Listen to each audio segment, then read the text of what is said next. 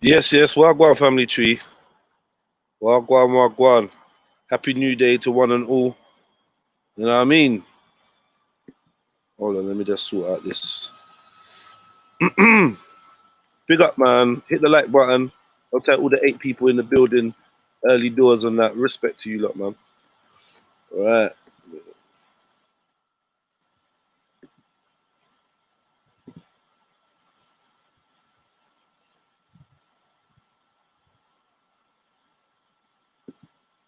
So, wagwan. Talk to me, man. Talk to me. It's mad times we're in, right? I feel like it's always been mad times, but yeah, it's definitely, you know, eye-opening times. A lot of events going on, a lot going on around the world, a lot going on at home.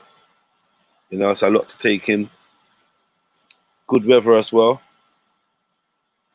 You know, I feel like a lot of people over the last couple months, last couple weeks have been really, you know, learning the power of fellowship, the power of camaraderie, the power of brotherhood, the power of sisterhood, the power of family, the power of friendship, you know, the power of oneness, of unity, of a common goal or common objectives or, you know, a common story. It's been deep. It's been deep. Let me read some of the comments and see who's in the building, who's not. Yo, feel free to jump in, man. A co-pilot or two wouldn't go down amiss still. Let me share the link for you lot.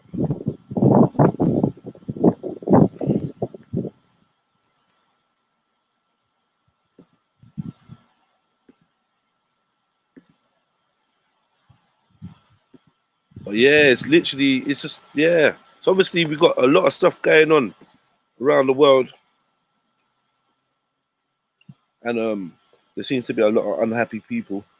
You know, a lot of people, what I would say, waking up, you know, or thinking they're waking up.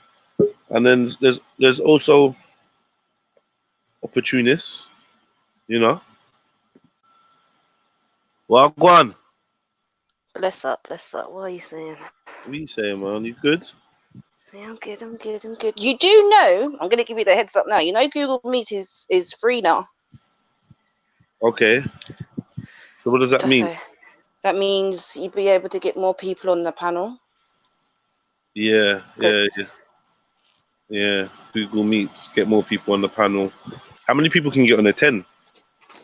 I think you can get quite a few, you know. Yeah. Yeah.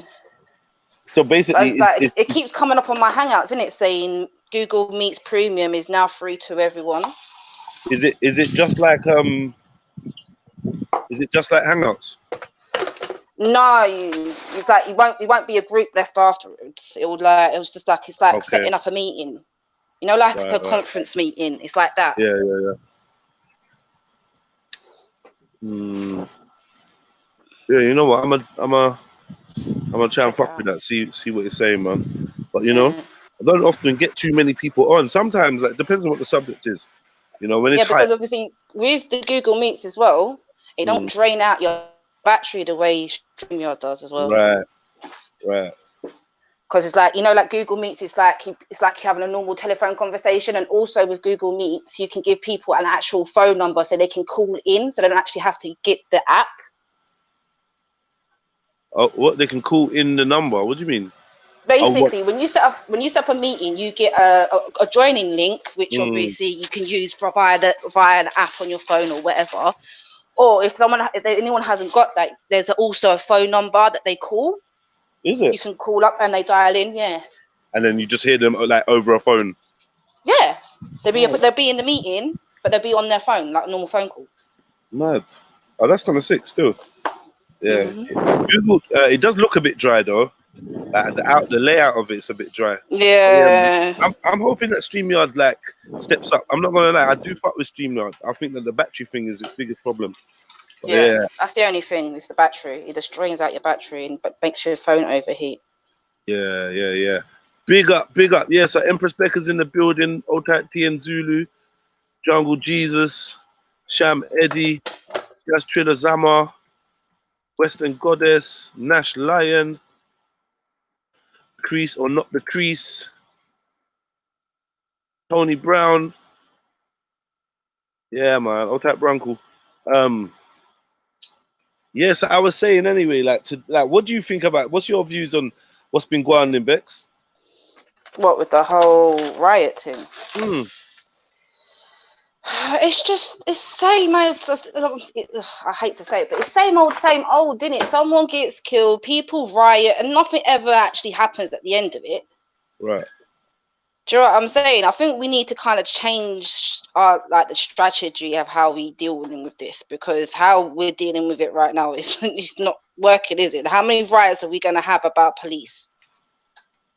So, like, have you got any kind of suggestions? What do you think is a better way of dealing with it? If I knew that, I'd be making a lot of money. I don't know, to be honest with you, because like I said, the rioting thing's not working. How many times have we rioted it over the years? Even America, they're like, and I think America, they've got it a lot worse than what we have it over here. Do you know what I'm saying? Yeah. Definitely.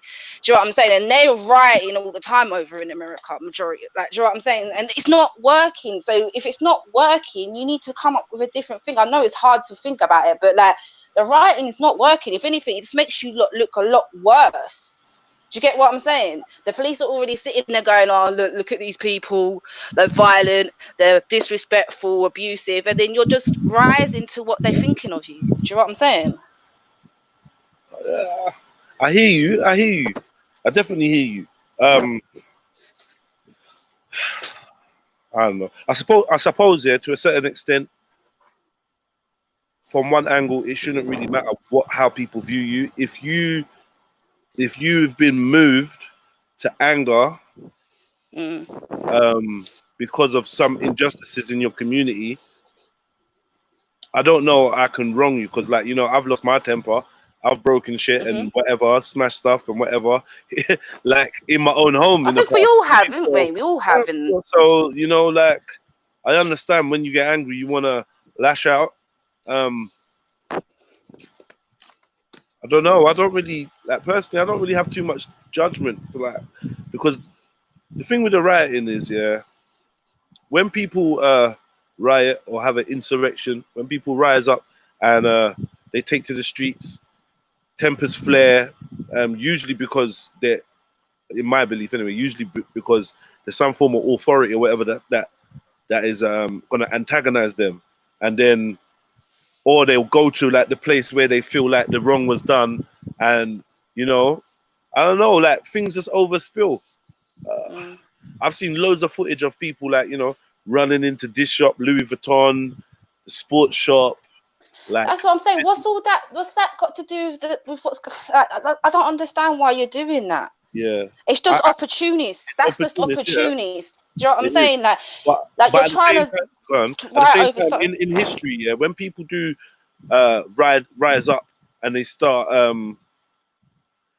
taking out they start taking stuff and start looting. That's usually as a result of they're being low income people in the first place. They're being people that are kind of economically being screwed, and it's like a finger up, a middle finger up to the authorities to say, I'm gonna use this opportunity. I don't know, it's mad, it's a psychological thing, but I do understand. I'm not gonna act like I don't understand it, but I do understand when people are like, well, this ain't got nothing to do with the cause. Yeah, they are separate, but one is a symptom of the other. When you've got bad conditions in your society, when people are mugged off, when people feel oppressed, they don't feel a sense of connection. They don't feel do you know what I mean? They literally feel like some of the stuff they're teeth in, they wouldn't even get another opportunity to get. And that's actually a sneak preview into the minds of the people that are at the bottom of the ladder. Yeah. Their materialism is a big part of the oppression that they go through, because they're often denied an equal level playing ground or playing field to attain the material stuff that's been put out there by Society push out materialism. You live in America, that's a capitalist country. It's all about materialism. So it's no surprise that the poor, the disenfranchised, the angry, they looking a little retail therapy. It's psychology. Like, it looks ugly, innit? Like, you're like, oh, rah, they're just running in. But I mean, it could be anything. It could be bags of rice. It could be anything. It's like people are just gonna take. What do you think of this thing? Because I've been hearing this going around for a bit. I'm not saying it's true. I'm just saying that it's out there. Yeah. I've been hearing that the whole thing's a setup, and that the reason that they're doing it, the whole reason they set it up, is so they can enforce another lockdown. Because from what I heard yesterday, America are starting to enforce curfews from 8 o'clock. Right. Yeah. They've got curfews. So martial law, is in place. You've seen the footage of them walking through like the streets. Some people are like on their doorsteps or on their porch, and the police are like, right, get in your house. They take long to get in the house. The police start firing what I assume is rubber bullets at them.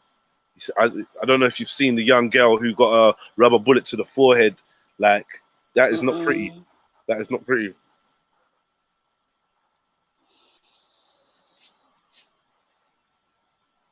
Right, let me read some of these comments, yeah?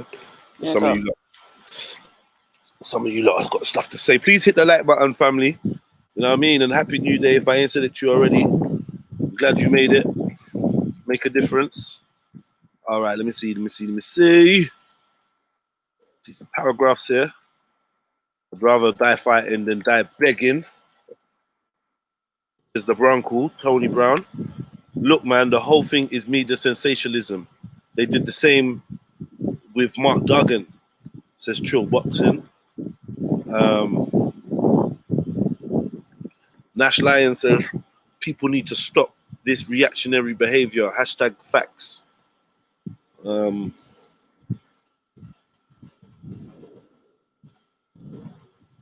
Okay, Zoe says my personal property. Yeah. It is. You're right, Zoe. Like, I'm not gonna lie to you. Cover for the upcoming famines. I think there's famines coming, yeah? Donna Lively. Big up Donna Lively. Not seen you around. Feel free. Anyone that's got something to say, if you want to jump on the panel, feel free, man. It's really easy to jump on. Come, like, have your say. I should have the number going across the bottom of the screen. I'm going to put that up in a minute. Yeah, and all the different ways to contact me. Check out the links in the description as well. What we got here? I was in France. They got checkpoints on motorways, and they're not happy. Local people come out and stop traffic for like 10 minutes, then let you go. Has more impact than riots, less violent. Oh, stopping traffic. Okay. Stopping traffic. Yeah, well, I'm familiar with that tactic. Stopping traffic. Yeah, makes an impact. They fueled it to start with, and then people will naturally start to join it. What we've got? When riots turn violent, opens up door for more restrictions and cameras. Yeah, I think that's what Becca was saying still. Big up, yes, Colin, welcome, bro. Bless up. Bless chat. What are you saying? I just woke up, and I was can you turn your You mic haven't off? even brushed your goddamn teeth, you No, nasty. seriously, I really haven't. I woke up and I don't even put the phone. You know what happened? I put the phone far away from me, and I woke up and the phone's right next to my head. I'm thinking, shit, that was meant to be. That must have meant to be. Because the last thing I did was go on a certain channel and have a blast. Like, I really had to let off. I really did have to let off yesterday because I was sickened, yeah.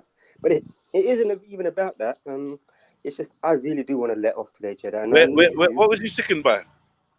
Bruv, it's like, come on, man. The world is burning and people are chatting shit. People are chatting the same old bollocks. It's fucking sick.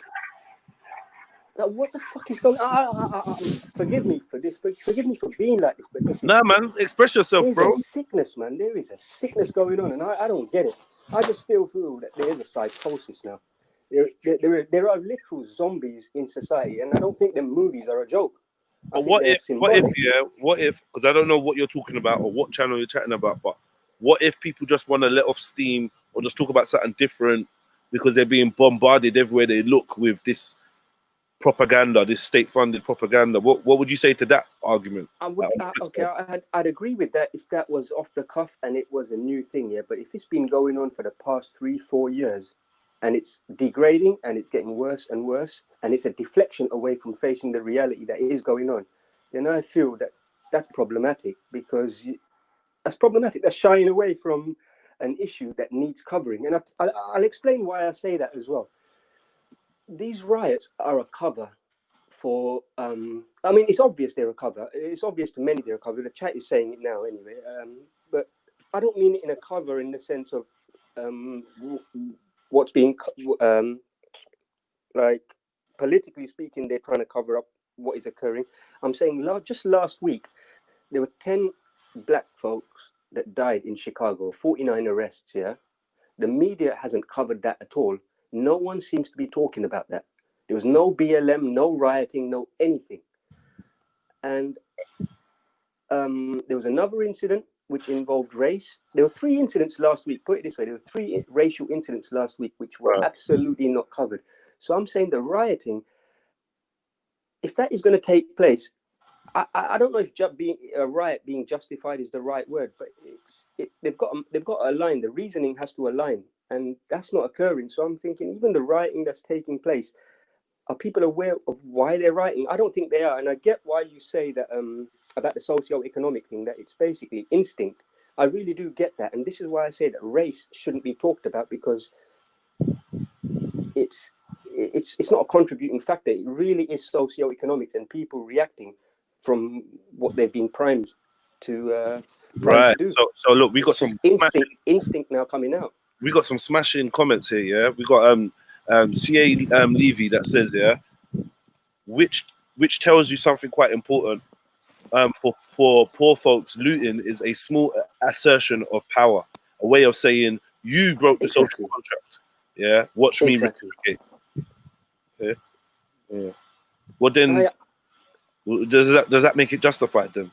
It really doesn't, but it's morally relative then, isn't it, Jedi? It's like we can view it from our end. If it's morally relative, then isn't that the same as saying it's justified?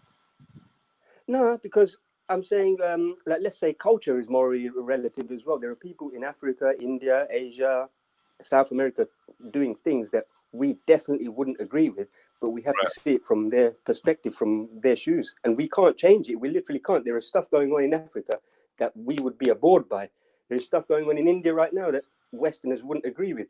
But what they had to do is send people from here to learn and observe those people, and then make it acceptable for us. We had Margaret Mead do that, and a whole culture was born from that in the West, where we accepted cultural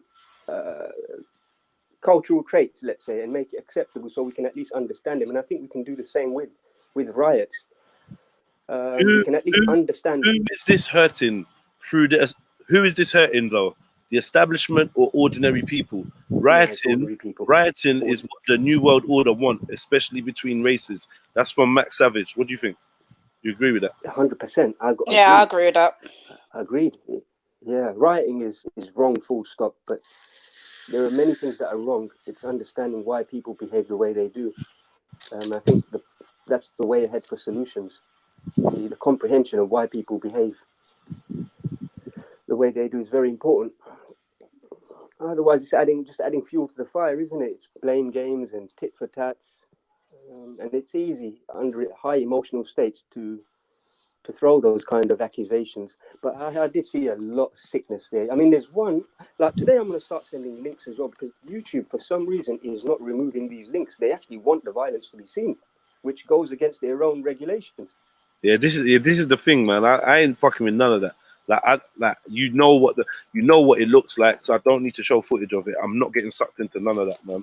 I mean, and you like, for those of you that know me, you're probably gonna hear a lot of advocacy to try and balance out arguments, and you're probably not gonna hear me verbally say certain things that you know that I think or believe, because I'm not looking for an excuse to be censored even more. Because I think in times like now, like what Council was saying, it's important to have broadcasters or content creators that are balanced in it.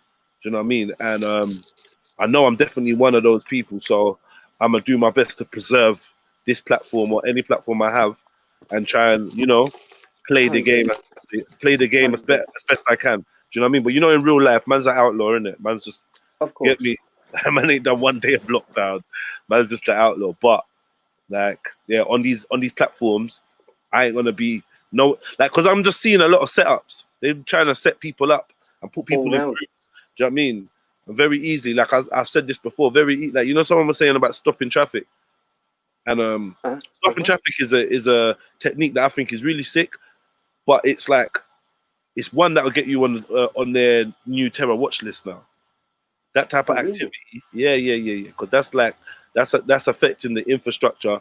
Do you know what I mean? That's almost like national security. You start stopping traffic, they're telling you that you're going to be stopping fire brigades and ambulances and police and essential workers going about their business. You're going to be causing all kinds of calamities to the infrastructure. They don't like that. They don't like it.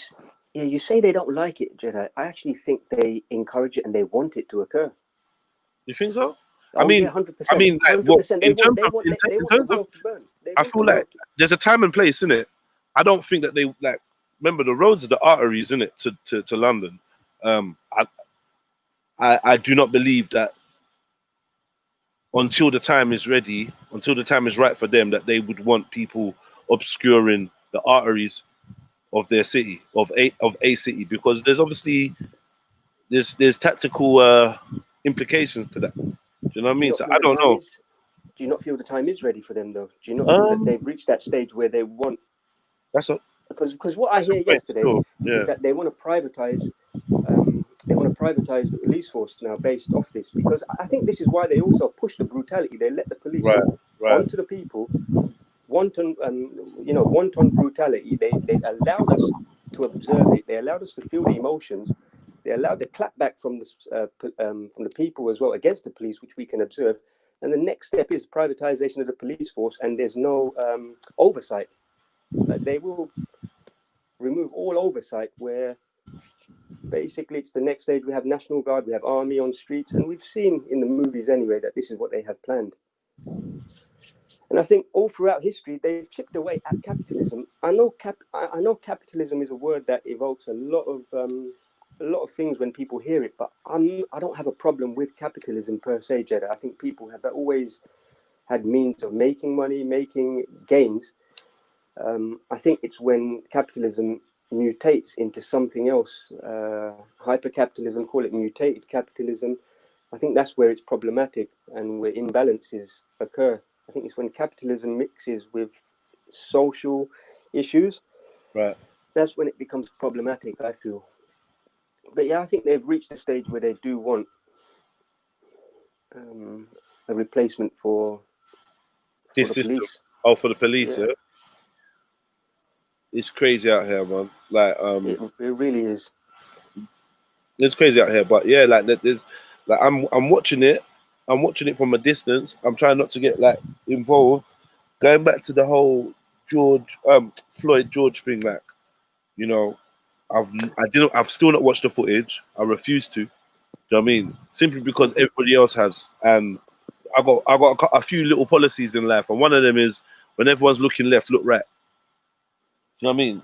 Look right. So when that has been delivered to me, hand delivered, and everybody's on it, and it becomes this internet sensation, this viral subject for the world to galvanize around. Same way around when Corona came up, I ignored it. I didn't touch Corona for 2 weeks, 3 weeks, and then I started talking slyly about China, busting jokes. Do you know what I mean? I don't want to get swept up in the momentum of things. And sure, when I'm looking at this case, it's just going from weird to weirder. I'm not really sure what's going on. Obviously, there's been a few little things that have come out, which on a whole or on their own, I'm not trying to say, oh, this guy deserved this or this guy deserved that, or I'm not saying anything. What I'm saying is, when I'm looking at the case, as a investigator, if you look at a case and what you see is a case of clear police brutality, open and shut. White man on a black man's neck. Couldn't be any clearer. That staring in the camera. It's all captured. Open and shut case. Then you start hearing about the two men, the policeman and the victim, working together. And knowing, and or like, it's like I'm hearing one person is telling, or not even one source that I've looked at is saying that these people have were working together at a club doing security, but it's not been established whether they knew each other. Now I'm hearing that they grew up together and they've been working, they've known each other for 15 years or some shit. Like I don't know which is true. Then there's the whole thing about the porn, which I've seen from my own eyes. My man's in porn, which that doesn't mean nothing, but he's in porn. Well, it doesn't. It don't. Because if you know about the porn industry, then you know there's a lot of shady characters. And I don't know, there seems to be a lot of sororities and fraternities involved in this. You know, even down to the people campaigning for him, like his family. They're wearing T-shirts with certain sorority slogans and logos on that. Reminds me of like Trayvon Martin and Trayvon Martin's dad being a Mason.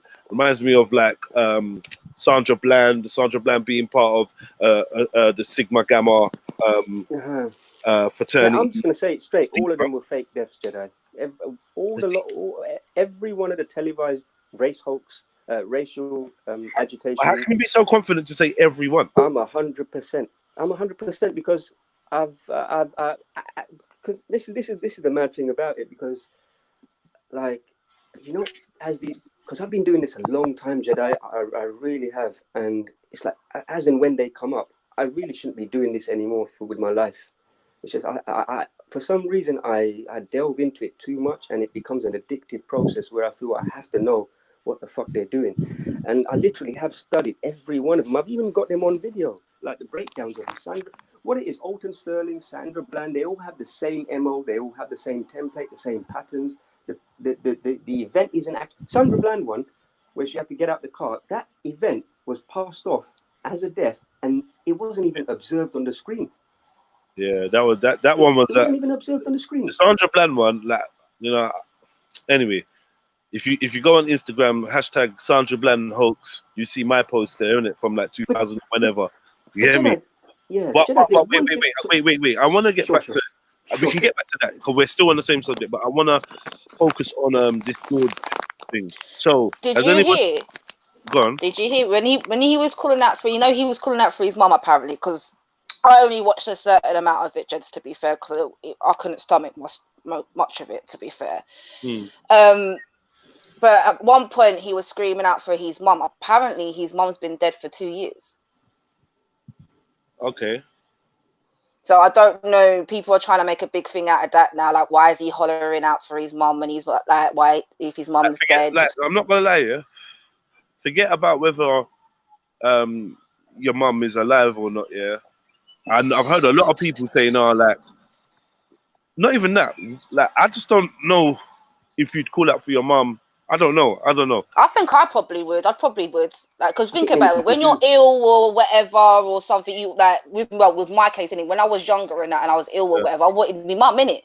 So anything distressing or whatever, you're gonna want a comfort. Do you know what I'm saying? So maybe he was calling out for his mum because it was a comforting thing. I don't know. Yeah. It's either mum or God, isn't it? Mum or God. Okay. Yeah, I hear you. I don't know. Like, I honestly don't know if I'd call out for anyone. Like, I'd be calling out in pain, like calling out for survival. In my head, I'd be calling on some kind of latent magic power to fucking save my life. But I don't know about calling on. I don't know, but that's just me anyway. That's neither here nor there. Wagwan, Captain Rambo. What you saying? Big up, Rambo. Bless Rambo. Yo, big up, salute. How is everyone? Yeah, man, we good, bro. How are you? Yeah, man, I'm alright. Not drunk yet, Jedi. Not drunk. Oh yeah. Not drunk yet. Not Rambo drunk at yet. the same time as me, man. So did anybody else hear that these guys apparently knew each other or something like that? Yeah, I did. Yeah, I heard Apparently, that. I heard they was working with each other, doing the security at the same club. He got basically did the what's it called?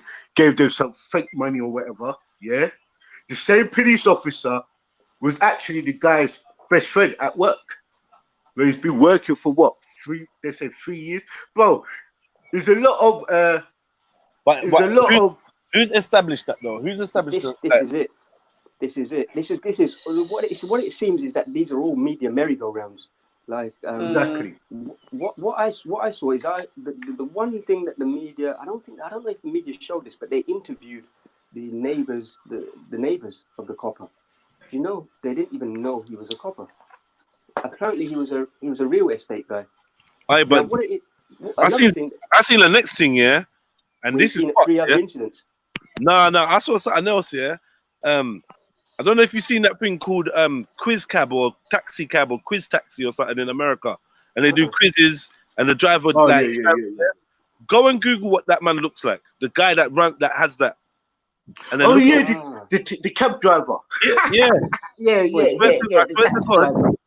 I don't know whether someone mutated the picture or edited the picture, bro. They look exactly like the same people. Okay. There are pictures going around of him being at the Boston bombing and the Sandy Hook one as well. The same guy. And so that tells me he ain't a copper, he ain't a real estate guy. He's an intelligence asset playing many roles. And but this copper, sorry, go on, finish. No, you go ahead, Becca. You go. I was gonna say, this copper though, he's been known for doing shit. Like, have you seen his record or whatever? He's been, but there's been incidents where he's done shit, yeah, and he hasn't been disciplined. There's a picture of him with a red cap on saying "Make America White Again." Please, come on. I think they want us to see those images as well. They really do. Because it spikes the racial tensions, the political tensions as well. It's the polarization. What's the guy's name? What's the guy's name? The police officers? Chauvin, and that's the other thing. The name is just mad because when you look it up, what is it? SCHAUVIN. It's basically short for chauvinistic, and I'm saying there ain't no one I've come across with that surname. Chauvin. What's his first name? What was it? Derek. How do you spell that? DERIK? EK at the end. DEREK. Donna Lively just said the cop was also at the Boston bombings. There you go. I don't know. She seems on the ball. I'm going to check the chat today as well. Yeah, Donna Lively, that's spot on. I see some real great chats as well, you know, where they are following it to a T. I mean, not following the events, but they're staying with the story. Their story, not the media version. Some people are not swaying, and it's good to see that people are seeing right through it as well. Okay. Yeah, it's a weirdness, but yeah, I mean, I definitely understand people having anger. However, if it's real, then I understand the anger, and if it's manipulated, then people have been manipulated. That's why they're angry. I feel like, why is there so much focus on the looting aspect of it? Because we know that in riots, people are going to loot. They're definitely going to do that. Whether it's right or wrong, you know, that's up to you individuals.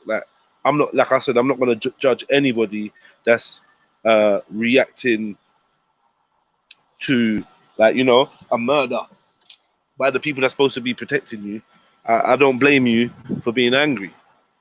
You know what I mean? I think it's more about what are you doing with the anger, and how can you best direct your anger to affect change if that's what you want. The thing is, when you say you can't blame anyone for being angry, I totally agree. But in the same vein, I really don't even blame people for being stupid as well, Jedi. Because it's very ignorant as well, whether it's white or black. The rioters, it doesn't make a difference. The mindset is the same. It is complete ignorance because they're just easy. I think people like that are very easy to manipulate at the flick of a switch on an emotional level. I think they've gotten primed like that. And it's a lot of programming involved as well. I think there are a lot of subliminals. There is a lot of programming that they've observed over the years that it could all be down to one trigger word mentioned on television, and that's all it takes. Is it? How do you let me ask another question? Yeah, and this is to the chats and everyone on the panel. Is it morally wrong to be an opportunist in a time of social turmoil? No, I don't think so. A lot of people who's going out, nicking TVs, nicking stereos, looks like to me people who's got the fucking money, bruv. Yeah, and the people who doesn't have that opportunity is a fucking. That's the only way, Jets. Sometimes, bro. Like the people who go around thieving and all of that, while it's looting, it's an opportunity for them to do it. They're not, half of them are law-abiding citizens every other normal time, but when it's looting and stuff, they just go around and do their shit. So it's totally justifiable because everywhere's fucking chaos. It's not like the police are going to nick you at that time. They will nick you maybe a couple of months afterwards, but it's opportunists. People's been doing it ever since looting and riot has been starting off from in the early years. People's been nicking shit while it's been looting and that. Some people's house get burglarized when that happens. You wouldn't do it yourself though, Rambo, though. I know. Let me tell you something, bro. Yeah? If you were walking when things past, is kicking off, a television. I gotta be honest with you, council. Make London happen like America. I might all roll out with a fucking Rolls Royce. Yeah, anything's impossible. That would be as a getaway car, not as a. Bro, I would do it. A status symbol. Anything could happen, bro. I might go to a showroom and say I want that fucking Lamborghini on. I want that Lamborghini on fucking Park Lane, West End. I don't know. I just think well, definitely this channel doesn't support any theft or anything like that. It doesn't support that. So when I talk about hold on, man. Let me finish talking. Yeah. Let me finish talking. Yeah. I'm sure that when me or any of my panelists talk on it, we definitely only come from a hypothetical stance, and we encourage people to abide by their local rules, their local laws in their land. Do you know what I mean? Cause we ain't telling no one to do nothing.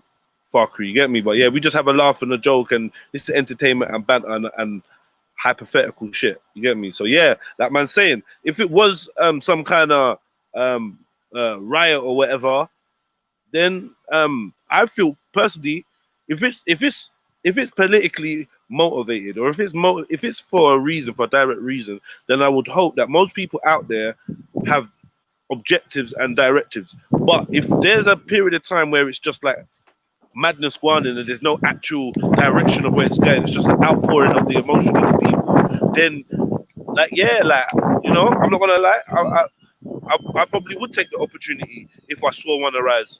You know what I mean? But like I said, on that note, yeah.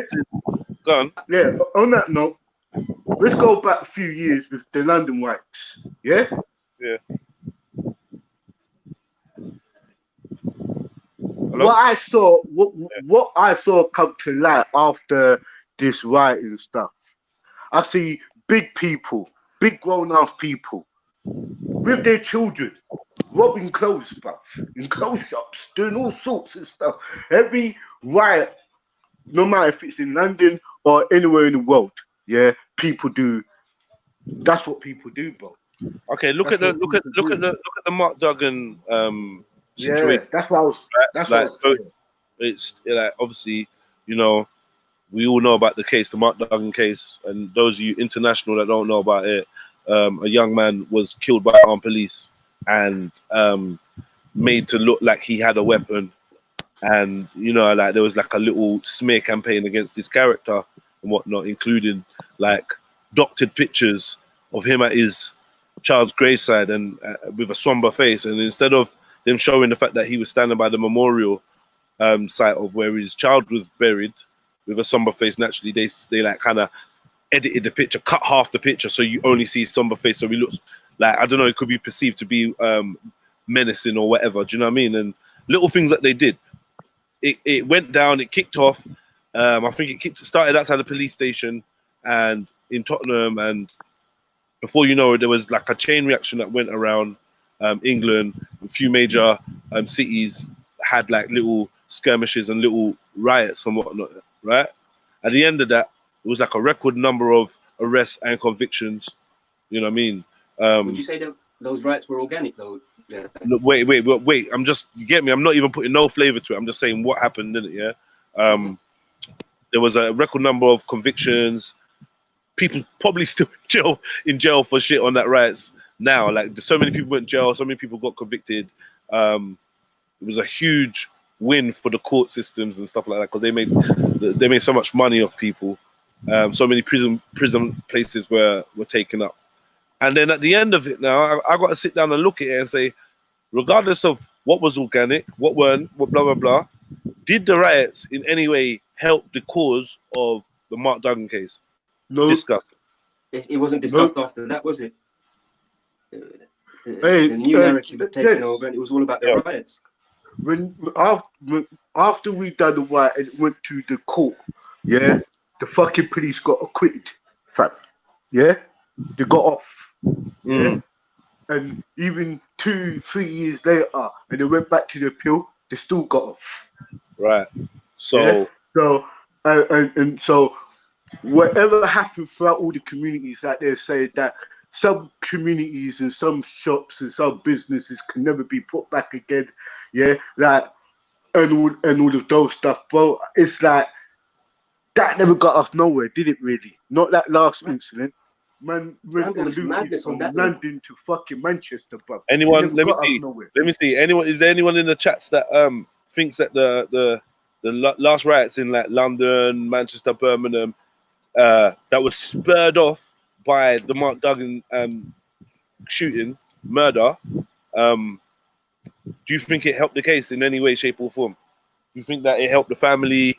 Like, I don't know. Do you think that, like, even emotionally, was that like a relief for the family to see so many people riding out? Or do you think that when people running in JD Sports and Comet and that and stealing TVs and shoes and tracksuit bottoms and weave and bread and milk, do you think that, I don't know, are the two things separate, or is there any link? Like, does it help? Is it, I don't know.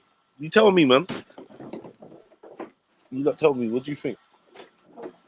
Jedi, in fact, I've still got the question in your head, and I'm sure the chat have as well. But I just looking up the etymology of riot as well. Right. And 1200. They came out with the word, and from 1200 onwards, it meant debauchery, extravagance, and wanton living. And and then later after that, it started changing to quarrel, dispute. What does it stem from? What's the etymology? Riot. It's French riote, which then changed to dispute, quarrel, talk, chattering, argument, domestic strife. But originally it was debauchery, extravagance, and wanton living, which is what we're seeing now. We're actually regressing. We're seeing the original meaning of the word riot, because I don't think these people actually care for a dead police officer or a dead youth from North London. They have placards saying "I can't breathe." They have placards of his name, but do these people really care about the incident? Because, like you say, about the North London riots, they weren't discussed after that. It was just all about this. Well, how do you show that you care? How do you show that you care? How do you show that this book? I don't know if you understand the psychology behind seeing it. It's a direct psychological attack to any black man. Like directly, whether it's fabricated, whether it's whatever, it's done for a reason, because it is definitely going to hit a nerve. And if it doesn't strike you with that immediate feeling, it's because as much as you overstand or empathize with it, you don't understand it. It's not necessarily somebody that looks like your uncle or even you. There's men out here that look like George. You get me? Sure. There's black man out here called Floyd that look like George. That are like, yo.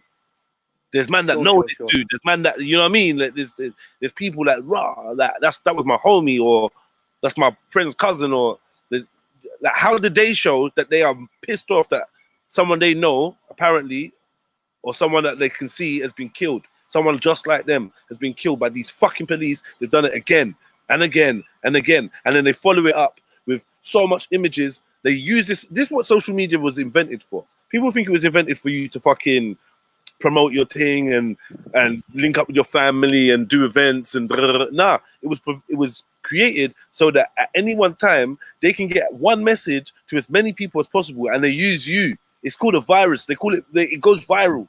They Sure. insert viruses into your psyche. Yeah, Mhm. and we all agree. We've all taken part in it. Even this conversation is taking part in perpetuating. This is psychological corona, right? And this is what they do. They put and the way it spreads, because they make it personal to you. It touches it touches you know, it touches with the whole psychological programming they've been doing. It weren't no strange. It weren't no fucking mistake why they released like fucking 7 slave films from Hollywood back to back. That shit weren't no fucking mistake. All the shit that's going on is obviously a plan to get us to this position. That being said, man is at this position, isn't it? Yeah, and you have to really, like, for instance, yeah, you're from Asia, yeah. I think you're Indian. Are you Indian? Yeah. So I'm sure there's like a situation where Indians have been massacred by another group of people, right? So at any point in time, if that imagery was perpetuated over and over again in the media, yeah, mocked, like, you know, like taken lightly, people looting and doing all shits, and like if news programs and years of like repetitive Great point. reoccurrences of this kept happening, anytime you saw something like that, it'd likely be a trigger to you. And Like, they are specifically targeting black people with that right, social conditioning. They right. really are. It's not white people that they are focusing on to get them riled up. No.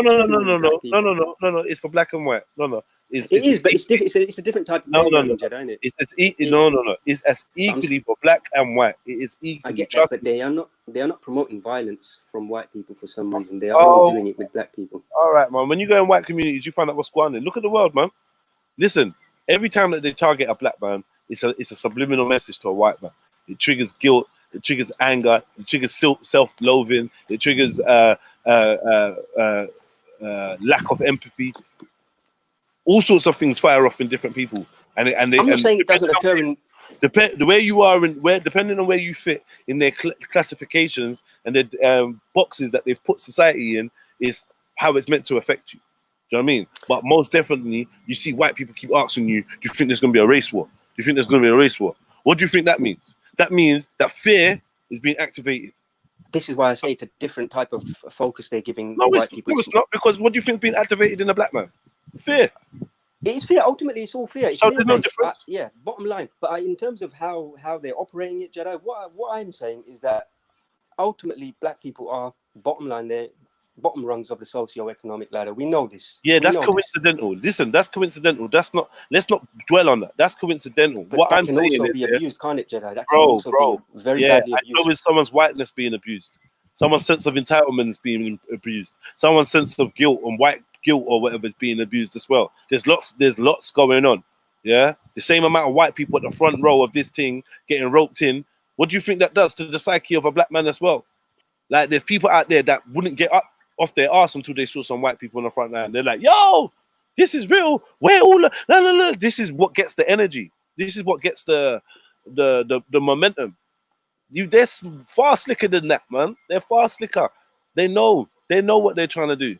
They don't mind who's fighting on what side, as long as you're involved. As long as they've got your energy, you slide in perfectly as part of their. You think white people joining in with Black Lives Matter is against the program of the system?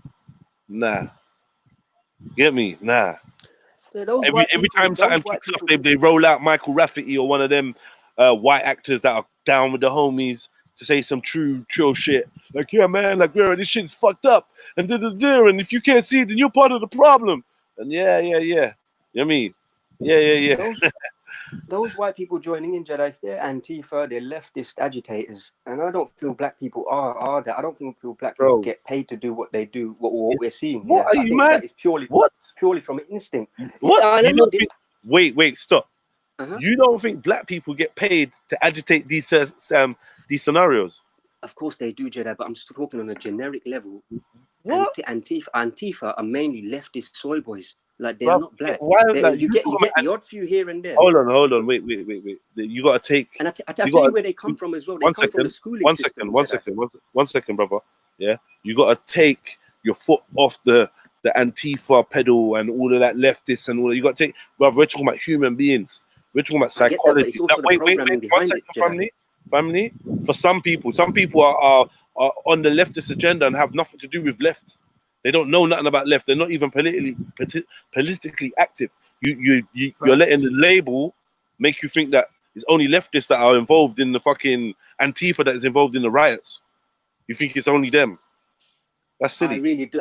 No, seriously. It's not just only them. I'm just saying the torch paper gets lit by the left. 100%. Forget that, man, bruv. No, it's not that, bro. Listen, you're stuck in the paradigm of right and left, bruv. Yeah. No, I'm not. You are. No, Jedi. Trust me, I'm not, brother. You need to listen, though. All I'm saying. But you need to listen, though. Regardless of what you're saying, I need you to listen to me, innit? When I tell you about this subject. Yeah? All I'm saying is that it's a money trail, Jedi. It's a money trail, and this stuff needs financing. I'm listening. You know what? Because then you're going to make this all about fucking money. This ain't all about money, fam. This is a battle for your ass felt soul, bruv. Let's transcend talking about political parties and left and right and Republicans and leftists and I don't do that. I don't do that anyway. But that's what you're doing now. Anyway. That's like how you just, bro. Like, just give me 1 second to squeeze it all off, and then I'll pass the mic. Yeah. When we talk about these issues, you started by saying, "Oh well, the blacks are separated by this," and then these lot are used like this, and but then I showed you so simply that if fear is the tool, then everybody's being affected by the weapon that's being discharged into society. You're talking about the different reactions for different people, but we can mix and match. There's black people that don't give a fuck. There's black people that think that the black people rioting deserve anything they get. Then there's black people that feel like they're victims and we're rare. And there's white people that think that that's just how the game is played. It's for the confusion of the languages of the mind. But what I'm trying to say is when we start talking about oh well, it starts in the left and it starts in the rear. That shit didn't start in the left. Nothing don't start in the left. Everything starts with the people. Jeddah, I'm not talking about the reactions of the people. You know, I'm simply saying how they drive people to behave in certain ways. That's all I'm saying. And with that, there's a money trail that comes with it, and there's a lot of financing that goes. Like this guy Soros funds 200 organizations. You know, 200, right. And they are all liberal leftists. Every one of them.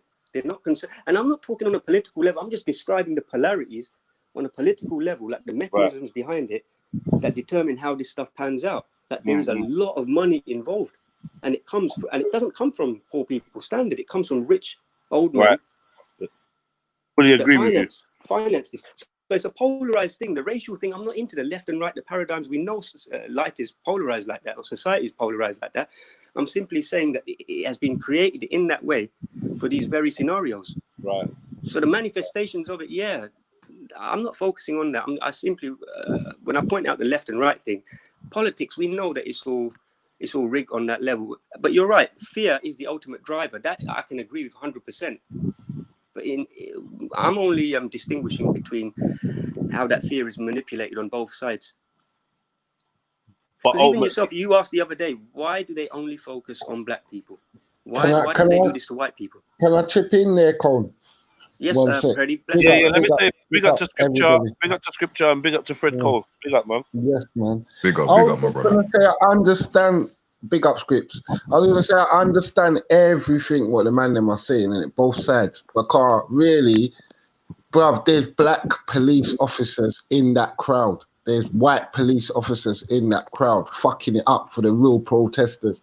Because they have to somehow have control. Because all this thing is a big game, you know, bro. And the more you analyze it, the more you understand that, fucking hell, bro, we're too reactive, bro. You get me? I feel it for the brother, you know? Like, seeing his face makes me want to ride out. That's why I know they got control of my mind. You know what I'm saying? Like, man's not proactive, we're just reactive. And that way they always get fucking checkmated. that's my point, Freddie, as well, that they know how people are going to react. They've studied people enough to know exactly what sets them off.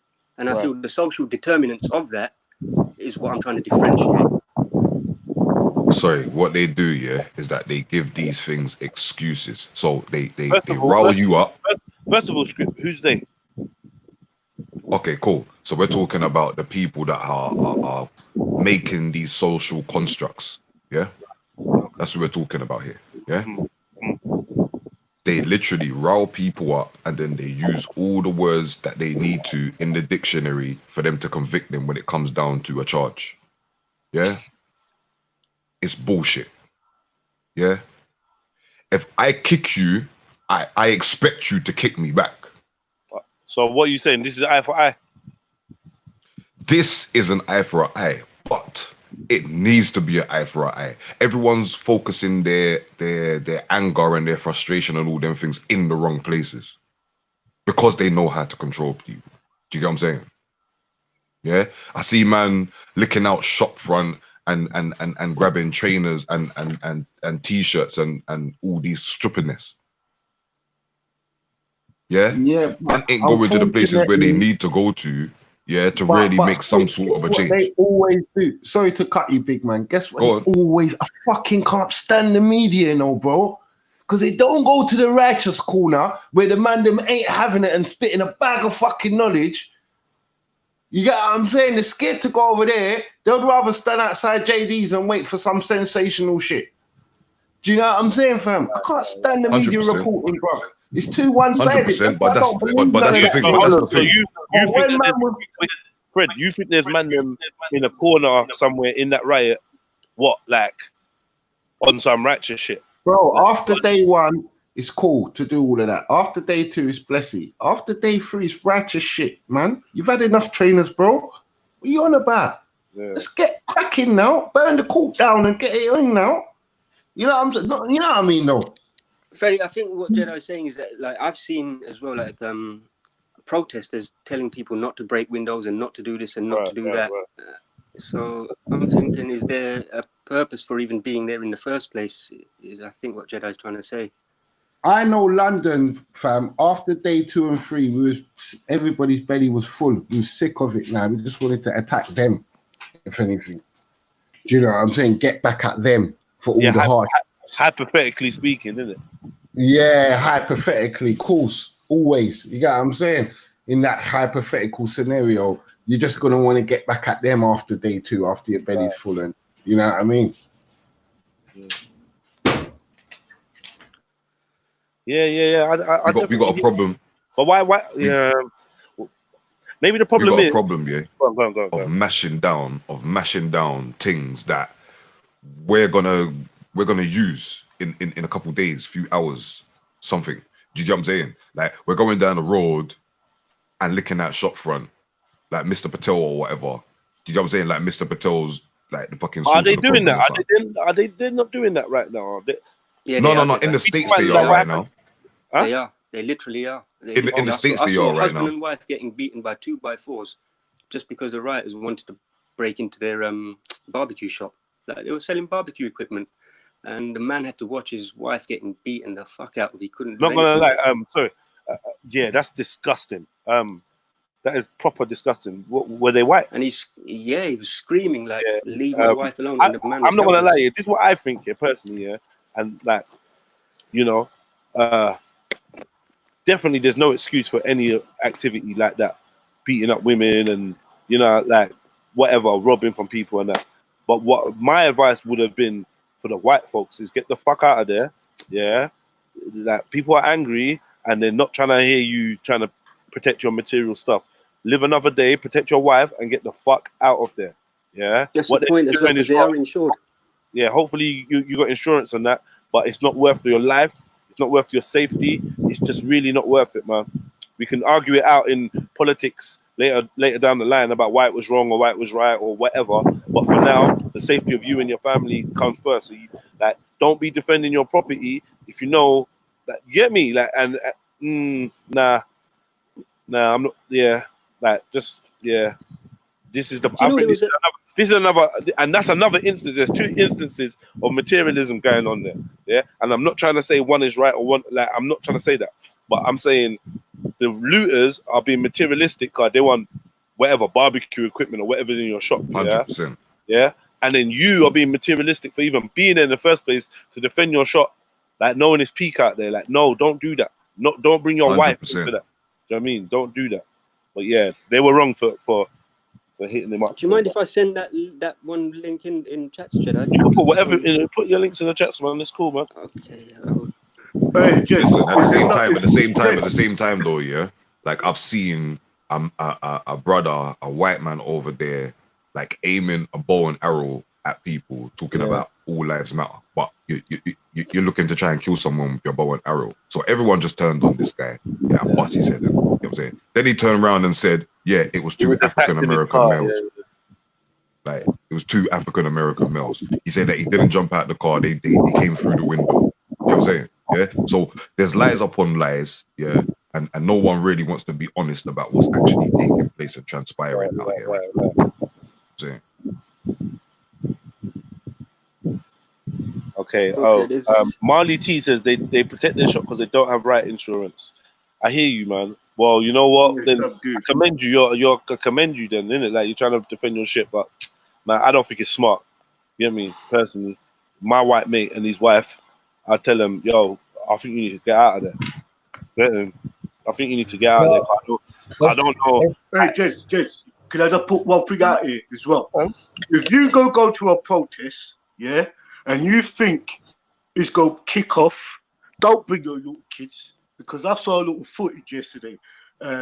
Some kids got gas, got gas because it was the riots kicking off, and they're putting all milk over the kids' face, the kids screaming in hysterics. I'm saying to myself, why would you bring a 5-year-old, 10-year-old kid, your child, to a riot protest? Like, I don't get it. Like, leave your kids at home, innit? Your kids don't need to see that. You know what I mean? Like, I don't get it. There is no, like, with these protests, especially when it comes to racial involvement, I would never bring children. That's a dumb thing. That can only be ignorance, Rambo, and I think they're exploiting that ignorance big time. No, I've seen it. I've seen bare footage. I see, like, today right now at 2 o'clock, they're gonna have another fucking march down in Brixton. Yeah, another protest. Yeah. So I'm pissed at the media though. I'm pissed at media though, Rambo, man. Because they media, bro. It all works hand in hand, bro. The media is controlled by the government. The government controls the narratives. They tell them what to put out. Right about now, if you died in hospital for a stabbing, they could say that's Corona-19 right now. Yeah. Anybody who's dying in hospital, regardless if you got cancer, any internal problems right now, that's going down as COVID-19. Yeah. So this is basically, bro. This is all a psyops, and it's all fucking been planned. You know what I mean? After you doing lockdowns, and what you gonna do next? Martial law, and the martial law stepping in. If once London starts kicking off, National Guard's there already. They was there from the Corona outbreak from the beginning. We thought we had fucking soldiers marching around fucking Junction and that, and it wasn't. All it was that they're putting their national, like we put in our National Guards on standby anyway. So all of this is a world happening, brother. Happening in China. Now they do it to America, but they dropped a race thing. They could drop any psyops. Right about now, this is your new world order in the making. Well, they're telling people during during this crisis, don't go to your shops with cash. Try to go to your cash. Like, see the picture, bro. And once you put all the pictures together, you realize, what's this? A new world order. They're telling us we should stay in our house, don't mix with people. Bro, come on, bro. This is a joke. Do you know what the madness This is, is a- Rambo? You could have, and I've had this in my own personal life as well, you could have exactly the same situation that occurred on that street, yeah, happen to you. I am 100% telling you the media will not report it. And you know why? It's the control of the narrative. They are helpless in terms of maneuvering your story because you're in control of it. Like I'm telling you, trust me, there is something that happened to me that I tell you, I can guarantee I've not heard it happen. Or in my family, let's say that I've not heard it happen in the UK. It was very, very newsworthy. I've had 2 or 3 incidents like that, you know. The police investigate, and I tell you, it don't even make the local news. It don't even make the local news. The Newham Recorder, it was a little section on there of someone doing something in a yard, and that's it. Yeah, I tell you, that should, and I'm not saying it from a personal point of view that it's me, nah, but that should have been big news. It's about the control of the narrative, because there were riots taking place last year, there were protests, and I tell you, there was a blanket non-coverage of them, but yet they're reporting on these ones. So here we go. Let me get back to the original question, and I want everyone to answer it. Obviously, the 2 brothers that come in last, if they could go first, for that, you get me? The question is rioting ever acceptable? That's kind of a broad question, because what's classed as rioting, yeah, in society's eyes is like people looting and burning down things. In my eyes, in my personal opinion, like looting has got nothing to do with rioting. That's just selfish people that just want to get some shit, and you know they got an opportunity to do it, so why not? Like right now, you know what I mean? But actually going down and disrupting some shit, like making things stop and people have to think about what's actually transpiring. Like you can't get no cars inside Parliament or whatever Prime Minister or, you know, fucking Secretary of Defense or whatever's going in there, they can't get in because there's too much people outside. They're not letting them through. You know what I'm saying? That's causing a disruption to the program. It's things that, you know, I would consider what we need to be doing, but what people would call also rioting. Do you know what I'm saying? Even though there's no physical display of violence, they would still put it down to the category of rioting. You know what I'm saying? So is it ever right? Just to answer the question like straight up and down, I'm definitely not sitting on the fence. I'll let you make that decision. I think that's a good answer, Script, but I think protests, right, are always needed, yeah? But when I look at this picture, I know there's 5 or 6 police in there. You know, I'm trying to show you, or if they're not in the actual frame, they're in the background, controlling the narrative of it. Because from the last time I've understood this, you know what I'm saying, and the messaging and all the things they're sending out, and people running for trainers and all the fucking things they put out, they control the narrative of these things. So I'm very, very hesitant of whether it works. You got, I'm trying to show you, bro. I'm very, very hesitant on whether it works, because actually marching without a straight cause or end goal is dumb. You get, I'm trying to show you. You should have some type of strategy of what you're doing whilst you're on the march. Do you know what I'm saying? Yeah.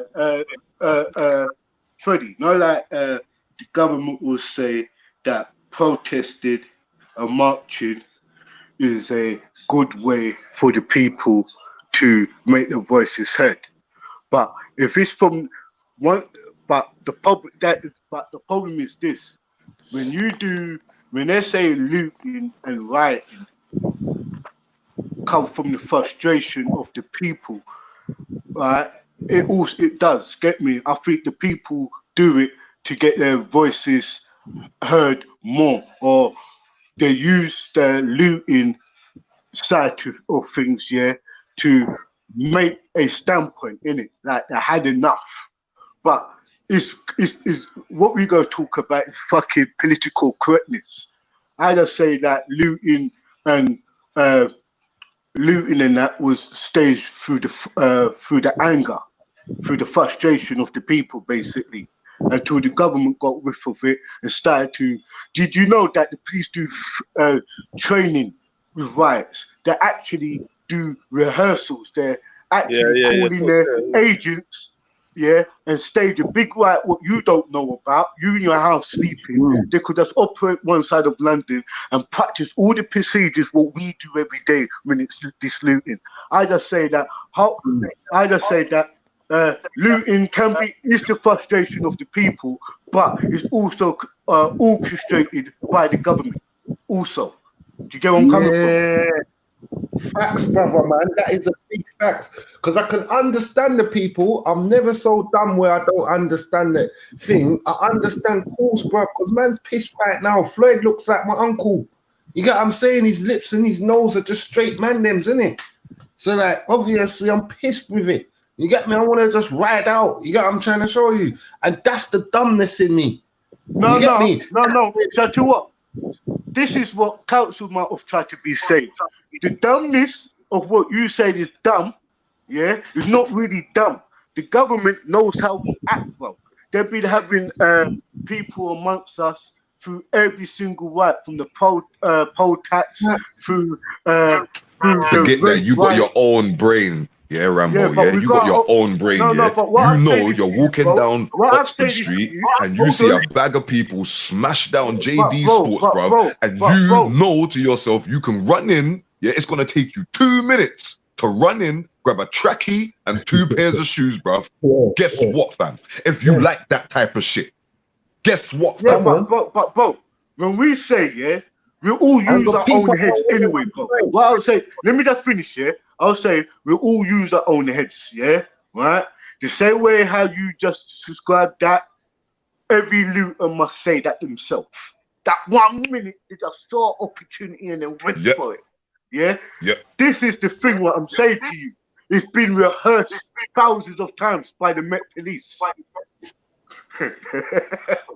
it's been conditioned. But it's been conditioned. We've also been conditioned by the media prior to all of this, though, Rambo. You know what I'm saying? Yeah. So like you're at home with your family, whatever. You see. You know what I'm saying? Certain things. You see, you know, the new Nikes. You see this and that and whatever. Do you know what I'm saying? So when you can't, or when you feel like you can't afford, and sometimes you can't even afford it, but because the opportunity is just there, do you understand? You're just gonna do that, innit? All right, family, we're in a stagnant position, innit? And business, when you're stagnated from, the first thing you can do, or one of the good options, is to destroy and rebuild. But can I ask one question?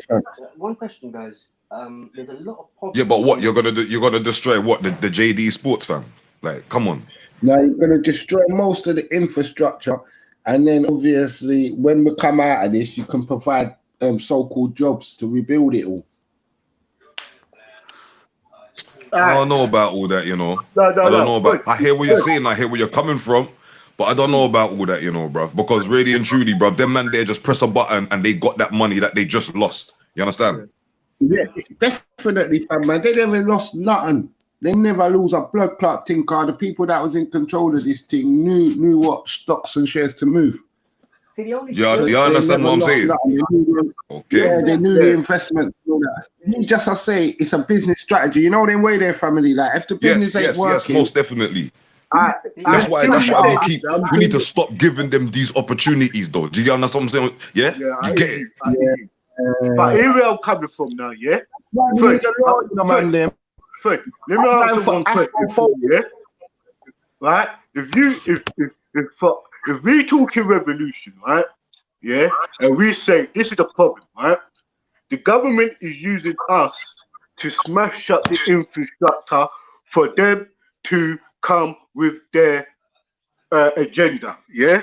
And if somebody wants to come out and say the New World Order, that's one of their agendas, yeah?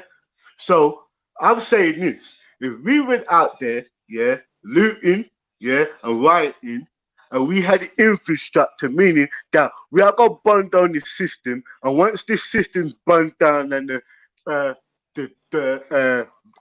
triumphs and all of that has been dealt with, I'm talking about the politicians has been dealt with, you would have an infrastructure to put in place. But I would advise no one to go and mash up their fucking community, knowing full well the people has not got together to put nothing back in place like what we done before, bro. Most of this, as I said, it's been government orchestrated, because the government at the end of the day, yeah, has come with more, has made more powers for the police, had more powers for the fucking military, has gave them more things.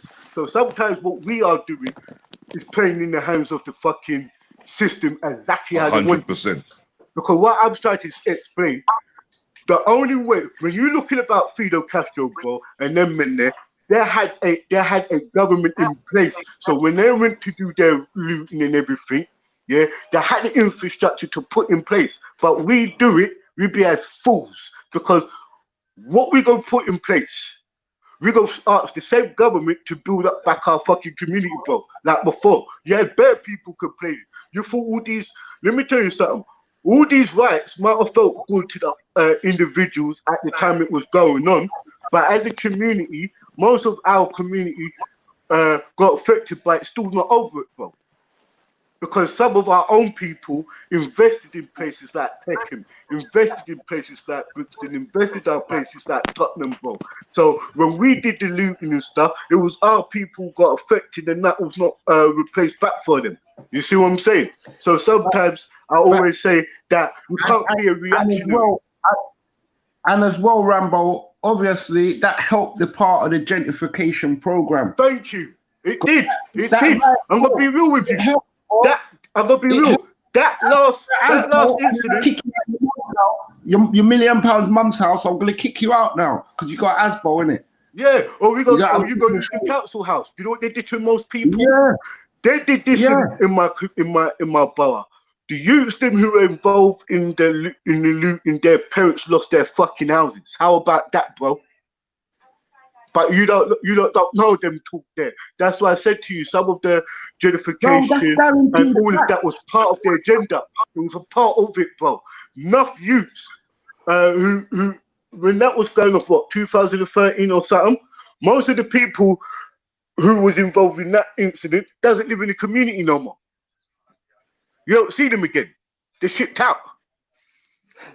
So having said that, Rambo, yeah, I see another clip yesterday, right? So what you're describing is these people have no, they have no way of reasoning what the consequences are going to be in the moment. They're not thinking of the consequences. But I see one clip yesterday of this group trying to mash up a FedEx truck, and there was a guy in the truck. There was a truck driver in there, but they're smashing his windows. Now, what's the guy going to do? He's going to turn the ignition on and he's going to drive off, isn't he? Standard, he's just going to put his foot down, he's going to drive off. So check what happens now.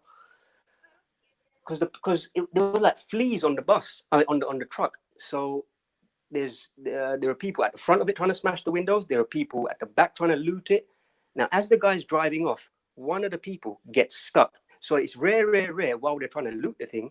But one of the guys gets stuck at the bottom. And I swear for about a whole minute, this truck is on full pelt. And he's dragging the brae underneath, like he's dead. He's dragging him. But the interesting thing is that the people that were rioting with him, their whole demeanor changed. It was like a more of a moral stance now. Like, what the fuck is going on? Why are you doing this? And that was all switched up. Yeah, in a matter of a minute. So I'm saying the consequences do kick in.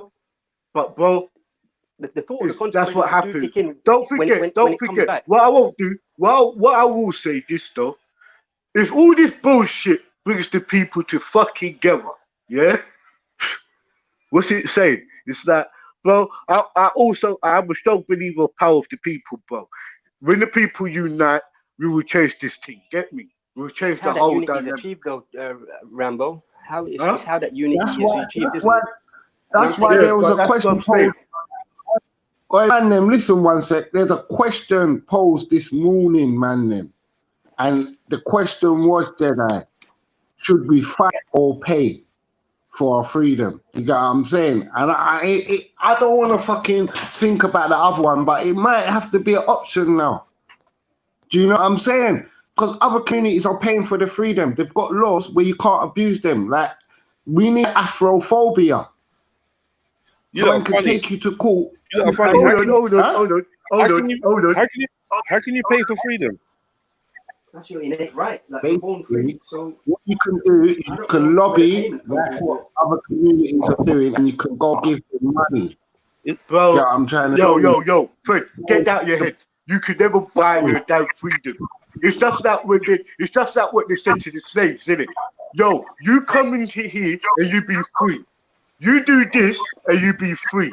You become a boxer and you pay. be free. You work off a certain amount, yeah, and I give you your freedom or how much I paid for you, yeah. The man pays for his freedom. Pays for his freedom, yeah. Packs up his stuff, says cheerio to all these mates, walks down the road, and some dude fucking hits him over the head from behind and fucking puts some chains around him and says, "You're mine now." And he's like, "Well, that's what they did. Yeah, that was part of slavery, bro. What are you talking about? I paid. You're trying to show man receipt.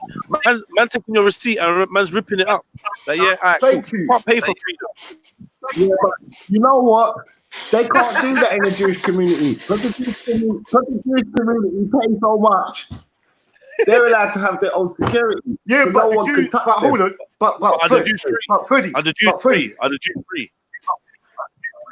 Huh? Are the Jews free? Nah, they pay though. No, I'm saying they pay, innit? Yeah, but Yeah, Jews also have very, very good legal representatives. Yeah, but council. Are you not trying to say that? Are you not trying to say Jews are free or something? They're not fucking free, bro. Nobody on the land. Let me tell you something. Can I say something? No, council. Hold on. Council. Yes.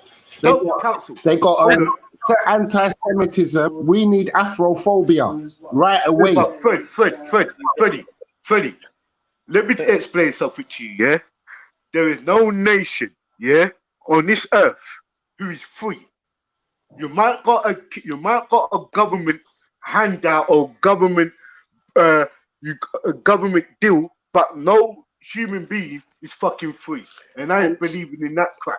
And the only thing when I say that, this is what I'm saying to you, yeah? When it comes to we talking about Jews being free, that I'm saying this to you. You know what I mean, brother? Everybody living on this fucking planet is a slave, yeah? Right? Especially, yeah, when we start talking about how Jews are free, they're not free, bro. No nation is free, fam. Yeah, and when we talk about the price of freedom, yeah, right? As Jedi pointed out, yeah, that same incident, yeah, used to go on through 400 years of our slavery. Each time we got our freedom, some cunt will put us back in slave. Yeah? So what is freedom? Know what I mean? What is the price of freedom? Freddie, you mentioned the anti-Semitism, you mentioned Afrophobia, and I think you can add Islamophobia to that as well. This is why I was mentioning the left-right paradigm earlier, that these terms are very politicized terms, and race and religion all tie into it. And this is what I was saying, that left bloc is very heavily funded to go down the political route. And for me, it's a choice between the political route, and we've had a history of where that has been fully abused for all peoples that are the leadership. One sec. I don't know what's wrong. Is that better? Keep talking. No, but you know what? I know the political route failed. Wait, 1 second. Freddie, 1 second. Cancel. Keep talking. Is that better? Nah, actually, I mean, what I'll do, Jedi, is I'll take my headset off. Is that better now? Yo, you got to talk, bro. Is that better? Yes, it is. Oh, that's great. I've taken my headset off anyway. So I'll just finish the point, and you guys can chime in, because I'm saying that they've purposely taken people down the political route, which has been shown to fail time and time and time again. Not just fail, it gets fully abused, and their system becomes stronger off the back of it. So for me, it's either a political route or it's a socio-economic route where we, if in terms of raising ourselves, because the Thomas, I sent a Thomas Sowell link last time as well, and this guy breaks it down wonderfully, and this is where I'm learning it from as well, that it's either one of two routes. It's the political route which has failed us, or the economic route to strengthen us. And I think the economic route would lead us down to legality and law, which bottom line is how they're defining what freedom is. But wait. So now let me jump in. So you're saying, yeah? Let me jump in. That still. So you're saying that through law is how people can attain their freedom. Is that what you're saying? I'm saying that law has been covered with legality, with pure legality. Yeah. Okay, pure but legality. So here's the thing. What is the point of law if people are going against it? How can we use law? Law is useless. Why? Because who writes the law? The law is pretty innate, Jedi, because what it is, it comes down to God, doesn't it? All law is defined from Godhood and divinity, the crux of it. But what they've done is use the straw man to cover up that in those inalienable rights and enact legality. So it's all down to acts and economics. That's what they've done, and they've politicized that to control everyone. And the end result is arriving at solutions with politics, and we know politics have failed us. Yeah, but what's the difference of trying to, like, you'd be using politics to try and have you had law as your whatever your benchmark, yeah, and this is what you're fighting, the law aspect, and you're gonna lose because that's political.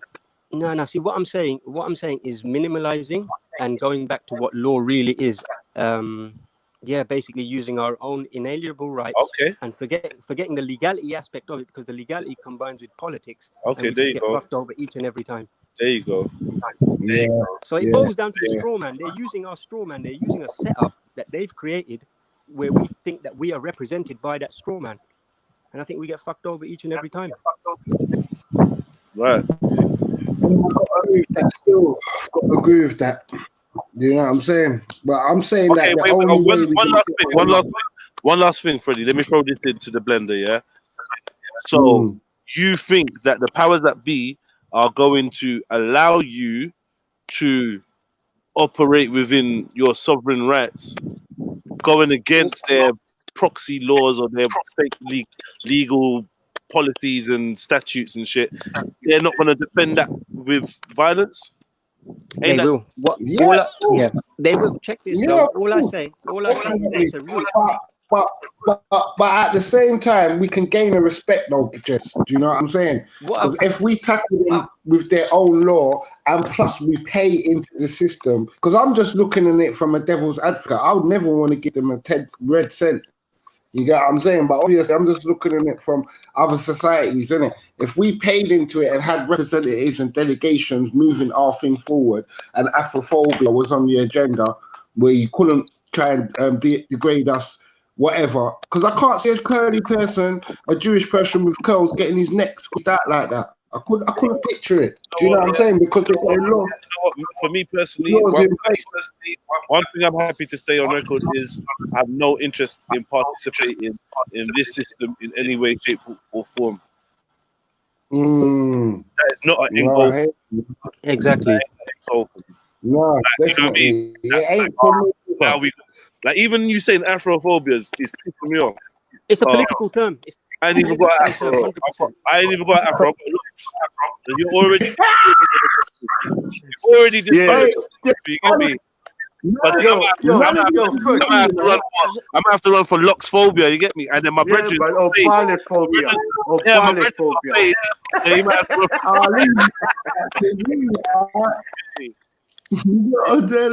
Now I'm just trying to be Sav. You know what I mean, fam? I know what you're saying, fam. At the end of the day, you get me? Fucking writing, fam. It's too predictable, bro. And I can't see man run down the hole. I love to say, there's a hole there, bro. Do you know what I'm saying? Your family. Look. Sorry, gents, yeah? Wait. Look, gents, big up yourself. I've got to go, yeah? Big up everyone. All right, Captain. Big up, man. Big up, Captain. Big up, man. Sorry, I didn't want to cut the conversation. But big up, yeah? I've got to go, yeah? Yeah, every time, man. Yeah, Fred, what was you saying about telling your friend about the hole? Yeah, I'm saying that the writing, it feels good, blood. It's a release of endorphins, all of this shit. You know what I mean? We've read it out for 5 seconds. But then after, there's a crazy set of consequences, like your mum could lose her home. Yeah. Do you get what I'm trying to show you? Like, you could get kicked out of your borough. Like you're never allowed to go back where you came from because Yeah. you're a lengthy sentence. You know what I'm trying to show you? Like gentrification is real as well. So we're kind of pushing that agenda forward because all we're doing is mashing down the shit for them to come and pick up and pick us up. Is it, see where they're rioting? Yeah, is it the hood?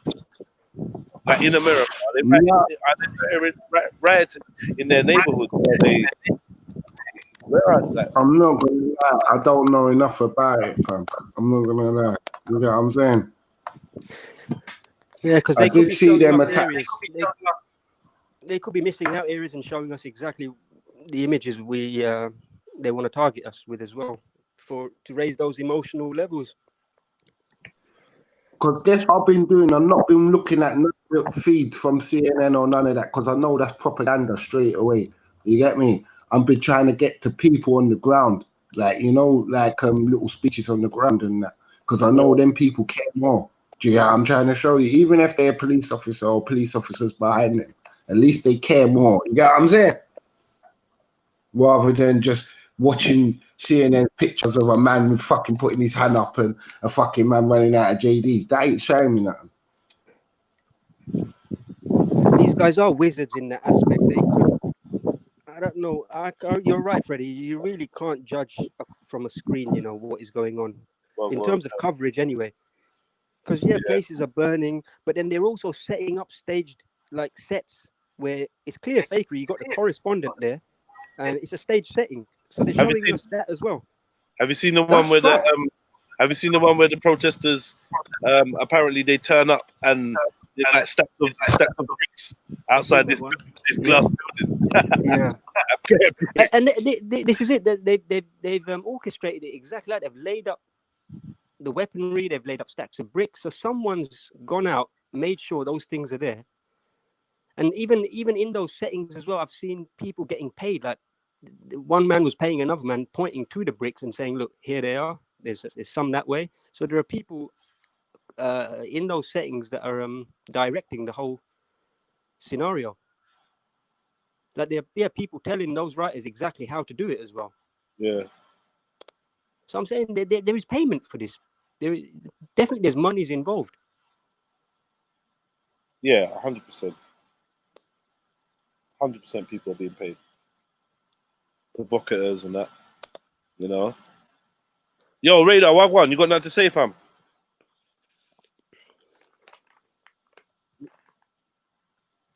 Radar.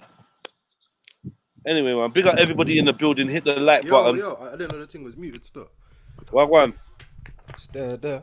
Yeah, I think, like I said last time, innit, with the riots and that, you know what I'm saying? I think it's just false media perception and that, innit? Like, it's, if you look at like the videos that normal people are shooting with their cameras, so say like if you was there at the riots and you was filming with your camera, people should be preying those kind of things, innit? Cause there's bare agitators being paid to make it seem like it's something that's not, innit? And when people actually being peaceful and protesting peacefully, innit? But I think people need to be protesting in the right places, innit? Not just like, natural people's businesses and shit like that. They need to be finding the actual people that's hiding behind the scene and that and be protesting against them, innit? It's interesting because Muslims are advised not to protest. I don't know what the edict is on it, but they're not encouraged to protest at all, Maybe some Muslims in the chat can comment on that, but I'm pretty certain they are not exactly forbidden.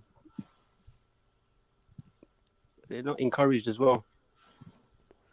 But I'm hearing like the same things going on in France now or something, innit? So I hear like the exact same kind of scenario with a cop kneeling on someone's neck and that, and like riots and all that. I hear the same shit's going on in France now, innit?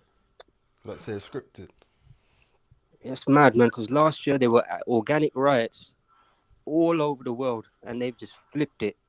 Including France. You had the yellow vest riots. There was a genuine uprising, and the coverage was non-existent. From Iran, Brazil, Korea. I'm sure there were protests here as well. And now we just have blanket coverage non-stop of what they want us to see. And it's like I say, last week there were 10 black people killed in Chicago, and I swear the media, including YouTube, I have no words to describe them, None whatsoever. Hypocrisy isn't even the word. because like you get removed for the slightest violent material, which sometimes even hints at, but all it does is hint at violence, and you get removed. But yet they're showing us a man getting murdered to death, apparently murdered to death by choking, and that's okay. So they're definitely directing it for a reason. They want a reaction based off it, and I think they career that reaction, that angst, that emotion into their channels. I think I just America feel need that to the fix up. Like, biggest weapon of destruction is the television. I feel it's just it affects the mindset to that extent, where monkey say, monkey do. I saw that with the London riots as well, just even in my area, you know. That people I would never have envisaged going out with bats and sticks, and they were robbing their own neighborhoods. Well, I'm sure everyone went through the same in London. I would never have envisaged that, and I'm thinking, how do You they know get what? wind Yeah, of it? check this. Let me flip it like this. Yeah. Why do we not hear about riots in African villages? I was saying this earlier, even in India, and there's poverty there as well. It's not like there ain't poverty. Why don't they riot there? Does anybody Great know the question. answer? Why don't they riot in these African villages, whatever? Like, you know, I'll tell you why. Because a lot of the time where these people are living, especially in a village, there's a sense of pride and love and connection to the very land, the architecture, and the environment that they live in. Yeah, they are the ones that are most likely to be in tune with nature, have no need to riot. This is where we, as human beings, we keep 2020, we keep looking towards the future, and we wanna be some fucking stainless steel perfect fucking cybernetic fucking creature that can do this and do that and travel from, and we just want so much. We don't want to plant seeds. You get me? We don't want to drink from natural streams. You know what I mean? We don't want to be naked. 1 second. All we want is to further this future agenda of running away from nature. The more we do that, we find ourselves in circumstances. Half the people out there, bro, yeah, like real talk, if they lived in the communities that they love, yeah, they wouldn't be destroying it. And a lot of people think they love their communities, and then when they see the looting going on, they're like, oh my God, why would you do that? Why would you destroy your communities? Well, because they, like, literally, they're in, it's like animals destroying their enclosure. It's not like animals destroying their habitat where they live, where they naturally should be. It's an enclosure. These hoods, these 100%. These cities, they're all enclosures. And I don't care if you've got a BMW, if you could be riding on a freeway in your BMW with $2,000 in your pocket, thinking, what the fuck are you talking about? But it goes down to this, yeah? Get them, gents. You cannot buy freedom. There's no buying of freedom. You understand what I'm saying? I don't care where you are in this ladder. As long as you're within this system, yeah, it's a system of consented slavery. Yeah, and just because you're doing well for yourself doesn't mean that you're not a well-paid slave. In fact, they're more enslaved than the rest of us, you know. I think and how it goes now, because you're a well-paid slave, subconsciously you substituted your empathy for your fellow man with material gain, and then you're looking at rappers saying rappers are sold their soul. You get me? If you don't give a fuck about the rest of the world, then you sold your soul, or your soul is part of the rest of the world, and you sold that because you're happy. They've paid you to look the other way, even if you don't realize it. Because when it does come full circle, Jedi, those people that have contributed to that erosion of society, let's say the people with the beamers, the people with the flat screen TVs, the 64 you're pissed when man throws a brick through your beamer. But exactly. his pain never mattered to you. His pain or his circumstances never mattered to you until that brick went through your windshield. Exactly. And you're like, fuck it. And that's not to excuse the brick going through your windshield. Don't ever get me. I'm just saying. You know what I mean? I'm painting a scenario, innit, of the chain of events and how we are all connected. So no one's going to care about the flames until they're getting burnt. Until it comes home. Yeah, I reckon, that they're probably gonna end up in America using all this police brutality and the bad policing to enforce an even deeper military state in America. So they're probably gonna use this to try and put more militancy into America, just like they did in the UK with the terrorism and that. Right. You know what I'm saying? With the riots, because don't forget, we got them water tanks and that already. Remember when the riots, they got some beanbag thing, some beanbag tank thing, that they're ready to roll out, and they got some water guns, and wow, they're ready. Should it be that? I'm sure you guys saw the CS being sprayed from the police vehicle itself. Yeah, but they spraying CS like a jet. Like a jet, you know. Yeah. What's CS? Gas. Gas. Like, Oh. I'm not actually sure what CS stands for, but yeah, gas. What that tear gas. yeah. Tear gas and that. Fucking hell. But it's fucked. Like, because I don't even. I think it stands for controlling substance gas. I think. I don't believe a lot of people are really violent like that. You know what I'm saying? Even people that's proper hurt, they still show like that kind of peaceful protest, and they're not dropping down to that level. Like I said, like there's paid agitators, and I've seen videos of people like trying to like say to them, "Yo, what you doing?" Like, you know, and they're filming. They're like, "You a cop? And then the brothers are like, you know, walk around the umbrella and that, just starting to like Yeah, I've make seen agitation that. and all that. I've seen that. But I'm it's just mad, glad- yeah. It's mad, yeah, because like the this is where the head fuck really comes into it. The more you look at the independent sources of information, you realize that it's one and the same as the mainstream.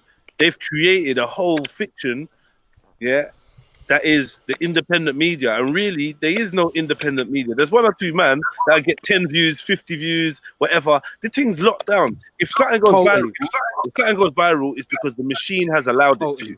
Totally. Yeah? When we're dealing with these algorithms, so if we've all seen something that's appalling and supposedly exposes, someone's got the echo.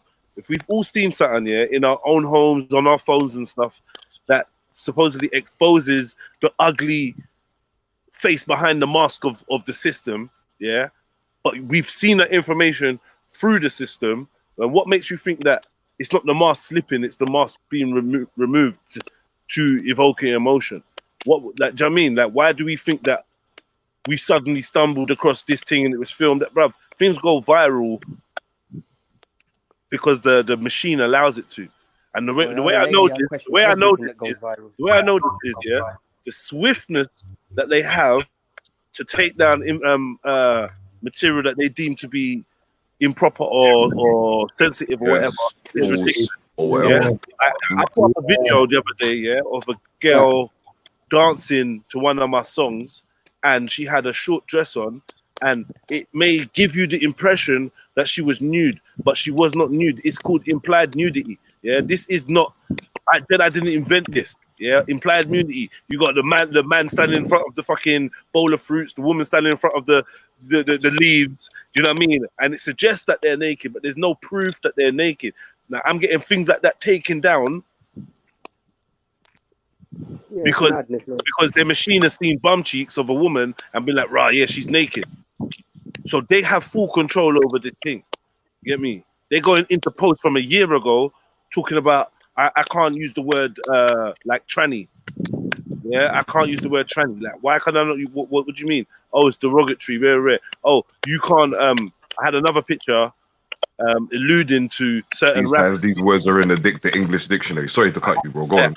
I had another picture alluding to rappers being involved in some form of occult ritual, right? And it was actually a picture of them doing a certain gesture or whatnot, and yeah, they took that down because it was abusive or dangerous threats. They're just like, they're crazy, fam. Man had a video.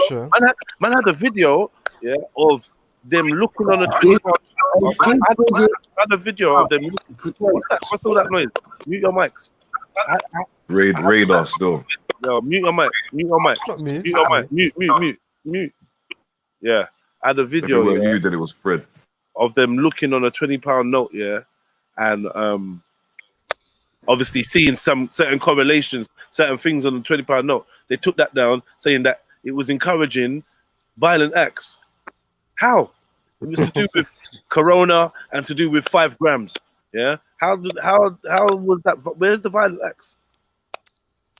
So like man saying, if you see something and everyone else is seeing, it's because it's allowed to be seen by everyone. I reckon the solution would be one, if you're talking about the censorship on YouTube, then everyone needs to just kind of protest against YouTube. You know what I'm saying? Create a thing that's similar to YouTube, but it's Nah, more forget like, that, man. I'm like, let's just forget about that. But I hear that, yeah. He's got a point though, Jedi. He's got Building a your point. own, Jedi's But got a I point. think building. Let me not rubbish you, yeah. I'm saying, He's got a point because there are other platforms available. So why do we not build on those other platforms? Like, Fred, you're totally man, censor-free. can you hear me? yeah, Fred. We can hear you, but your sound is mad. Go through. Let me. Yeah, it's mad still. Go through. Fred, go through. Oh, yeah. Sorry, family. You know, like all these wireless devices and that, like speakers and that. Sometimes they're not really they're not that compatible with this format, this StreamYard sounds. But yeah, big up everyone in the building. Please hit the like button. You know, we're just chatting, and that's a good conversation. Big up to Scripture, Radar, Council of Nice Ears, Freddie in the building, everyone in the chats. Hit that like button, family. Please like and subscribe and share. And I want to see your views in the chats. You know what I mean? Jedi. Yeah, Yo. Radar did. I think Radar did raise up a good point there. You know, He did, and I rubbished it because I didn't mean.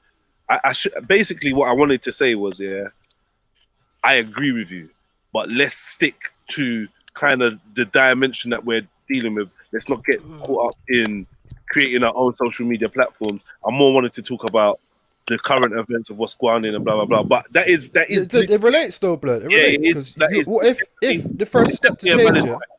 The first step to change it would be battling against their one attack, because obviously about a couple of years ago they changed the law about fake news and all this, so there's a law in place, and obviously it's going to apply to shit like YouTube and all that. You know what I'm saying? You've seen for years bare truthers trying to speak and they get shut down, innit? So the first step to taking a step of power would be to have a free platform of open media where people can share their opinions honestly. You know what I'm saying? So that would be a first step of counteraction. And I just want to add this, it's separate from the thing, but for anyone who's trying to jump on and they got background noise, go into settings, go into audio settings on StreamYard, and then click on disable audio processing.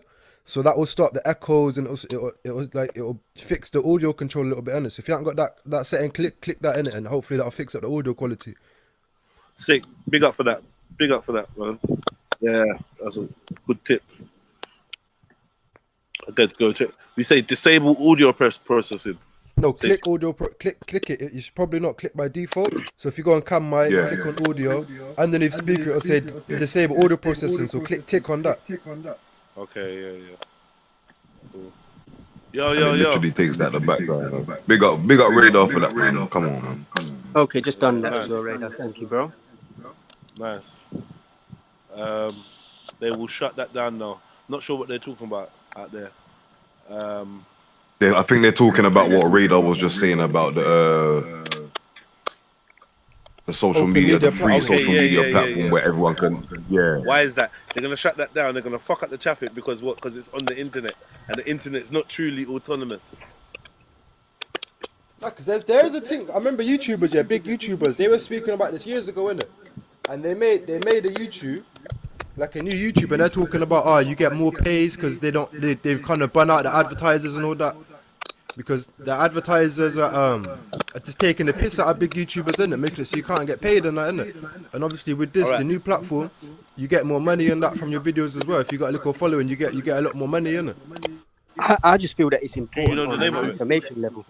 Like there are people begging. Do you know the name of it?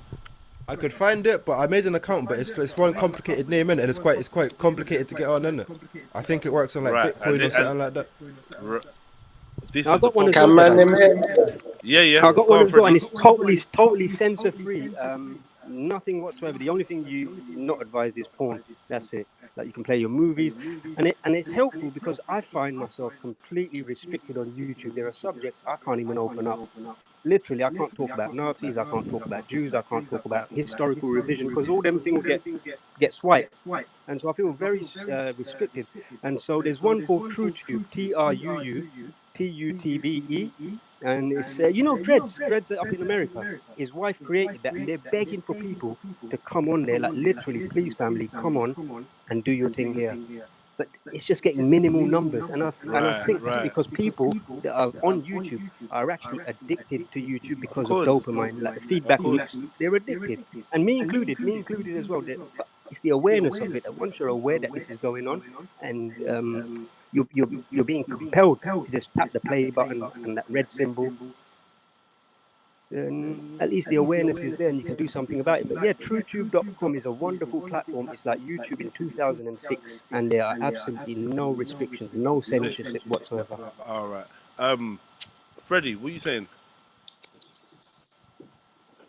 Yo, Freddie, come cross. Yeah, Forward. Someone saying I'm echoing as well, man. Yo, Freddie. Freddie. yeah, fam. This phone disabled, man. Nah, the phone's acting up. Radar, you definitely made it worse, no? Nah, like I think Freddie. Yeah. Have you got YouTube playing in the background? What I'm saying though is that fucking there's no way on God's green earth. That's what I'm saying. You know, I got YouTube on. I don't know. Someone's echoing. You know what it is? You're mad delayed. You're clear though. You're clear, but you're delayed. This ain't gonna work. You're clear, but you're delayed.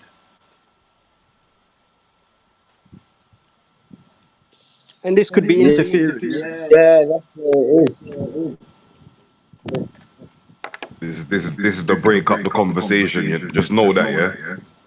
Now, Drop trust out. Drop out. Let's look for solutions. Drop out and come back in. Just ask Hannibal what he went through yesterday. Hold on. Let's hold the quietness, yeah, because he's delayed. Yeah, let's get him to drop out and drop back in. Right, I'm gonna put you on mute. Drop out and drop back in, yeah, Freddie. All right, yeah, boom, yeah, let's go, lads. Sorry, council. What was I saying? I've literally forgotten what I was saying. You say ask Hannibal. See what happened? Yeah, Hannibal. Yeah. Hannibal was like, I tell you, he was feeling a certain way yesterday, and I had to laugh at him because he was on edge. Every channel he was going to, he wasn't getting his message go through, and he thought he was like Will Smith in Enemy of the State. And the thing is, the day before, I was going through exactly the same thing. You know, like my messages, every stream I was going to, they weren't showing up. And when I exited and I came back in, I could read the messages. So they're definitely doing something in terms of restricting the flow of information, one way or the other. They're targeting. Right, they're saying that we're echoing. So I'm gonna go. Yeah, we are. I'm gonna go back to my audio thing. Yeah. Wait. Can someone let me read out this thing because I'm kind of confused if you have to tick the box or not tick the box. Because it says I'm unticking my box. Yeah. So It sounds better now. I've unticked my box. Yeah. same. Yeah, It might be unticking it, not ticking it, innit? I might have read it wrong, innit? It's saying do not use this setting unless you have high quality microphone and are wearing headphones. So if you're wearing headphones, don't use the setting. Whatever. But if you're not wearing headphones, then use it. No, if you're wearing headphones, don't tick that box. Basically, I'm not wearing headphones, and I've unticked the box. So. Yeah, and everything's fine. So yeah, I'm unticking. What a thing, boy. Man said now we know, innit? Now we know. Undo what Radar said. Yeah, man. He's that guy. We would have all died. Yeah, try to take this tablet. Yeah, man. It really helps the headache. Okay. It's the thought that counts, Radar. Yeah, fam. Now we know, though, innit? Now we know for the to future. kill you. So now we can fix it. Now we can hopefully fix all the mic problems and that in the future, you know. Radar. We have to be careful of you, though, bro. You know what I'm saying? You might be a paid agent and that. You know what I'm saying? So Becca, you're totally anti any type of movement like RIOT, yeah. So you put up a comment saying, what are the people gaining? What are people gonna gain? What are they really gonna gain from it? Because it's true, like think about it logically. How many times? That's like I was saying to Trill in the comments just a minute ago. It's like history's just repeating itself over and over again. Like I was saying earlier when I was on the panel earlier, I don't see anything coming out of this at the end of it. Do you get what I'm saying? So it's kind of pointless to me to do this rioting thing. Okay, I hear you. The only question is who benefits from it all. That's the only thing. My question. So it's not my the people, is it? My question would have been: are you getting anything out of it? A That's a handbag, good question. a pair of Scripts. shoes, What, maybe. who's that question go to? To a writer? To someone that's actually Yeah. writing? Sorry, that Yeah, was why are you actually leaving your Yeah, because yard? I can answer that question for you. no. I'm talking about both ends of the spectrum here. You know, both. If you don't feel like you wanted to get involved in it, are you getting anything out of it by people going and doing this rioting? Like, or that's what you feel like? Some people are in it for materialistic gain. Some people are in it just because out of frustration. Then if you look at what the government are doing, I mean, it feels like the government are literally scripting this. It's like the same way when Boris come out and said he's got COVID-19, it just feels like another script. Big up That's what Mills this as well. feels like. Big up family. Big up everyone. Mills. Big up Mills. Come on, family. Yeah, man, this still feels like a script, and it's just making me realize how controlled we actually are and how conditioned we are. So they only have to put about a few bits of information, and they've already got everyone triggered to have a certain response back. Do you know what I mean? And it didn't hit me yesterday until Jed sent me the video and showed me the video, and I was like, oh shit. I felt like, do you know what I mean? I just took a step back from the situation and saw the situation from a higher angle. Do you know what I mean? You're looking down on it, you're like, raw. I was literally right in the middle of that crowd, but it wasn't actually a crowd. It was someone that's in the circle around. Do you know what I mean? Just it's the Brunkle says, how can it be pointless when people all around the world are taking notice of our plea?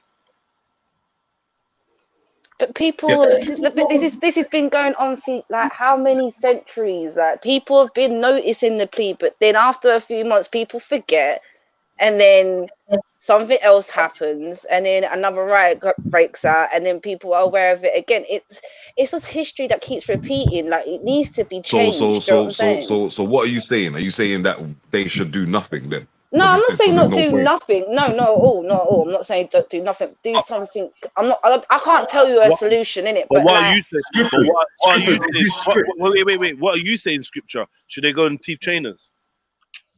This is why I was saying what I was saying not too long ago. That's not the thing. Do you get me? 100%. So if you to go out, if your choice is right now to teeth trainers, yeah, or do nothing, what would you do? No. That can't be the only two choices, fam. For me, personally, that couldn't be the only two choices, fam. So what's the other choices? Do you get then? me? Like hypothetically, what's the other choices? Hypothetically, stopping the money flow in some way, shape, or form in the country. Be able to. It could just be 50 man in the middle of the street stopping traffic going from both ways on a busy street where we know a lot of their money comes down, bro. Do you understand what I'm saying? It could be a simple thing like that, you know, because that's what they listen to, you know. They listen to when their money's being stopped, you know. You know what I'm saying? But scribblers, you're saying all this, yeah, but they've stopped it themselves. Yeah, they've put everything on so-called quarantine and so-called lockdown. Yeah, that's just because they found another way. They just found another way, yeah, to get money. Yeah, do not get it twisted, fam. I know they still get money, but bro, this is why I always tell people money ain't always the end goal. You know, they make it like money. They've been using money for so long now. Like they don't need money. They've got unlimited money. Is a number, right? Exactly. It's your energy. But it's a constant flow of things because this is bringing in money. That's bringing in money. If you disrupt that, yeah, I'm not saying that's their end goal because it's definitely not their end goal. What's been their end goal, they've already reached that long time ago, bro. You understand what I'm saying? Everyone's in the situation that they're in. Yes, 100%. It's a transition now, so they're trying to change their system. So they've locked everything down on purpose. Yeah. So this is the next stage. So even this riot, it feels like the COVID-19 didn't work. So now they're moving on to something else. It's like everyone's attention, they're sick and tired of hearing about Corona. So now they've moved it. I see differently. I see differently. I see it like basically it's stages, isn't it? I think they're one and the same. I think that the covert thing, the covert thing, it was a good setup to prime the environment for something like this, and things in the past have been deliberate stages in their social engineering. And I think like when we try to separate these world events, that's where we lose sight of the fact that this is a tapestry, this is a patchwork quilt, this is a mosaic. You got to take a bird's eye view and look at it and see how all these pieces lay down next to each other to create the end goal that we all kind of have known for the last 50, 60 years was coming. Everyone's fucking prophesied what was coming, and we've walked into it stage by stage, and each thing has prepped. 9/11 prepped this, because there's things that have been in practice security wise and whatnot. Even the way we look at the world, without 9/11 we wouldn't be on YouTube to get so much disinformation, yeah, to be able to penetrate our minds. We probably wouldn't even, if we saw it on the news, we wouldn't even react the same way we react on YouTube. We choose our slave master. Yeah, so it's back to slavery with consent. We think it's independent. Oh yeah, someone sent me a video on WhatsApp. You think that's independent and it's cutting edge. Where did that person get it from? Where did that person get it from? Where did that person get it from? Do you know what it takes to get something to go viral? Especially something with some social fucking message or come on, family. This is not a joke. Yeah? Parameters behind it, innit? The puppetry is real. And we gotta beware. Mobilize. We gotta beware. Do you know what the next step I think is going to be after all this riot here? I reckon it's going to be a next terrorist attack, and then I think it's going to start a war.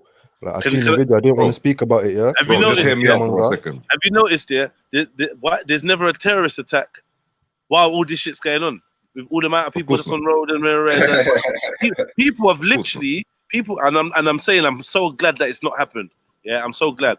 I'm just saying people have literally torn a precinct, a police precinct down, brick by brick, spun it out and everything. Literally have done that. Yeah, and you know, I just feel like isn't national security at all-time low right now? So how is it that these things are booky, man. These trust me, and the buses were free and all that. Do you know what I'm saying? London transport was free and all that. That was an easy target, bro. I think no, I don't. Like, obviously, hypothetically, yeah. You know that. A lot of people say that we're safe from war, innit? But obviously, that's because they think they've got missile defenders and all that, innit? But I've heard the up and people them talking about that they've got new technology that can send missiles straight past the defenders, and if they send out a missile, you can't block it. You know what I'm saying? And obviously, if you look back a little while ago, obviously they're talking about oil and they found bare new stacks of oil and that. Obviously, you know, oil is a big commodity, land's a big commodity and all that.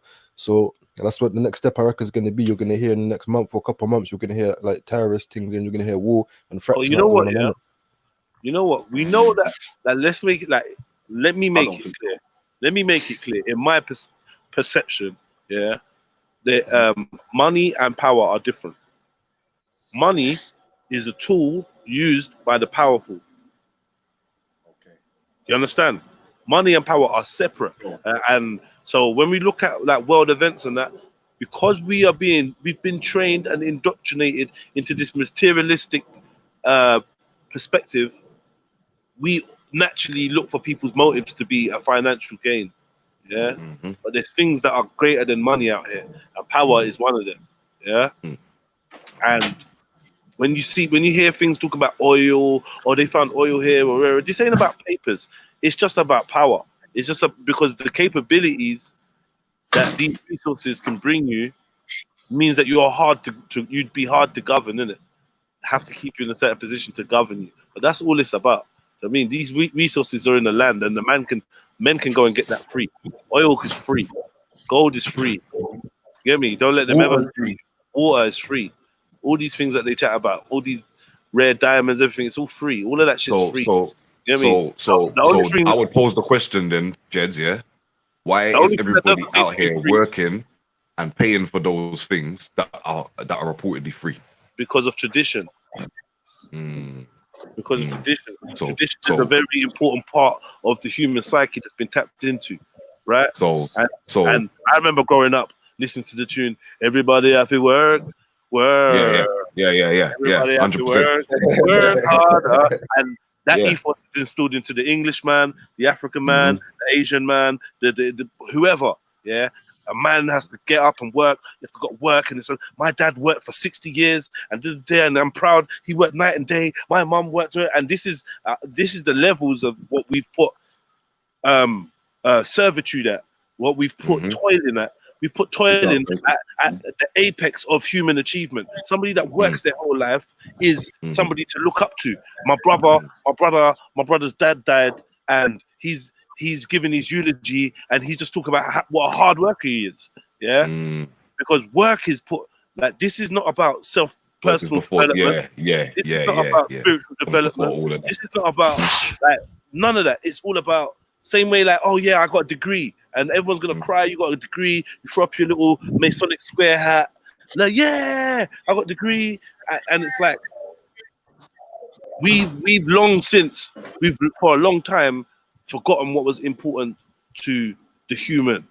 Yeah, and we've become worker bees trained to build something. We're just programmed to build somebody else's dream, somebody else's imagination, somebody else's system, and just be happy to be a good productive part of it. And we measure our own self-worth by how well we are in this system. Do you know what I mean? We don't fucking gas and go crazy for the man that the caravan, the traveler. He lived and died. He never fucking had a job. Yeah, he had four kids. He was with his wife for 50 years. Do you know what I mean? He raised his kids. He did this. He taught them this skill and that skill. You know what I mean? He was a mechanic. He was this and that. He was very rare. You know what I mean? Community minded. He fought for his people. Yeah, he was disobedient to the law. We ain't gonna rate him. He's a pikey. He's a gypsy. He's a traveler. Whatever. Them man are thieves. Them man are Get me? Oh, but Mr. Clark, yeah. We gotta have a national day for this guy when he dies. You know? It's a joke. Build him a memorial and all that.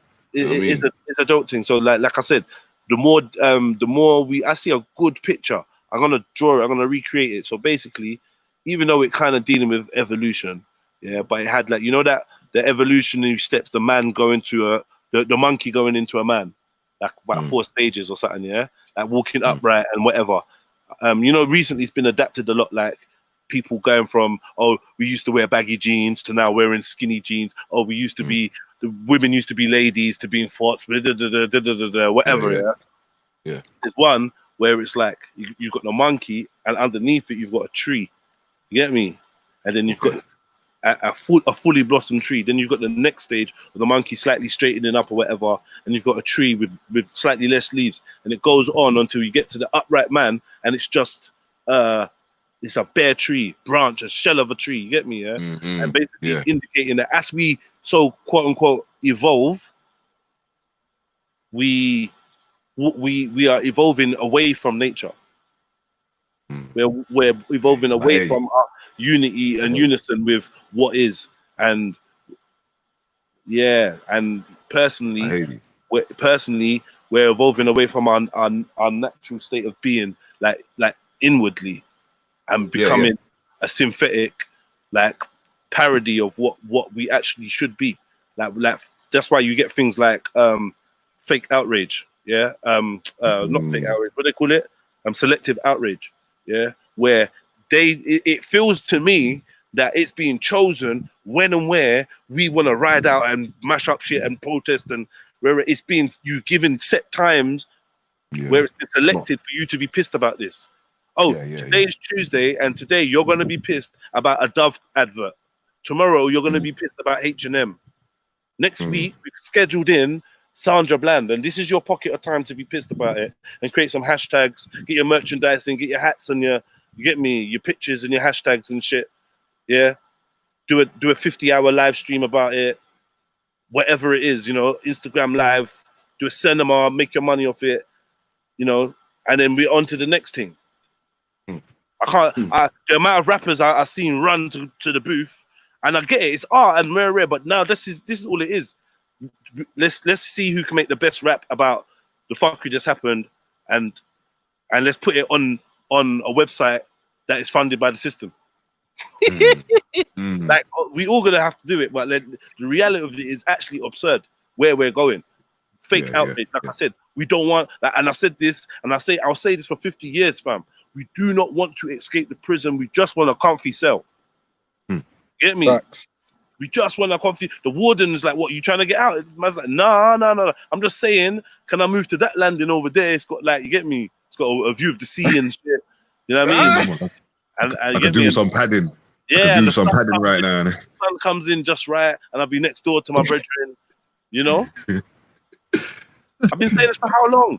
Now we're getting to the point where people actually considering trying to pay their way out, bruh. And next, man, with all due respect, because I got people that I respect and whatnot that are on this path. Some people want to pay their way out, and some people want to politic their way out. You get me? But the only way you ever get free is fighting your way out, tricking your way out, whatever the case may be. You got to outsmart. You got to outsmart the mechanism that's suppressing you, and doing that is no mean feat, because look how long we let it. Yeah, this is why more time people want to pray to their ancestors and that. And I'm just like, yo, see you ancestors. Back then, you had less of a machine to fight against. Yeah, so it's slightly your fault why me, your great, triple great, quadruple great grandchild is having to fucking deal with these things in 2020. Cause now we got Skynet to deal with. You get me? You had armadas and masons and whatever, but yeah, a couple buccaneers and them thing there. Yeah, we got Skynet to deal with. You feel me? We got AI and drones and listening devices and sonar things and blue beam and fucking biological warfare, vaccination programs and indoctrination, hypnotism, suggestions from all the symbols and fucking chemical warfare. Holy remote viewing, boy. Holy. Everything, fam. We got everything to deal with. You get me? So maybe sometimes I feel like maybe the ancestors want to hit me up and ask me a thing or two.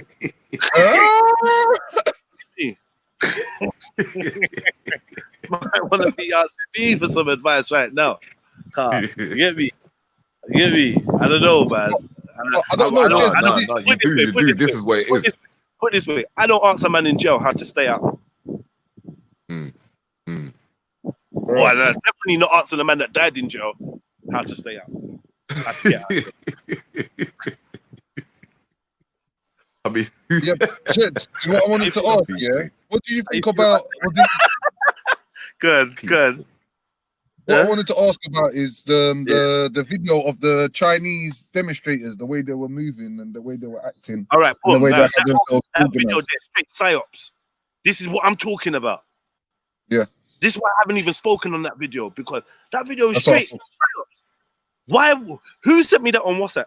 Someone sent that to me on WhatsApp. Yeah, same. I think it was on the group.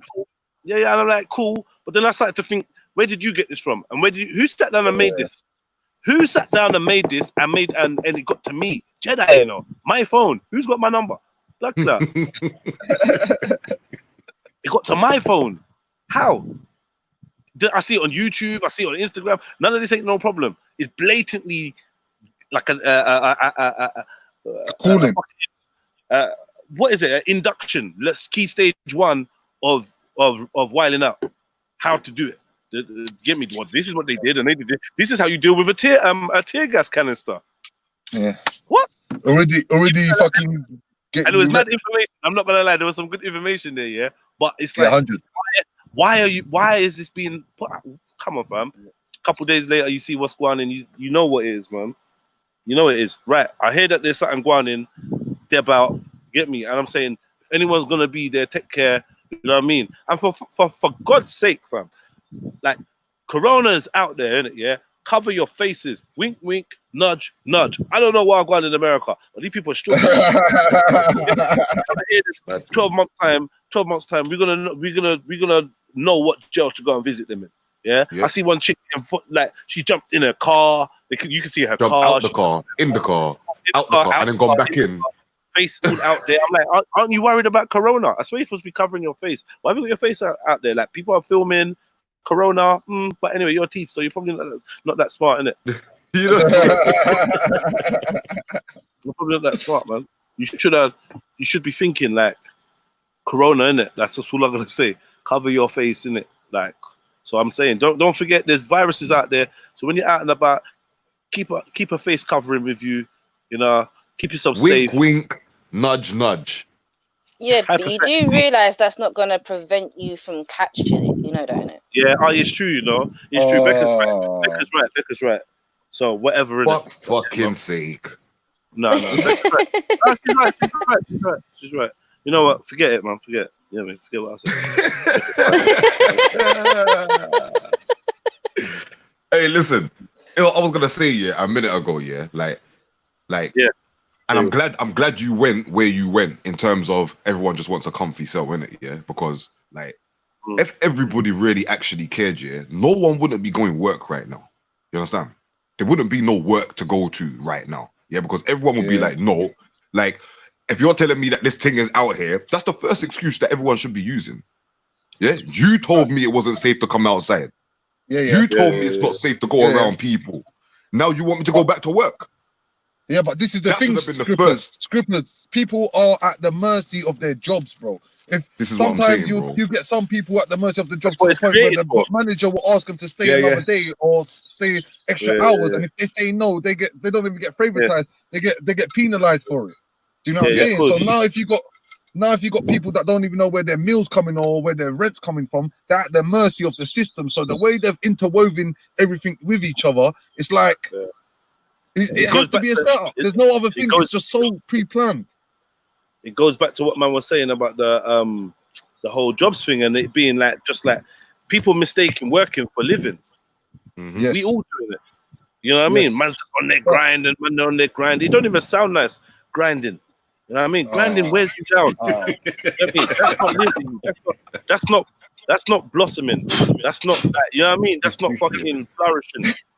That ain't chrysalis, bro. That's not transmutation or evolving. That's fucking grinding, like grindstone. Like that's fucking grinding yourself into a 6 feet grave, bro. That's what it is.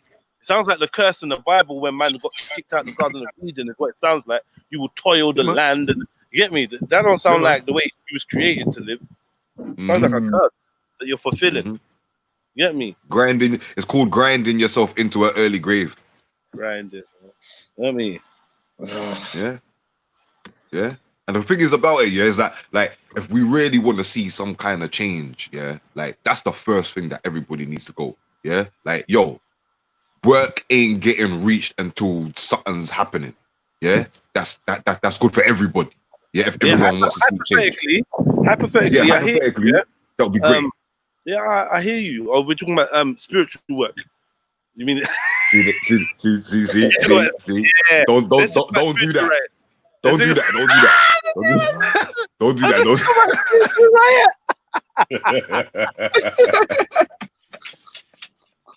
Don't do that. Don't do that. We don't want to take them people there on that journey there, bro. You know what I'm saying?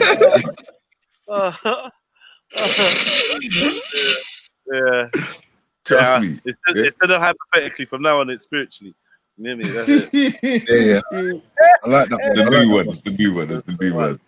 Straight, man. Yeah, but for real though, you know what I'm saying? Just imagine, from your next door neighbor right the way down, north, south, east, and west. Everyone just said, no, we're not going to work today because you lot have just been, you lot need to change how you lot have been dealing with everything, and nobody go work. The most, but then look how long it's taken. People are like, no, we don't know what's gonna happen. Oh, everything's gonna go crazy. No, everything's gonna go they need to grow a heart, bro. That's what they need to do, They need to grow a heart, bro. And you're still sitting at home happy. Are we actually peeking what's going on here? Like what the condition is actually doing?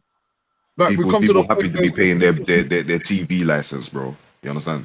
Yeah, they're happy to be doing these things, bro. You know what I'm saying? Yeah. If they don't, they start worrying and shitting themselves, bro. You know what I'm saying? These are the kind of people that we're talking about. Apart. That's why I think they've done this race war, because they realize the corona thing's falling apart. Falling apart, bro. A lot of people are realizing that that's bullshit, bro. It's a failure, bro. Or was the corona thing designed to fall apart? Like, I don't know, bro. Like, I hear you. That's a valid point. Either we're gonna give man credit or we're not. We do this game, we all do it. This overestimation, underestimation thing. Like, what is it? Is this Skynet fucking a tight sealed operation, pre-planned and fucking precise, yeah? Or are they some blundering fools that are just making schoolboy errors that we just, cause we're so slick and we're so clever, we're so woke, we just spotting their fuck ups, bro? Like, I would say that it's more likely going to be the first option, yeah. Can't it be both? I would say 90% of the fuck ups that we see are orchestrated. They're not fuck ups. They want you because it's another game about trusting the system and the leadership. Because eventually they need this to transition. Well, some of us believe that. So they need it to look fuck up. They need us to have a listen. The easiest way I can put it in modern days is because when I was saying this before, people weren't believing it. When we had Tony Blair and all these guys, people were like, no. Now we've got Donald Trump and Boris Johnson. Somebody please tell me that it is a coincidence that these two motherfuckers, yeah, are sitting at the head of the visible table of fucking power on the West. Do you think that this is come on, fam, man? This is no coincidence, man. They want you to be like, what the fuck, Boris? What the fuck, Trump? Saying all the wild shit, tweeting and all that shit. What do you, like, man? This is my opinion anyway. I can't force anyone to say this is how the world is. I just feel like it's no coincidence that we got these type of leaders, and it allows. Anyway, man, people always said, yeah. But just they're definitely still sitting around the table, bro, making these ideas. Like you can tell with some of the stuff that they come up with, it's like, bro, is that all you could come up in your brainstorming? Like, do you know what I mean? To a certain degree, some of it is bullshit. But then you're saying name anything that's not. Hold on, wait. Let me just ask you. Name anything, yeah, that is happening right now that looks like a one world order and a martial law type of existence, or a complete Big Brother state is not in the making. Tell me something that's happening in the news or anyone or anything, any riot, anything that looks like it's destabilizing the system that a lot of us agree is being put in place. Let me see. That's my yardstick. Is Trump being made a president, and is Weinstein being exposed, or is anything that's going in NASA doing this or that? Is anything that's going in stopping the world moving in the direction that it's been moving in, fam? This is what lets you know there's a master plan. It don't matter who's voted in, fam. Yeah. It don't matter who riots and where. Like this is a movie. We're just like passengers. We could be participating with our whole lives. Take part and join the Labour Party and be in politics and local government and You're just participating in the movie. You could do a good role. You could be a good politician. You think all these politicians out here are some Satanist, corrupt people? No, they're not. You don't need it to all be. That's the beauty of it. You don't need everyone to be fuckery. But the machine is the machine. Man's calling it deep state. Man's calling it whatever. The machine is still moving, and I don't feel like anyone's doing anything to switch it off. Not one. I like the way you just said that, Jez. It's to switch it off. I believe that we're all cells. We're all like cogs in the wheel, or shall I say, we're all a battery. But because there's millions of us, if you get a million batteries and put them together, it's as good as the. Do you know what I mean? It's as good as the power line, 240 volt that you're getting. So the more people that are putting their energy and putting their battery in to say, here, take my energy, take my energy, take my battery, take my energy, and that's what's making it go faster and faster. Because without realizing it, we're putting more and more energy into the system. Even the ones that I think that are going against the system, without realizing it, they're putting energy into the system and making it worse. So what I believe has happened is every time they fall off or they found out there's a hole in their, like for example, the terrorist theory. Like when they started doing the terrorists for so long, after a while we were like, yo, this is fake. We're learning this. The stabbing, the Westminster Bridge, the London Bridge. Do you know what I mean? Yo. Hypothetically. Yeah. Hypothetically. Hypothetically. Spiritually fake. Some people are saying it's spiritually fake still.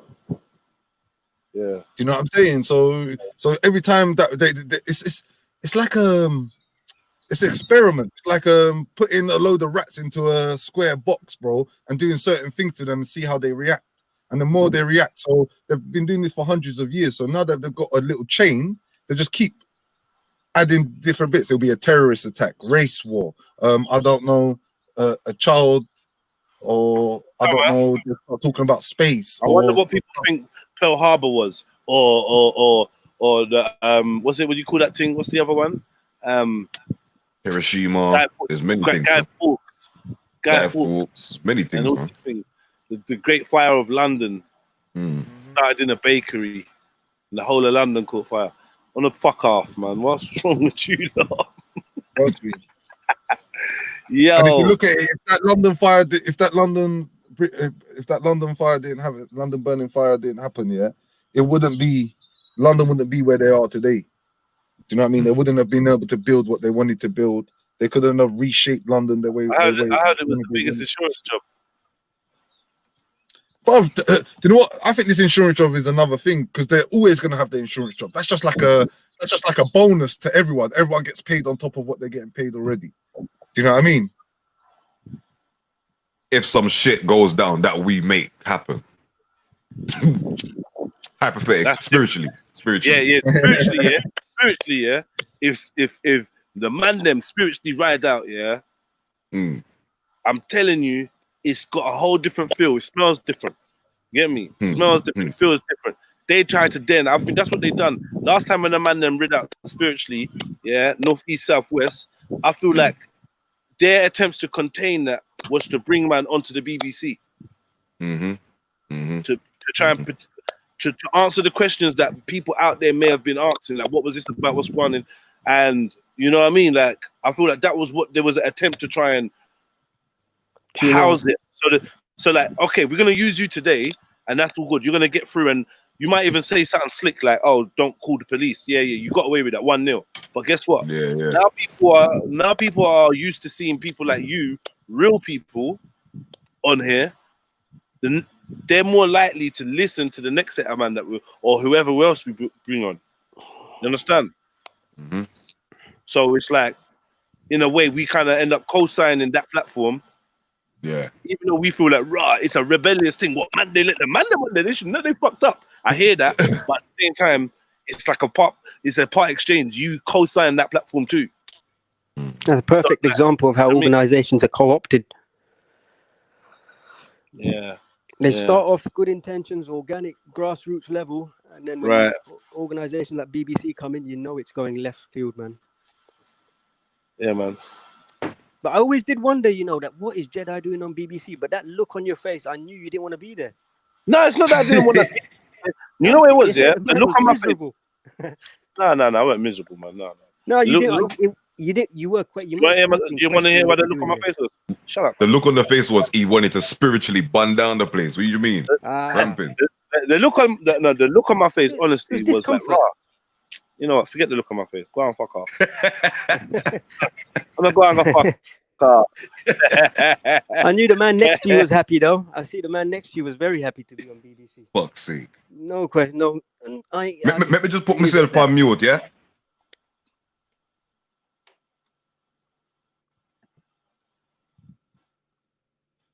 Yo. Yeah, sorry. Yeah, the look on my face was like, yo, you know what? Yeah. I'm trying to observe everything that's going on. Like, you don't understand. I'm in the BBC. I'm looking and thinking 1,000 different things. I'm looking at the backstage people, the camera, the setup. I'm looking at, like, I'm catching glimpses of things that I hope maybe they don't want me to see or whatever. And I'm looking at her and I'm thinking, something ain't right. Like, something ain't right here, yeah? So as I'm sitting there listening, I'm waiting for them to throw the booby trap in. They'll be like, oh, yeah, so Jedi, so yeah. So you spent in jail, and I don't know. I'm waiting for them to. So I'm just trying to make sure that I'm on my P's and Q's. I don't say too much. Like, don't say too much. That's gonna put a target on my head personally. But make sure that they don't trip you up. Because the one thing I didn't want them to do is to get the man them on there and have the man and try and make the man them look silly. So I was being super cautious. So they were like, I think what you can see is not my usual relaxed nature. I know how to be relaxed. I know how to be tense, but look relaxed. But at that moment in time, I was too focused on just being on point.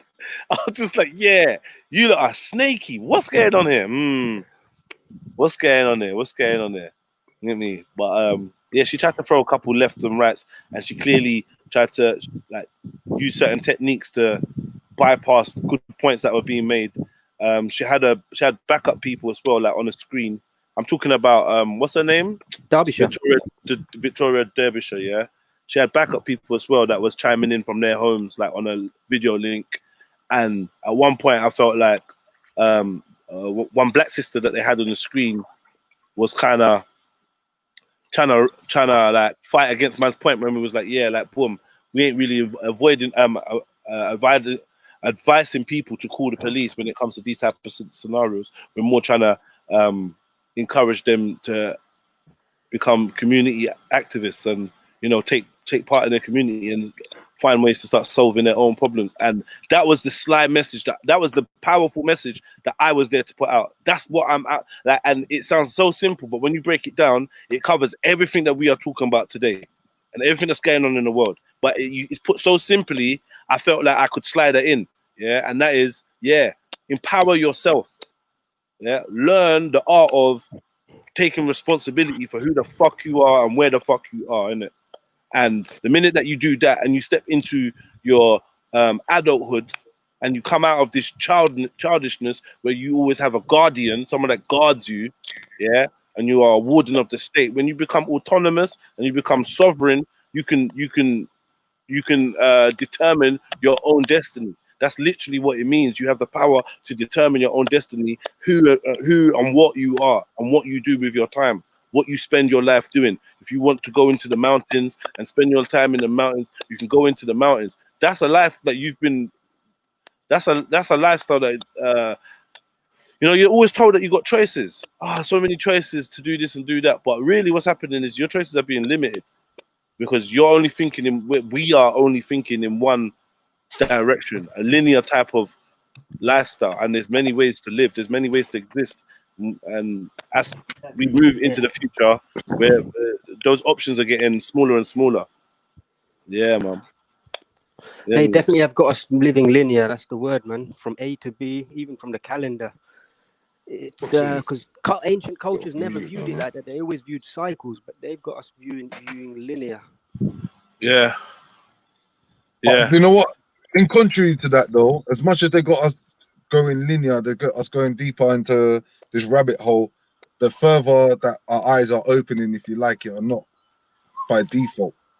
You understand? In no uncertain terms, you know, it's an initiation they're making the populations go through. They are initiating people into a process. Yeah, I was actually having this conversation yesterday. I was saying, like, look, you might not be a devil worshipper, but through certain rituals that you're doing, you're doing. Do you know what I mean?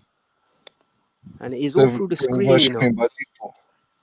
Yeah, it's like, you know what, we got to find. We find languages to talk about those type of subjects without people feeling like it's spookism. So we can find a way to describe this devil, yeah, without it saying the devil, where man's thinking, oh, you're a Christian, you're a Muslim, you talk about spirits. No, let's just call it materialism. Let's just let's call it the virus of the ego, of the ego and the self-destruction of mankind. Yeah, let's just call it that. Yeah, we don't even need to get into no devil or whatever. If you believe there's people out there whose sole purpose is to deprive you of your birthright to be a citizen of the universe, a free citizen of the universe, then we're talking about the same thing. You get me? We're talking about the same thing. Yeah. And then when I say devil, I just don't mean, do you know what I mean? I mean someone that's there for your detriment. Do you know what I mean? And sometimes that person is yourself. Do you know what I mean? Without you even realizing it, you're the person. I'm not calling you a devil. I'm just saying, watch what your ways are, because some of them are moving devilish. Do you know what I mean? That's it. Yeah, man. It's mad. It's mad. The more and more I think about this, it's like, what can you do to spiritually combat this sort of conditioning or this sort of programming? Do you know what I say, Mills, to that? From a personal point of view, yeah, from what I've had to do is literally blank slate. And this is why I delve into history as much as I do, because I don't like believing the stuff I believe in. It's not even a case of belief. It's what I discover, that literally everything we have been told is a lie. literally everything. Like no two ways about it. Every event in history. You mentioned the fire of London before, looked into that, and that was like 2 roads or a very small area of London being burnt. But the way we've been described as though like the Great Fire of London, like I'm thinking these psyops have been occurring from day.1. And so they've given us a history, and people, I think what they've also done is they've given people a reason to believe in bullshit. I feel that now in society, people willingly choose. You can give them all the evidence on the table, you can lay it out, and for some reason they will still choose to believe the bullshit. And I think that is the psychological operation right there. To justify people, to justify an existence, there is a requirement to believe lies, is what I'm saying. Can someone refresh me on the conversation? Because I had to run out quick. I'm a bit stressed. I just bought a little drink just to calm down. But I kind of lost track of the conversation. I want to get back involved, but I'm just finding. Don't worry, just listen in, and you'll get there. And that's what they've got people on. They've got people existing, not living. Because if people really, because we were speaking about earlier about what it is. I think they've got people. They've manipulated the fear of people have, or the consequences of what would happen if we don't engage with the system. So it comes down to like the bills we pay, the mortgages, the council tax, the water rates. And so this is why I take it down to legality and ultimately end up within our divine rights, that we are innate human beings with the right to do anything we wish as long as we don't harm anyone else. So yeah, they've manipulated our fear, and they're making us pay for things that we don't necessarily have to pay for. Like if we're talking about jobs and having to go to jobs, it's for the bills, but well and truly when we look into it, we don't have to pay water rates. I know people that don't pay council tax. I'm not going to say what I'm on, but I know how many envelopes I'm collecting, and I ain't receiving no debt collectors. So ultimately, I haven't contributed to the system as much as next man, because I don't know. I'm not going to say I don't fear, but I try to work with my fears more than try and react off them. But willingly, that's one way how the system. It's a little bit of food for thought there, Colin. Yeah, just through disengagement alone, the system comes crashing down. I'm just thinking as time progresses, that window of opportunity becomes less and less. It becomes smaller and smaller. And Colin, this is exactly why I use the example of a battery or a cog in the wheel, you know, to try and give you a visual representation of what I'm trying to explain to everyone, that like, look, you think you don't have no power, you don't have no effect on the world, but you actually do. Exactly. Understand? And give everyone that power back, and give everyone their own power back and their own freedom or their own thought. Because but to be able to do that, I've realized you have to wreck your own. You have to start wrecking the thoughts that you already got, your core beliefs, which ain't easy to break. And some people go in denial. They don't want to take in on board. Yeah, they don't want to. They don't want to leave the life that they're currently living or go through that process. But that's the thing, though, Mills. I don't think it's life. I don't think it's life on a biological level. But I think this is an existence. That's what they've wrapped around society. It's a justified existence. People justify their actions in weird ways, very strange ways, and then we come on to like morality. You know, are things justified? Our behavior is justified, and people make some weird excuses. You know. And ultimately, it boils down to that fear. I think they've just learned how to manipulate that fear. And the other thing that comes into it is imagination. I think people have lost what life could be like. Like the 360 angle, people have lost the ability to think of what life could be like away from all this. Through that fear. There's a scene in Neverending But isn't that where the beauty? You know what? That's what I've realized. That's where actually the beauty comes. Where you take yourself out of being comfortable and living the same life. Do you know what I mean? It's mad, because the definition of insanity is doing the same thing every single day and expecting a different result. And do you know what I mean? Somehow I feel like everything just keeps repeating itself. It's all repetition. There's nothing new under and everything keeps going. So when are we gonna break out? And when are we gonna break out this spiritual prison? So let me ask you one thing, Mills. A lot of ancient cultures believe Oh no, I don't. I should stop using that word belief with cultures, you know. But let's say they have a view of looking at Yeah, but life as in. So let's say in belief in culture. Indian culture, they feel that this age is like the Kali Yuga, basically a devolution state. Abrahamic religions would view it as the end times, but Abrahamic religions I see go from A to B, whereas the ancient cultures, they have cycles, and so they describe this as Kali Yuga, basically that a devolved state of being. And I'm saying, what can humanity do to prevent something that overrides their reality from a higher level? What can we do? I think I don't think I think we're quite helpless in that aspect, you know. I think the only thing we can do is maneuver around that and preserve what we feel is important to ourselves, i.e. our soul, our state of being. And then you can think of the afterlife as well. If people believe in that, they can feel that is there a consequence for our actions in this life? Is there a consequence in the afterlife for our actions in this life? Does it have any effect? I think that plays a massive part, because if we don't believe in consequences, then this world is a free-for-all, isn't it? That we literally might as well do anything we want, and there are no consequences. And then atheism comes into it, secularism comes into it, and then people justify that as well. This world is an atheist's wet dream, because his God is technology. Allied with scientism, they love this. So they won't see any issue in the way the world is going, not even on a moral level.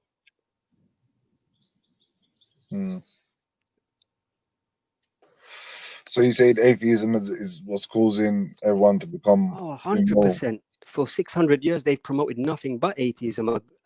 God, people use the word God as a catch-all term, but I don't think it's about. Yeah, God, but you know? naturally, atheism can be debunked naturally quickly, because if you look at, they rely on science, and then science is getting closer and closer to what they call the God particle. So they're even searching for something that they call the God particle. Do you know what I mean? Them things are like wild goose chases, Mills. Now. So that in itself shows that there is, like, the further and further away they try and get away from God, the closer and closer they're getting. You feel that they're actually getting closer to finding. See, what I think with the God particle is that it's a wild goose chase. That's the only way I can describe it, Mills. Like it's a constant, endless search. Because it just proves.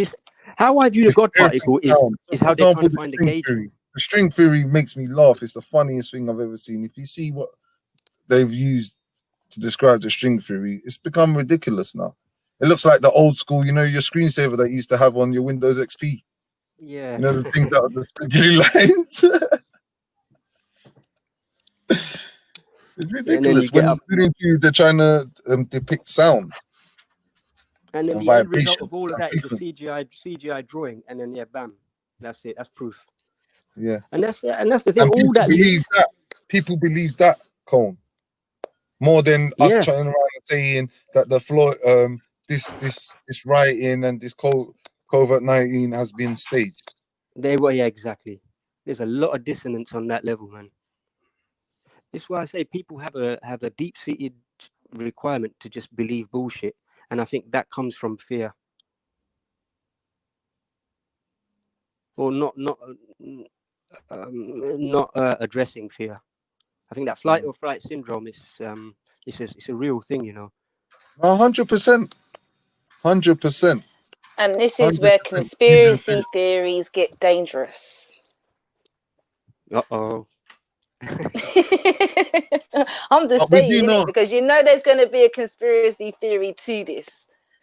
The term itself scares me. They're clever because they will even wrap up the truth within the conspiracy theory, wrap around with lies. You understand? Even with that, like I said, every single time they do something, it's like a social experiment.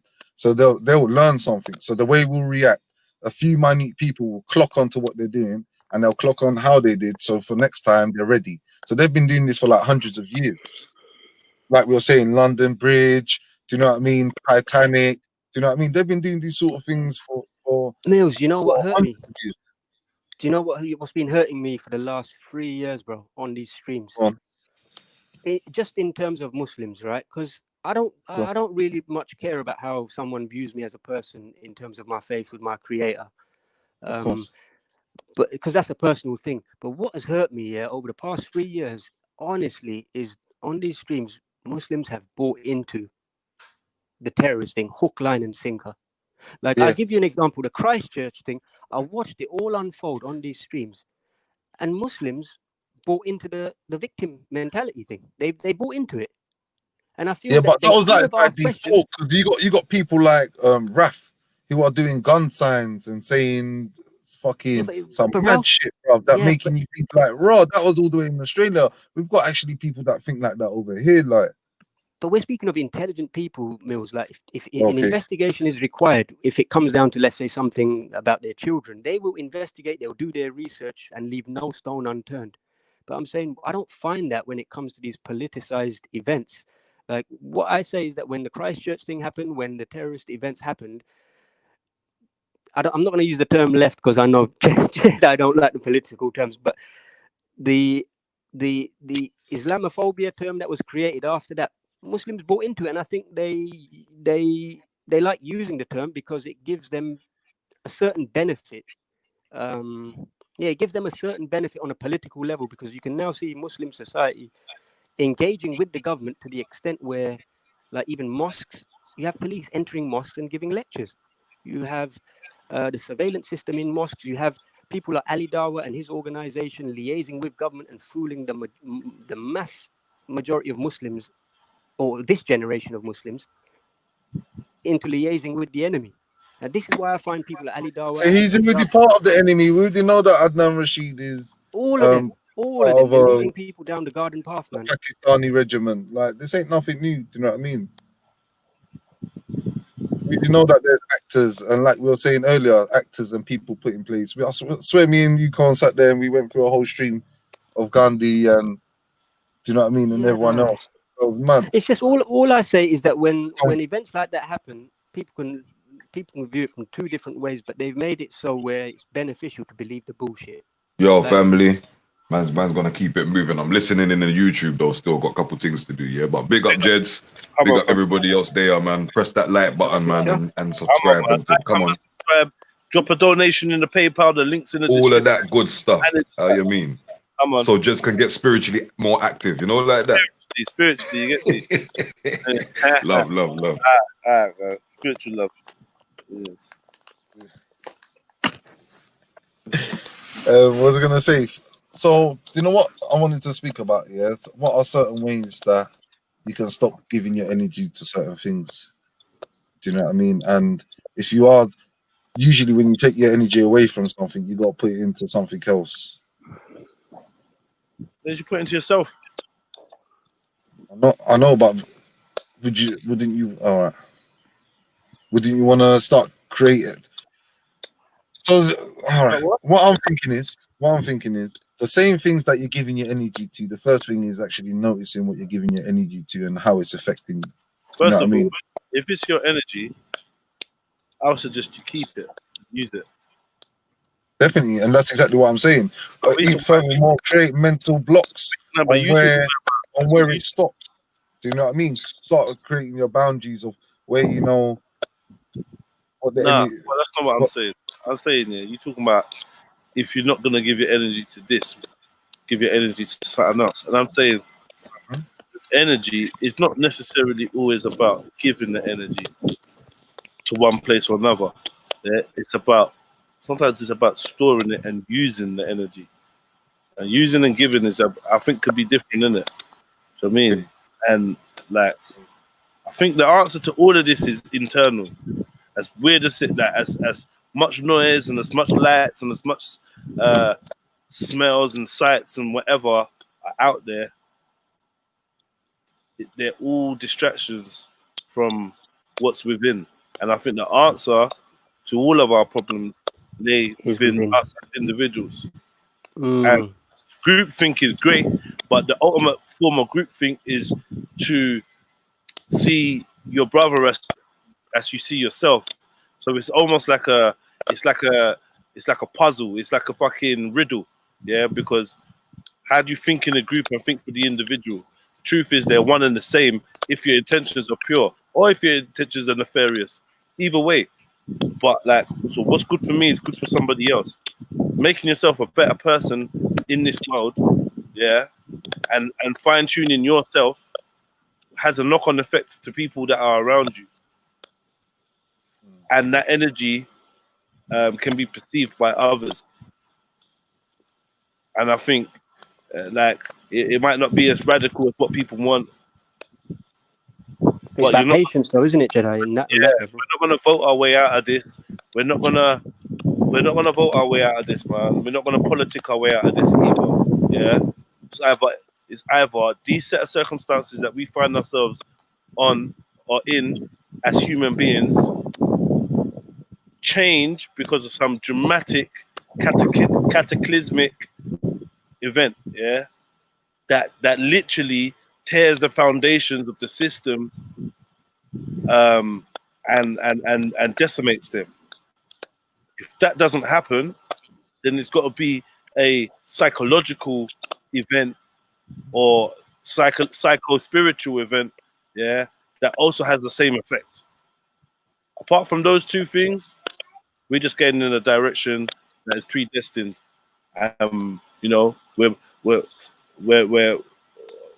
how can I explain it? We're fleas on the back of an elephant that's running into a volcano, and we're discussing the best ways to not get burnt. This is why I said about. We're still in the back, and we're still traveling in that direction. And it's like, I feel like the only way would be to either leave the elephant and fly off it as it destroys itself, or own it.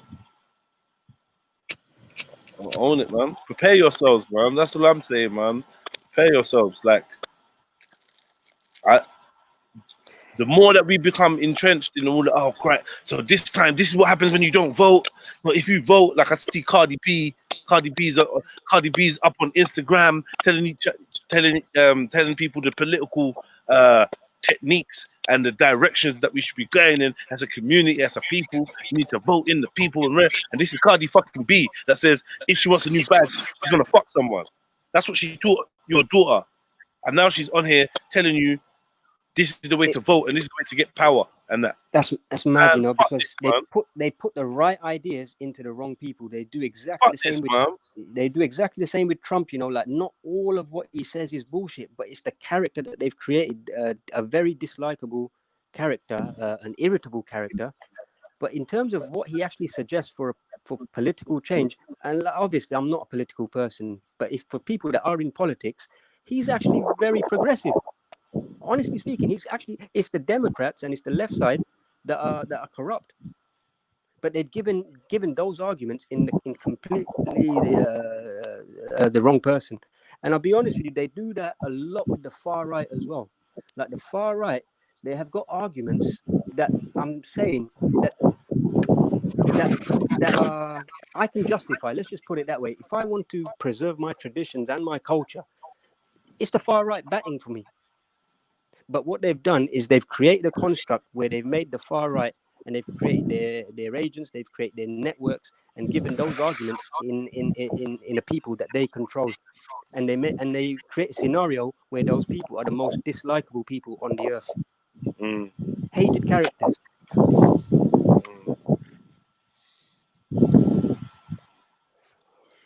Yeah, so yeah, man, like that honestly, man. I mean, it sounds airy-fairy. Maybe I should try and put some more meat on it in terms of when I keep talking about, oh, look inside yourself and that. This ain't Moonwalker, bro. Like, what I'm trying to say is. So that's what I'm going to ask you to elaborate on, Jibs. And how am I helping you? How am I helping myself by helping you? No, you help yourself. Yeah. And you say in turn you'd be helping others. Of course. Depending on your intentions. They've got us believing that is a selfish trait to care for yourself. Here we go. Here's one, yeah. Here's one. Typical. You live in a village, whatever. You don't feel like doing the bop for water. you want water. You want to have water on tap. So what do? You dig for water, you find it, and guess what? Now you've done that good act, yeah, for yourself, and you got yourself some water. Now other people can share in that water. Should you allow them to? But it'd be, do you want the best for you if you want to live amongst thirsty people? I want to live amongst people that have got enough to eat and enough to drink. They have enough of their own. You get me? I want to live next to happy people in a good mood. Beautiful people that look healthy. Yeah, beautiful women that I can breed with. Beautiful people, handsome men for my daughter to pick, for my sister to pick. Do you know what I mean? Healthy men, like happy. I don't know what more can I say. You get me? For me, I want to be strong and be able to defend myself. So I want my neighbors to be able to defend themselves, so that we can defend ourselves. It's very simple. It's very simple. One for yourself, what you want for others. As soon as you get to a point where there's stuff that you want, but you don't want other people to have, then we run into a problem. Then this is where the world starts creating this imbalance, where we live on a plane of abundance, but due to greed, people are taking more than they need, and not only that, taking more than they need, which is probably your right to take more than you need, but to deprive others from also having abundance. That's when we get into a problem, and these things have been created. You get me? Famine. The soil has been systematically damaged in certain people's lands. The food chain has been disrupted. Water has been poisoned. All sorts. Then they start putting embargoes on who can travel, who can ship, who can trade. You need a license to do this and sell, and they put all this bureaucracy and all these chains on a free organism. It's like ladybugs with handcuffs on them, fucking caterpillars with fucking chains, ball and chain around them. You get me? It's a mad thing, fam. That's basically the way it is, isn't it? That's the way it is. But yeah, if you be kind to yourself and you want the best for yourself, then that should trickle down on others. If you truly want the best for yourself, innit? And obviously there could be perspective. It could be a partly perspective or subjective on what is deemed as the best. So let's go with a classic Maslow's hierarchy of need: food, clothes, shelter, love. Let's go with the classics. Yeah. You know what I mean? The simples. Minimalism, man. Simple. But are we moving in the direction of minimalism, or are we moving in the direction of fucking hoarding and material and this, like you said, this dopamine chase of, retail therapy and half the shit we buy that makes us feel good today, we don't like. It's forgotten about tomorrow. Yeah. Even down to the point that the quality of materials that we buy and spend money on has decreased so badly. If you bought an old stereo, an old Sony Wi-Fi, hi-fi or some shit, that shit would have lasted you 10 years, bro. You get me? You buy something here and you expect it to start fucking up in 2 years, 2-3 years. Your warranty only goes to 3 years. By 4 or 5 years, half the shit that we got now is outdated, is not compatible with the systems, doesn't work, screens this, that's that, this, that, boom, boom, boom. Like, it's a joke. It's actually a joke. Shit was built to last back in the days. Because you got to remember where it started. You used to be able to throw a Nokia across the fucking room and it'll still be in one piece. You know what I'm saying? You know what I mean? People made inventions first, and they would invent things, and they'll make it. They'll put love into it. Do you know what I mean? Everything will be made handmade. Do you know what I mean? And then after it started being made in a factory, and then it started being mass produced. Do you know what I mean? And now people don't even create nothing no more. Everything's instant gratification. Everything at a click of a button. I go have, click, click, click. That's what it's changed to. It's mad. It's mad. Because like you're saying, instead of it lasting longer, they've on purposely made it break. And you can even see that in cars, everything. You know they've was it on WhatsApp now? There's only certain software now that you'll be able to use WhatsApp on. So people have got like older smartphones, they won't be able to use WhatsApp no more. So that's just another tactic for people, for them to just upgrade your phone, isn't it? But you see, with all this contact tracing business, that's going to happen anyway, man. There are people that are going to opt out, and because I'm hearing of people now purchasing older phones just to opt out of this contact tracing business, because that's going to be, I don't know how necessary that's going to be to maneuver in this society. Traveling without a phone, man. It's all good, man. Fuck it. Exactly, yeah. I'm cool with that, because these devices are something else now. I leave my phone at home. You hear me? You phone me when I get. You hear me? I go back to house phone. I leave my phone at home, man. But then they'll be on. Actually, I want to send something through as well, because that surveillance thing, not the 5G, but the facial recognition is now in the UK, isn't it? Because there's someone that posted up. But this is the thing, yeah. The truth is, the chains and the handcuffs and the ball and chain and all of this shit that we're talking about here, the ropes and that's binding humanity down. To the next man, that's bringing them freedom in their perspective. Exactly. Right? We got to remember that. So, like, for instance, man could have all these lofty ideas about how the internet is intruding on our privacies and that, but then in other parts of the country, other parts of the world, should I say, they're literally campaigning for it to be it is recognized as a human right to have internet access. It's a human right. Like water. We read the other day, right? We read the other day, the world's longest fucking underwater cable, Virgin is running it, or whoever, Vodafone is running it, around Africa. Yeah, to make sure that Africa gets internet and gonna bring everyone up to this level of internet and it's like. So if it's a human right, are they gonna start paying for it so I can get free fucking Wi-Fi? It will be free. It will be free eventually. It will be free. That's standard. Internet in a lot of places is free, and it will be free eventually. Yeah, that's nothing. Yeah, but in fact, it probably is kind of free to some of us. Some of us are using services where we get free internet. If you really break it down, yeah. But what I was saying is, yeah, humanity is being faced with a question, right? It's a choice of directions in which to go. We can choose, we can choose to go forward into the future, into what we deem as modernization, civilization, and all of that. Or we can say, hold on a minute, we've got this far, and there's many positives about where we are, but there's also many negatives, yeah? Let us create the opportunity, the conversation for us to maybe, not saying go backwards, I'm not saying go backwards, but maybe halt some of the directions that we're going in, and maybe learn to appreciate some of our past privileges. Let's not just skip into the fucking sunset, yeah, and not look behind us.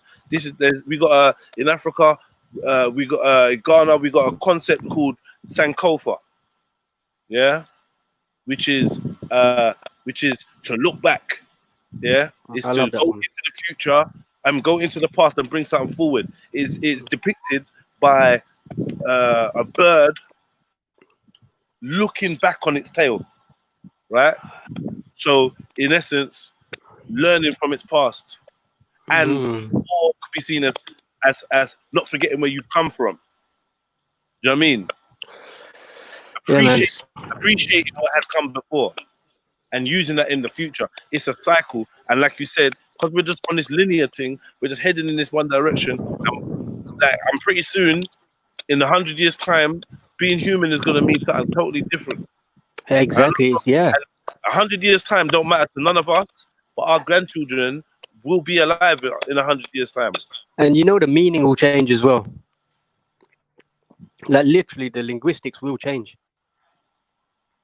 Humanity. People define it. Yeah, people will define themselves according to the linguistics. It would be politically incorrect to call someone a human. Politically incorrect or inefficient. It'd be inefficient for this program. They've shown that in the movies as well, man.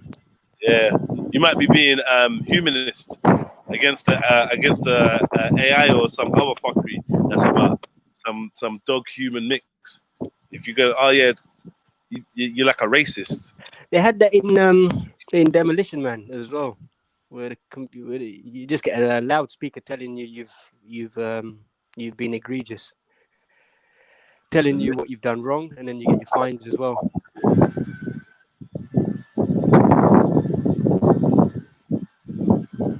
So yeah, you're right. There is a separation taking place. I totally see that, Jedi. There is a choice to be made. I think, but it's like when your child has had leukemia and you've used whatever medicine or whatever, and your child no longer has leukemia, and then you got this fucking dusty dreadhead, talking about the system. They're thinking, hold on, this system saves lives. This system has brought us this far. Like, what? Do you know what I mean? Obviously, on the flip side of it, there's people that was healing broken bones with mud and all sorts. But it's like humanity for you to get humanity to look on the way it lives honestly is going to be difficult. So many people out there telling them otherwise, and they've got other examples. It's like you can't bun out microchipping when someone's saying, "Well, this is the way that I got to find my abducted daughter because I had a microchip." Then thanks to the microchip, we got to trace her down. So don't tell me that if you're not like, what's the classic thing they say? I think that's a great discussion to be had there. If you're not doing anything wrong, there's no problem. Ain't that what they say? They do. I hate that. I really do hate it, man. That's the argument. You get me? Yeah, Jedi, what it is, right, is that when you describe the leukemia situation as an example, I'm thinking, like, I would be on the, not saying that it's based on who's right and who's wrong, but I would be siding on the person that is saying bun the system, because the person, like, obviously it comes in, the emotions come into it as well. It's an emotive issue when a child is ill, because obviously you want the child to survive. But is that person that is facing that situation going to question the contributing factors that created the cancer in the first place? Or is he going to use the symptomatic approach and feel, okay, the system solved my loved one's illness? Because that then contributes to him or her agreeing with the system, being pro the system, and in effect, seeing the pharmaceutical system as savior. Of course, and this is the problem that we're having. Do you know what I mean? It's the same thing with COVID-19. How can you turn around and tell someone, family members, that they've passed away from COVID-19 and saying that this ain't real? Do you know what I mean? It's very sensitive. Do you know what I mean? This is the way they do it. It's like saying, how can you turn around and say to someone, a 9/11 family member that's passed away, and say that was done by the government? Do you know what I mean? They're not going to be happy. And this is what they do. This is how they get. I think it shakes up their foundations, because once that's embedded. Let me just tell you this, Council, yeah? Because as a reality, yeah, most people don't care until it comes knocking on their doorstep. So what that creates, yeah, naturally, is that once it comes knocking on your doorstep, that's when you start caring, and that's when you start putting time and energy towards something changing. Yeah? Yeah. Jeez. Yeah, I'm just thinking of Jehovah's Witnesses there as well, and the organ transplant, like they were blood transfusions, I should say, even organ transplants. Like I'll be honest, my grandmother, with my family, without me knowing, they because she wasn't ill. All it was is that she was breathless, but the fear of my family that they will lose a loved one, and it was the fear. It made them go to the medical system, and what the medical system did is they diagnosed her. When I knew that it could be addressed with herbalism, with very many alternative fields, but they chose the medical system, and what they did is, from a few breathing problems, they diagnosed a heart condition or something like that, and ultimately she ended up having a heart transplant.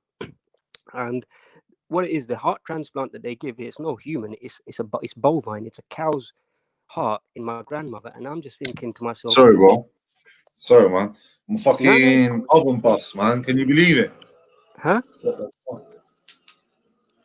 Sorry, Mills. Oh, it's a moped. Ah, yeah. So I was dead set against So, that, but they done the yeah, deed, so and oven bus, man. yeah, they now view the medical system as Can you savior. believe it? I don't What have an happened? oven. So if anyone wants to help Mills out, GoFundMe page. Help Mills buy a new oven. Hey, yo, I know someone you can chat to still. Where's Torek at? He's got an Yeah. oven. What's his thing, Con? Con, you still there? I'm here. Hey, there was a joke going around about 2 Rock and an oven, innit? Not so long Yo. ago. I can't recall. Yeah, I don't think Mills can hear us, you know. Yeah, Mills can't hear us because I thought Mills is interrupting me, but he can't hear us.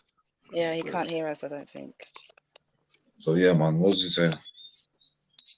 Mills, you can hear? I don't know, man. Yeah. When it comes all into this, I always try and think of what can I do to change or to create. I know you said to talk about self, but Mills, you can hear? What's the spark that creates it? Let's just hear Mills speaking to himself. Does it have to be something synthetic? Because they've been doing something synthetic for Mills. time and it's been working for them. Do you know what I mean? He could be dropping Putting jewels, Jedionline, man. amongst the crowd, few actors here and there. Do you know what I mean?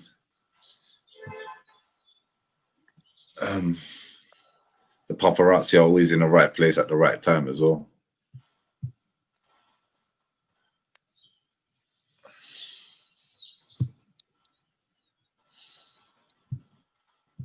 All right, now ejected.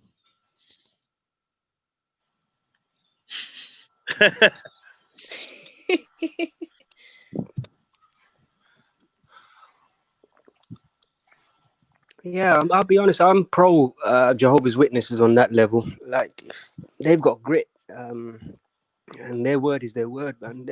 I think I can't recall any examples, but I'm sure that they have refused organ transplant and transfusions to the point where the loved one passes away. Yo, I don't know.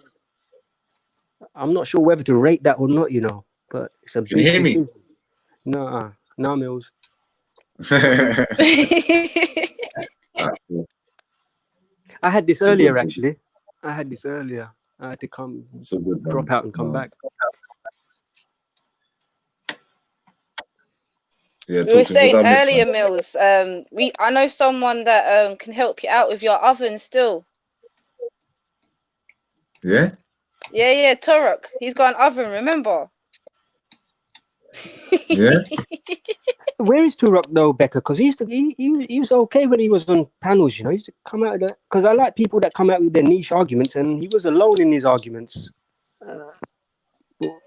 He goes he? places. Yeah, he's about. So Turok's the man for ovens, yeah? It's a joke, Mills. Don't you get the joke? Wasn't you not there? Wow. I think he was proud of his oven, wasn't he, Becca? He was very proud of his oven. Was telling everyone he's got an oven, you know. I'm gonna read the chats for a bit as well. See what the man is saying there. Everyone's laughing at Mills because he couldn't hear none of us. Yeah, that's jokes. Make sure you go to man. I need the new oven. Get up. A great question Nash Line is asking, you know, is there even such a thing as leukemia? Do you know what I mean? Just a tenner, man. I'm not asking for much. You know what I mean? So I can cook my food. Look at Jed's there, fresh. Lovely. Cheese. Mills, Nash Line asking a great question here, you know, is there even such a thing as leukemia or AIDS? See, the thing is, yeah, this you gotta remember. I always got to begin like this. You got to remember that we know more about. Apparently, we know more about space and we know more about the world than we do the human anatomy. Do you know what I mean? We're nowhere near as clued up about the body as what We say we do. Do you know what I mean? Especially medical science. And if you're going to ask me, is that done on purpose? And I want to say to you, yeah, of course it is. They don't want to tell you your full potential. Like we were going over it the other day about superheroes and how certain people are hold certain powers that they can do. Do you know what I mean? That I believe that everyone should have the power to do. Do you know what I mean? And I believe these are suppressed for a reason. Yeah, I think what Nash Lyon's getting at is that, but I mentioned this the other day as well, that personally I feel, well, no, it's not a personal thing, but there are definitely labels used to describe conditions, and the labels are the problems. I think the words that we use are very powerful because we're not describing environments, we're not describing we're not describing things on a holistic level, and these are just labels for profit, basically. It's like spells, bro. That's what they're doing, isn't it? Is they're basically creating spells, they're creating words, and we're giving energy to these words, which is gaining power. And then, do you know what I mean? And you give it that power. So whatever your intention is behind that word, that's what it is. And you give that power, that energy, and that floats through the whole of the world and the whole of the universe. It does. It's got like a ripple effect. Do you know what I mean? And the more and more people buy into it, and it's like an infection. It's that key word that you said. It's that buying into it. It's purely down to economics. Bottom line, it's all about the money. Even the labels, like labels are for products, aren't they? Basically. No, definitely. They've got people labeling conditions that humans have that in days gone by they would have viewed it in a completely different way. And for me, the labels just stop the investigation, and people settle with the labels and define each other, define life with labels, and it's more complex than that. And that's what it is. And that's where people start being like, what? They have to know. They don't like the unknown. And this is what I kept on saying, talking about the unknown, you know, where we live comfortable. We love, we've been socially conditioned to think.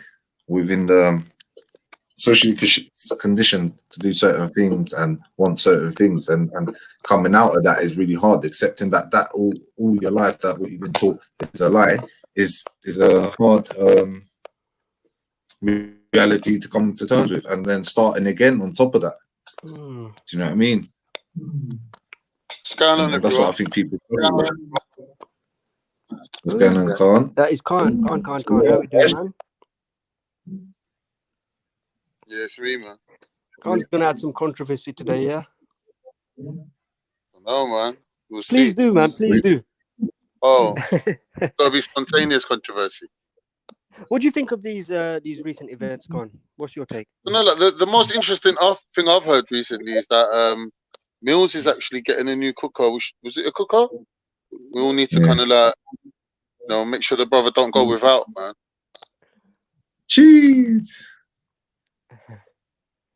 What are you saying? Hashtag get Mills a cooker. Save Mills, you could always go raw food diet and forget the cooking, Mills. Yeah, definitely. This might be a sign. Go vegan. Yeah. Actually, that's the thing. Jedi was saying earlier as well, that if it's about opportunities, these guys are actually helping us on that level. They're doing half our work for us. Because if it is about scarcity, but then the majority are going to tip towards in their favor, and that's all it takes. That's what you got to remember.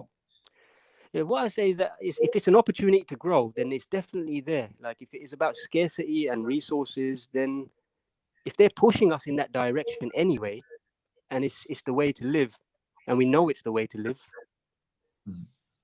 then I'm not certain if it's a bad situation, but it's an opportunity to take. And someone was mentioning something yesterday as well, that at the next what's coming up on June the 26th, the eclipse, is the solar eclipse or something. No. It'll be like the solstice or something like that, wouldn't it? Yeah, solstice. Yeah. So they were describing basically how up to that point that these sorcerers in control have left it up to that point for people to make their decisions, and once it goes beyond that point, there ain't going to be no turning back for, let's say, 20, 30 years, because that's how it's going to be set. And that's speaking purely from you know what solstice is, isn't it, Mills? Yeah. That's speaking purely from the way they view their theology, you know, with the alignment to the stars and whatever. Because whether people believe it or not is one thing, but the fact is, them man do. And so they've left it up to the winter solstice for things to be made concrete. After that, it's all done. So I feel that there are spiritual elements to all of this. No, definitely. And these do have, we already know that these have effect on our waters, and that we are already 70%, 80% water. So if it has effect on the ocean, then it must have an effect on within ourselves. Naturally. Yeah, I agree with you, Trill Hudson. What's Trill Hudson saying? Did anyone think the clap for carers with ritualistic vibration and frequency created by the nation? I got you one. know what? I thought that myself personally. I that's thought why I never. It was a bit fake, to be honest. Like, no, he's people on, are pent up in their house for 24 hours and they just wanted to come out and make some noise and bang some shit together. That's really what it was. No. Because someone actually did one. I'm saying. People are weird like that. It's like, was it really bad that I didn't take part? I didn't either.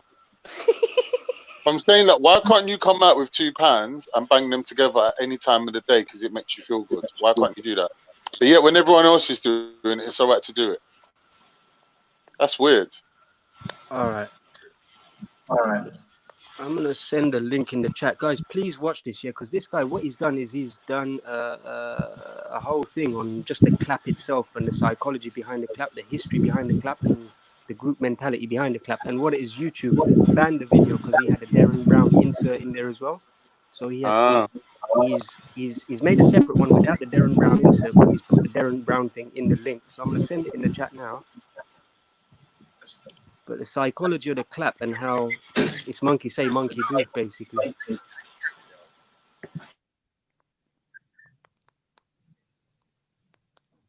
There we go. It's mad. It's mad. It's a sad thing.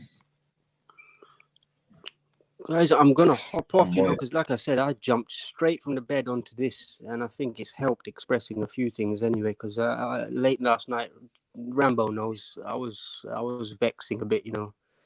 So blessed up for that. Thank you very much for hearing me out, and it's a wonderful, wonderful topic.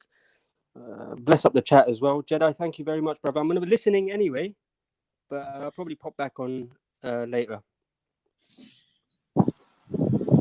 No, Yeah, man. Yeah, man. Always a pleasure. Go brush your teeth, man, on that, man. Definitely, wash your man. back, Allow that. Yeah, brush your teeth, wash your batty, man. Go on, man. Batty's cool, man. You say the batty's cool? No batty talk. Huh? I said no batty talk. You don't want to be advised to go and wash? I went to bed at 5 yesterday, man. I literally went to bed at 5 yesterday, and I wasn't even. Yeah, so what you mean does that mean that your bum don't need washing because you went to bed at 5? Nah, man, I ain't been to the loo. I ain't got no reason to go to the loo. But now I'm gonna have a shower. I've had my Okay, would you touch your toothbrush right now on your bum and brush your teeth? Would I touch my? Wait, man. Wait, say that again. No, I'm not even gonna repeat that. Would you? Wait, say that again though, because I don't even catch that. Would you touch your toothbrush on your bum and brush your teeth? Of course not. Nah, because it's not clean. So now go and wash, innit? But I don't use my toothbrush on my ass, man. You got no one does. You got the Muslim way of doing that. No one does. Yeah, that's the point. But that's the point I'm making. Because your batty is dirty all the time. You can't have a clean batty. So go and wash. Yeah, okay, shower. You're telling me to have a shower, basically, yeah? Yeah, and definitely wash your batty. Good. You feel like, yeah. You feel like, good. Because it's been a certain amount of hours ago. How long ago was 5 this morning? 5 years. 6, 7 hours, isn't it? 7 hour batty, and you don't think it needs washing? Mad thing. 7 hours is when you have. That's a 7 hour. That's 7 hours of sleep, sweat. Innit? 7 hours on average And is a sleep, man. and I know, and I know you've been watching Hey, listen, my bare battery ain't conspiracy busting videos. after what I was watching yesterday. Trust me, man. Yeah, you've been watching bare I was conspiracy shitting myself videos with of what I that, was watching. sweating, thinking, shit, the dementia, shit, the numbers match up, and then your battery's just sweating. Mad thing. Nah, cleanliness, hygiene is next to godly. Cleanliness. Yeah, is next to you can godliness, say that to me maybe 7 hours ago, and the thing is, you went to bed at 5. That's no indication that you washed at 5. So I'm just giving you 5 o'clock. Who knows when you washed? The hours get me. The hours are gonna get further and further away. I wash very regularly, bro. Especially in this heat, well, trust obviously me. not every 7 hours, because you still check to me. 7 hours. You don't wash 7 hours. every 7 hours. Mad thing. You go to bed. You go to bed. You have your sleep, and that's 7 and now hours you're here there, chatting and to then me. you wash up straight away. And then now you But this was whenever, innit? Like whenever, innit? These times trying to justify my hygiene, thinking, "Bro, when's he gonna wash me?" And you're like, whenever, whatever. Anyway, if you're satisfied, I'm gonna brush my teeth now, but I ain't touching my ass. I tell you that now. Touch your ass with water and soap, yeah, and it's called washing. Yeah. That comes in the shower. Anyway, why you make me talk about my hygiene for anyway, Jedi? Get in the shower, man. Get in the shower. More important. You just woke up out of bed. I'm jumping. Ain't brushed your teeth. Ain't had no shower. Get me? Sweaty conspiracy, it's miswhack all the way though, Jedi. You know that I've got miswhack right in front of me. What? Miswhack. I don't even brush my teeth like that. You know, trust me. Them plastic filings are no good. It's miswhack all the way. 50 pence, bro. That's all it costs. What's that stick? The stick. And then Hannibal's got this wonderful thing that he showed. I hope man still clock that yellow Indian herbal mix. Because brushing the teeth, man, them teeth erode after time. And I think they've got that on lock as well. That brush. The enamel starts lifting off. So just to chew on a miswhack and that herbal blend, I'm good, man. And I add with that herbal blend, like, I want to talk to Hannibal about this as well. With that herbal blend, I don't. So with the miswhack, you just sit there, just chew on it, man, regularly. Yeah, because I feel that they've got people just brushing once a day in the morning, and that's it. When ideally it should be done after every meal. It should be chewed on because it's constantly cleansing the mouth, the palate. You're creating enzymes, and it helps with digestion throughout the day anyway. So that one thing in the morning, that's a ritual, man, that they've got us tapped into. Standard, it should be done early, first thing in the morning, 100%. That's the main one. But I feel that the hygiene continues throughout the day. Oral anyway. And you're going to take the word oral next way, so I'm going to duck out now. Man said man's going to take the word oral next way. Fire for that. Fire that. I don't take that no way from man. Get away. Khan, when was the last time you played headers and volleys with the little man in the boat?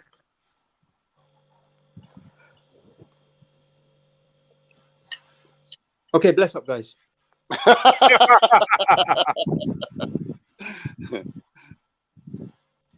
Enjoy your wash, council man. Yeah, I shall record it for you, Jedi. Wow, pause. Yeah, standard. I've got you in it. No, you definitely ain't got me if you're recording your shower. That's between you and your creator. Stuff wallah. I mean, don't ever feel you need to ask me for recordings of anything. You're interested though. You're interested. I'm just saying. I'm encouraging you as a friend to go and wash. You don't need to encourage me. That's my mum taught me that, man. But you seem to have forgotten it for 7 hours. I ain't forgotten it. It's been at the forefront of my mind. But the thing is, there were matters that needed to be discussed that were on my mind yesterday night, and I thought, you know what? Rather than let it slide, so I forget and I lose the energy, I just come on straight away. Oh and yeah. Usually when I check this. Usually when I come on, I first in the chats. I never ever come on the panel. Never. I'll slowly creep up. This ain't me, man. This really isn't. But yesterday was different. I had a lot of things on my mind, and I thank you for allowing me to express that. Because if I didn't, trust me, it would still be on my mind now. I know when I have to release. And right. Yeah. Just stop. Just stop. Why? He's making me justify my ideas. So I'm giving an explanation. Khan, I need to ask you something. Is my mic working? Khan, can you hear me, bro? Yo, calm. Yeah. What I'm saying, yeah, you know this miswork thing. Can it replace normal toothbrushing, Of course it can. or does it just like enhance it? Nah, it's definitely a replace. It's not even a replacement. It's the only way to go, man. If it's natural, if it's nature you're following, then it's the only way to go. See, like the question what I will have here is this: it's a known fact, yeah, that if you eat carbohydrates before you go to bed, yeah, the carbohydrate grows bacteria on your teeth, which goes in through your gums and into your bloodstream, and it can actually give you a heart attack. That it can affect your heart. So I don't think miswork can cure that though. You're joking, man. You're seriously joking. No, I'm just using my logic. I just need you to kind of help I would say, along. But and a toothbrush would. Well, yeah, because you're kind of like removing. You're removing all the. In a miswork, you got the coating. internal bit, and you got the coating on the outside, and then you got the internal bit. The internal bit is the brush. On the outside, that bitterness is creating enzymes that are going to make you well, it's going to create the saliva, and in that saliva, you got the enzymes that will break down the amylase. That basically the enzyme that breaks down carbohydrates is amylase, and it will create that for you. That's the cure right there. And I'm thinking that if we use these traditional methods, we don't even have to worry about these things. The problem is that that's if you're eating a traditional diet, though. Huh? It will work traditionally if you're eating a traditional diet.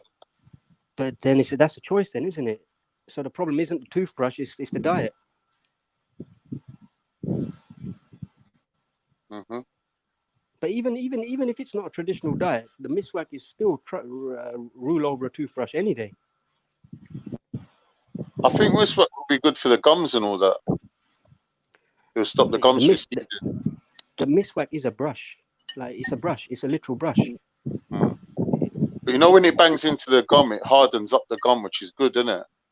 Because you know, like, eat all this like soft food that we eat, like chicken nuggets.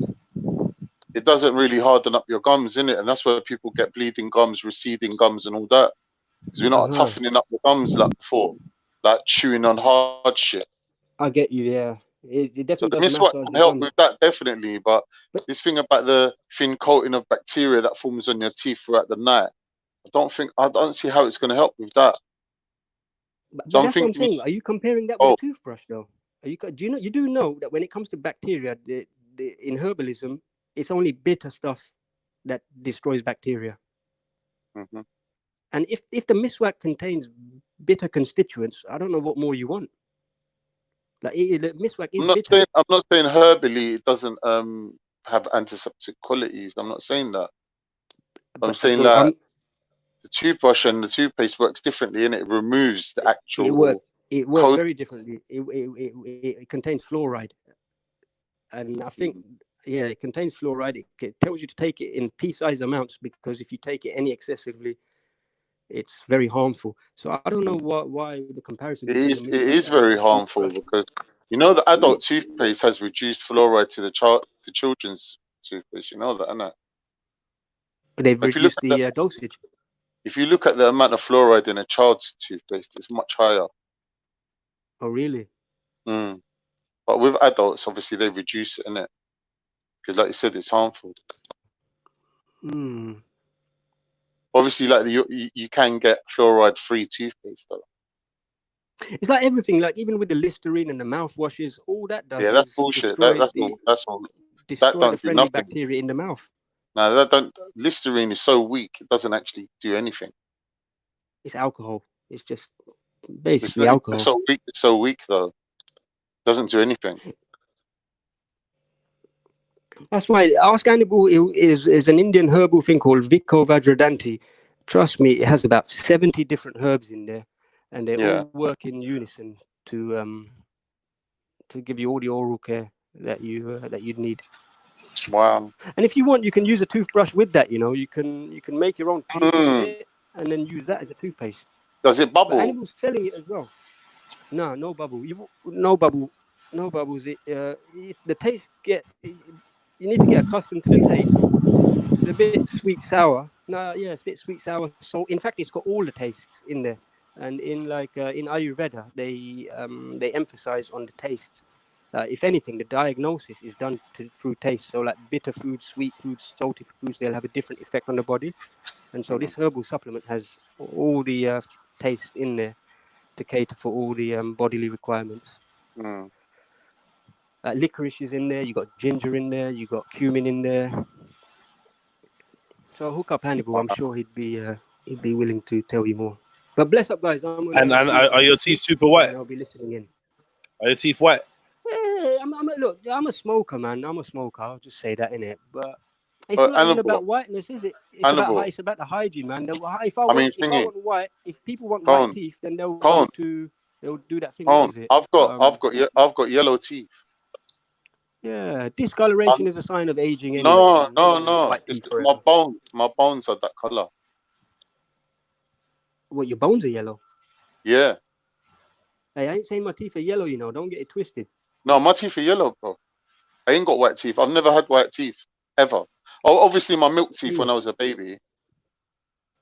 I got smoker's teeth. I think everyone that's a smoker knows what I mean. But it's a film in it, and that's why I think for smokers, them herbal supplements come in very necessary, because I figured that toothbrushes and toothpaste they don't cut it, man, at all. Yeah. Apparently, it's a common thing, genetic thing that you see amongst Arabs. Apparently, that some of them have yellow teeth. Really? Yeah. Like my teeth. Like if you look at the color of my teeth, it's not going to be the same as yours. That's weird, man. Because them man are constantly monitoring with miswag. So it is shouldn't weird. be the case. No, but I went to the dentist, innit, and it was like, no, that is actually the color of your teeth. Because I was asking him about bleaching them and whatnot and all this sort of things, and he's like, no, man, there's nothing wrong with your teeth. You got healthy teeth, but it's just, it's the color of your bone, innit? It's a genetic thing. You're yellow bone. Yeah, I got yellow bone. Yeah. Have you ever heard of anything like that? They say it's so rare. You know what is the kidneys. So like in Ayurveda and even in Chinese medicine, they say that hair and bone, they come from the same organ. So hair is basically an extension of bone. Yeah. So when you get your supplements now, you got your supplements for hair, skin, nails. But they'll also have a corresponding effect on the bones as well. They'll be strengthening the bones too. So the state, so what I say is that the state of the bones will reflect in the state of the hair as well. So the hair is a reflection of our bones, especially the density. So people with good hair have good bones. Is basically what I'm trying to say. Khan, man, saying you got yellow bones and you got a brown bone as well. Yeah, one of them. I fell off my BMX and I smacked my face on the floor, innit? And I had my tooth in my mouth, and I was like, "What the fuck's this?" I spat it out, I broke off my tooth. Yeah. I'm off, guys. Bless. Yeah, man. Peace, man. Yeah, that dude's fucked. They glued one veneer thing to the front of it. And it fell off years ago. It fell off. What was it? White? It was like, do you know, like a fake fingernail, like a veneer, but they glue it to the front of the tooth, innit? Yeah, I'm saying, was it white? I'm saying. I don't remember. I spat it out years ago. I don't remember what color it was. What's the point of it being white, though? The color match it to the rest of your teeth, so it wouldn't have been white. It would have been like off-white. It would have been like yellowy. Magnolia, yeah. They'd be like magnolia color. Radar color. Yeah. Have you spoke to Radar? Radar's the same color as a dirty tooth. Oh, have you spoke to Radar? Yeah, he was on there a little while ago. About the fight that he had with the baseball bat? No. Yeah, he was in prison. He was in the cells all day yesterday. Oh, because he just said that he's kind of pissed off and he's been drinking. He's going to go and get a drink or something. So I didn't want to push too much.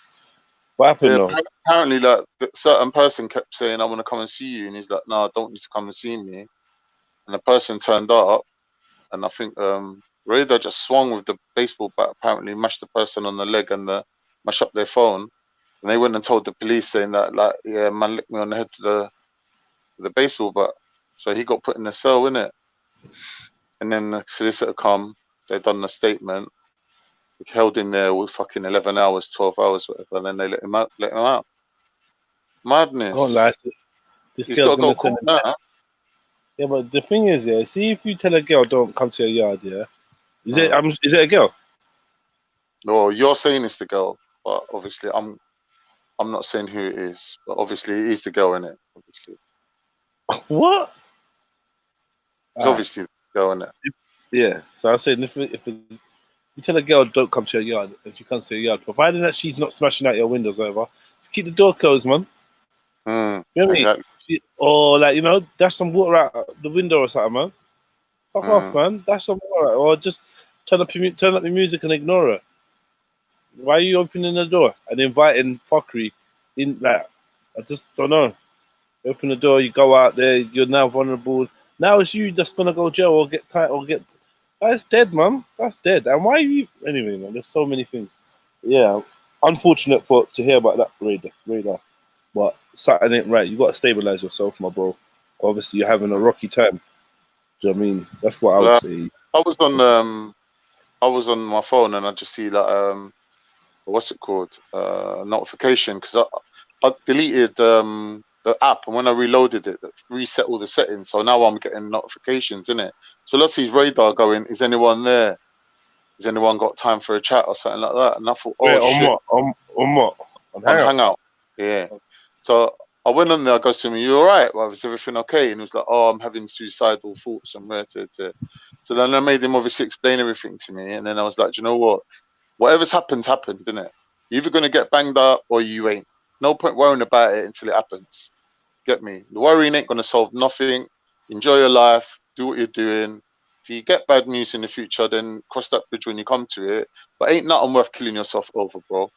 Get me? Like life's there for us to live, innit? Good or bad, but nothing ain't worth killing yourself over." But obviously, because he's got them inclinations, innit? Like, you know, he's saying he's tried it before and that. So I was a bit worried about him, to be honest. I was hoping that maybe one of you lot that know him better, that had more experience talking to him, could get hold of him.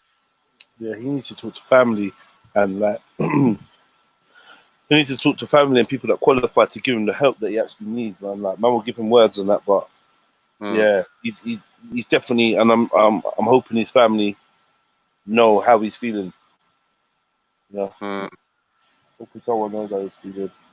I was saying to him that, I don't know, like if it was good advice, but I was saying to him that if I had someone like that in my life, I'd do everything to stay away from them. Like I'd even move to get away from them.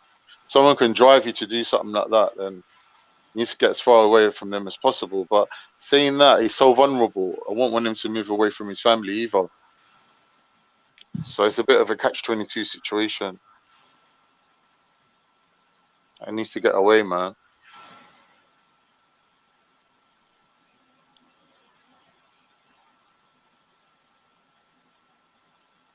I want another coconut.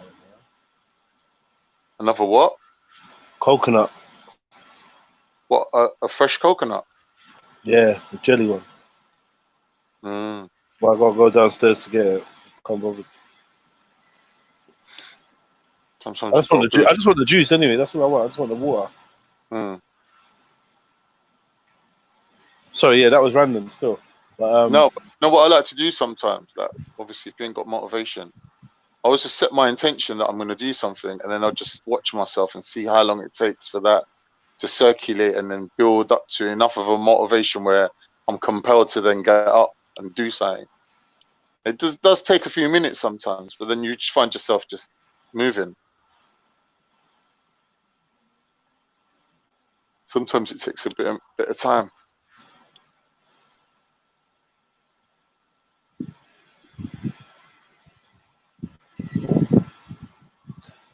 Yeah, family. Someone said so riots. Yeah, man, we've been talking about the riots for a while now. So I allowed the conversation to go in the direction it wanted to organically. Bring it back to riots, I don't mind. But yeah, if you wanted to hear the panel views on riots and stuff, you can always rewind a little bit and log back in once we've got that. Yeah, so I've been sent some footage while we've been on the live stream. People talking about not even people talking about some footage showing some of the rioting that's going on. And, yeah, it's definitely intensifying. You know, definitely intensifying. More and more people, and it goes like that, innit? Like each day, a new set of people. Like, right, do you know what? Fuck it, let's go out. Let's go and see what's going on. After the first 2 days, people get curious and they want to see what's going on. People that were scared now feel like they got the bravery to put their head around and just at least walk through it and just observe. That's what you tell yourself. You're just gonna have a look and walk and see what's going on. Next thing you know, hold this. Next thing you know, you're driving a Nissan Qashqai through the showroom window, going, go. Yeah, innit? Yeah. And he starts saying, "Let's go." I was saying, riots. 1 minute, you've gone to go and have a look and just observe. Next minute, you're like, go. Yeah, take this left, take this right. Coordinated. Carry this. Spiritually coordinated. Make a change. Yeah. Make a change. Spiritually coordinated. Make a change. You crack me up. Spiritually participated, boy. Mills, man, just building up a nice little tan there, innit? Thanks, bro. It's called sunlight. You've been catching the sun, innit? You've been out with a little airplane. That little airplane. Thick, man. Oh, bro, you don't know what happened. The little airplane ended up going in someone's balcony, and I was like, no. I'm not gonna go, and they're not answering. I think they're scared, man. No, they're keeping it. Is it still there though? Yeah, I'm not. I could climb up, but I'm like, Nah. I won't. should I just climb through the balcony and grab it and throw it over and then jump back over? Or is that? MGC. It's like it's old school. All right, when I was younger, yeah, and my ball went over, I was climbing. I'll tell you straight, that's my ball. Like, I'm not waiting. All right. Until then, I got my ass kicked, and the mom was like, "No, you have to go around and knock." What, in that same state where you are now? Yeah. In them sitting flats, is that where you grew up? Third floor flats. I can still climb it though. Are you near thingy, bro? It's Slaptush. Don't worry where we're near, man. Just relax yourself. Like we're not online. Oh, where are you near? Right, some questions and things are not for online though. Sorry, I took that personally still. No, because where he lived, he looks like my sister's flat. Yeah, that's great. Chat to him offline, man. About that. My man said, yeah, MGC 7199 said, spiritual riots are okay as long as you're spiritually hurting the people that deserve to be spiritually hurt. So I'm saying, yeah, how do you know? Like, how do you know who deserves to be spiritually hurt? Who identify? Who would be spiritually a target?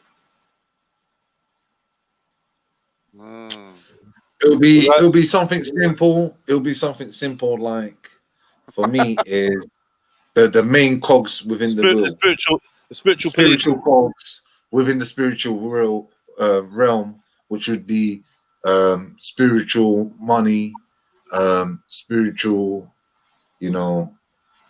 spiritual ATM. So okay. So what?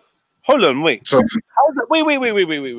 Wait. How is interfering with a spiritual ATM gonna spiritually hurt your enemies? But maybe not. See, ATM is just minute, but then we'll go larger. Say, for example, the G spiritually larger, larger places that hold more, and then spiritual places that hold even more. Then you got the spiritual top. Oh, well, so what's the point though? Like, so you're saying basically spiritual banks. Spiritual people should should spiritually run into spiritual banks. No, not spiritual banks like your local spiritual bank. I'm talking spiritual bank, the main spiritual bank. What, like the spiritual Fort Knox? Yeah. The spiritual Fort Knox. Yeah, okay. You might as well send everyone to fucking the spiritual area 50 spiritual 1. But it wouldn't be like that. But I would rather that get those sort of spiritual areas get looted than spiritual areas like local places get looted, and then just use it. Spiritually looting. I don't see as what, like, I don't know. I don't see what you're saying as being something realistic. I don't know how to explain. Like, maybe I'm not getting what you're saying. Maybe you know I'm what not it is getting as well. I don't think that would hurt. I think the most, because then everything will be at a standstill. Do you know what I mean? Everything will end up being on equal playing fields to the point where, you know what I mean? What are you talking about? Wait, you're gonna have to explain what you mean.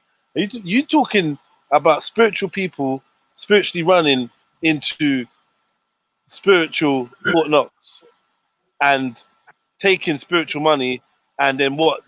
Spiritually spending the spiritual money? Like how the spiritual money isn't the spiritual money? This will make it default.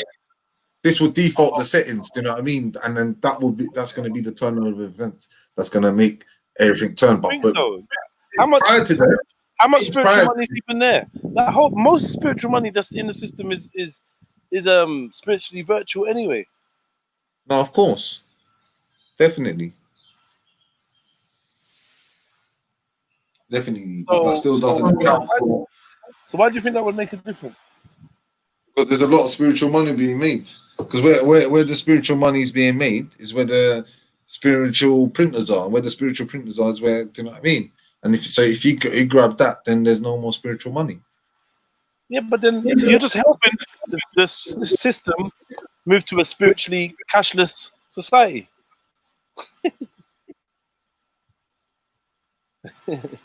But if systems, that's what they want. If you were ready for that to come into play, I said spiritually you were ready for that and that to come into play. Say, for example, if you had spiritually another system in place, yeah, that would have been the turning events that you're waiting for to spiritually put that system into place where, for example, you can become spiritually self-sustaining. It don't make no damn sense. I'm gonna argue with you on this. This ain't making no damn sense. Let's go. It's not making no sense. Huh? It's not making no spiritual sense. and for that reason, Jedi spiritually out. I was like, I'm out. Spiritually.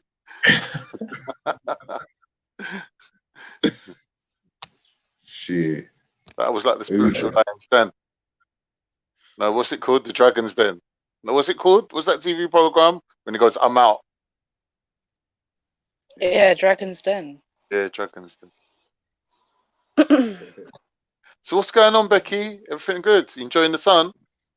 I know you're another sun worshipper, innit? You can't live without sun. You're another sun worshiper, innit? You can't live without sun. I love my son. Yeah, man. Can't deal with this fucking winter bullshit. Yeah, I wish it could be like this all the time, man. I reckon if the weather was like this more often in England, like, people would appreciate this country a lot more. Exactly. You'll not hear no complaints about England. Trust me. Trust me. You'll hear no complaints, man. The only reason we're so fucking miserable over is because the fucking weather's so fucking miserable. If you was God, yeah, and like you could do one thing, all you'd have to do is just grab the whole of England and just move it slightly towards the direction of Cornwall, where it's warmer, and just like if it was like Cornwall but everywhere. Do you know what I mean? So just push it like just a little bit away from the North Pole, just down into that little corner away, like towards France and Spain. So Mills, maybe not France, more Spain. Today, yeah? Say that again, bro. Is it takeaway today then? Yeah. Is it takeaway? Yeah. So your oven's not working. No, man. We're gonna like Colm said, we're gonna move to raw food diet. We're gonna move to the raw food diet. And I'm hoping everyone would. Beefy's in the comments. He said, "I'm spiritually backstage." Mills, yak mangala there, Mills. No yak man mangala. Beefy, come back spiritually. Come on, man. You're my brother, man. How much are you gonna put in towards fund me for Mills's oven? Set the precedent, bro. How much do you want? How much are the ovens going for? How much? I was thinking. How much did you get your blender for? What blender? What blender? The one from AC. Oh, AC apparently he's bought me a blender, a coffee maker, and the air fryer. AC's a that was it. That's what I meant to say. I meant to say air fryer still. I meant to say air fryer. Yeah. She admitted it was someone else that got the air fryer. In the end, she made the mistake. She made a mistake. But what about the coffee maker though? Couple £100. If AC can come online and tell me what color my coffee maker is, you can come and pick it up from the door. You can have it. You can tell me what make it is and what color it is, and you can have it, mate. My coffee maker's fat. I got a fat off. I got it from Italy. I got it sent from Italy, blood. Jeez. My coffee maker's wicked. Yeah, it's a proper one. How much you paid though? Like £2. Lovely. I think that's what I was thinking to pay for the oven. What are you saying? Is that reasonable? Yeah, definitely. So how much do you think you can contribute towards you got to divide that up amongst your patrons, isn't it? Like, what kind of oven are you looking for? The electric, gas? They're all the same price. Electric now, isn't it? No, they're not. I got electric. Just the gas electric is oven, more man. expensive. Yeah. Come on, bro. You know me. I want that mugger and offer and da. I only fuck with gas. That mugger and a bully. Do the two. The John. You know what I mean? Come on, bro. Yeah, you're looking like you got one in essential 50 centimeter electric solid plate cooker. It's got 4 rings, £150 curries. Boom. It's an oven. Yeah, it's an oven with a hob. I just need the oven. You just need the oven. You don't need a hob. Okay. Yo, can you hear me? Yeah. Grossler's gonna put in for Mills's oven. Come on. Mills, listen, all you have to do, go on your local council thing and ask for an emergency fund and tell them you're out of work, you need a cooker, you need £150. Boom, there you go. Job done, free money. That's actually really good advice. Yes, you can do that still. Does that get that? I still need that extra £50, bro. What are you saying, Con? Bro. See, Con went quiet, yeah. As soon as the funds come out, it went loud again, and then when I said £50, it got quiet. Tell them you want 250, innit? Tell them the amount you want. How much the cooker costs? Tell them that's what you want. Yeah, Logic electric oven, stainless steel, 130 curries. Jokes, you know. Yeah.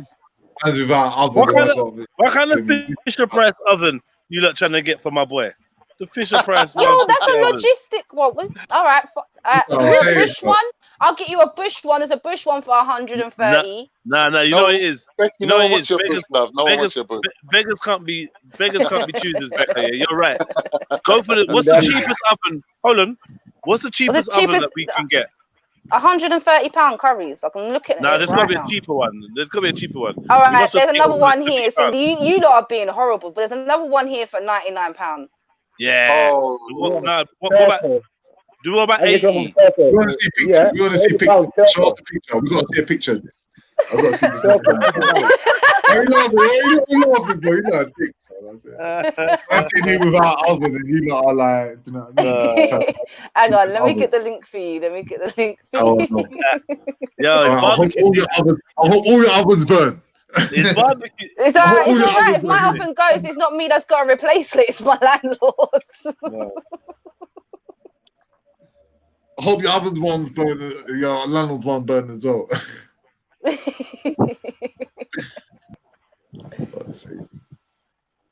Just go on your council website and look for the emergency fund. Just say you need money, you're out of work, coronavirus. They give it to you free in the oven. Yeah, Bam. that is actually good advice. You should do that, Mills. Do that right now. Right now. If you're serious, if you're serious, do it. Yeah. Yo, Becca, what's this? Have you popped up with another profile? Yeah, because I was posting a link because I'm on my phone on here, but then but I'm on my laptop when I search for the thing. But I posted the link in the chat. Okay. Yeah, myappliances.com. Okay. You know what? I'm gonna go and outbid him. So you don't get it.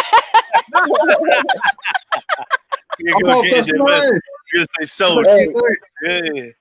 Nice oven. I can't be like, sold 1 minute ago. Pissed.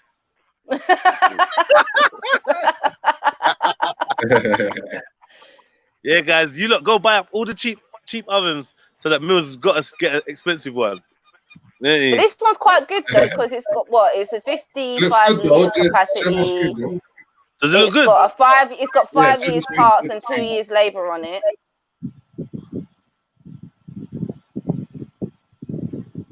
Is that the one you want, Mills?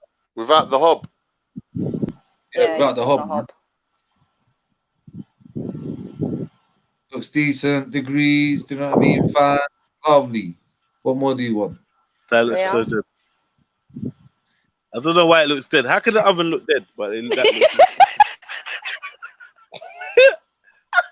does look butters. It's butters. Just send him the money. I'll be happy with any oven right now. Trust me. You know what I'm saying? But after tomorrow, it's going to rain as well. So, thing is, though, Mills, you got to remember, you need the money for Hassanabi to come and hook it up for you. Bro, I am Hassanabi. Are you Sparky? Yeah. Oh man, I could do that shit. All right, bro. If you're gonna blow yourself up, watch. I've done it. I've blown myself across the room a few times. Hassanabi charged me about £70 to fucking hook up my electric cooker. What's man say about blowing himself?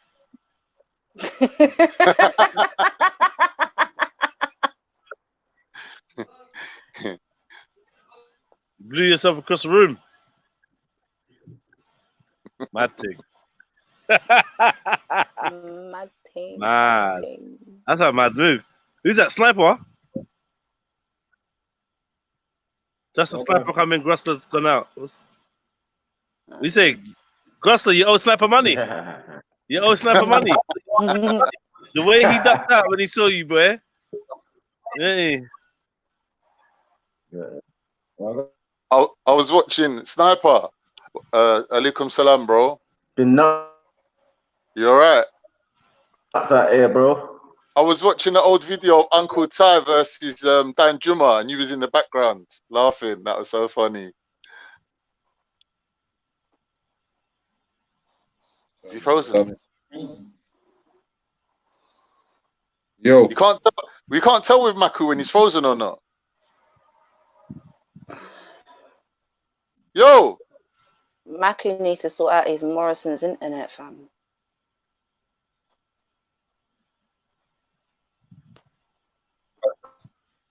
There he is. You know he's trying to cuss, but he can't. What's this, a new link, Empress? Yeah, this is the Google search that I put in. Hang on. Say, cooker shopping. As soon as we went to cooker shopping, boy, we dropped into the 60s of views. People don't give a fuck about your cooker, boy. People are fucking. Fuck me. Like, fuck this. I'm not helping him. Nah, man. Let's help Mills, man. But like, yeah, definitely. I think Mills definitely go to that thing. What's it? A crisis loan or something like that. Basically, you apply to the council, innit? It's like, yeah. But I think it's a one-off payment. I don't think you have to pay it back because obviously if it's a crisis, it's like a crisis loan, but you don't pay it back. And what's going to happen? He's going to send. This is mad, you know. I appreciate in 3 days. He's going to get beefy, yeah, but can't wait. bro, because I was asking you for some peas, like hands down, I need the oven. Man just went silent, like my Turkish brother, you know. You lot all seen this. This Turk on Turk crime. Nah, why are you putting it on Khan like that, man? Take it out of my winnings, innit, from the roast. What do you mean, bro? He's meant to be my brother, you know what I mean? Nah, Mills is going to put in for a crisis loan. 2 days later, he's going to get a notification. He's going to think, there's the money. Click on it. He's going to say, you're Turkish, motherfucker. Put your barbecue on. What do you need the oven for? Isn't it, man? First mangal, man. Yeah, get the mangal out. It's a mangal time, boy. If ever there was. Ever there was time, man. And Green Destiny wants a refurbished mattress. A previously loved mattress. Tell him go fucking, what's it called? Breaker's Yard.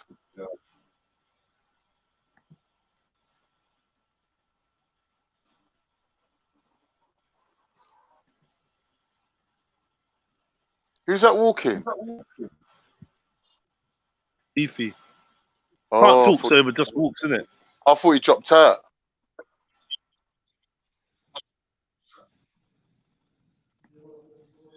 There's a question for the guy with the Turkish flag.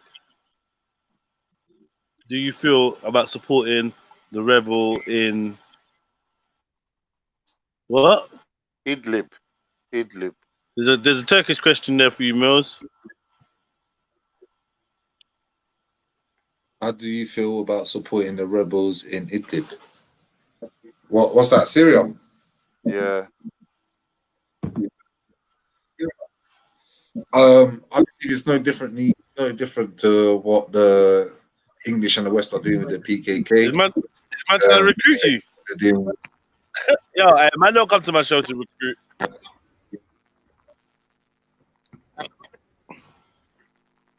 Is man trying to get you in make you join ISIS? What's going on?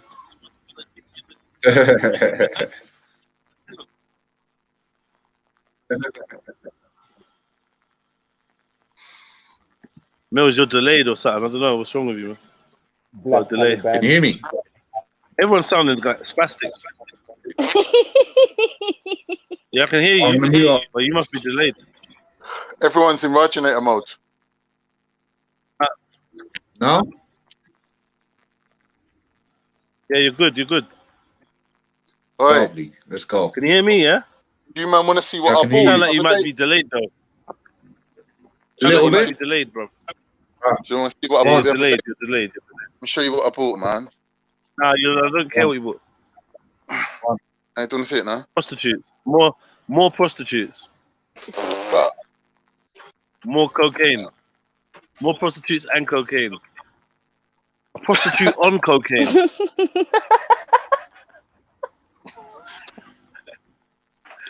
Prostitute, cocaine on a prostitute that's on cocaine. I like my prostitutes like I like my cocaine. White and in a straight line. How can you like a prostitute in a straight line? Lying flat on her back in a straight line. innit? Obviously. Come on. No, doesn't mean no. That was dead. No, factually incorrect. In a straight Actually line. incorrect, you know. Yeah. The computer says no.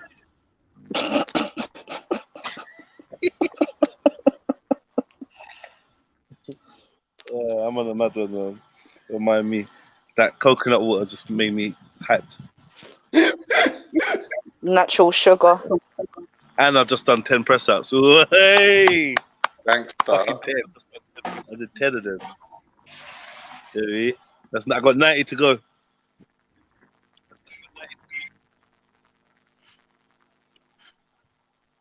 So what was the question about the Idlib? Idlib. Idlib dog shit. Intimidation. Yeah, what was the question about it though? Fuck's sake, man. Yo, Mills. You still hanging on? Leave and come back. You're delayed, bruv. Like, People asking you big questions and you're trying to get out of it because you don't know shit. That's why you don't know. You don't know. Ask Mills about Turkish food. He'll tell you. Oh, this isn't. Hold on. This ain't even about Turkey. What am I talking about? This is about Syria. Why did you ask Mills that? Yeah, but it's former Ottoman territory anyway. So the people that live there, a lot of them, they're Ottoman descendants. Same as in thing. Remember the Bosnian War? A lot of them were Muslims that lived in Europe. They were getting ethnically cleansed. They didn't let no one go in and save them. They all got murdered. Really, Turkey should have been allowed to go and protect them people. Same as same as Syria. Like all those people that live on the border of Turkey. Are they Turkish? A lot of them, yeah, they're ex-Turkish like citizens. It's like, you know, someone comes along and tells you, oh, your street's not part of Islington no more. It's now part of Haringey. You still carry on living there. It's like that. To them, they don't give a shit. They just carry on living, innit? They don't care what passport you're giving them. They're not going anywhere anyway. But a lot of them people, like in that Idlib and all around there, that's all old Ottoman territory. So Turkey's got a right to go in there anyway if they want to. No one should really be able to stop them. Well, obviously they don't have a right because it's not Turkey anymore. But that's if you go by nationalism and the borders that have been drawn up by the West. But ain't they going? Like, is Turkey going into Syria? Well, yeah, they're in there already. They're already in there. Okay. So, Khan, you go by colonial borders, yeah? Sorry, what? Say that again, Goslar. You use colonial borders. No, but I'm saying is like old school mentality. Yeah? If people have died, if you've spilled blood to gain something, yeah, if you've given martyrs to gain something, someone can't just come along and tell you it's not yours no more. But you were robbed in the first place as well. What do you mean? It's not yours in the first place. You were robbed it yourself. No, you don't understand, bro. You're paying for it, but you're paying in blood, innit? And in martyrs. I do understand. Yeah, so it's yours then, ain't it? When you say the Ottoman land, how did the Ottoman, wait a minute, how did the Ottomans get hold of the land? How did they get hold of it? They died for it. They fought for it. No. For who? Who were they fighting? It doesn't matter who they were fighting. They won, innit? That's how it is. What do you mean it doesn't matter who they're fighting? What do you mean, bro?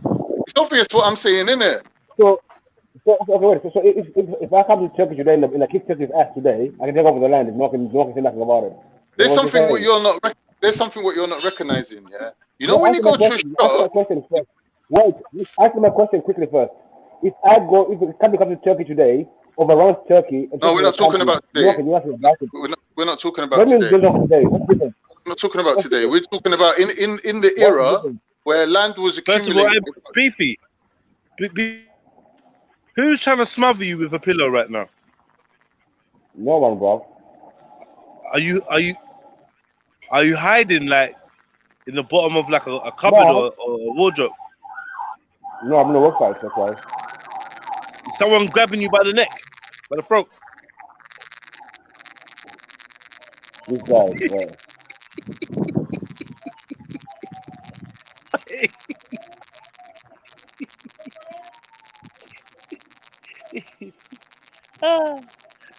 Vivi, you wearing your mask right now. You wearing a mask? Oh, you're not.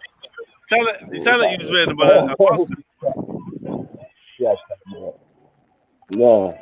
This is how I always imagine Sub-Zero and Scorpion to sound.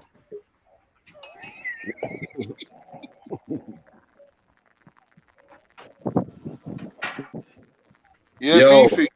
What did I miss, man? I don't know, like England's really bad. Can you hear me now?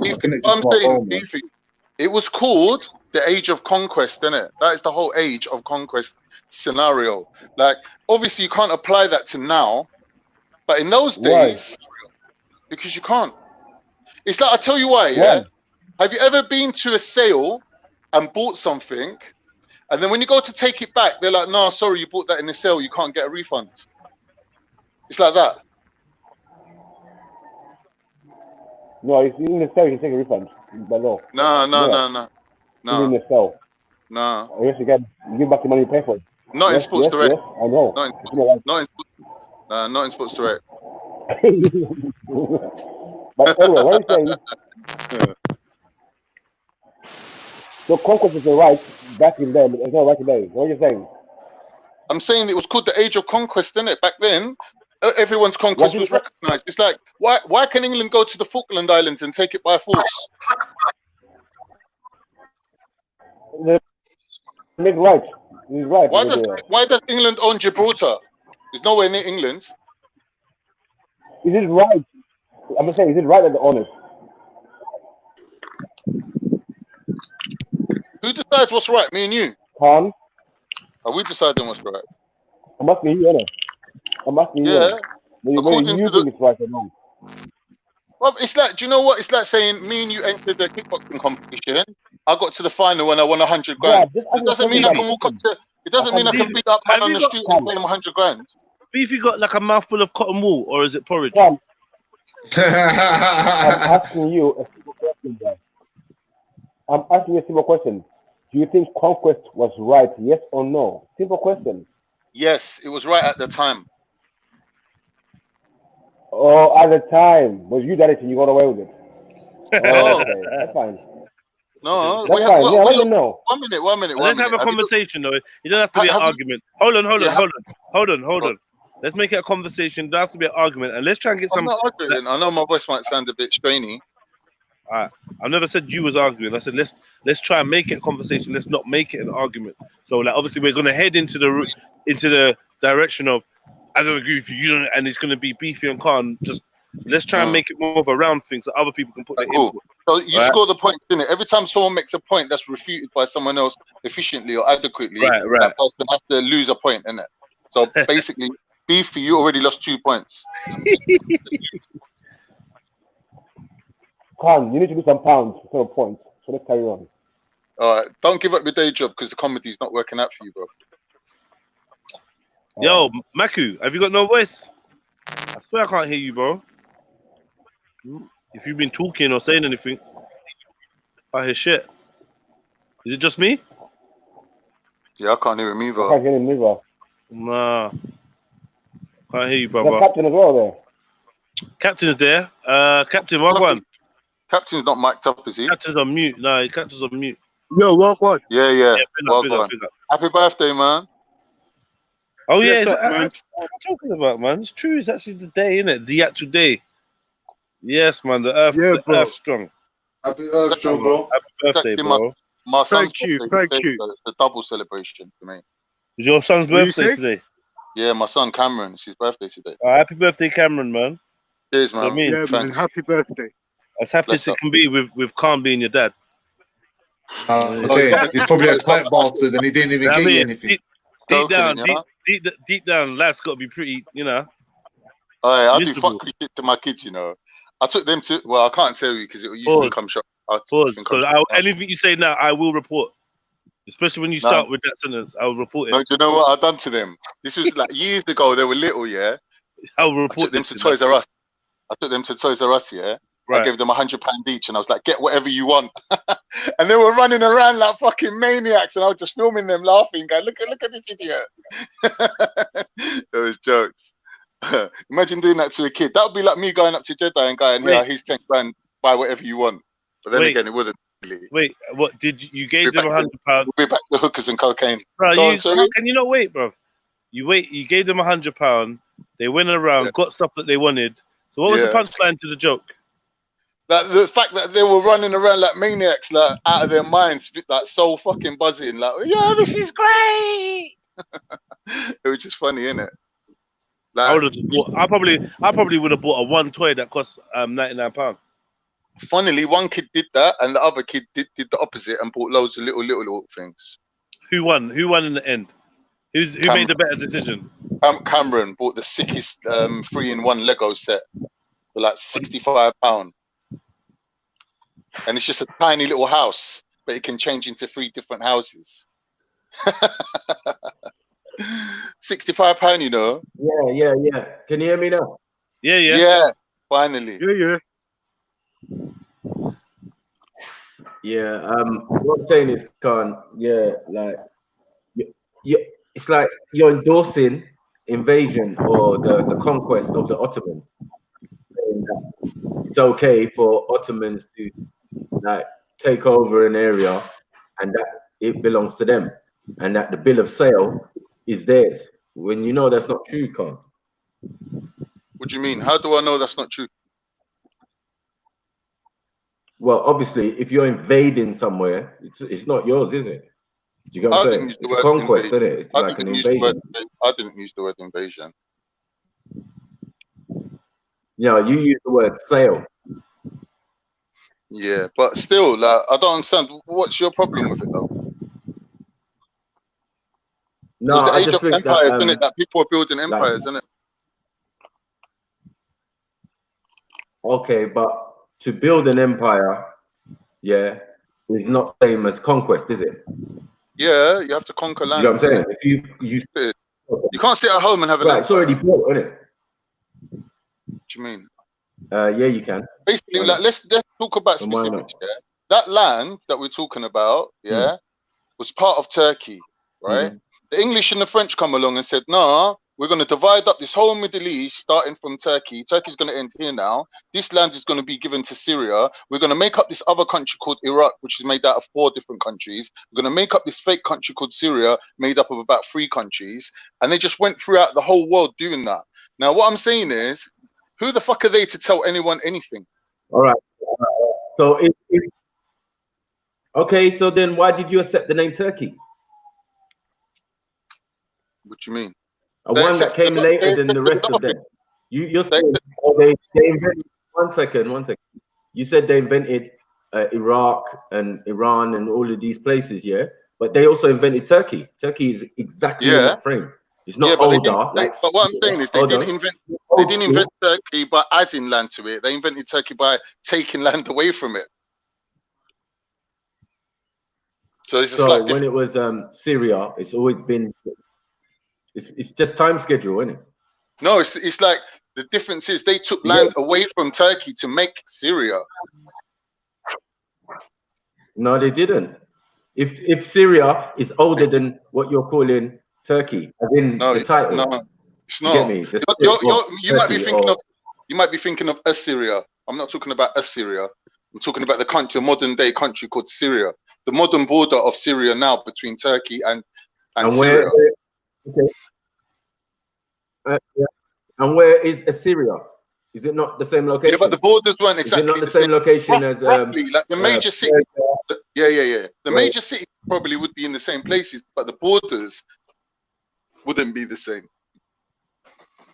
Yeah, borders. We're talking about time scale. No, we are talking about borders. Back, there's no such. Yeah, but we're saying like no such thing as Turkey when we go back to the time of the Syrians, place as the Phoenicians, as the Persians, all in the same location. Arcadia. That's highly relevant. Same location. Like, it's irrelevant. No, layers. It's just layers. It's not irrelevant. To the conversation that we're currently having, it's irrelevant. I understand what you're saying, but what I'm seeing is Turkey. It's very relevant, though. Michael, it's very relevant. Boy, it's irrelevant. Khan, you're from Mongolia, aren't you? Look. So you're not even from that area. You're not from the Middle East. You're from Mongolia, aren't you? Is you a Mongol? Am I a Mongol? No, I'm not a Mongol. I'm not a Mongol or a Mongol. Where are they? Where are Turks then? Where do the Khans come from? Oh, does it matter where they come from? Well, exactly. So we know how they got where they are today, innit? Well, you're missing the point. You're saying, what right has Turkey got to go into Idlib, right? I'm saying to you, those provinces were originally part of Turkey. The population that lived there are ex-Ottoman people. No one's going to protect them apart from Turkey. If they're being bombed, no one gives a shit about them. So in a with a humanitarian effort to save people, Turkey's the only one that can go in there and save those people. Now, we've seen that when America goes in there, what happens? They take a small tribe of Kurds and they try to make them the lord of millions of Arabs. How's that fair? How can they make a government which is being ruled by a minority which is so small that it's like 5% of the country. That's impossible to set up a country like that. It's impossible. Yeah, when you say Arab, what do you mean by Arab? The Syrians are classed as Arab. You said the Kurds. Are the Kurds Arab as well? No, the Kurds are not Arab as well. Why? Because they're a different race of people. They're not Arab. They're more like Persians. They're descendants of the Medes, descendants of the ancient Medes. So the Medo, when you look at the Medo-Persian Empire, they're the descendants of that empire. Okay, I'll give you this. Do you know what an Arab is? Yeah. What is it? Someone who speaks Arabic. No. No. An Arab is someone who lives in the desert. You an Arab. Plain and simple. You're an Arab. You're an Arab, but you're Mongols. You live in the Mongolian desert. Where you come from? You're an Arab. You're Persian Arab. So Arab is not one race. Arab just means you're a desert dweller. That's what it is. So there's no difference between gypsies and Kurds. Gypsies, Kurds, travelers, and Arabs. All same thing. Live in tents, nomads, same thing. All same.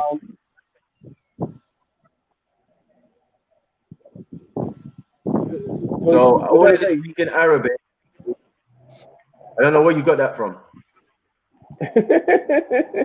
Because the ancient Turks did not speak Arabic.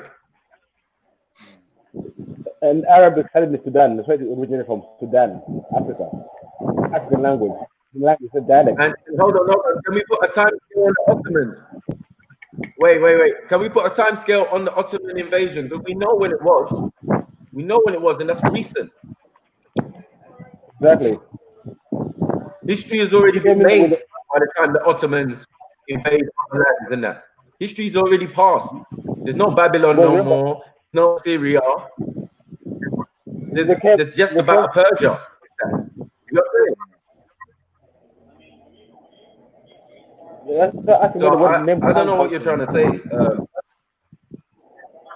If you give me a minute, I'll explain to you.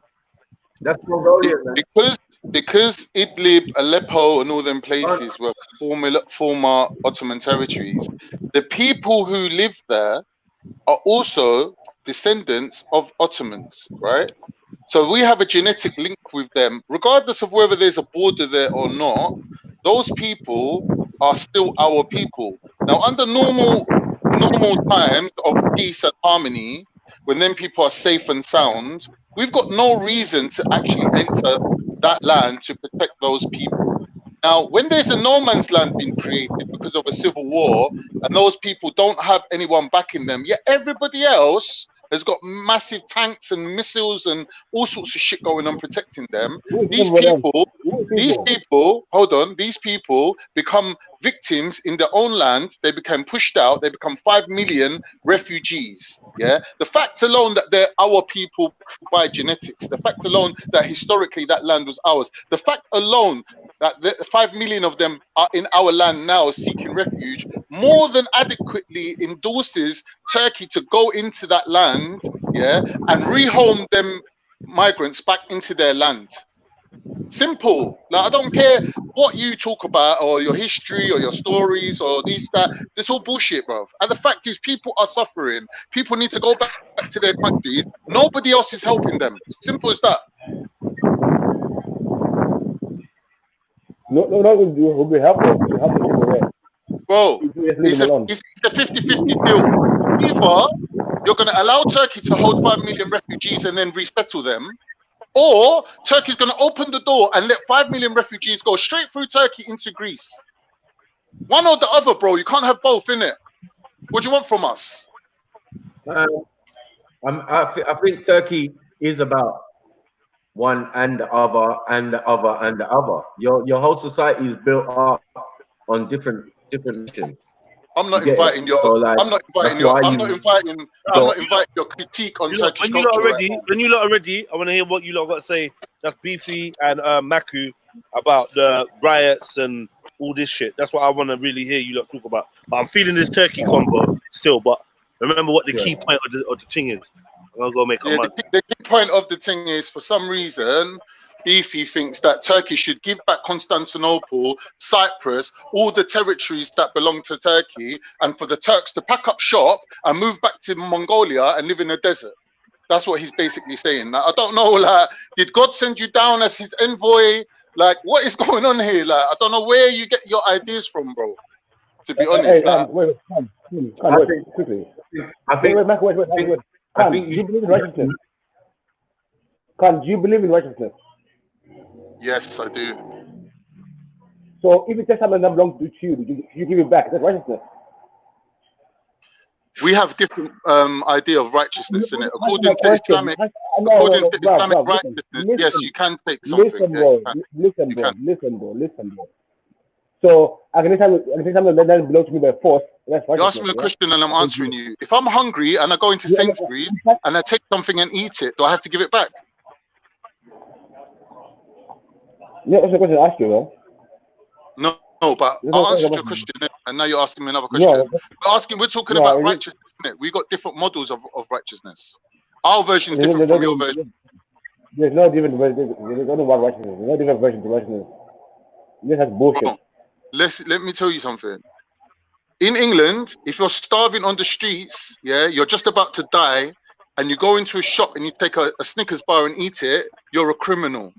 You have to pay it back. You have to go to prison. You have to serve your time, whatever. In a Muslim country, if you go into if you go into a shop and you take something and eat it, to save your own life, that's not stealing. You don't have to pay it back. You don't have to pay it back, because if you're living in a Muslim country, the society has obligation towards you. Rasta, hold on. How many times have I been in a kebab shop and an old tramp walks in and says, "Have you lot got any spare food?" And then, man, they get the container, fill it up with rice, put him a little bit of sauce on it, and maybe one little bit of meat, and give it to him and say to him, "Salam alaikum, go about your way." Do you think people just do that out of thin air? That's their culture. That's their tradition. For thousands of years, they've been doing that. You have obligations. Yeah, right. So you're saying people have obligations. Can I talk, bro?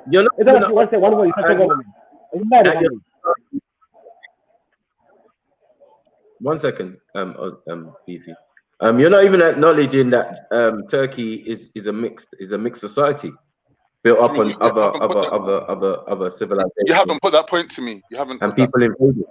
You haven't put that point to me. I think I kind of did.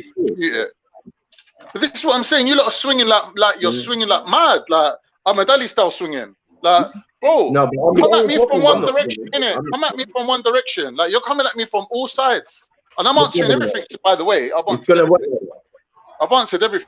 It's gonna work. Yeah, but I'm saying it's gonna work like that. I asked you a simple question and said that I made the reference that, look, you're talking about nation and all of this, but even Turkey, the concept of it, the idea that it's called Turkey, you need to more look into that, because that's only a recent concept. Do you get it? And then as a nation, as a entire nation, is built up from people who came into that region. Like, we're not going to do that. We're not going to lie and pretend like Turkey is full of original Turkish people. Turkic people was a tribe. You're not mentioned. They're not mentioned. Everyone's talking about Ottoman and da-da-da-da. And Ottomans usually trace their origins back to Rome. So when they say that I'm an Ottoman Turk, most of my friends who are Turkish, and one or two of them say they're Ottoman Turk because of their straight nose and all of that, is relating to their Roman or, origin. All right, but so where was the when you're saying Rome, are you talking about Rome the empire, or are you talking about Rome the city? I'm talking about Rome the empire. All right, so where was the border? Where was the border of Rome the empire? Where did it stop?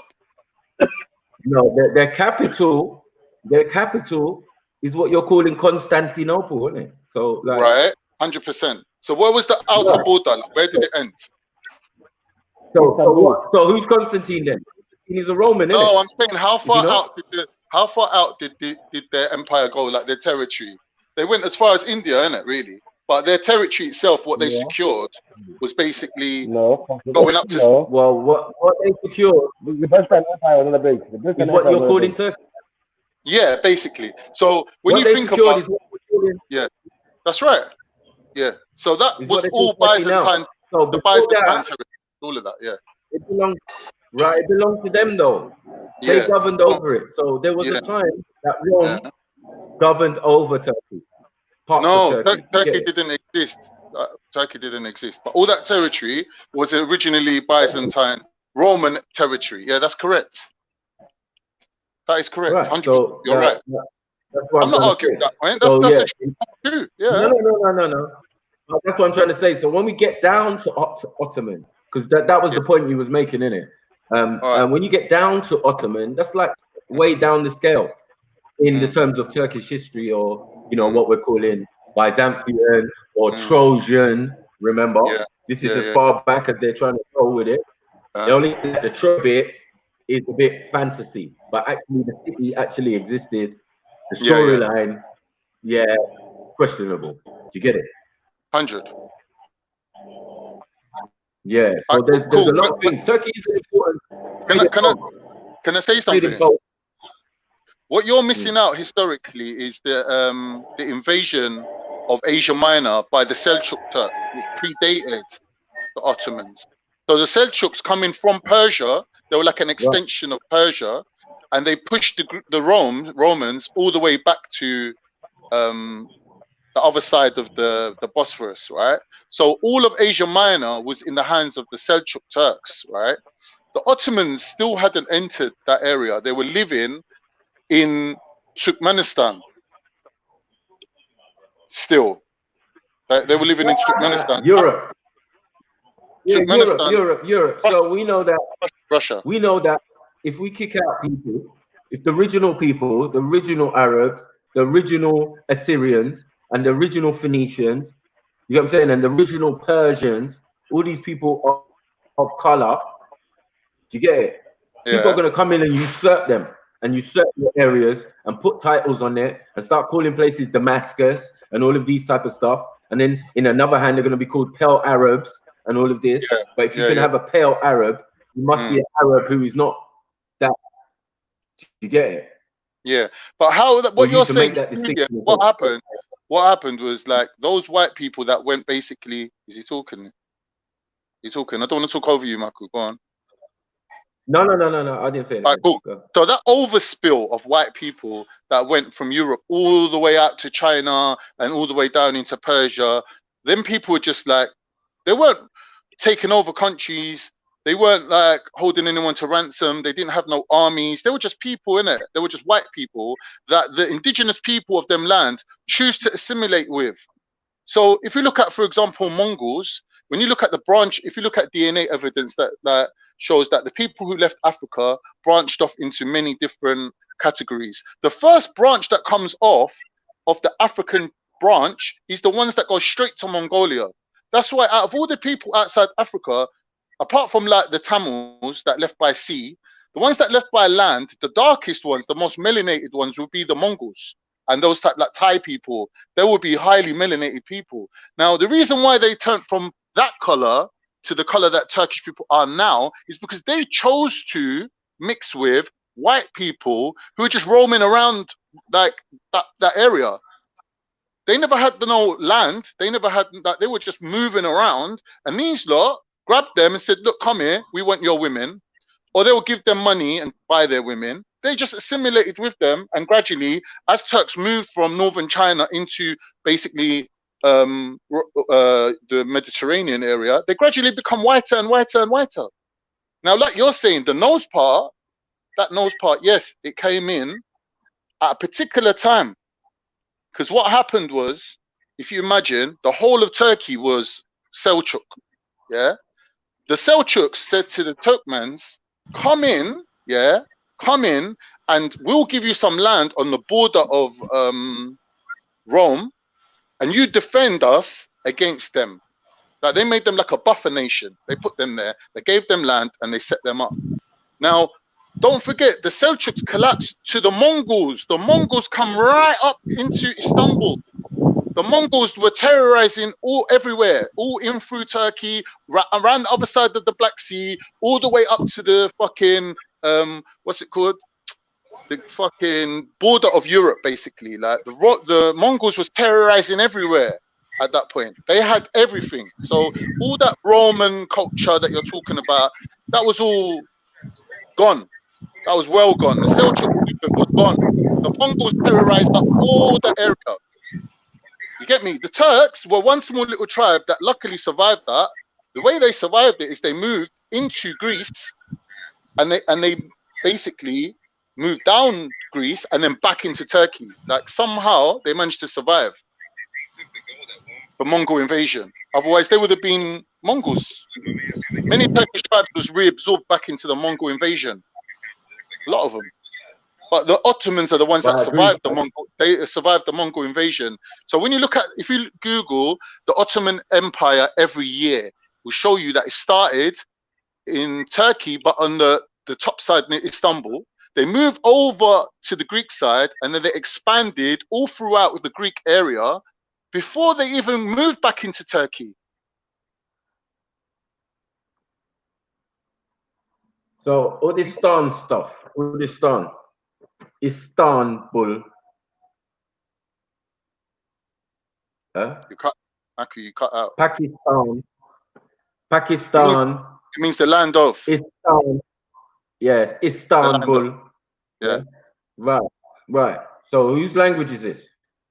I don't know, bro. Like, it's irrelevant to me. I'm just making sure that people don't get murdered sitting in their own homes. And that's what's happening in Syria.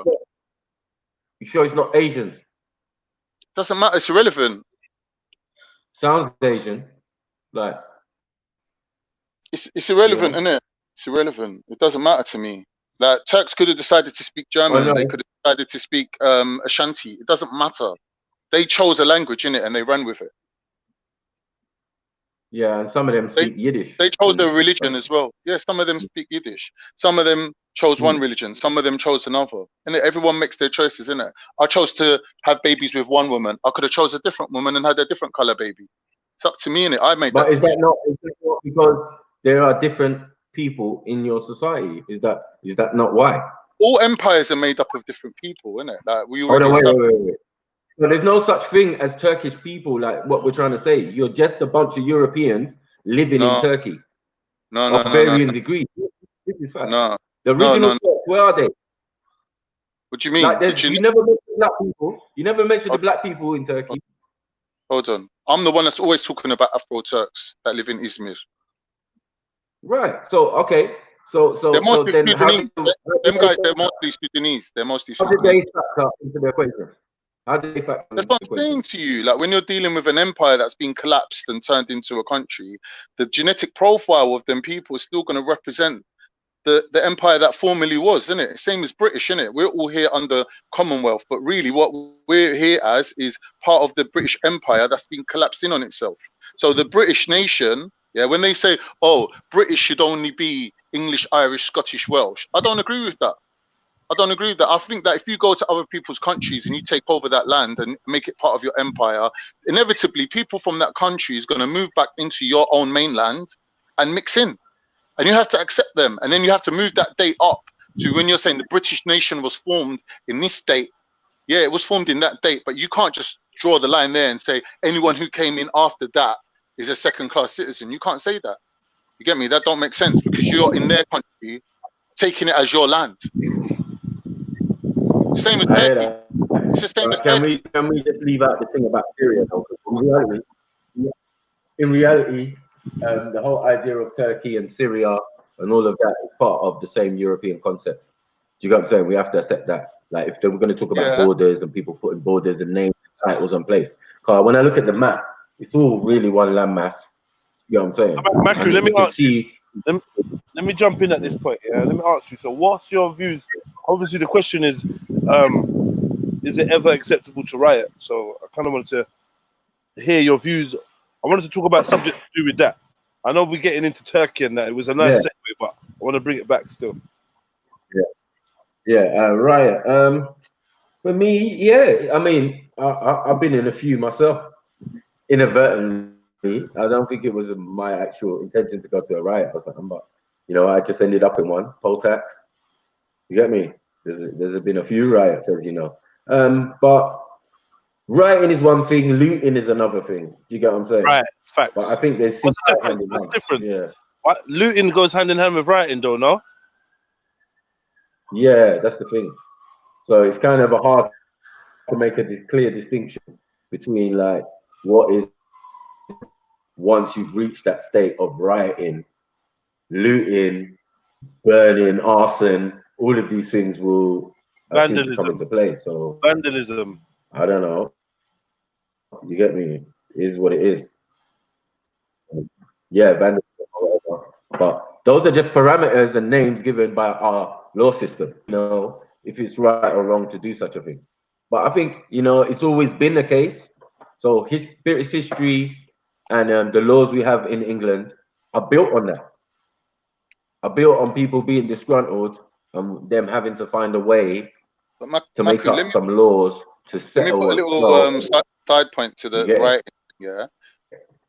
To me, there's two types of writing. There's writings where people's mashing up their own neighborhoods, and then there's writing when you're taking it to the man, innit, and showing him we're not happy. So, in your mind, would you also agree to that there's two types of writing?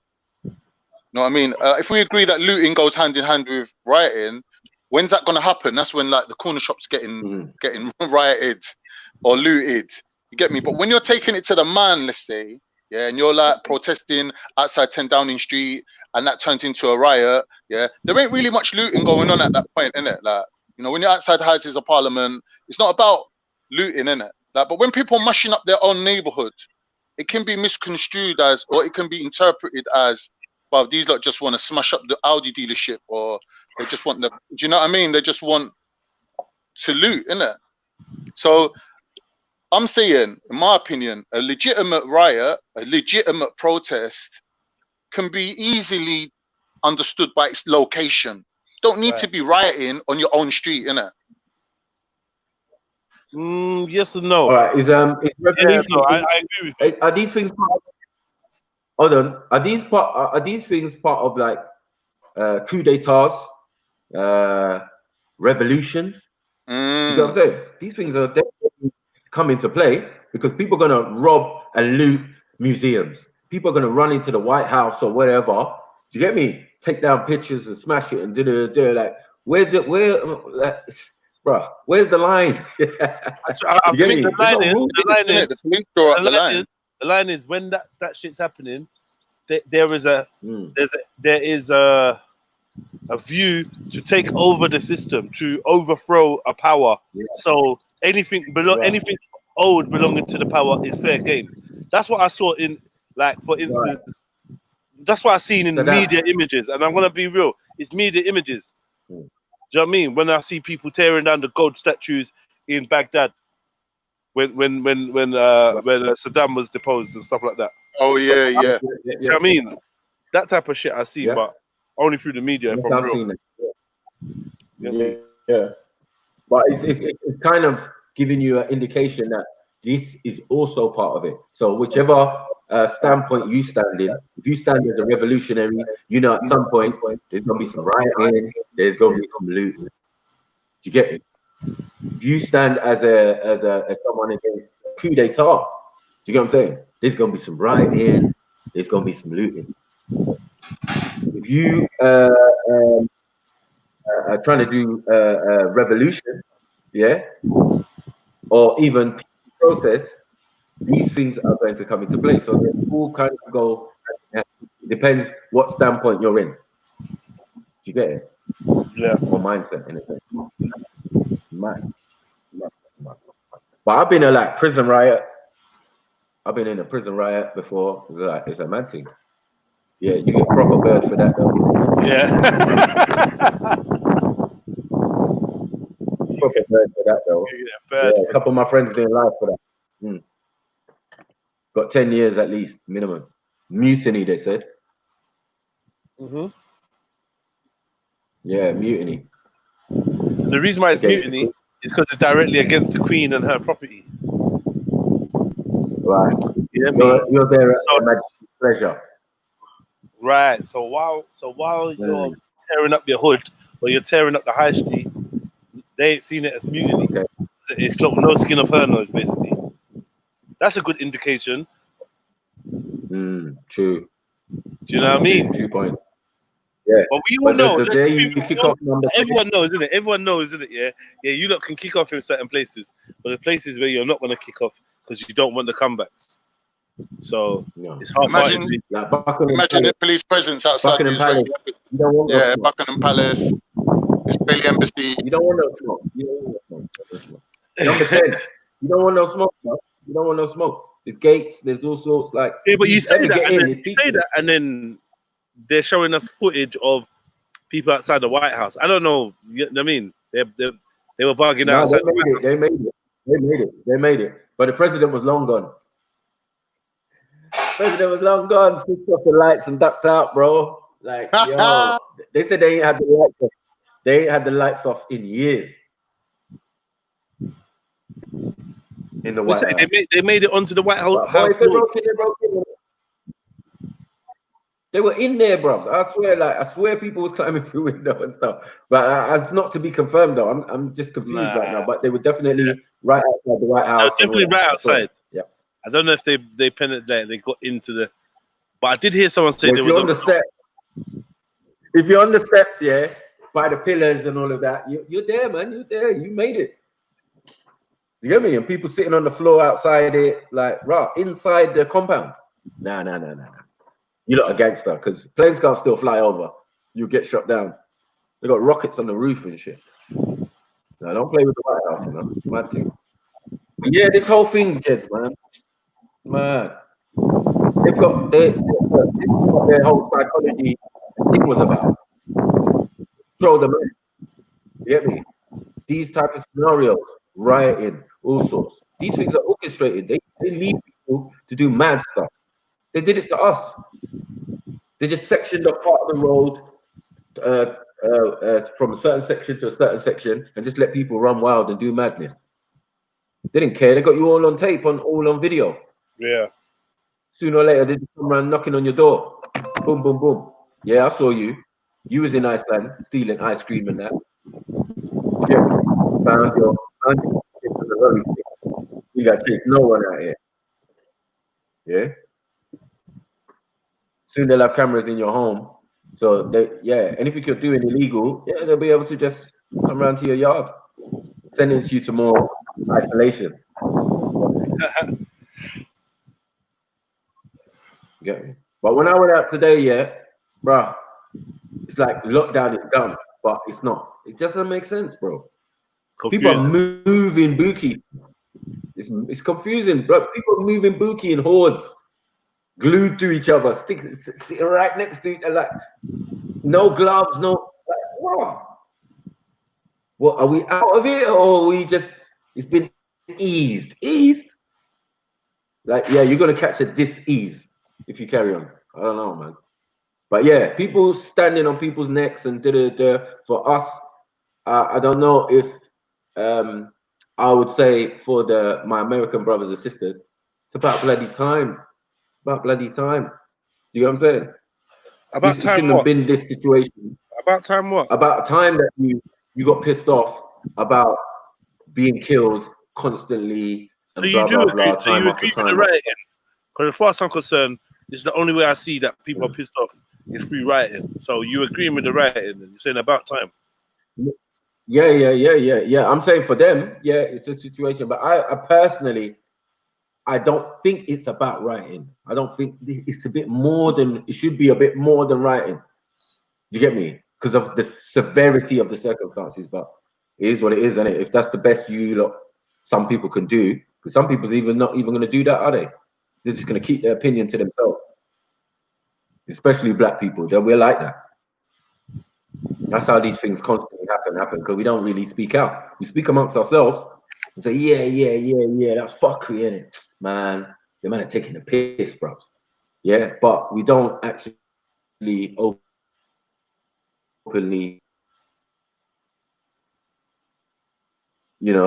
that's not really our bad, man. It doesn't. You know, I see protests as pointless. Because man's gonna cause a riot. That's the problem. You get me? You gotta remember the things we were doing and moving the crowd and the public and all of that. Do you get me? We just left no room for that type of thing. But all it takes is some police to show up and to be antagonistic, and that's it. Yeah. And that's it. And that's the main thing. With us, it was a case of they were observant from a distance. You get it? They didn't have no interaction. We tried to minimize any interaction with them. Like you dare, think, oh, you want to get through? You better fall back. You wasn't running when you was killing one of ours. You get me? So you can wait now. Yeah, ambulance, go through. DMT. You get me? Mad thing. But yeah, it's the same type of thing as you said. All it takes is one protagonist enough, one petrol bomb you, not from the ends. We've seen how it even works in riots, you know what I mean? So these things are orchestrated. This is what this sick man Floyd and all these niggas was learning and experimenting with when they invented psychology. You get it? The mad thing.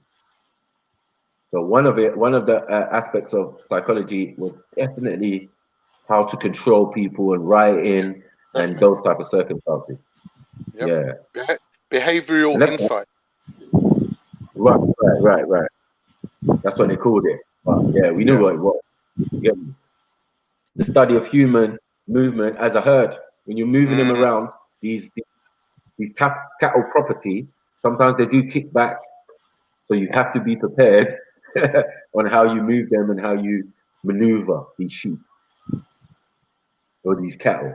What I'm personally hoping that some guy's been sitting there with a blueprint and a little plan of how he's going to take a riot and turn it into a revolution. And he's just waiting for something like this to happen where he can just say, right, I'm Sarah Connor, get me, I'm going to fucking orchestrate this shit now. And all these people that are up and active, I'm going to channel their energy into something productive. That to me, can turn a bad situation into a good situation. Meaning something that's going to fizzle out into something that's lasting. You get me? Because like we already know, there's certain streets that you can riot up and down there for weeks and it's going to have no long-term lasting effects because all you're doing is mashing up Mr. Wong's fucking corner shop and Mr. Singh's fucking takeaway. That's what you're doing. There's certain buildings on certain roads that you lock off that road and say, nah, no police is coming down this road. And it's on one of the lists that they got of buildings that say, no, we have to protect these buildings. Like the Israeli embassy, for example. Yeah. Hypothetically. If you can manage to, hypothetically. Bro. Why are we talking about Israel? I don't care about Israel, bro. No, I'm just saying is, their embassies on the list of protected sites, isn't it? America is in a situation right now, right, where one side is being abused by the authorities or whatever, let's say the cops or the police or whatever you want to say, sheriff's department or whatever, right? Now, what I'm saying is on one side that's claiming to be victims, do you get what I'm saying? And that is definitely being victimized, these niggas is armed to the teeth. I don't understand. You got the right to bear arms. Hold on one second. That's why these things cannot be implemented in England. These things cannot. That's why they never gave us the right. We don't need the right. right Automatically away because we don't need that right. If we was to hold on, Maku. If we was to peacefully have a protest that put enough pressure on the government that they had to move to America and say to them, you lot can't carry on with this open oppression of your population. You cannot do that no more. Yeah. More shit would get done through peaceful protest than Americans rioting up and down the street, mashing up Mr. Wong's takeaway. In my opinion. I don't care about Mr. Wong's takeaway. Guns, bro. Guns, machine guns, semi-automatics, things that they collect, things that you could just buy in the supermarket. Like, let's stop playing this game. Like, they were, especially when Trump came in, he said, buy guns, get all your guns. Man, we're getting all purple, straps. And now, hold on, my brother Born Rich is saying that we're out. Yeah, bro. yeah, We're 1 outdone minute. by the military. Born. If you're Yeah, gonna come we're in, I outdone beg by the you, military. Born. I beg you, tell Mapu about the National Guard that every state has a standby army that's got weapons from the government just yeah, in and case that's it. Yeah, militia yeah. take arms. Tell him, please. I beg you. No, that's it. That you're right. You're right about that, Con. That's what I was coming to speak on. All right, Like take arms, yeah. sniper, But I'm talking sniper. about Go ahead. what about the selection? Hold on 1 second. 1 second. Because not all guns are registered. Goons ain't registering no guns, right? They don't necessarily have, once you have a criminal record, you don't have the right to bear arms. We know this, yeah? But niggas is armed to the teeth when it comes to shooting each other in the hood. Yeah, there you go. Oh, all of a sudden, we armed. We got enough ammo, yeah? But now, the threat of what? Police we're talking about. If the military choose to get involved, that's another story. Do you get it? But there's enough of you, the people, armed with weapons, black, white, Mexican, or indifferent. And you're telling me there's not enough. You lot ain't got enough. Per person, you've got enough. More than enough. You could fill a baseball stadium with the guns collection from everybody's house who is allowed to have weapons, let alone those who ain't selling. That's true. That's true, Sniper. And we know the goons ain't selling. I know that's true, but the goons are okay. So that's are scared of the police, though. You gotta understand, like, black people have been been raised up and brought up to fear the police. So you can have all the guns, but no one's gonna turn them that way. You feel me? That's what I've noticed. You get me? So what I noticed then, yeah, my niggas ain't been real since the Black Panthers. Facts. Because I like that type of radicalness. I like that type of radicalness. Like, yeah, nigga, we hiring. You get me? No one gonna burn no more black churches. That was only a couple of years ago. Yep. You get it? The new Black Panther Party. Like, where's those niggas? Why is not everybody grouping up and whether it's white or black or or Black Lives Matter? I know I've seen Black Lives Matter march with people with guns, black man with guns, semi-automatics. Yeah, I got my shit, it's legal. You know the marches before Trump came in.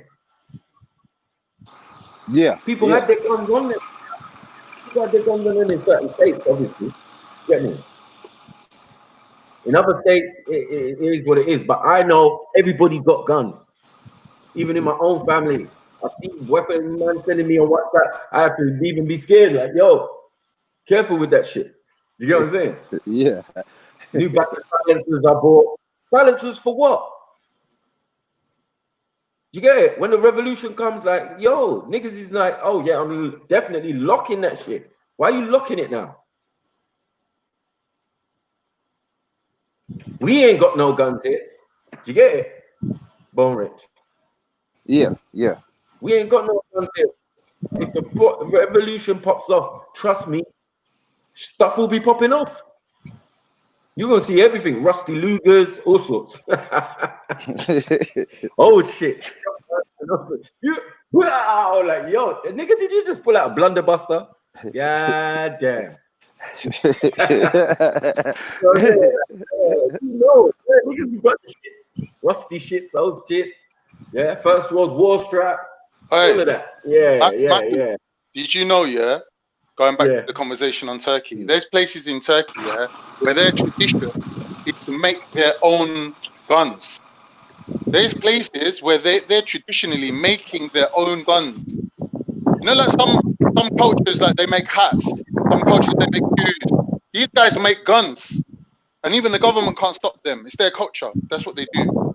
So, you know, making guns ain't that hard. You can make fresh ones. You don't need to bring out All right, man. All right. You lot, easy, man. What do you mean? Easy. They're gonna get this shit shut down. Hey, all right. So what I noticed I about the beg your riots, pardon. though, is if I can honestly say about the riots, though, the riots are beautiful. They are, because it's a lot of bodies, right? Anytime you can get that many bodies in one place, that's a beautiful thing. And all those bodies are full of energy. The only thing about the protest and all of that is misguided energy. That's it. People are there. I was watching young people in my city show up. That's the beautiful thing. Young people woke up that morning that's normally waking up selling drugs, they woke up that morning and said, you know what, we're going downtown today to be with the people. And that's beautiful. We just going to have to find a way to direct that energy into revolution or whatever. We need an agenda with that energy and with them bodies.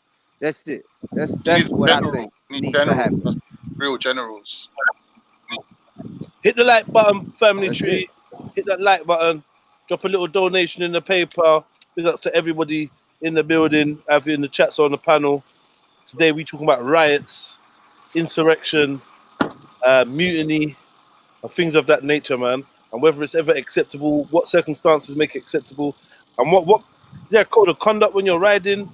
Like for me, I just feel like we've got to a point where we've understood if your riot is part of a attempt to regain power in your society, then it's understandable for you to view any remnants of the old system or the old way to be fair game, and for you to loot, steal, plunder, destroy, vandalize at will. I understand that.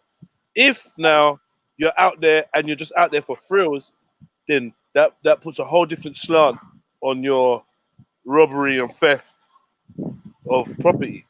If you're just gonna like steal a new TV and then put it in your house and then live in the same hood under the same conditions and use that TV to watch the indoctrination that's been given, I mean, to further indoctrinate your children, or this is not making sense. It's not making sense. No. Do you know what I mean? Like, you want to steal trainers, cool, but then are you stealing like steel toe cap boots and like military grade like uniforms and outfits and jackets and shit? Are you stealing like hydration capsules, and or are you just thinking about taking this shit all back to the hood and selling it?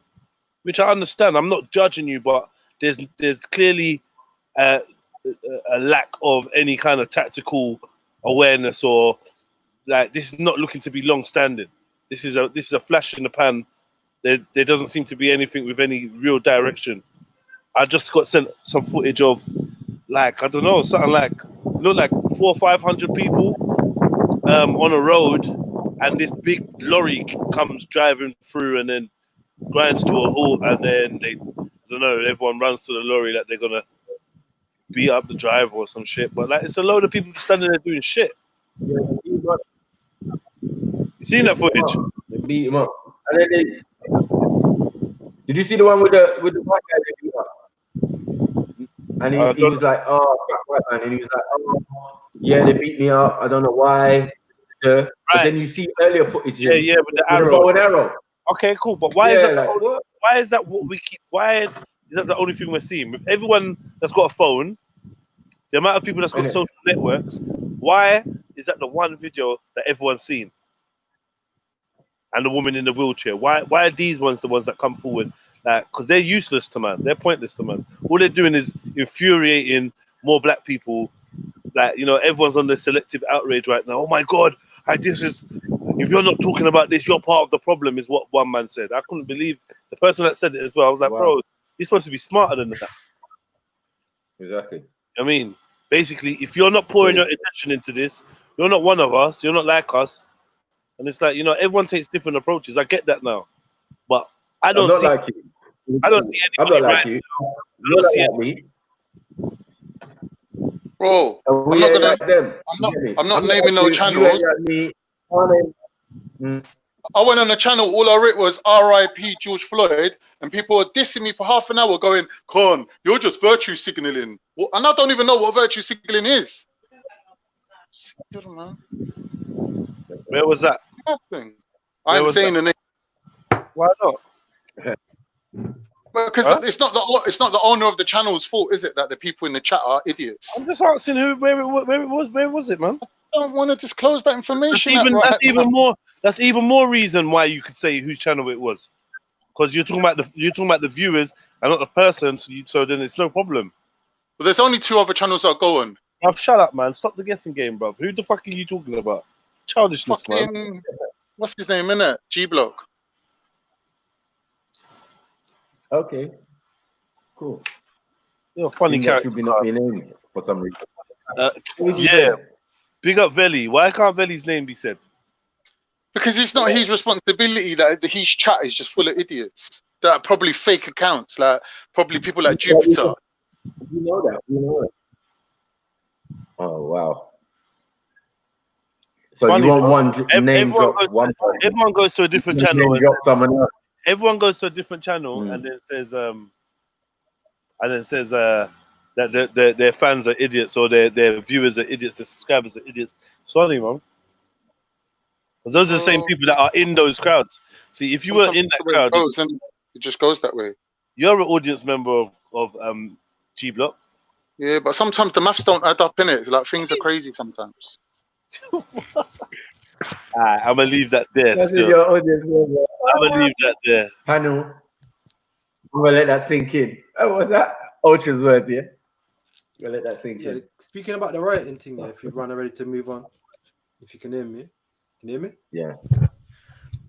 Like I said earlier, like I think rioting needs to be done in the right places and for the right, people need to proper understand what's going on in it, and right at the right places, in it, and not, like it needs to be. It needs to be done at the right places. I think sometimes writing is like emotional. Do you get me? People emotional response to something that happened. You get it? So that's what makes it difficult. That's what makes it. No, I hear that, but like what Jedi's saying, isn't it? Like obviously, like the media and the mainstream, like it's not a coincidence that certain things go mainstream, innit? And like I said, innit, and like a lot of people say, like it's not like this has been going on for hundreds of years, innit? You know what I'm saying? And the only difference is that it's been captured on camera and put mainstream, innit? Like this happens every day to bare different people. Like I saw a video of Loveless Brother. There's you know what I'm saying? Like there's bare shit that goes on. There's too much that goes on. Too many. Yeah. And I feel like they're trying. I feel like there's a big plan going on right now. I feel like with this corona, with the vaccines, with the rioting, next we're probably going to see war starting. Like I feel like it's a big plan that's in place. You know what I'm saying? Like you can see if you just look a couple of steps ahead, like chess. You know what I'm saying? You can see the bigger picture, and you can see them trying. Like obviously, what they're trying to do right now, they're trying to change laws. And that's the biggest fear that man should be fearing, isn't it? All these hidden laws that are being changed. Because obviously, if they change laws that say you can't say this on the internet anymore, then when it comes to trying to video the police, it won't be possible. Like if they say it's illegal to video the police, you'll get a 10-year sentence for videoing the police. Then the police are going to be able to do so much fuckery to everyone, isn't it? Not just black people, not just ethnicities, but to everyone. They're going to be able to do it. If you don't pre the laws that's being changed and you don't protest that the law changes, and you know what I'm saying, like with terrorism, like when terrorism and all that happened, like a lot of people saying it's fake terrorism, but what did that do to the UK? It made us full of cameras. So like when you leave your house and you go for a walk, you're captured by 100 different cameras. You know what I'm saying? Like we don't want you don't want a state like in China, you know, where you pick up a bottle of alcohol and they say to you, well, you're alcoholic because you bought that much alcohol. You can't work here. You can't even leave the country. You have to be very careful because, like, imagine if we all got trapped in the country and we can't even leave. You know what I'm saying? And we got all these mad laws being changed, and then like we can't do nothing. Like we'll end up becoming the prison society. You know what I'm saying? So I think the most important thing is to look at the law changes, because I've noticed this from Corona. There's bare law changes going on behind the scenes, isn't it? That's just distractions, and we have to think what laws are being changed, isn't it? And I think rioting and protests would be directed towards that, isn't it? Things that violate our freedom of right. Like no one ever talks about with the corona about like the freedom of having oxygen, the freedom of having sunshine. You know what I'm saying? Just basic human needs. You know what I'm saying? I've even been told by a chemist and that like just by getting sunshine and stuff like that, it naturally defends you from things like a virus and that. And they're trying to tell us about, you know what I'm saying, wear masks. When the mask don't even fucking do nothing to protect you. You know what I'm saying? If you use your brain, the mask don't even stop you from fucking getting a virus. It makes you stop. You know what I'm saying? It's just giving you carbon dioxide poisoning, breathing in your own fucking air with no oxygen. You know what I'm saying? I agree with most of what you said, actually. I mean, there's a lot going on, Radar, for real. I guarantee you in the next couple of months, you'll see war start kicking off. I guarantee you the next thing you're going to see is a war kickoff. I guarantee you're going to see threat of war. I promise you, I guarantee you that. And then after that, you'll start seeing prison states being employed. Do you know what I think that is? I'll tell you what I think that is, yeah. Once they sneak their new powers in under the carpet, yeah, and they've got them like enshrined in law, the next step is for them to make you know that they've got those powers. So they will do things like kick off here and there, just to show you that, oh shit, police went really fucking hard on them lot over there. How comes police never gone that hard before? It's like, oh, because they got these new corona powers. So then when you roll up on police now, you got that in the back of your mind thinking, right, this ain't gonna be like no normal police. He's just gonna, like, you get me? So them having the powers is step one. Them making you know that they've got the powers, that's step two. And you will see that. That's when it's too late, but they're letting you know, innit? Just don't forget, like any military or any police, the main control mechanism is just a fear factor, isn't it? They just need you to be scared of their military or their weaponry or their powers or whatever they've got, so they don't actually have to ever use them. So there's no point in them having powers without you knowing about them. They will secretly get the powers, but once they've got the powers, then they will let you know they've got them in a controlled manner. Do you get me? So that's why you'll see things that, you know what I mean? Police showing their extra powers, and that's on the cards. Saying that's coming up. That's part two. That's what we're going to see next. I agree. Like, you have to just, you know, look a couple of steps ahead. If you're chess players, look a couple, because obviously, like, police right now, to me, they're just being used as pawns. You know what I'm saying? They're not big pieces. They're just pawns on a chessboard, and pawns are sacrifices. You know what I'm saying? Like, they protect the bigger pieces. And bro, you know? this was always going to happen. Ever since you heard the 1% were sucking money out of the system, they're cutting back on social services, they're cutting back on teachers, they're cutting back on police even. That money is getting siphoned out of the economy. The services that's being provided for people is being dried up. The opportunities, the youth clubs, everything's being dried up. It was all moving in this direction. So before it hits spark point where the population is going to start rioting, police will be getting more powers, and they need an excuse to get those powers. So things like coronavirus, things like this, that, and the other, whether it's happening organically or whether it's like a false flag, regardless, they're using that as an opportunity to what's the word, embolden and strengthen up their powers, innit? And that's what they've done. Now the strict part two is they're going to show you that they've got the power, so you can then be scared and think, oh shit, there might not be a policeman driving down the road every time I come out my house, but I still need to be scared, innit? Because back in the day, like me growing up, I used to come out my house and I used to get stopped by police about 4 times. Now you don't even see police. I can go for weeks without even seeing the police now. But somehow people are more scared now than they was before. Yeah, I agree with that. I kind of agree with that still, in a way. I do. But maybe just moving in different sectors. Yeah, maybe you're not as observant for the police as you used to be as well. But yeah, I do agree with you. I see less police, definitely. Yeah. But the police, in general, police are a joke, fam. Like, in reality, like, there's more people than police, isn't it? And if everyone acted up and everyone committed crime, there's no way in the realistic world that the police can govern it, fam. There's so many crimes that go on that police don't even bother with. Why? Because the police's objective is to protect certain sites, like 10 Downing Street, like House. No, let me be real, there's only certain places they're protecting, so they can fortify their positions against you, because all they got to do is protect that building. See where I live, yeah? Say in my little city, my little town. Like, if 200 people are committing a crime at one time, that alone will probably overwhelm the police, you know what I'm saying? Because say, like, if 10 cars have to be dispatched for one person, it won't, then 5 for another person. Listen, like, there ain't nothing in your town. It's an imaginary illusion, worth protecting, but they will close the police station down and ship all the police to London. If anything riots kicked off where you're from, you would not see any police at all. They'll lock down the police station, shutters will come down, they'll get in their van and they'll head straight to London to reinforce the police that's in London, that's protecting 10 Downing Street. They won't give a fuck if every shot in your whole town burnt down. Like, I don't even want to like start getting in trouble in that, but like, if like, I'm not invoking any kind of violence in that, but if people listen, yo, you man, yeah, like just make sure when you talk intelligently, innit? Yeah. I'm just saying, innit? There's nothing that can be said, yeah. There's nothing that can be. There's nothing to say that can't be said intelligently. That means that everybody is protected, including the channel owner. I hope you've heard me. So, disclaimer: I'm just saying that. No disclaimer. This is hypothetical. Everything I'm saying is hypothetical. All right.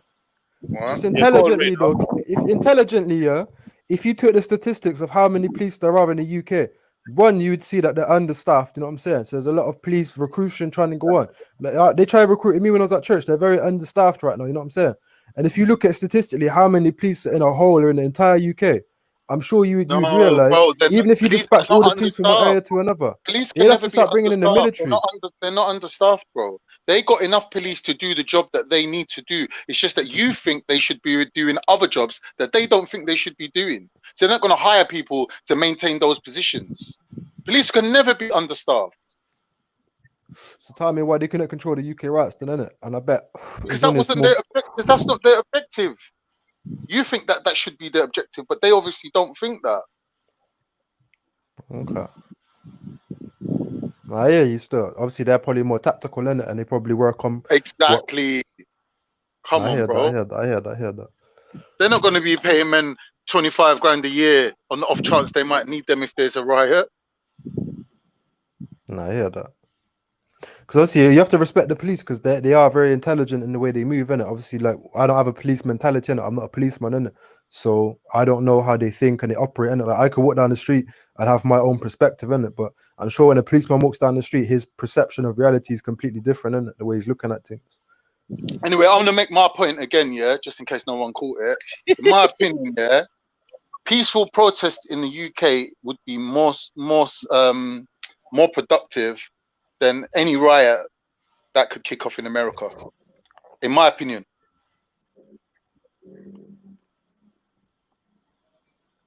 Yeah, I don't agree. We've had that, and we've had riots, so that obviously never worked. And obviously, a peaceful solution doesn't work. That's not what we're taught in our society. That when all else fails, go to war. That's what we're taught. How do they expect us to do better when they don't do better themselves? The examples they give us is terrible. You know what I mean? If you don't agree with someone, bomb them for 30 days. These are the examples I grew up with. Mad thing. Yeah, so what we're comparing is like power against what is called like soft power. There's such a thing called soft power, isn't it?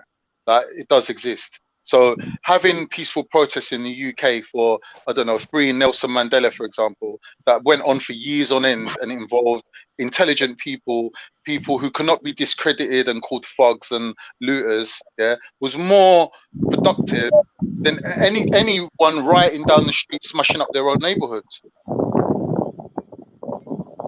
Yeah, it didn't do shit. If anything, music did more. That was still come under soft power, though. Yeah, that means music has power. Yeah, that still comes under soft power as opposed to like hard power, like physical. But what power is it?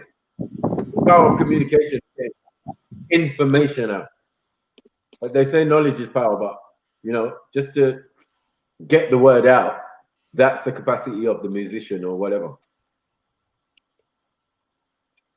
Yeah, they got their It still power. has no power. It still has no power. And even some artists will be restricted on what they can say because of contractual reasons and all of that. But in that Mandela circumstances, it was definitely music orientated. You know, people like Paul Simon, and then there's a couple other even African groups, you get me, who raised awareness about what was going on. All that peaceful protest and all that, that's bollocks. Protest riot started off peaceful. Most riots start off peaceful. And then obviously when you get hit in your head by a truncheon, yeah, you're gonna react. So rioting is definitely at the fault of the police. Yeah. And the protagonist or whoever's, you know what I mean? Because as we know, they implant people into situations and then they smash windows, they pour petrol, they do all sorts of mad stuff, and everyone else gets to blame. Or the people who live around there. Shit we wouldn't do. You get me? Like if someone came and mashed up chicken, yeah, that'd be a riot. Yeah. Local Dixie can get mashed up, but if you mash up chicken in North London institutions, it's going to be a riot. And during the riots, it was well looked after, trust me.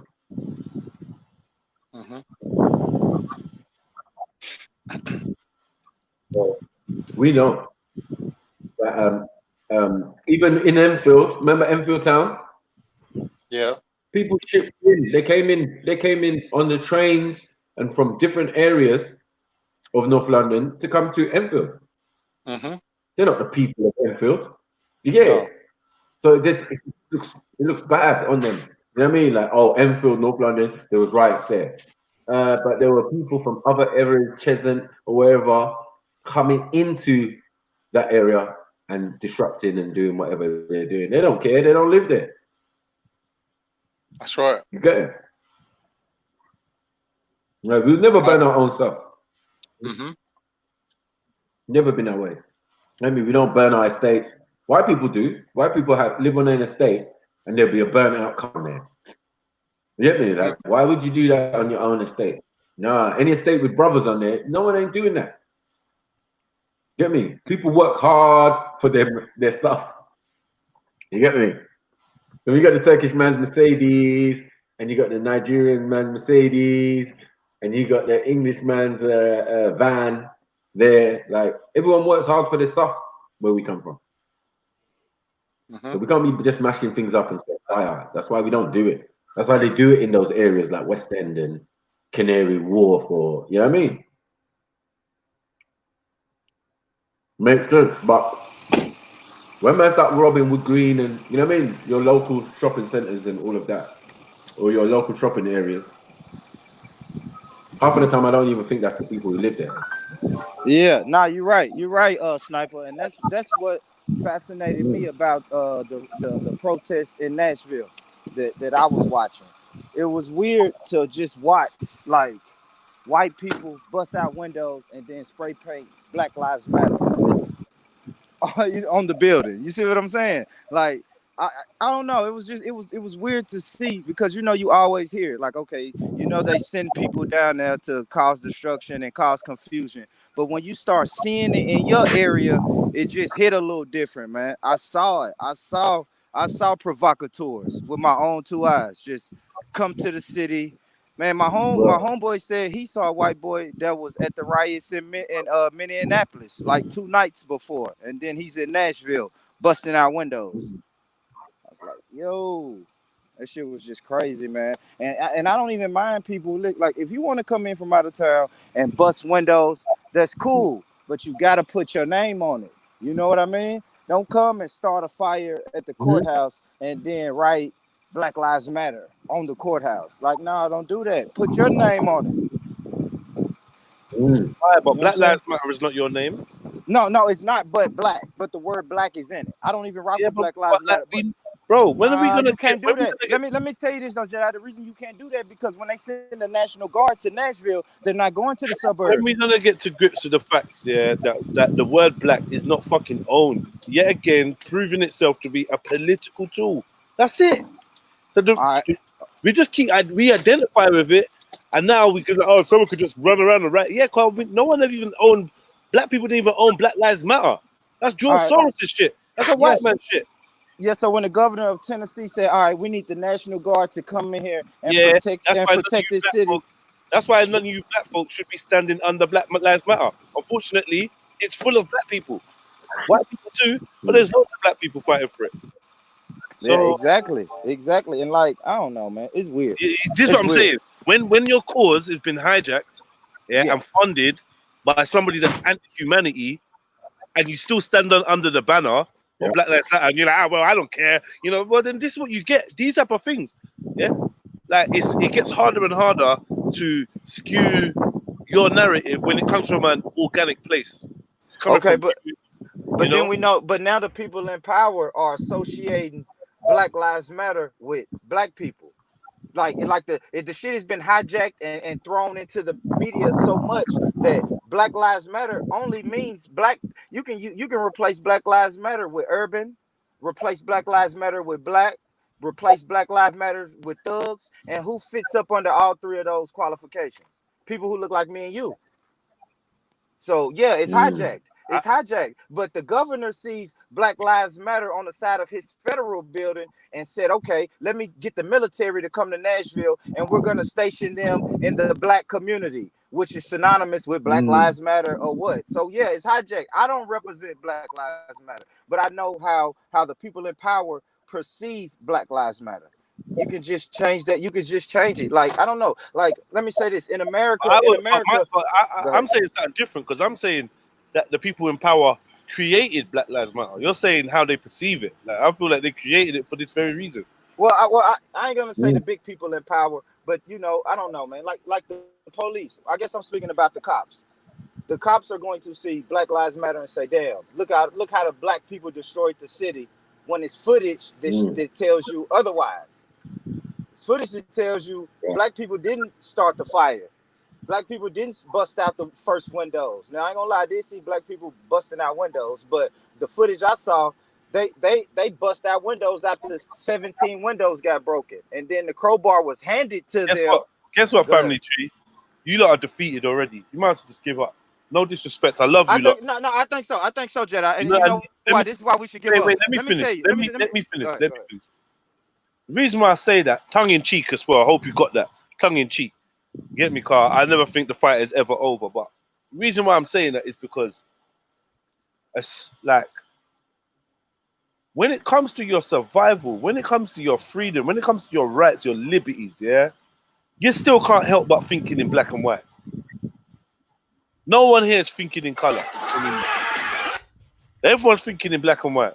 Oh, but the white people are doing it and calling it Black Lives Matter. Bro, it's white and black people out there on the front line. It's white and black police officers. Yeah, it's white and black actors, crisis actors. It's white and black fucking protesters. It's white and black politicians. What the fuck is going on, bro? You say they send in the National Guard. The National Guard are white and black. They're sending them to the black communities, but there's white people in them communities. Come on, man. Like, when is it gonna be a people problem and you lot can like fucking sort this shit out? But everyone wants to hang on to their safety label of their little club. Oh yeah, well I'm black, so I'm talking from a black perspective. It's a fucking joke, man. Yeah, because I noticed my allies. Guess what? It's white people. It's white people that's showing black people how to be fucking human. It's the fucking dumb white people that's like, yo, let's go ride out with these niggas. Let's ride out, because what's happening to them is fucked up. Yeah, but the niggas is running into fucking into Target and shit and Louis Vuitton, and the white folks is at the front of the fucking line, making a human barrier between them and between the police and black protesters, throwing rocks and firebombing a car full of feds, spiritually. Get me? Spiritually burning up feds in spiritually, yeah, spiritually, you know. And I'm like, these white people are riders, bro. You like, what should be happening right now is the black community should be reaching out to the rednecks and saying, yo, we are all getting fucked over right now. It's time to ride. But that type of communication ain't happening, you know. And it's like, yo, black, everyone's fighting. It's not. It's a joke. It's a joke. You know what? Yeah. You know what we need to do? Your whole we need to put Jedi in a fucking time machine and send him back 50 years like fucking Terminator, bro. That's what we need, bro. Your whole nation, the whole nation of America, needs. Jedi, you are Sarah Connor. The whole nation. This man's talking over me to bust jokes. That's what I mean, man. Allow me, man, when I'm in my flow. I'm starting to get really what's the word? I start to really get hot on that shit. It's like people think I'm the one to talk over, and I'm not the one, man. Don't talk over me, man. Get me? Because when I listen back to it, my dope ass message gets swallowed up by some bullshit, some banter and bollocks. I don't talk often, like from the heart, like anymore. So when I do, I beg man listen to what I'm saying, because I don't never talk shit. Get me? And all I'm saying is, there's more alliances to be formed for you to actually gain power in your nation, but no one wants to do that. Everyone wants to stay in their gangs. Everyone wants to stay in their cliques. And the white folks that are joining, they're now looked at with suspicion. Give me, oh, you white folk, what you doing supporting black people's causes? Man, what do you think is gonna happen when the revolution starts? Now answer me this. I asked this to a lot of my African American, Black American, indigenous American population, I ask this to a lot of them, and I say, okay, so how do you see a revolution looking? You see it being an all-black revolution and just a black team and no one but blacks on that team? How far do you think they're gonna get? I don't see that. I don't see that, Jedi. But I do see. If it's a black problem, I told Jen Wallace this the other day on my stream. Yeah. You can help us, but let us build the foundation first. If we don't have a foundation, it's just gonna be chaotic. Right. But then you can say to me, you can say to me, all right, Jedi, let me give you a shit example. You can say to me, all right, Jedi, I'm from the Vietnamese community, and even though there's a mass problem with young girls being killed in the Vietnamese community because they're girls, and we want boys, this is just made up, yeah? Even though, and you can spot it, you want to go rushing in to save it. No, Jedi, let us build the foundations. I'm like, fuck you, bro. People is dying. I ain't got time for your weak ass pissing on a fucking tree. See, look, when it comes to problems, yeah, we want to piss on a tree and mark our territory. When it comes to solutions, we want to piss on a tree and mark our territory. Meanwhile, we ain't doing shit. This is our problem. We'll sort it. We are not sorting it. That's the whole fucking point. We ain't sorting it. Would you say to that? But by running in, all right, so let's just take these protests or riots, for example. By you coming in saying you're my ally, and then you go and set the building on fire, and then the next day you go back to the suburbs, how is that helping my cause? How the fuck is that helping? How is that helping us getting black people get equal rights? You burn up the building and then you run to the suburbs, and now we're back, and now the officer is even pissed off because you threw rocks at him, and now he's patrolling my neighborhood, putting his knee on my little cousin's neck because you threw rocks at him. Okay, I think, and I agree with you. You know, I've been playing the advocate. I agree with you, but another thing I would say is, ain't this the whole reason why you want it to be more than? It's like, you know what it is. We got temporary goals right now, right? We thinking short term. We got temporary goals. Yeah, put the flesh to that you need to hear what I'm saying. We thinking short term, so this is, you know what I mean? We doing short term shit. If this shit was for the long term, then yeah, by all means burn that spiritual house down. And the reason why I say burn that spiritual house down is because we got no intention of leaving any house like that standing, because we burning all shit down and starting again. So we can burn that all down. And no, we don't intend to have another knee in our necks, because we don't intend to be policed in this fashion anymore. That's some shit. That's some changing shit. Let's change the paradigm shit. That's not what's happening. People want a comfy cell yet again. We're not trying to leave prison. We just want the system to work a little bit better in our favor. Fuck that. That's why I say you might not give up. I know that's not. Fuck that, man. That's what people want. I just want to make sure the next time I'm in the hood, the police officer doesn't put his neck in. Bro, I don't want a police officer in my hood. I don't want a police officer in my hood. Yeah. Let's say, you know what? From this day on, from this road to this road to this road to this road is our community. Yeah. We're gonna have a community meeting in the public field. Yeah. And we're gonna stay here until we find a panel of community leaders, and then we're going to employ them to create a security force where members of the community can police themselves. We take turns. It could be like national service. If you're going to live here, you have to dedicate a certain amount of time on the schedule. We're going to make it, if you're a male between 18 and this is your duty. If you're a female between 18 and this is your duty. This is how much hours you got to spend in the community. Fuck this. But no, we're not going to live that lifestyle. We worried about vaccination and all these things because we want to keep having a guardian. We want to be adopted by the system. We want to be their children. We just want them to treat us differently. We don't want to run away from home. Get me? I just want you to love me. Why don't you ever tell me I do good, Ma?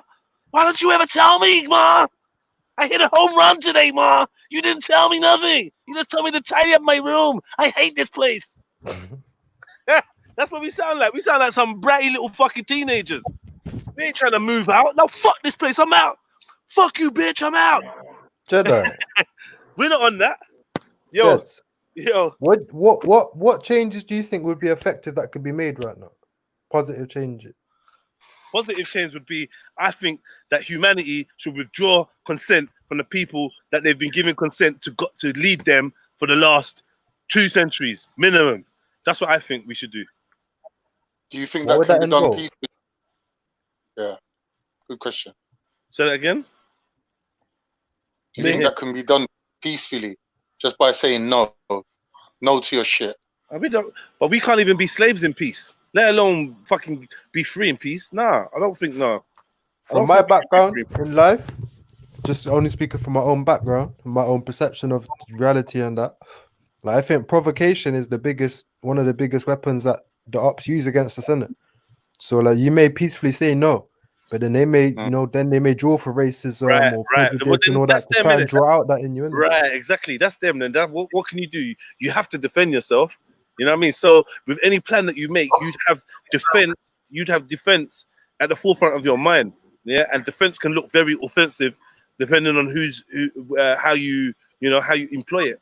But yeah, like I know that they're not gonna want you to say no. Like for instance, had we planned to do this lockdown thing ourselves, which I think it was in the mind of a few people, I'd mentioned it a few times. Do you know what I mean? I mentioned it a few times in terms of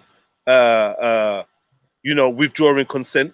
What they call it, civil disobedience, activism. Civil disobedience, and then it's kind of laughable to some people. Like, what? Just don't go work. How's the world gonna work? How's the world? What? Okay, what? So what? No one's just gonna go work now. Everyone's gonna be at home. And what? How's that? But once the government tell us to do it, we're like, yes sir, master. Get me. What? 80% of my pay? Yeah. Okay. So it obviously is doable, isn't it? It's doable. And I said, if we chose it ourselves, I think it would help to destabilize the structure of the system, because really people need to understand, people need to be. Our self-esteem needs nurturing on a basic level, man. On a basic level, we need to believe in ourselves as humans, as individuals and as a human family. We need to believe in the power that we do have, the power to make a difference. And I think what's happened is we kind of been convinced that the way to do that is through politics, through a democratic voting system. But then on the other hand, they keep showing us that espionage and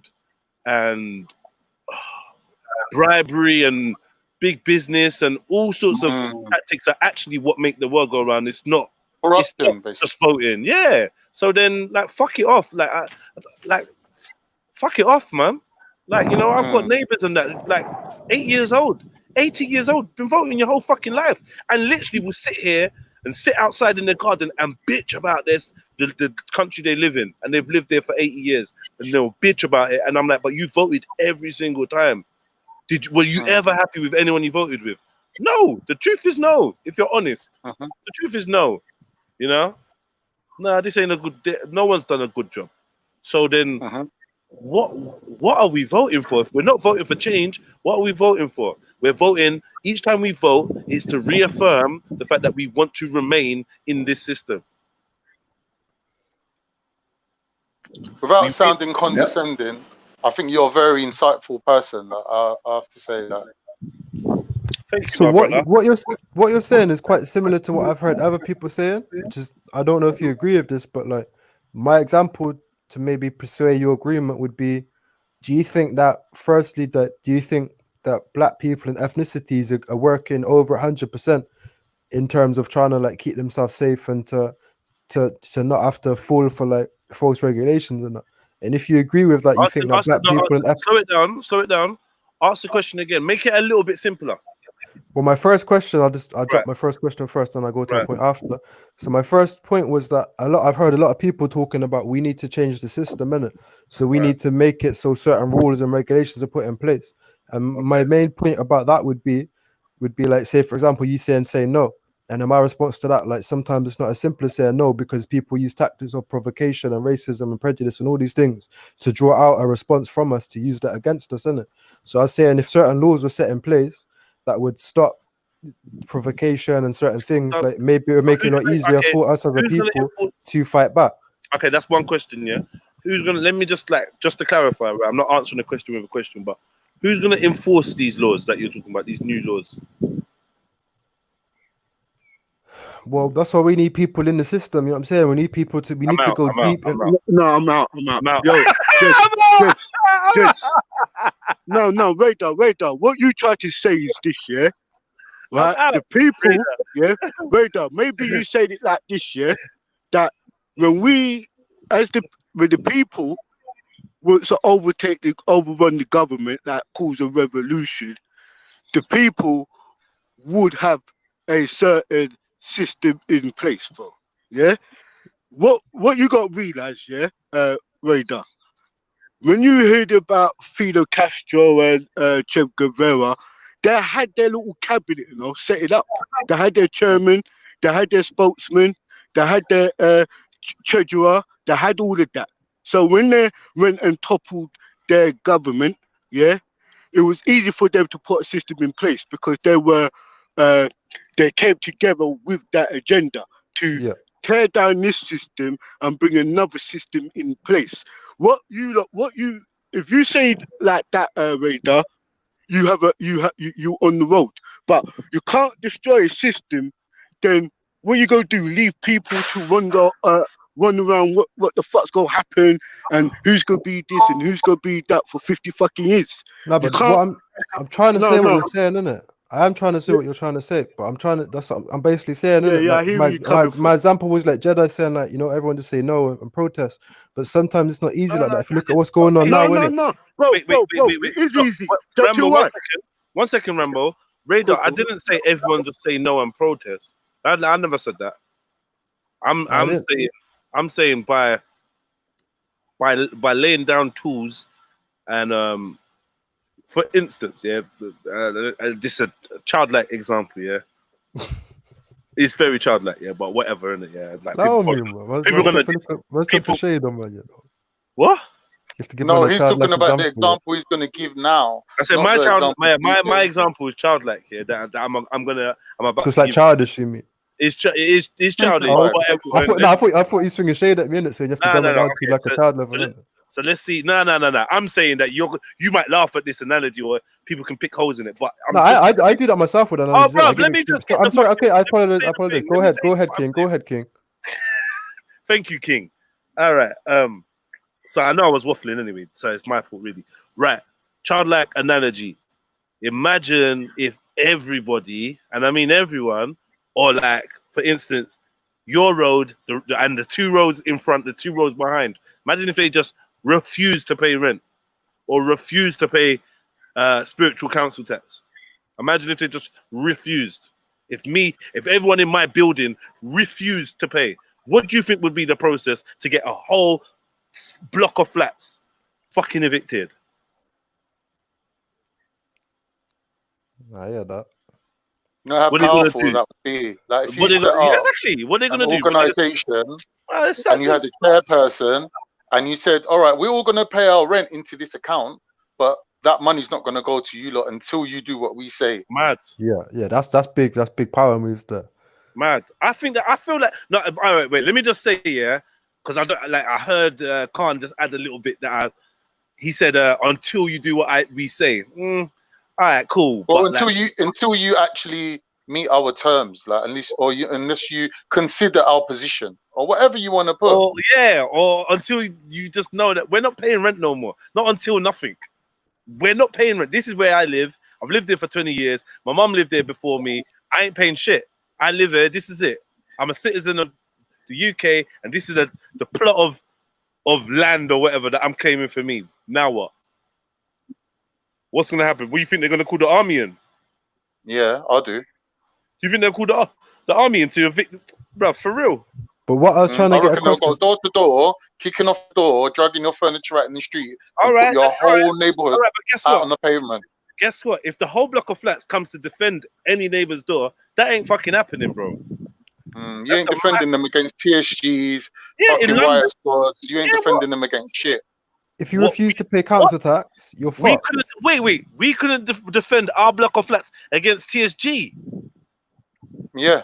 Yeah, of course we could. What are you talking about? Them the They're fucking plebs that fucking drive around in the van. People will definitely outnumber the police and the Bro, army. come No on, doubt, no doubt, no doubt. Come on, fam. We talking about a block of flats here. You get like we're in a block of flats here. Number 100. Number 100 is probably like third floor, bruv.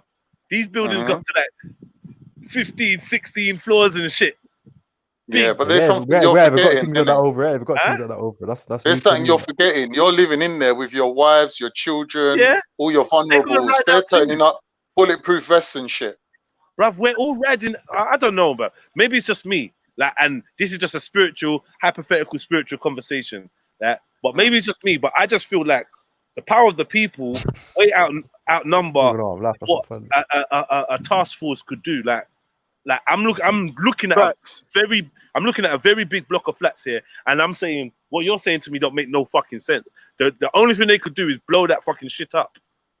Yeah, they'll cut off your electric first things first. They'll cut off your electric. But that's against human rights, so we know they can't do that. And this is my point, isn't it? If they do, then it only goes to show that we never had rights in the first place, which would further make the people know that it's them against is us against them. This is my point I'm trying to get across, though, isn't it? Like if we can maintain certain laws and change certain laws, like you just said, human rights. What I'm trying to get across is that all these things that are happening now, their ops are using it against us to try and change it, innit? So no one, like with the corona thing, no one's talking about human rights. I have the human right to go and get oxygen. I have the human right to have sunshine. You know what I'm saying? Like they're violating the human rights. You have to this is the most important one that's going on right now. The law changes. That's because obviously when certain laws change, they have infinite power to use the military. But if obviously military and that, they're brainwashed on the internet, and police, they're brainwashed and they follow the law. So you have to make sure the law they're following is justice, isn't it? And that's what we need to be protesting for justice law. I hear you, man. Listen, man, don't worry about me. I'm just a fantasist. I'm lost, man. I'm not even here. No, you're not, fam. I am, man. I'm somewhere else. Your opinions matter, fam. Your opinions matter. Yeah, nah, but I'm somewhere else where what I see in my mind's eye, it's just not happening for now. The man, no one wants it, man. Fam, maybe you're just not explaining it correct, innit? You're a very intellectual person, you know what I'm saying? Sometimes maybe you have to dumb it down a couple levels, innit? Yo, stop that, fuck's sake, man. Like, stop that crap. What are you talking about, man? What are you talking about, Captain? Raider, bruv. Like, anyway, say nothing, bro. I wonder why our people's in a state of mess. Anyway, we need listen, need somebody Rambo. to look at somebody. Go easy, somebody Rambo. to Go start easy to take reaction and shit like that. Did you hear what the man say, Raider? Man saying the strength of the people will wear any force, any army. I agree with you, Rambo, but there's no need for our people to get hurt. You know what I'm saying? Why do people have to sacrifice themselves like pawns to get hurt? Why does anyone have to get hurt? Look, brothers, I know it's a passionate one, but like handle each other with care, innit? This ain't no. I don't want any life getting hurt. I want to hear Rambo as well. I want to hear Rambo.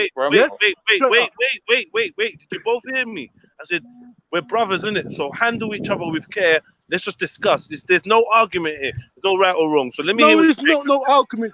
Yeah. All I was saying, I get what you were saying basically to the people in the panel, if I'm right or not, that the power of the people can change things. Yeah, right. The power of the people can change any. Can stand up against any army on the fucking planet. It's the people what could change the system. Yeah, I get that, Raider. And remember this, you know, if you look at every army, not everybody is on the front line busting shots. Some of them's doing paperwork. Some of them's doing admin. Some of them's doing surveillance. So not everybody gets their feet dirty in the trenches, bro. So if you're thinking about that, you don't want some people's not meant to be freedom or liberation freedom fighters or soldiers. You hear me? Uncle Rambo. Yeah, bro. Yo, I got one for you. Cause I didn't want to stop you. I just wanted to jump in quickly with one infamous line. Yeah, you not ready for this one? Yeah. Everybody want to go to heaven. Nobody want dead. Go ahead, get me. That's the truth. That's the truth. Nobody wants the dead. Yeah, everybody wants. Nobody know I'm dead. Bread. Yeah. Everybody want money. Nobody want work. Yeah. Everybody wants freedom. Nobody wants fight. Spiritually. I hear that. Or physically. I don't want to. No, I don't want innocent only brothers spiritually. dying. You know what I'm saying? There's always another way. You know what I'm saying? I don't want to see people dying and that. I don't want to see people. I respect that but are fully you- with my heart. Fully, I respect people that will lay their life down for a bigger Yeah, cause. You know what I'm saying? yeah. But I don't want to see. I don't want to see our people dying. You know what I'm Me saying? neither, I me don't want to neither. see them getting hurt. No, I don't no, want no, that. me I want to see it neither. done in a logical, intellectual way. Raider. You know what I'm saying? Yeah, I Raider. hear you. I agree with you. I agree I with you. But the respect you, problem is, Raider. Raider, yeah, I'm not sure. Like, I agree with you, and I'm gonna double your sentiments. I don't want to see no one hurt. What I'm saying is, yeah, show me how to make the omelet without cracking the egg. Does even being free, like you just said, Raider, you're the one that said, you know, yeah. When you lot are trying to do your peaceful freedom thing, next man's gonna come up and try and force your fucking hand, force you to defend yourself. You know what's gonna happen, fam. You can go into any arena and say, I'm not fighting. You're not making man punch you up. Or even if you let man punch you up, you're not gonna make man kill you. So there's a point where you're gonna have to ride. Like, and I think kind of like that comes hand in hand with But that's why I feel like if we could just take small changes, you know what I'm saying? If we could all get together as a people and force changes in the system and the legal system to protect us more, so we can take more steps, you know what I'm saying? Bro, but If you're we not could just make listening. certain changes. How are you gonna force the legal system to protect you when the legal system was designed to fucking oppress you? I'm not sure. That's why I asked you, who's that? Now you want to? What the fucking LGBT batty man people did? They can't even fucking say a fucking word against them. Yeah, because they were why? Because the establishment was gay from the start. No, for real. Facts. Right? So starting from that comment that you just made, Jedi, yeah, this comes back to the comment. I'll tie this to the comment that you said earlier about why are white people writing in a different way and black people are writing in a different way, yeah? It's because them black people know in their heart of hearts that the system's not set up for them to ever succeed, whether they write or not.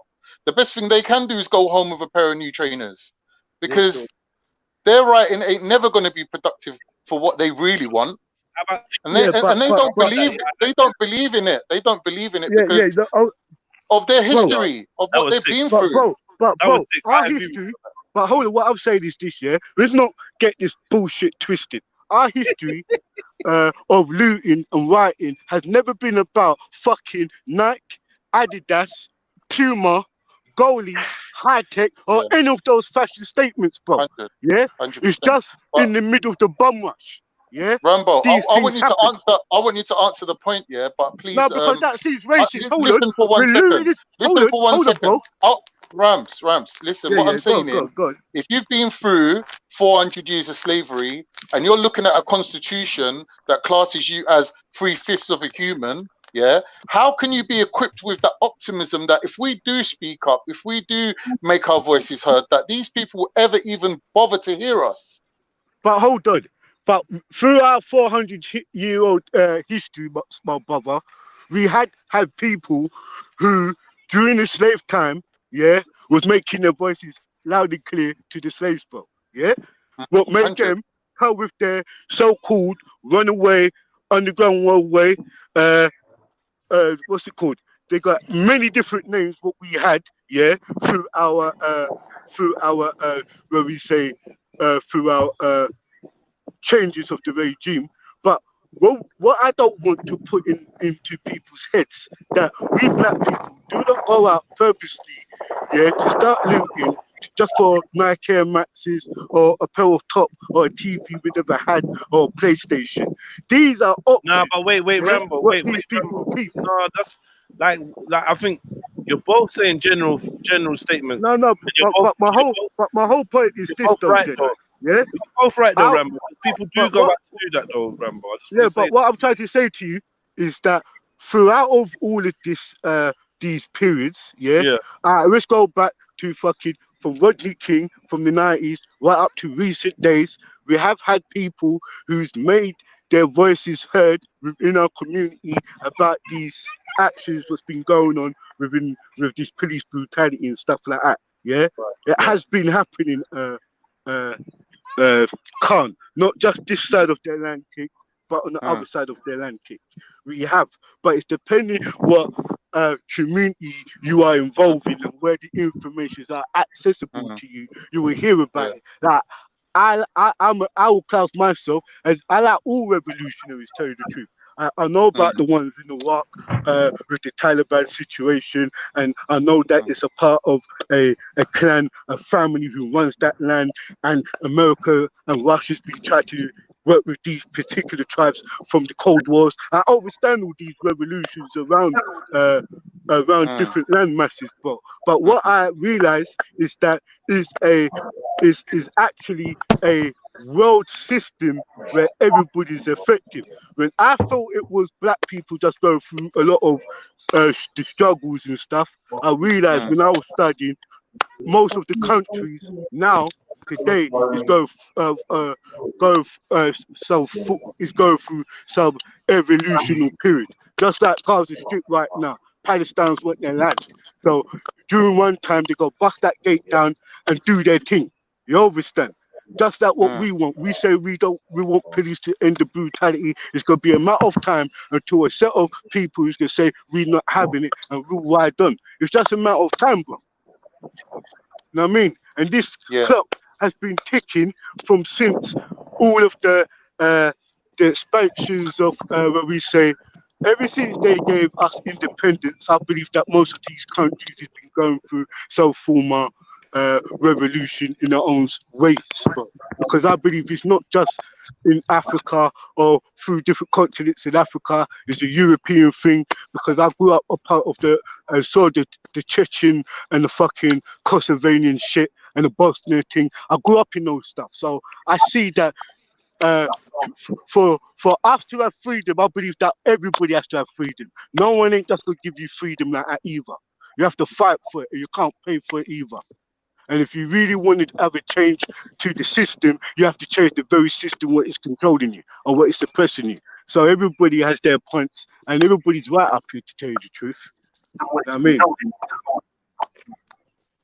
Yeah, but anyway, I hear what you're saying, Rambo. That was a good point what you made, though.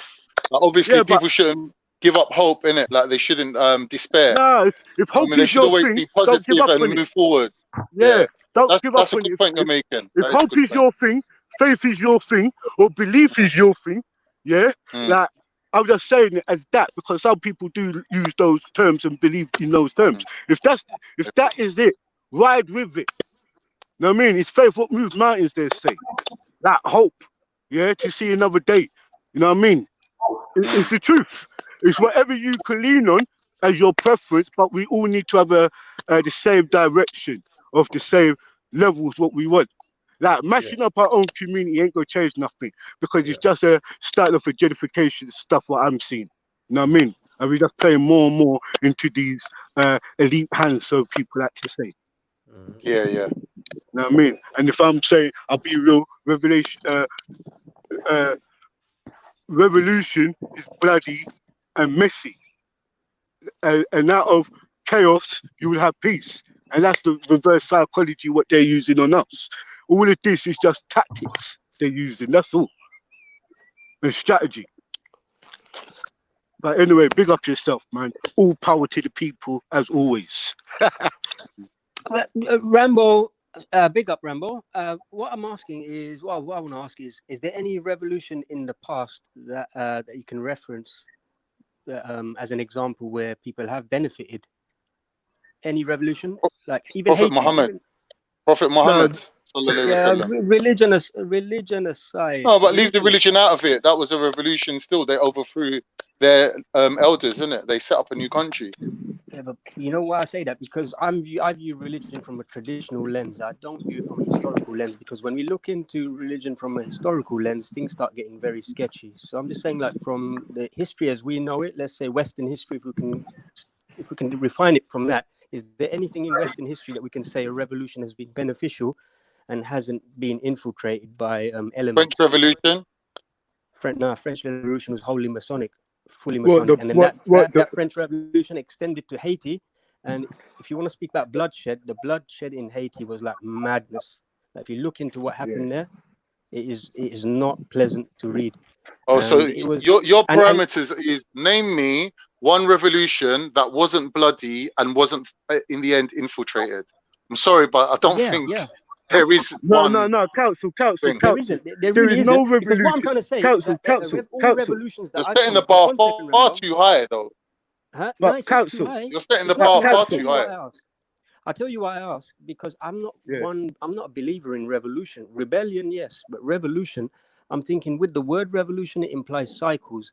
And that's all I'm seeing, that cycles of violence throughout the ages and nothing has been achieved. So if we're looking for another So revolution. hold on, right?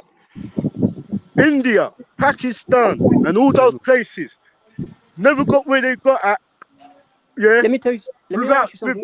Without bloodshed, bro. Are you gonna fool me, bro?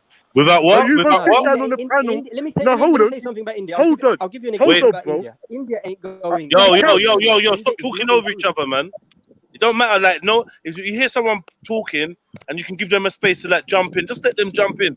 Just powering through, and two people powering through, talking at the same time is long. And the thing is, we're actually having an intellectual we're actually having an intellectual conversation. So I feel like now is a time for the manners and the etiquette to kick in even more. So we don't sound stupid out here to the night people watching. You know what I mean? So yeah, Rambo was saying, and then Cone was saying, Rambo, you said you don't think what revolution? India revolution. I was saying, referencing India. Yeah, I was saying, yeah. even through India, yeah, and no matter if man wants to say, oh, he was a British intelligence and all of that, you got normal people who say that, yeah, even with like Gandhi went through, like the people who followed Gandhi went through bloodshed and all of that to get India where they was at then. And so they did, and so did Pakistan and everything India else. hasn't got anywhere. Okay, let me respond to that. India has not got anywhere. Indian people are actually devolving. They're losing their culture. They're losing their tradition. What you're describing about Gandhi, you know that he's an Oxford-educated lawyer that was sent by the British to subvert real rebellion. Right. There was no revolution. What that revolution did is split the subcontinent apart and create more death in that area than ever before in history. If that's revolution and good change, then boy, I think we can't be surprised with what we receive when we do revolt. Okay, let Rambo respond to that. Yeah, but as I was saying, yeah, I think none of us, no nation on this planet, got where they want without bloodshed and just shaking hands and say, "Let us have our own land." If that's the case, my forefathers in Africa wouldn't be split up and conquered and divided into different continents without that, bro. Yeah, we went through the most bloodshed till we get a little respect where we are now, fam. I don't think when we was all protesting, doing all of these nice stuff and all of these pretty stuff, we never got nowhere. And I'm just saying that as any nation. Facts. Yeah? As any nation, not about the skin color. So they're all agreeing now. Protests ain't getting nowhere.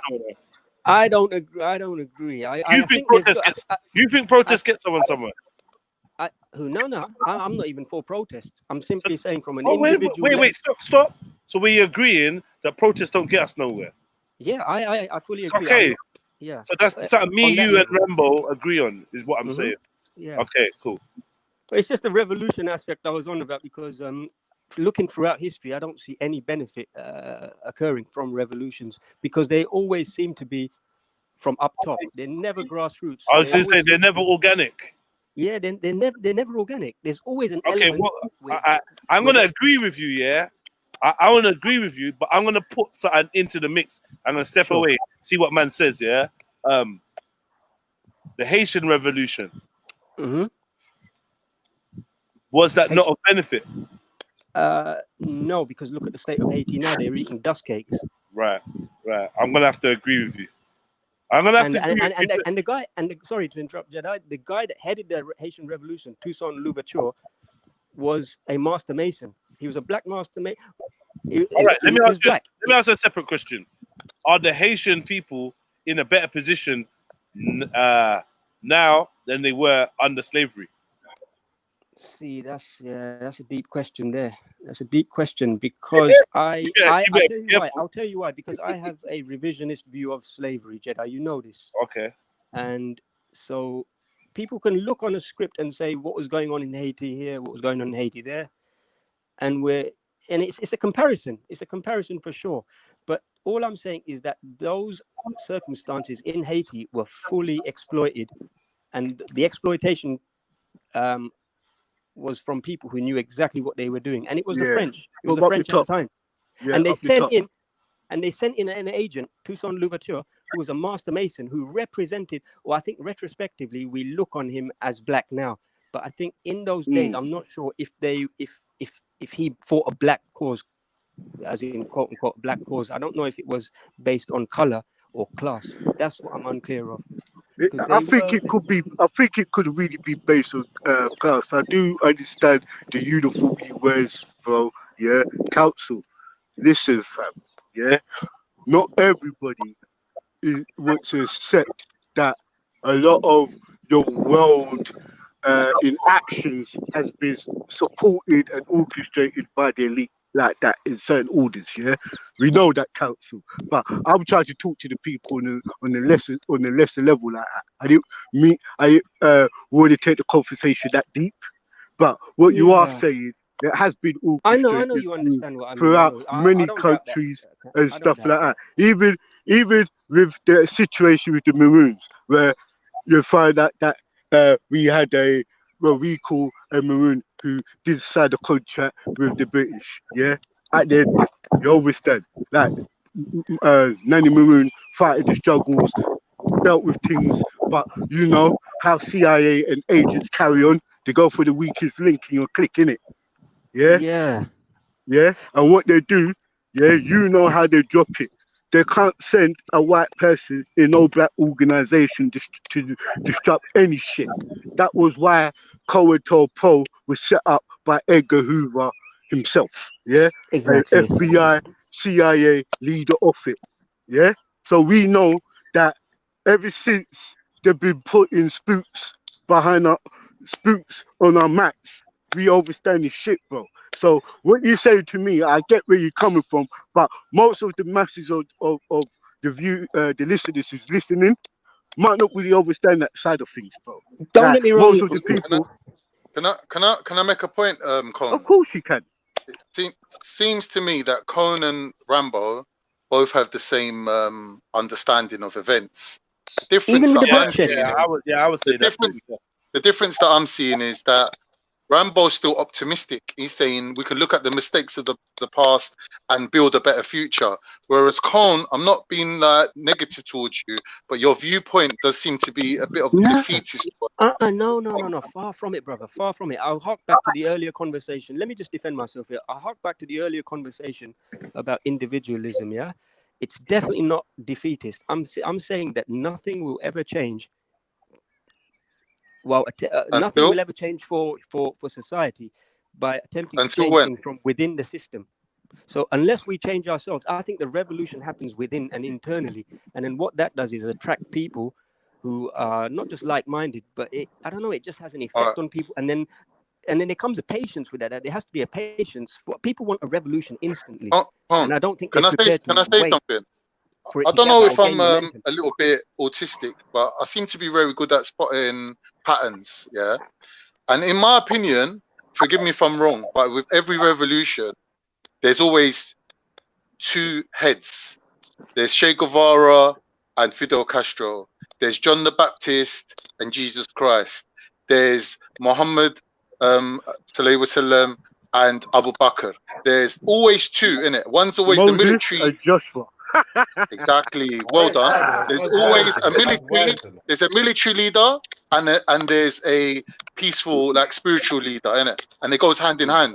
So two people are basically running towards the same brick wall, and only one of them is going to go through to make it a success. Or two of them. Now with John the Baptist and Jesus, they managed to take both of them out, so that revolution ended, didn't it? Yeah. But their intention was still revolution. Get me? But they both got taken out. Do you see what I mean? Only one of them has to make it, though, innit? By hook or by crook, you're gonna break that wall down, innit? Yeah, I get. That's my What opinion. you're saying. I get what you're saying, but ultimately these are scripts, Khan. These are scripts, and I say that we write our own scripts. I honestly do suggest we write our own scripts by knowing ourselves, and when each person knows who they are, then ultimately that's the collective forming there, because then that has an impact on a spiritual basis, people observe us, people look at us, see how we behave, and it has a cumulative effect. And I'm saying that takes patience. People want revolution instantly, and I think that's the problem. And yeah, I seriously do think that's a problem. I think it starts with the individual first, and I think Jedi right at the beginning did say that. That's my point. And the only reason I'm against revolution per se is because it's still engaging within the system. So I'm one for complete disengagement. And I say not just I've done a lot of get out reading. I've done a lot of reading on Taoism, yeah, and this yin yang, internal, external kind of duality, yeah. This is reality, isn't it? The thing is, we can't differentiate between external stimulus and internal. One leads to the other. One leads to the other, and the other leads back to the other. It's a dualistic. It's a dualistic reality that we're living in. So whether I provoke you to act, or whether you are what's the word? Inspired to act. Once the action takes place, yeah, it will have a knock-on effect. But you said you can't differentiate. You said you can't differentiate from external stimulus and your own stimulus. I disagree with that. I'm saying it's irrelevant. I'm saying it's irrelevant. Whether I slap you and you slap me back, or whether you just walk up to me and slap me, the end result is I got slapped, innit? Yeah. Family, could I just step into this? No, I don't get that. I just step into this. Jump in, Rambo. I'm simply saying something coming from outside of you is very different from coming from within, because you mentioned the word inspiration, and to be inspired, spirit comes from breath. The word spirit is derived from breath, and if it's coming from within, that's very different. That's very different. But do you agree with me though, yeah? But do you agree with me though, yeah? Before you start a revolution, yeah, the revolution starts from the mind first, isn't it? This is it. That's it. You summed it up. I don't have to say anymore. I don't have to say anymore. So what I'm saying is then, yeah, is this. What happens if you have guys, yeah? I don't know. Do you know what? Let me talk for myself. What happens if you have a guy like myself, who revolution is mine first, yeah, and knew that if I'm stop being a reactionary, reacting on every single living cause. Let me react on the one cause. Let me take down my oppressors. When I mean my oppressors, it could be the system or anything like that. Because remember, if we talk about mental revolution and a spiritual revolution, a physical revolution must come into play then, bro. Because you got people now who's now thinking on a different level, in a different spectrum, have a different views of reality. Then you got another person, the same person also has a spirit who's also done a revolution, put down their oppressors, spiritual chains, like break those spiritual chains, and found a new spiritual order within himself. Yeah, what led to a physical level, because it all happens like that, bro. First of all, most of us is enslaved in our minds. Exactly. Yeah? And most of us are enslaved spiritually. Then you got people who's still in the cotton field. I don't really say cotton field, but still in the fields, still laboring, bro, to this day. You understand? So what I'm trying to say, counsel, to be real with you, you are right in what you say, but if you want to get in depth of things, it's true. People have to revolutionize their mind, their spirit. Then the physical reality will take will soon your physical would only soon follow. It will soon follow. But that's what's going on. So how would you say this year, bro? Most of those people who's out there fighting now has not done those three things already, bro. And this is just the last result. It's the physical actions. That's the last result. Yeah, that's wonderfully put. The best description I've come across is someone looking in the mirror and attempting to comb their hair, but they're combing the mirror instead. That's so it's a reflection. If the reality is the manifestation, if the reality that we're concerned with is the manifestation of what we're suppressing, because suppression and then there's oppression. You mentioned oppression. I think personally, that physical oppression on the outside is a manifestation of our own internal suppressions. Whatever we are not facing internally will reflect on the outside. That's my personal experience. But when you see this manifest. though, but counsel, do you agree with me though? Why is it that this is occurring to really, it's coming to the masses of people now?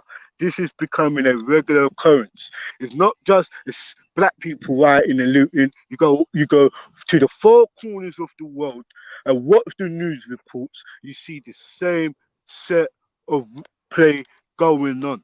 So I'm saying that when I said to you it's a three part thing, yeah, I've seen the last resort on is reality through my own two eyes. I'm seeing it now. So I'm seeing the buildings getting torn down. I'm seeing the places getting burnt up. I see good and bad people dying. And if I was a religious believer and I was looking in Revelations, I would be saying, ain't this the fucking time we're living in now? Like, right, children against their fathers, fathers against children. This is happening. That's happening. This is happening. All of these calamities are happening, bro. So I just realizing that we're on the third phase now. This is everything physical, bro. Now everything's coming into play, bro. It is. We can take it from the individual and what we're suppressing as individuals. But let's take it. Let's look at it as the mass. Because I tell you the truth, yeah. While we're sitting on here and having this great discussion, there's many people out there protesting, bro, and looting and doing what they're doing now, bro. So it goes to show the mentality of some of the people. You got some people they're looking to right, so they don't care. They made up their mind. How I view those people, those that they're obviously operating from fear, but that fear comes from not looking within and resolving internal issues from trauma, most likely from trauma. And I can understand how socio-economic conditions and trauma go hand in hand as well, you know. Yeah, but when we say social charismatic, I believe when I'm in my community and I'm looking at people, I realize that everybody's fucked in my community. Is you don't really see people flossing it like that. You understand? Because everybody in my community is all of like we have to. There's only some of the men who you say, yeah, you're right, and you put a smile on their face, but before that, their face was screwed up, bro. So everybody's damn depressed in our society right now, bro. Yeah, 100.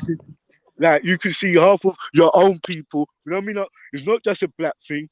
White people, Asian people, everybody is being suppressed right now where we are now.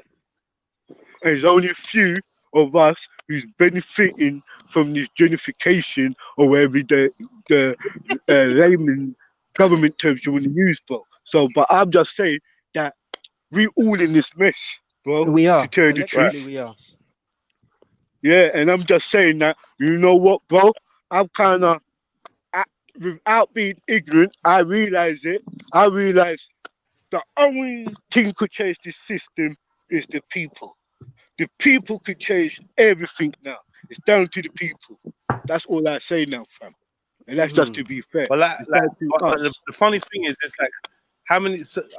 I feel like a lot of people are on another planet, like in terms of where their heads at. They're on another planet, man. The way they see the world, the way you see the world, the way I see the world, three different things, man. Where's the unity? Because for every man that says that this is a prison, another man says this is a paradise. Thank you. You know, so the involvement of the whole world at once comes with action. With unity comes from action. Yeah. So if we're all sitting around talking, we're all going to find differences with however we think. But when we start moving and we got a direction, we can all move in the same direction with the same momentum. That's unity. You can't have unity sitting around. I think that's the problem. I think that's the problem, Khan. I really do, because we're still avoiding the fact that if we are broken people inside, there ain't no point in doing the unity because it's just going to double up in terms of head fuck. This is what I mean about the defeatism. That ain't defeatism. How can broken people look? If one broken person is bad enough, imagine him combining with 10 other broken people. Like, if we are not addressing internal issues and running away from our thoughts, like, people do run away from thoughts, you know, they can't stand their thoughts and they wear masks to cover it. They buy bullshit to cover their thoughts, you know. This is what the materialist system is running on. This is I what don't need to be globalism runs on. I don't need Providing, to be a perfect person to achieve things. You get like, me? I can it's not do about what I perfection. need to do and put my thoughts aside, innit? I don't It need to ain't even carry about perfection. them It thoughts ain't or even them about mistakes. perfection. Bro, you It don't really need to isn't be a about perfect perfection, person to make, you get me, a perfect Bro, you decision. can't. I'm saying it ain't about perfection, brother. It's about looking inside and being true to yourself. What really drives you? What really drives your behaviors? Why do you do what you do? Is it coming from? Look, if people are sad, get in touch with that sadness, face it, and ask yourself, how can I do? But people don't do that, you know. What people do is cover up that sadness, buying shit they don't need, and that contributes to the system. And then, and what's the point of forming collectives based on that? I don't get it. Well, this is the point then, innit? Ain't that dumbing down your genetics then, bro? Because this is a chain reaction through generations, bro. Yeah? Know what I mean? Like, come on, bro. Like, we gotta be honest, yeah? Right? And say to this, we would have to try and teach our youths, yeah, or the younger generation, yeah, much more better than we are doing now. We have to make them prepared then, because some of them is kind of overstanding that things ain't as what it seems to be, bro. But I think it's our duty. Like, we all know this knowledge, yeah, fam. But we the ones, if we know it, we should be teaching it then. We should be, it's each one teach one, innit? But we're living in a world, bro, where so-called time is caught man up, innit? Time is running people, innit? So people is going with the time, so they say, yeah? And in that time, yeah, what we see is that people don't have time to look within themselves. People don't have time after their pray and thing to sit down and meditate and reflect, do they? Rambo, No, what I say, time is one thing, but that's a big fact, bro. I actually say people are fearful of looking inside. Like, no, but what we should say this, you know, it's not always fear, fam. Wait, hold Some on. people just don't know. Hold on, man. You know what, Council? You're both like saying, making a really good point, and that thing about being fearful about looking inside, that's real. You know how many people are like, oh, turn on the TV or turn the radio on, or very. Why? Oh, because it's just silent in here. Okay, so what? What? When did silence become a thing that was like? No. People don't know about tranquility. People don't know about true tranquility, you know. Like tranquility, that means that they've got nothing but themselves to see. They don't want that. That's why people go into nature and they sit alone in nature, because through observing nature, they travel inward. Mentally, they travel inward. It's like stimulus, and you start traveling, going through your past traumas, your memories, your hopes, your dreams, your fears, and then hopefully you get past all of that and you get to a deeper point. But yeah, it's very scary for a lot of people, consciously and subconsciously. Totally. You know, when I first realized that, Jedi, we were about 17, 18, we went Lake District, right, with my mates. And we used to have all these debates. I had religious mates, we had political mates, and we used to do the to and fro's. And at that time, I was still working out who I am, who my friends are. So we climbed this mountain up Lake District, right next to Scaffold Pike here. And it was a mission getting up there. But once we got to the top, you want to savor that moment. You really want to savor that moment in peace and in silence. I swear, no people word want of to chat lie. and chat shit. They could not do it. They could not do it. Yeah, let's shut up for a minute, man. You're on top of a mountain. That's a high energy point. Or breathing that fresh air, and I don't know. People don't know about things like that though.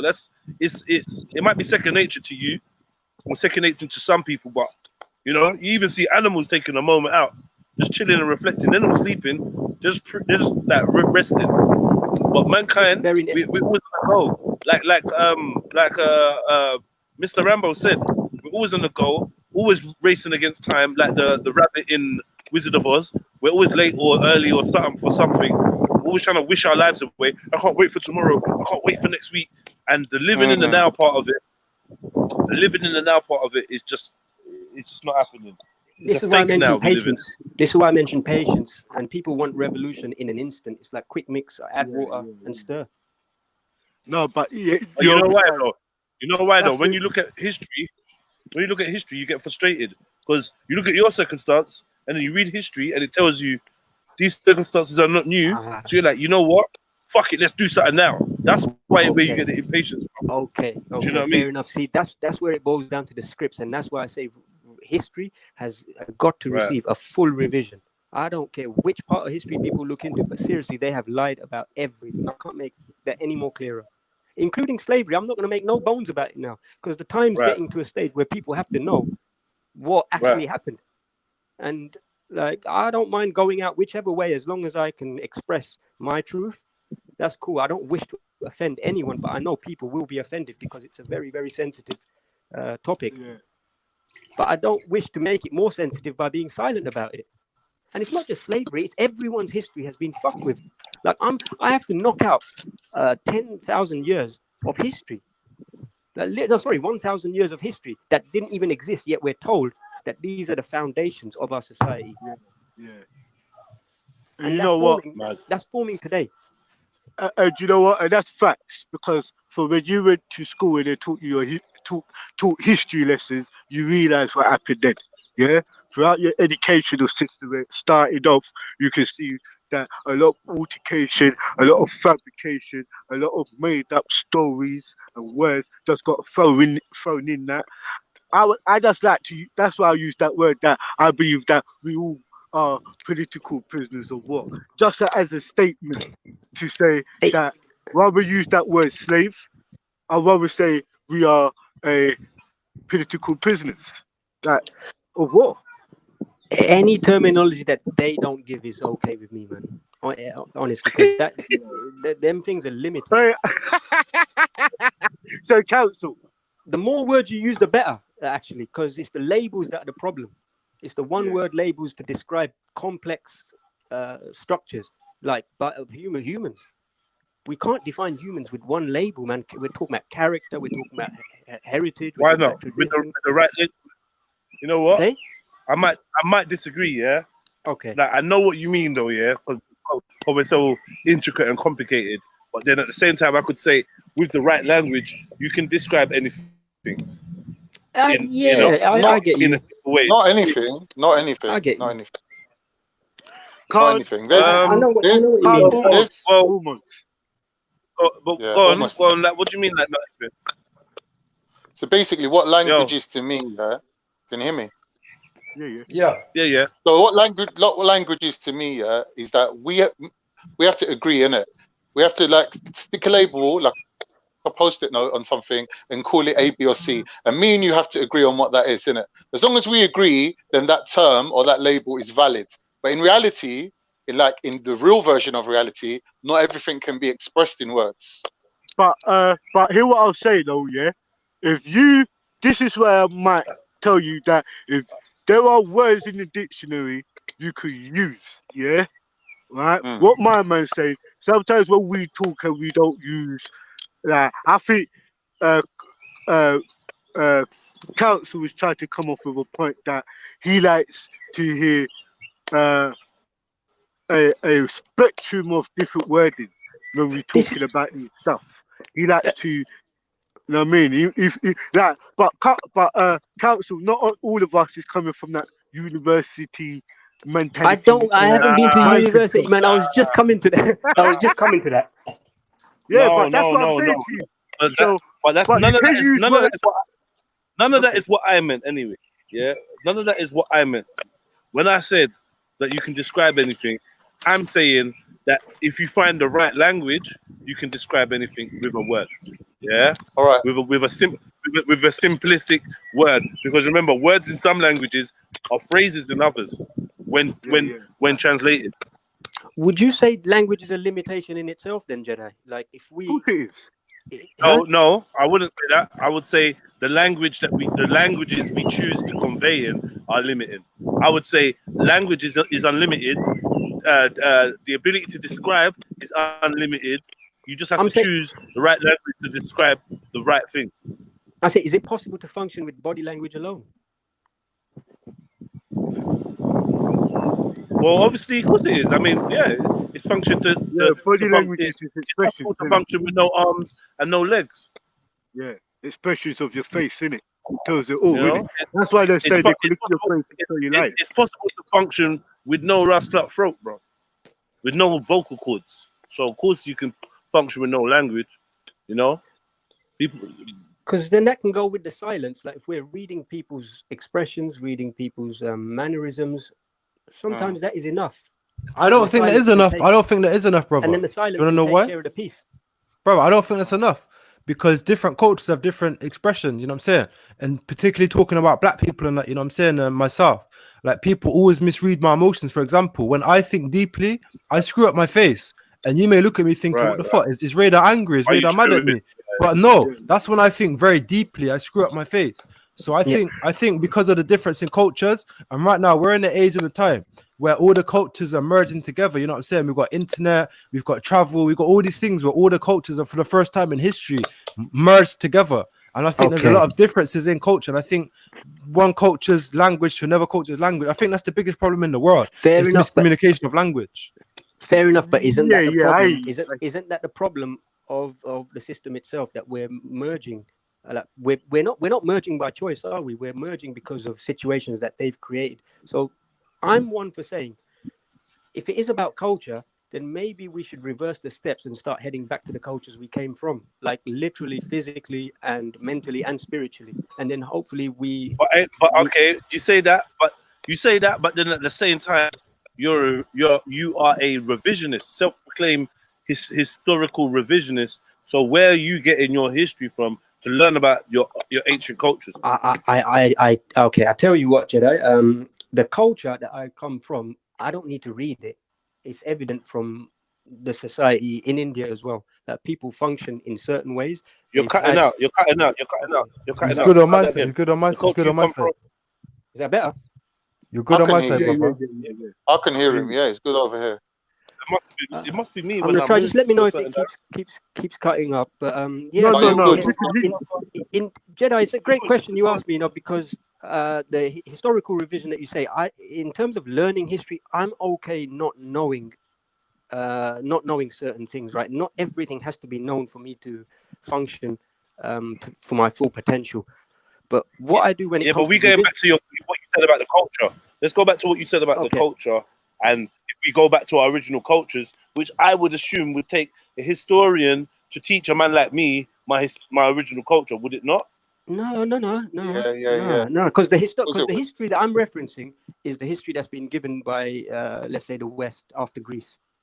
My culture existed way before Greece, and I'm sure yours did as well. And most of those scripts came through oral traditions, and they came through the permeation of people coexisting side by side, and they didn't need to write down. And you believe it's preserved. You believe it's preserved somewhere. This is the point I'm getting into is, where is this culture preserved where you can learn it, the authentic version of it? Yeah. The only historical revision that I'm attempting to dismantle is the bullshit. Basically, I don't wish to revise history and then replace it with another one. See, you're not hearing what I'm saying to you though. You want to revise the bullshit. I'm saying, all right, that's great. First of all, how are you determining what's real and what's bullshit? Secondly, when you get to your old culture, how do you know that the information you're receiving about what was your old practices is not bullshit? Okay, because it works. Take an example for Ayurvedic medicine, right? I can apply it to my own self within my own body and gauge the results. I can't do that with the medical establishment in the West because I know it's very different results. So it's a results-based process. Like I know that it does, and I don't need to look at it on a scriptural level to see what works and what doesn't. So that's one aspect. You're cutting out now, Jed. Just cutting out a little bit, Jed. Yeah, you cut out there for a moment, Jedi. You wanted to jump back out and jump back in, innit, fam? You frozen on the camera and everything. You frozen on the camera and on my side as well, innit? It's frozen, innit? Yeah, it's frozen. So I don't know if you're trying to speak, fam, but we can't hear you, innit? I'd recommend maybe jump out, jump back in, and see if that fixes it. But we can't hear you no more, innit? You're frozen on the camera and that, innit? We need to try and get this all sorted so we can all communicate. 'Cause this is a very deep conversation right now, very fire right now, very fire. Yeah, back. Exactly.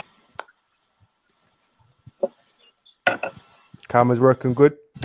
Do a quick mic check, Jeds. Jeds, quick mic check, please.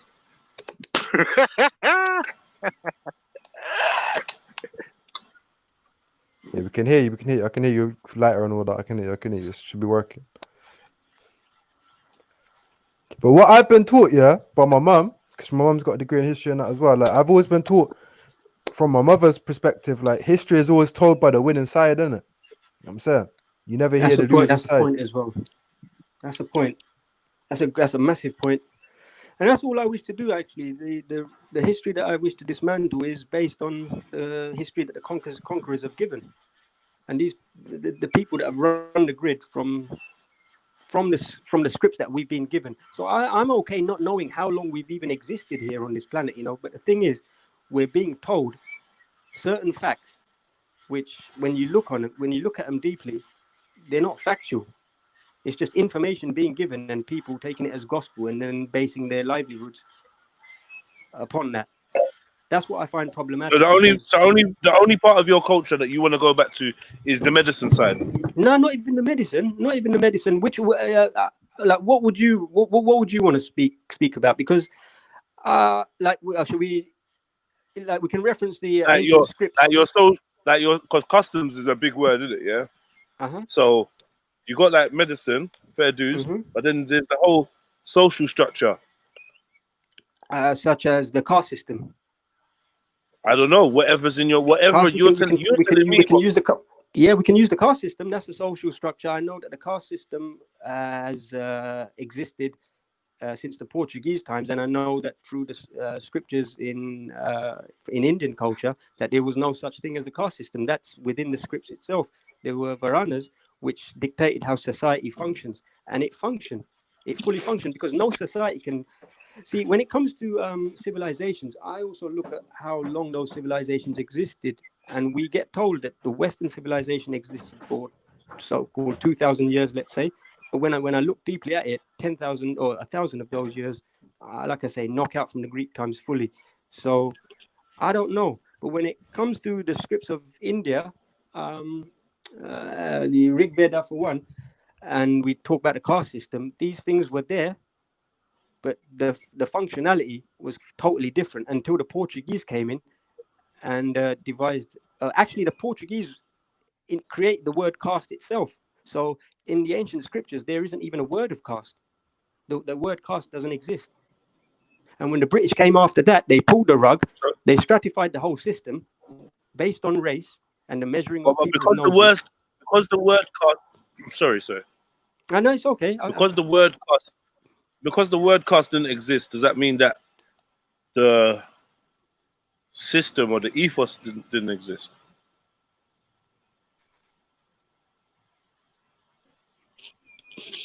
Yo, he's left. Yo. Okay. Maybe he'll jump back in. Yeah. But like what it is, I think historically, like people were divided by their rulers into different categories. So at some point they were divided on their trade. So for example, one race of people, like for example, the Turks were blacksmiths, like they used to make swords and that. Another race of people might have been making whatever, innit? Like everyone had a different trade and a different skill, and they were divided into strata on the caste system based on that. But then when it switched over and it became divided by race, yeah, one ruling elite might say, okay, like if the Turks, like if the Mongols are ruling over China, they might say, okay, the races that are more similar to us will be at the top. So the Tibetans and such Mongoloid people will be closer to the top, and they'll put the Han Chinese at the bottom. So then it becomes like a racist thing, isn't it? So caste systems is just it's a pyramid structure with the ruling elite at the top and the what's it called, the rural or the workers are at the bottom, innit? And that's all it is. It just divides people so they can be easily controlled by a ruling elite. So I agree. It's just that's the been way going of, on through history. Like, obviously, yeah, that's been going on through history. It's like predominantly done by the Proto-Indo-Europeans, which were what you can call them the Aryans or the master race, because they took that same mentality and invaded in China and instilled that system. They invaded India, they instilled that system. They brought it into Europe. It's still on a subtle one, still there in the European culture. But it was the Proto-Indo-Europeans that done that, because there were a small group of people that were dominating big places. So they were like hunter-gatherers that were taking over farming civilizations. Because traditionally the farmers would have been more powerful than the hunter-gatherers. The hunter-gatherers would have to carry out raids, innit? Ride down on their horses with their bows and arrows, robbing grains, robbing food, because hunter-gatherers would inevitably run out of food, innit? And they will have famine. So that rather than starve to death, they would just have to raid the farmers, innit? Because the farmers weren't looking on giving up no stock. They're like, nah, man, we spent all year gathering up this grain. Like, we're not just handing it over. So they'd have to war them, innit? They'd have to attack them, carry out raids and rob the grains and whatever they needed to survive the winter. That relationship, you know, has always been there between them two civilizations, like the hunter-gatherers and the what's it called? The like farmers. So that's always been like that. You know, that's why most countries, like especially if you're looking at from moving from China into Europe, most countries are a combination of, you know, Neolithic farmers and the Western hunter-gatherers. You know, and they become one nation. Now, some have a higher degree of farming influence. Some have a higher degree of, you know, warrior castes, like the hunter-gatherers, you know, the horseback riders and all these people. It's just different percentage in each country. It gives them their indigenous, like, well, their current flavor. You know, so if you look at Portugal and Spain, for example, they would have a very low percentage of Western hunter-gatherer. They would be predominantly Neolithic farmers. Do you know what I mean? So when you look at like Estonia and Germany and that, and they would have a higher percentage of Western hunter-gatherer, a lower percentage of farmer. But either way, that's the two mixes, isn't it, that makes up those countries. You know, so that's what a caste system is, isn't it? It's just basically putting people in order so they can be easily controlled by the elite. And it's obviously going to be oppressive. The way they get away with the oppression is basically making everyone feel they're better off by looking down on the people that's below them. You know what I mean? So everyone will be getting oppressed by someone, but they'll be oppressing someone else. So, you know, to a certain extent, everyone's corrupt. No one's really equal or egalitarian or there's no meritocracy. You know, so that's stifling for over a long period of time. That's stifling for a race of people or a country, or that's not a good way to run a country long term.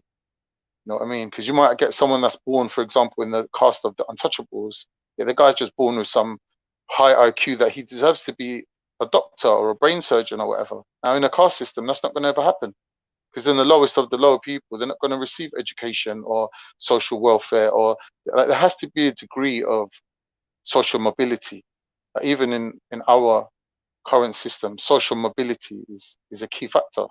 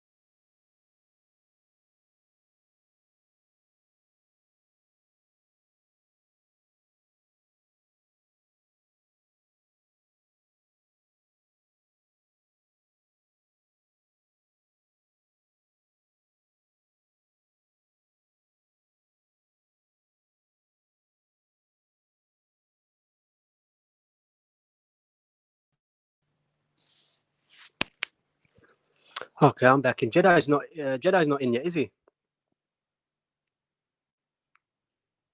Guys, you can hear.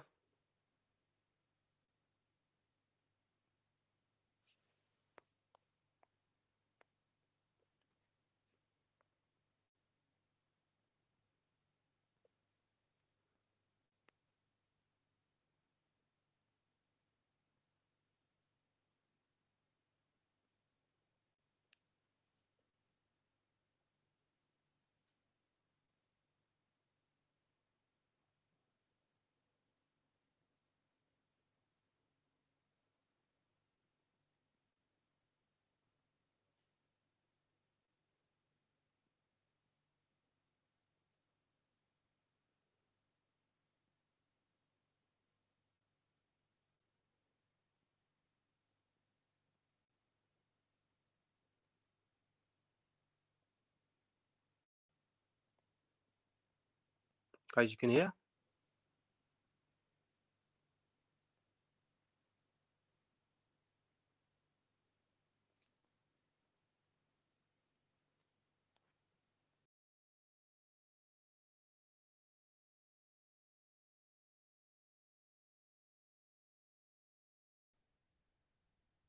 Hello. Anyone hear me?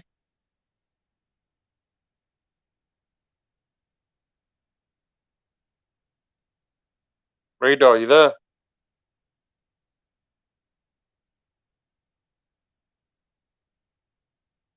Jedi, what's going on, man?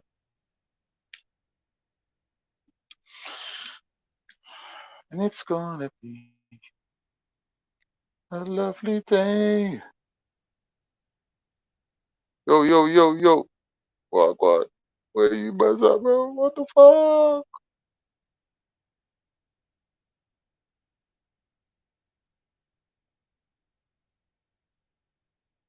Calm and calm. We can hear you. Yes. Those are open.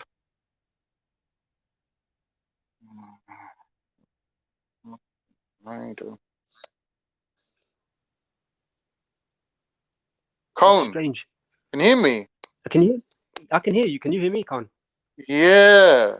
That's me and you weird, now. man. Let's wait for Jedi to come back in. All right, I'm in there now. I can see the Jedi's having issues.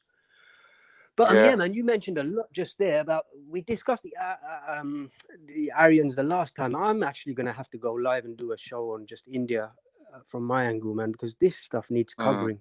It really does. But the problem with the Aryans is like a lot of Europeans, especially like the right wing and that, they seem to have this idea that Aryans came out of India and into Europe, and they see that as that's what I was arguing last time. That's what I was arguing last time, that they stole Indian culture because the Germans before then were known as, they didn't have a culture. In fact, the Germans were the last people in Europe to ever have a culture. They were classed as barbarians. Yeah, that is true. So they had to go to India and steal a culture. And that person that did that was Max Muller, and he gave Hitler his whole ideology. Now, if you go to India, check out one guy, Rajiv Malhotra. I tell you, he dismantles it all. And if you go to any Indian and mention that there was an Aryan invasion, they're going to break it down. It's not even difficult to do. Yeah. Because for an invasion to take place, there has to be remnants, and there aren't any at all. What the British realized it's difficult to claim it as an invasion, but people definitely did move in a direction into India. But to call it an invasion, like you said, you'd need that evidence. Like they definitely displaced people. They pushed people further into India, like the Dravidians. There were waves. Exactly. So that's the point. I only have the issue with the term invasion, and that's it. When you have Aryan and invasion going hand in hand, I just know that that's a European construct. For one, it's a castigation on Indians, and secondly, it gives Europeans a culture they never had. So there's theft. It's stolen legacy.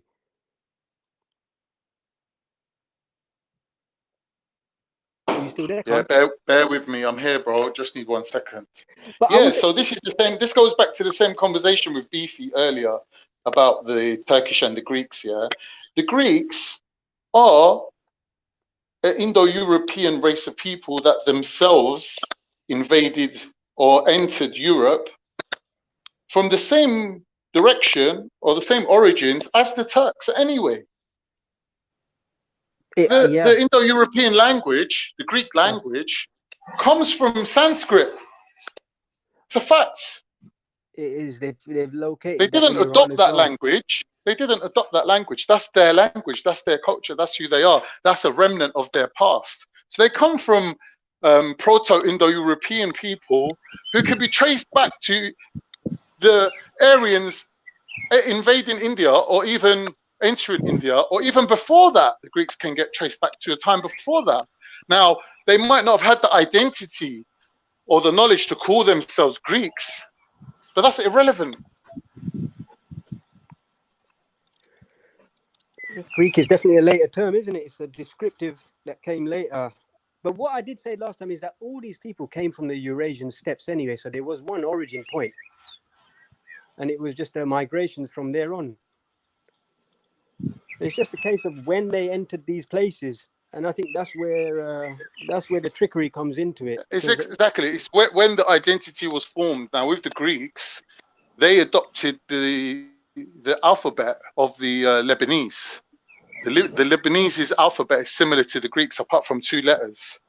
Yeah. So with the start of the Greek alphabet, it's the start of the Greek linguistic kind of history and the poetry and the written works that makes them the Hellenistic people.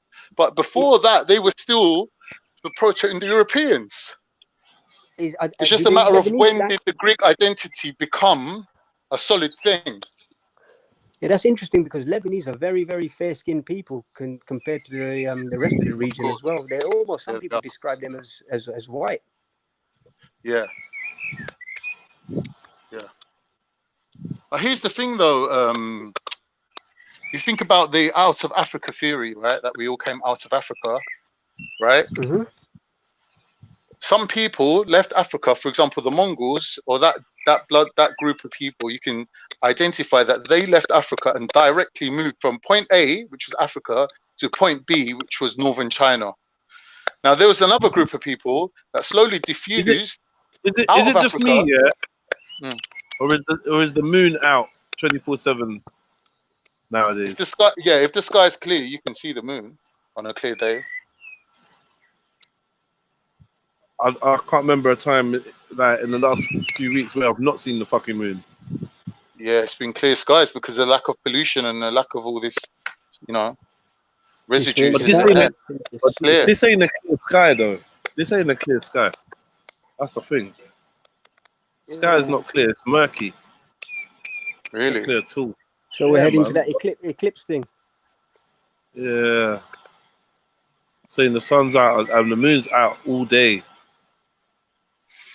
I just got to finish off this wooden flooring that I'm doing in my mum's room, man. I'm waiting for the sun to go down a bit. It's too hot right now. I'm just chilling out with you guys until then. Doing some sunbathing. I'm not looking at the sun though, or at the sky. You see the moon where you are? Let me have a look. Hold on.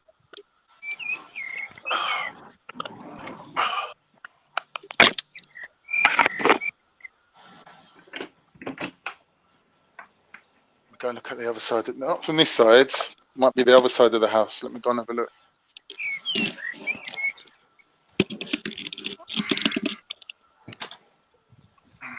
So this is a question I heard asked the other day, yeah? Go on. If I can see the moon and I can see the sun, yeah? Like clear as day, the moon's massive. It's not no small thing. If I can see the moon and I can see the sun,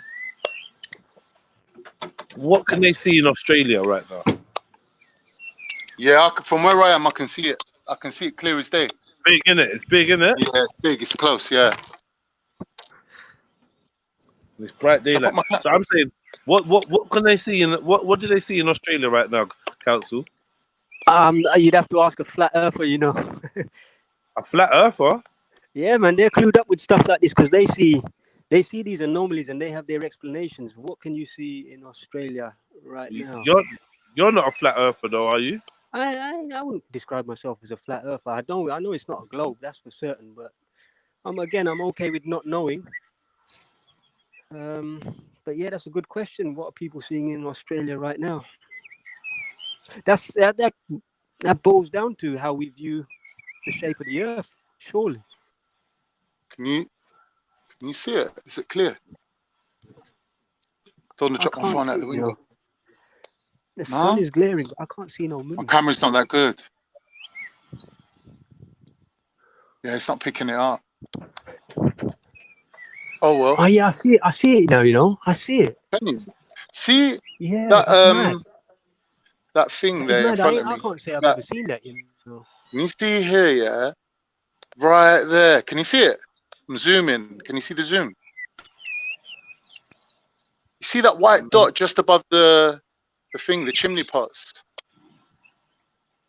I don't know if like you're getting the zoomed in version of what I'm showing you. There's a tiny white dot. I can see it.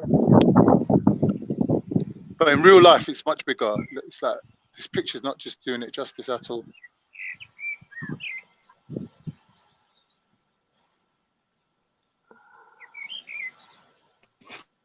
Yeah, man. Does look good. The moon's to the left. So, Khan, what's your opinion? What do they see in Australia? Same thing we're seeing, isn't it? What, ain't they underneath us? Yeah, but we're so far from the moon. Now, in Australia right now, it's probably nighttime, isn't it? Right. So you think they're seeing the moon? Yeah. How is it possible that we? They're seeing it from a different angle. How is it possible that we both see the moon and they're underneath us on the ball? It's not even making sense. It depends how far you are from it, isn't it? How close it is or how far you are.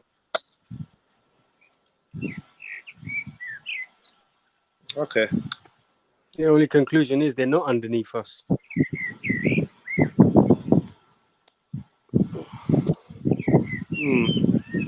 I don't know. If you imagine this, yeah, draw a circle, and then at the top of the circle where it's 12 o'clock, put point A. At the bottom where it's 6 o'clock, put point B, and then draw a line from A to B, yeah, and then make it a triangle so it's equal on all sides, yeah. So the triangle will then show you that if I was standing at point A and I looked in that direction, the same direction as if I was standing at point B, looked in that same direction, but obviously standing upside down, would our vision, our paths of vision, would they cross over? Upside down. So they're seeing, yeah, upside down, yeah. Upside down. But both look in the same direction, so eastwards or westwards, for example. So if you draw it out, like I explained, that will make sense. Right. You have to triangulate it, innit? It has to be triangulated.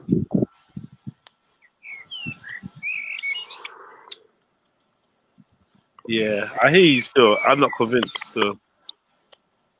That's all right, bro. Don't matter. We don't have to agree on everything, do we? Yeah, no, I'm not even saying that. You're obviously it's your theory, innit? Like, I'm just not convinced that. Well, I hear what you're saying with the circle and all that. I'm just not convinced that that's what's happening right now. I don't know. I'm trying to relate it, but maybe my brain's too small. I don't know. Maybe if you Google it, like, it will just give you an answer. Because I bet there's a load of people out there asking that same question right now. It'd be interesting to find out what the consensus is. We're upside down, and there's people on the other side of the earth. Look at fucking hell. They'll see the same moon, but the pattern on the moon would just be in reverse. So we've seen shading. You know, like in the moon, there's certain features like mountains and like valleys, and you know what I mean. Like they'll be seeing an upside down moon to us, innit?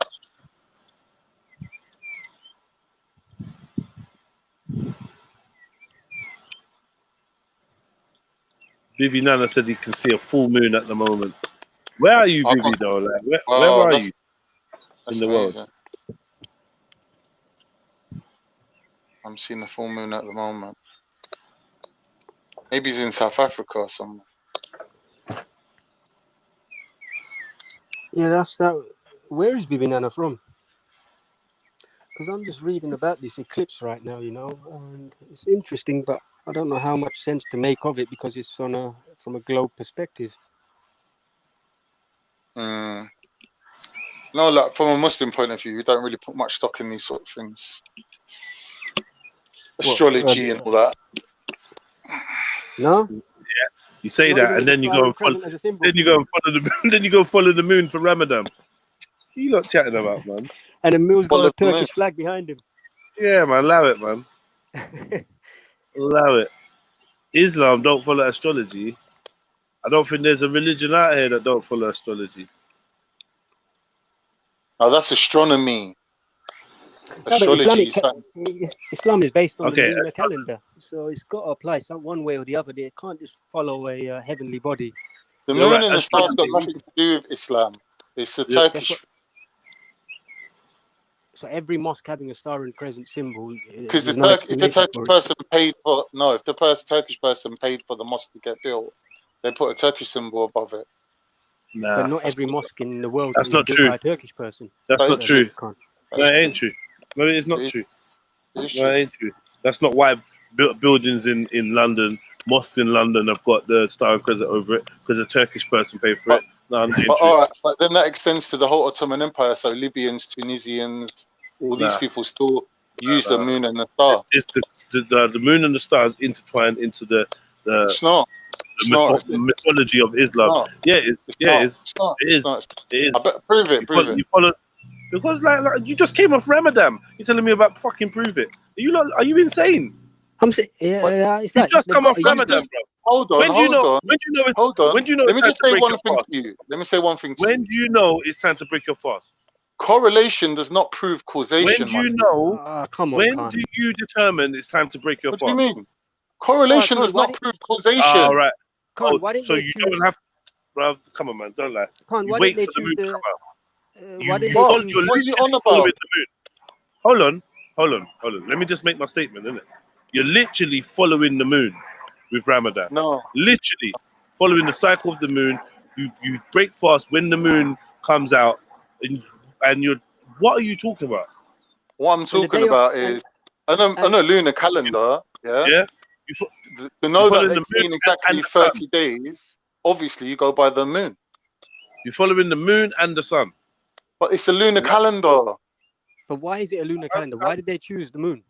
That's Khan? your business. Why But don't not go on like Saturn or don't go on Uranus? like the moon. Like I said, the moon is an integral part of the way that many Muslims practice Islam. End of story. Get me? It's interwoven. Like I said, I don't even know why we're arguing with that. There's no Fact. argument. You're the one that's but you was contending like, the how? point that I'm How? making. And I'm like, bruv, you just came off Ramadan. You can't be asking me how. And you've been following the moon for to break your fast, and the sun to when to pray, whatever That's prayer it because is. they're using the old calendar. I don't care what it is. I'm telling you. No one's asking you to care. The moon and the stars, are an integral part of most religions, if not every religion. That's the statement. You try to deny it, but you can't. There's a difference between astronomy and astrology. You I can't agree with deny that the I moon's agree. there, but I agree adding a extra meaning to that is a different thing. I'm not adding extra meaning to it. I feel I'm like not saying you are. I'm saying religions that do. With Sufism and other religious practices, and old texts, it shows me that if anything, the downplaying of astronomy, the heavenly bodies, with religion is what's happening. When it's not being exaggerated, it's being downplayed. That's what I would say right now. It's being downplayed, maybe even hidden. Don't want to I'd say hidden. That's an opinion. I'm not a Muslim in it, so like to be fair, what's my opinion even fucking worth to you? But like, But from my sometimes it's nice to get, even down to my observance of the Kaaba and certain depictions inside of the Kaaba, like of a moon and star. Plus, like everywhere I've looked when it comes to old Islamic what do you want to say? Iconography, that moon, that star is part and parcel with Islam. All right, cool. Let's make something clear, because we're not really even saying opposite things. The moon and star that you see depicted on Mills's wall is a very specific symbol. and that specific symbol entered Islam with the Turkish culture. Now, other depictions of the moon, or other versions of a moon influence within Islam, is totally separate from that. Now, I would say that what you're trying to attribute to strictly the Ottomans found somewhere. They didn't create that. Yeah, that moon and star crescent is a primordial archetype that depicts occult information, right? And you know, it's a moon and star. It's a sword and star. It's a moon and sun. Yeah, and they all depict different things. We've gone through this already. Yeah. I'm not denying anything that you're saying right now. All right, so like but you keep trying to bring it back to some Ottoman thing. Every time you see the moon and star, every time you see the moon and crescent, the moon and crescent, the crescent moon and star, it's a Turkish Ottoman throwback. It's something to do with that, and I'm saying it's not. It is. It is. I'm saying it's not. So how, like, why do you contradict yourself so much? Just spent time. I'm saying that there are other ultra. I'm thinking ultras going to be. Why don't you just listen to what I'm saying for a second, and you realize I'm not contradicting you? You were you were interrupting me to say it's not, and then when I turned around and said you said this, you said yeah, it is. Let me make myself clear. Let me make myself clear. Originally, the Ottoman flag, the banner, was a bow and arrow, right? After they changed it to the 3 crescent moons with no stars involved on a green background. Then after, they changed it to a red flag with a crescent moon and a star. Yeah, this has got nothing to do with Islam or the iconography or the mythology of Islam. It's got nothing to do with it. Right. So when we're talking, about what's the symbology associated with Islam and on top of mosque, you're the one bringing up the Ottomans, and I'm saying it's like you said, it's got nothing to do. I'm not bringing up the what we see in Islam is separate from the Ottomans, even though the Ottomans used the symbol. But they didn't get it from Islam. They got it from their ancient pagan Mongolian traditions. No problem. So what's that got to do with what? Does it outlast Islam? That's your business. That's not my business. That's you saying that. It's from a different source. It's still incorporated in Islam. I'm not hearing that. No, but do you know why I'm saying that? No. When you got idols, all right. When you got idols and moon deities named Alat, I didn't want to go there, Jedi. And you're worshiping Allah, and you've got moon deities called Alat. There's clearly some kind of correlation because it's supposed to be Allah's daughters. That's what it said, isn't it? Yeah. Whether obviously like no one, no mainstream Muslim would agree with that, and that's not my argument. That's not for me to make. All I'm saying is me dealing with information. That's the information that's put in front of me, right? So I automatically see the correlation with moon and Islam. I automatically see it, even if you say, "Oh, it's not that." It's not that. But let me say the reason why I'm saying what I'm saying, though, and then you can continue talking. In Turkish mythology, the moon is a feminine aspect, and in Arabic mythology, it's a male aspect. So it's 2 different things. So I'll give you the example of the name. All right, but why do we keep going back to why do we keep going back to Turkish? Because when you're talking about that moon and crescent that's found on top of mosques, that was not present before the Turkish involvement in Islam. So in the Prophet's times, they didn't do that. It doesn't mean that the symbology doesn't stem from before Islam and hasn't been interwoven in Islam before the Ottomans. Just because you're saying Ottomans like to put that on top of mosques doesn't mean that it was a depiction that was foreign to a Muslim. So like I'm not agreeing with you. You don't have the evidence to support your claim. That's a different issue. Like we're both agreeing. We have different opinions. We're both agreeing that the Ottomans did not invent that symbology. So the argument is null and void at that point. Not really. It is because I'm separating Ottomans from Islam, isn't it? It's your channel, so yeah. Whatever. No, it's not my channel. I'm just saying. What do you mean it's my channel? I'm saying I'm separating Ottomans in my argument my point that I'm making. I'm separating the Ottoman Empire from Islam. That's what I'm saying to you. Yeah. So the fact the moon appears in both of those cultures It just correlates with each other. One did not cause the other. There's two, just happened to be two different cultures that combined. Bruv, you keep And saying they one both- didn't cause the other. Like, that's not my argument. That's your argument. Right, I'm giving you background. I'm giving you background to what you're claiming. I'm Right, saying but to you I that already- specific moon and crescent that you see on Thingy's wall, on Mills Turk's wall, is a Turkish symbol that comes from the ancient Mongoloid version of. It is. No, it's not. No, it's not. That's lies. That's a lie. That's an out and out right lie. It's not.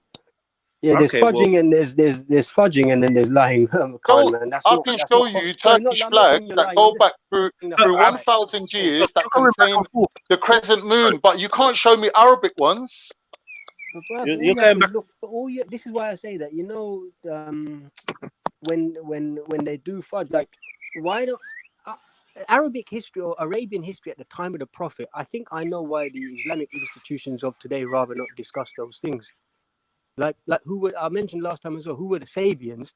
And like no institution wants to talk about who the Sabians were. And I think the reason is because it gives the answers to what we're discussing now. That these people did revere heavenly bodies, and they were deep into their astrotheology.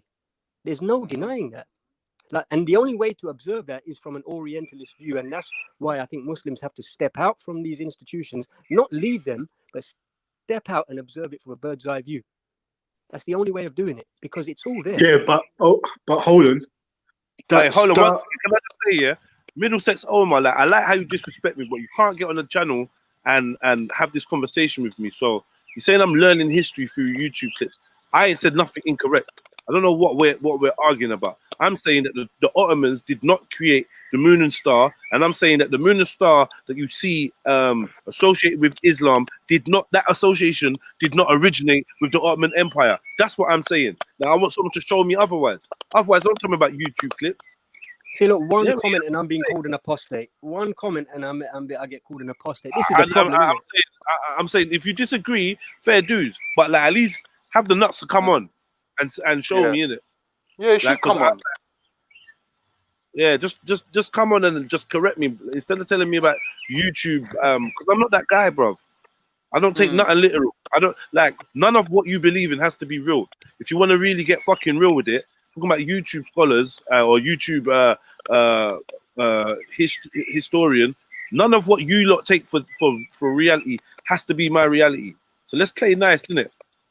Yeah, Get me? You shouldn't have timed him out. Yeah, let's play nice. Because I want him to ask these questions, and when I who got timed out? Who got timed out? JJ Games, because he was calling apostate. That's cool, man. I stand it. It's don't not. Time no one out, please. Yeah, no. It's just that these topics will be opened when I go live. It will standard be open because I heard a Mohammed Hijab lecture clip the other day, and I tell you, it is just nothing but diversion.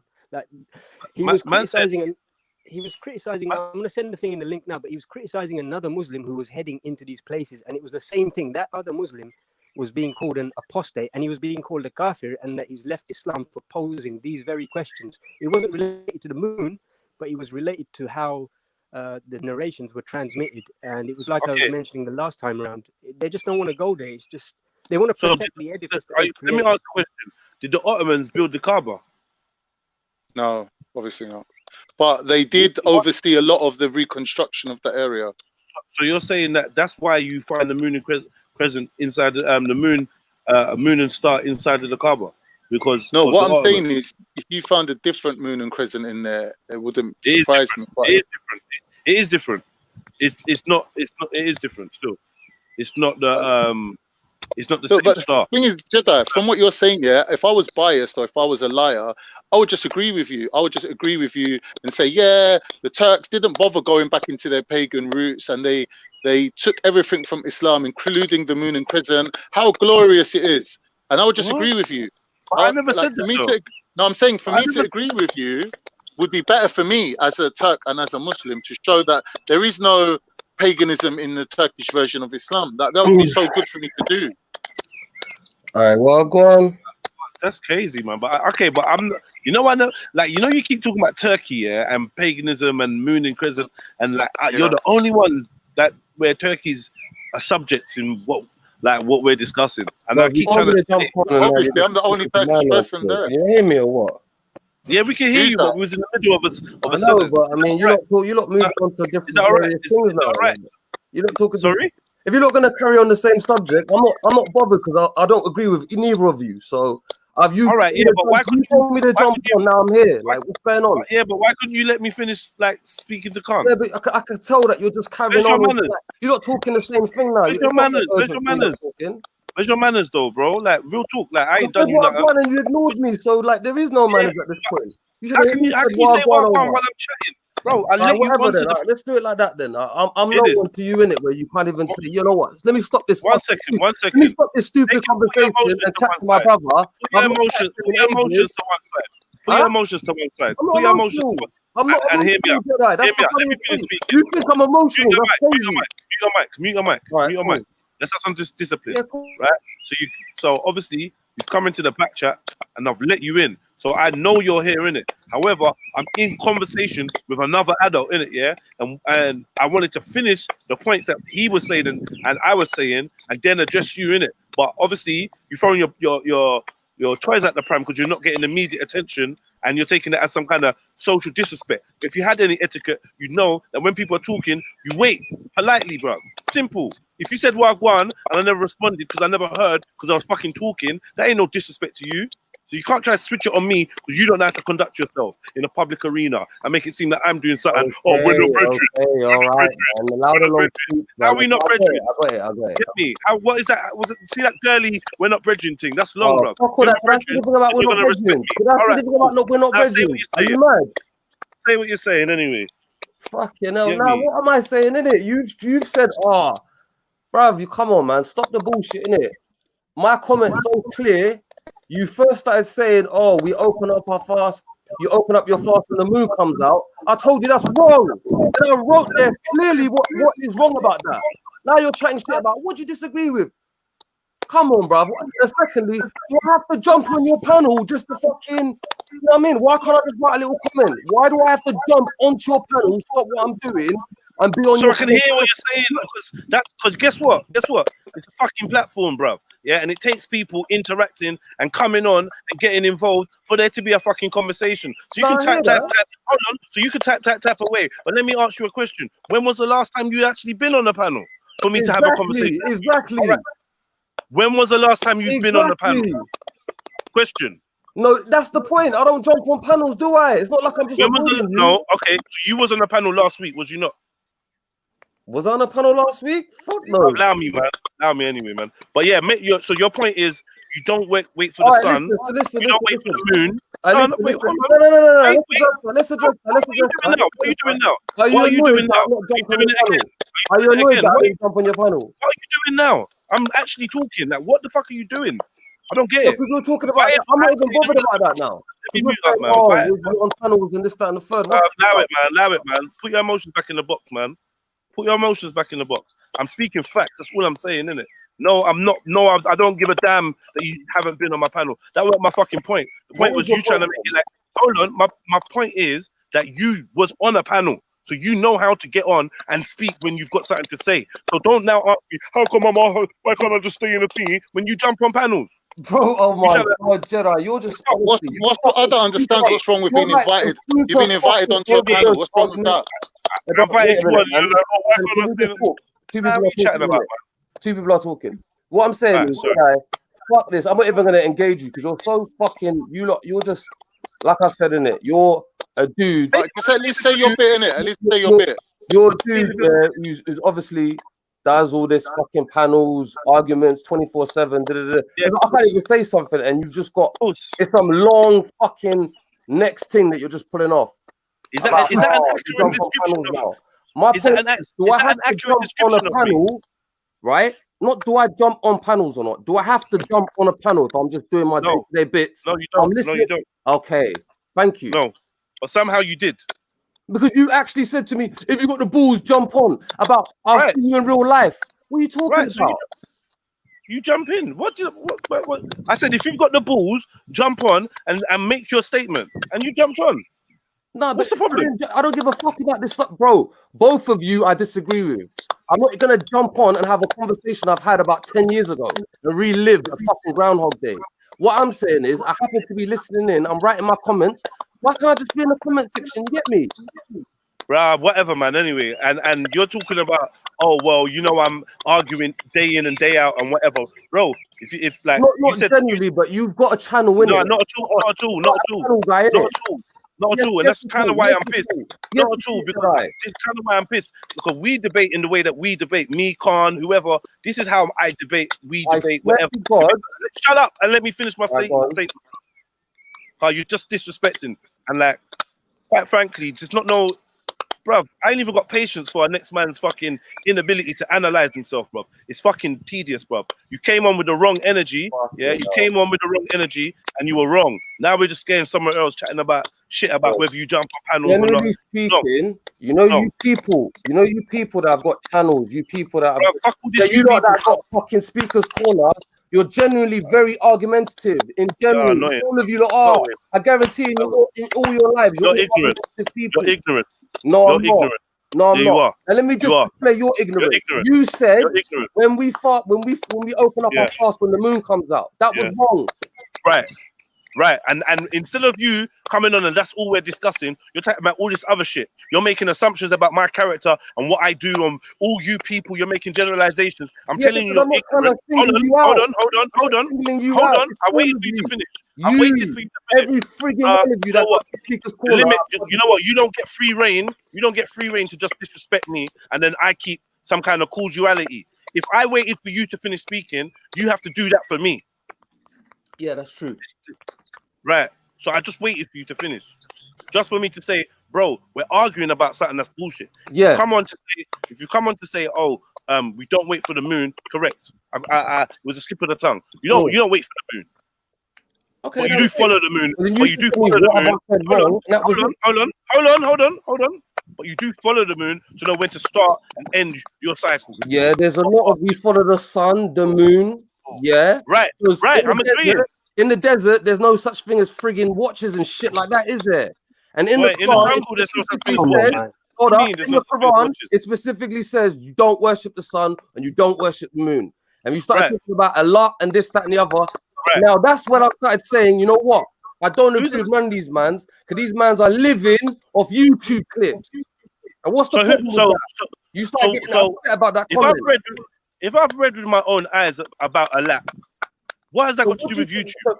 If Allah, okay, what have you read about Allah? Tell me. Allah is a moon goddess. Okay, so what does it say about Allah in the Quran? Regardless of whatever it says, Allah is a moon goddess. So if the Quran speaks about Allah, actually talks about Allah, what does it say about Allah? Do you know? What does it say? Okay, there you go then. What does it say? Share my screen. What does it say? Let's have a look together, innit? Aside from your lot's petty bickering, it's actually a really interesting subject, and I'm learning a lot, by the way. I don't know why you're calling it petty bickering, and like because it's pointless. I'm not on a petty bickering, bro. Man just said I was wrong, and hold on. Man just said I was wrong, and I said, yeah, you know what, I was wrong. It was a slip of the tongue. Yeah. Now we're talking about Allah. I don't know what the petty bickering is coming from my side. I don't get it. So if you want to say to Middlesex Omar, you've come on with some petty bickering, and say it with your chest, but don't try and brush me with the same paintbrush, because I'm defending myself. All right, cool. Can we get to the subject matter then, please? Right. So 1 minute, 1 sec. Let me just open up my stuff in that real quick. You know, carry on talking for like 30 seconds, inshallah. All right, cool. So, what my original point was, like Omar just said, yeah, we don't really attribute any extra powers to the sun and the moon. So obviously we do accept that they exist and we use them to make our calendars and but they don't have any spiritual kind of beliefs. I hear that. Yeah? I hear that. That's all I wanted to say. So I hear that, yeah. Go on. But the funny thing is, you can say that, innit? But like Christians can also say the same thing. But then you can also have a man that can map out the whole Christian mythology with astrology or with astronomy. So I don't know, innit? Like I know that there's definitely correlations between astronomy and the religions. the characters in the religions, some of their personas, some of their journeys, and some of the rituals that you perform during it. It's all based around the luminary. That's all I said. I never said that you guys worship the moon or wherever. I just said it's interwoven. I'm not saying you said that. Hold on. I'm saying it's interwoven inextricably with Islam, and it's got nothing to do. Hold on. And it's got nothing to do with the Ottoman Empire. That's what I said. Hey, listen, you can have an argument with my man. If you want to say that the pre-Islamic traditions of the Arabs was mainly around these sort of things, then you would have made a very strong point. Get me? But to say that it kind of bleeds into modern day Islam is a bit of a stretch, to be honest. Because if anything, Islam did the opposite and tried to stamp out all these things. Listen, I want to be specific. I don't, no disrespect, Khan, and no disrespect, Jedi. Yeah, like I already made my comments. Everyone can just read back on my comments exactly where I stand in it. I'm just correcting you on each point. So the first point we corrected today was about the moon. Let's read what the Quran says about your alat and all this, that, and the third. Let's go. Quran. Is my screen shared, by the way? My alat, you know. I said my alat. It's not your thing, bro. It's whoever's thing in it that wants to talk about the thing in it. As a couple of men started co-signing the thing, let's see in it. Let's let the Quran speak for itself rather than all these other people. Is my screen shared, by the way? So Yeah. All right, cool. Say nothing. Okay, let's go. 53:1. By the star, when it descends, your companion has not strayed, nor has he erred, nor does he speak from his own inclination. It is but a revelation revealed, taught to him by one intense in strength, one of soundness, and he rose to his true form while he was in the higher part of the horizon. Then he approached and he descended, and he was at a distance of 2 bows' length or nearer, and he revealed to his servant what he revealed. The heart did not lie about what it saw. So will you dispute with him over what he saw?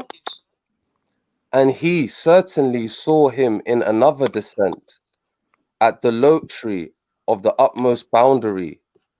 Near it is the garden of refuge.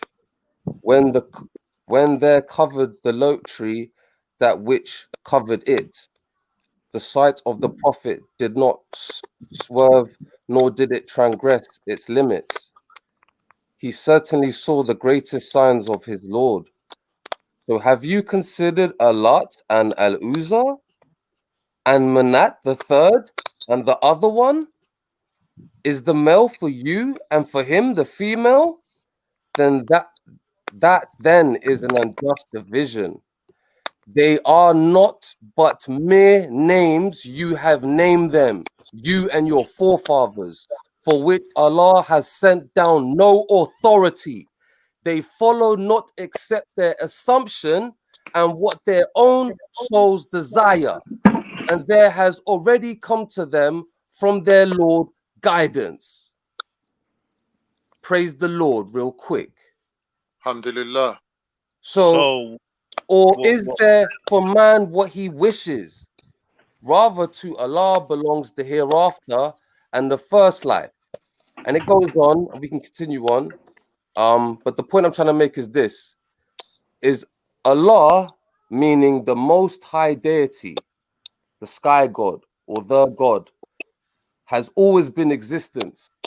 Pagan Arabs, hold up, pagan Arabs, yes, pagan Arabs would assign daughters or wives of Allah, Aluza, Amut, and then they would start doing all weird type of shit.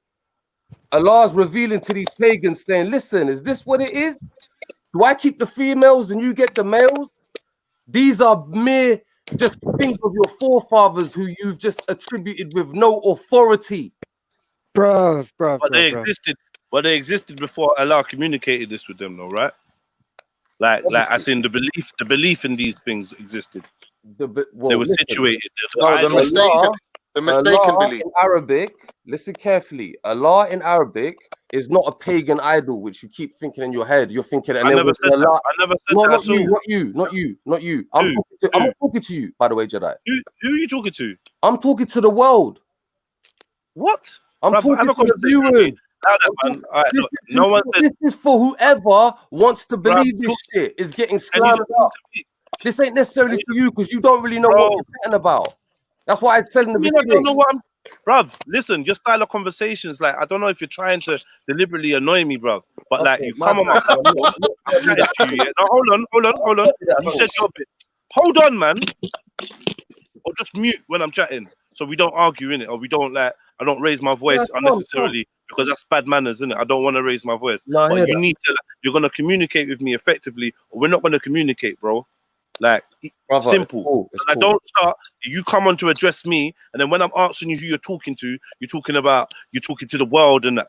Like, fuck the world. You can go and address the world any other day when you feel to. You're addressing me, bro. And I never said nothing about Allah being the name of a pagan god or anything like that. I'm asking you, who is Allah? Not Allah. Not Allah. I mean Allah. You said I'm pagan. Someone's associating the word Allah with pagan. No one said that. I never said that. So you're gonna have to say that for another day. What I am talking about is Allah, who we both agree is the name of a pagan deity. Right? And I'm saying, It names all of them, but yeah, Allah, Aluza, Manat. Did Allah exist before this scripture of the paragraph of the Quran was revealed? Obviously. Right. That's all I'm saying. So I'm saying, from my perspective, somebody who hasn't taken the Shahada, someone who hasn't been raised Muslim, I'm saying from my perspective, I can see a correlation between Allah, who happens to be a moon god, and the new god that replaced it, which was Allah. No, that's incorrect. That's up to you. All right, so what does the word Allah mean? Can you tell me what the name Allah means? Is a connection. Let's say you were Jedi, and then someone you say you were Jedi for eons, and then someone with no authority, start coming with Jadat. These are the things that we're gonna big up. Yeah, no, but sorry, that's incorrect. But we've already established that the existence of Allah was celebrated or worshipped before Allah. Exactly. No. Hold on. Let me correct. Okay. Fucking hell, man. Shut the fuck up, bruv. Shut your mouth and let me fucking talk, bruv. Like, because it's like you're waiting for me to slip up, and you're not actually fucking listening. And I actually don't have to chat to you, fam. I'm not gonna gain nothing out of it if you're not listening, fam. But I'm listening to you, and you're not listening to me. I'm listening. I'm not listening. I'm not looking for no way out. I'm looking for you to shut up, bro. I'll be calm. That's what I'm looking for. If you can do that, with all due respect, and we can talk. If I'm gonna chat, I'm gonna keep hearing your voice and blah blah blah blah. Like, allow it, innit? Like, actually fucking allow it, innit? Like, learn from some of these books that you fucking brag on about. Learn from them, innit? Don't just know the knowledge. Learn the message. And the message is going to tell you to be fucking humble, bro, so we can have a conversation. All I'm saying is, no, you're going to say, no, Allah didn't exist before Allah because Allah is real. I'm saying the revelation of how to... No. Khan, can you shut up, please? The revelation, of how to worship and what Allah expects from you was given by the Prophet. The Prophet came and brought down this final message. Before that, they were worshiping a God. So you're gonna call Jehovah or the Christian God, the God of the Christians or the Jews, you're gonna say that was Allah. Obviously, they didn't call that God Allah. So you're dealing with a name, innit? I'm saying the name Allah was worshipped before the name Allah was made uniform in the form of Islam that you're dealing with now. So I'm saying Allah was around. Even the passage, even the paragraph is saying this is the guy of your forefathers. So it's not a new thing to them. It's not an older. This is new instructions that you man are getting now. No. Of what's really good. No, you're all over the place, mate. Just make your point concisely, You're saying a lot. You first of all say to me, the Quran said to me, no, I'm not a dickhead. Nah, dickhead. I'm not a dickhead. Go on, carry on. Dickhead, man. You don't respect me. Fuck you, dickhead. Carry on. Say what you're saying. Fuck you, dickhead. You don't respect me. I'm playing your dumb game, bruv. Fuck you, dickhead. I ain't whatever, innit? Go on. Exactly. So then when you get smoked back, you're like, why am I getting smoked back? Nah, bruv. I'm You're a meeting dickhead. you with the same energy you're meeting me with. Nah. You're not. You created this energy, but you're not even aware of yourself. I'm creating it. You're not aware. You're not aware of yourself. I am aware, mate. You're not aware. Okay. Everyone's Keep talking about how telling they me learned what this, you they think is learned this. going on. Couple Keep weeks telling me later, what you you think is man going on. don't learn shit. You're only gonna get the energy you bring to me, bro. Okay, no worries. Get me? Because there's literally no grudge. I'm giving you bare soft energy right got now. no accountability. I'm giving But you cool, bare whatever. good energy right now.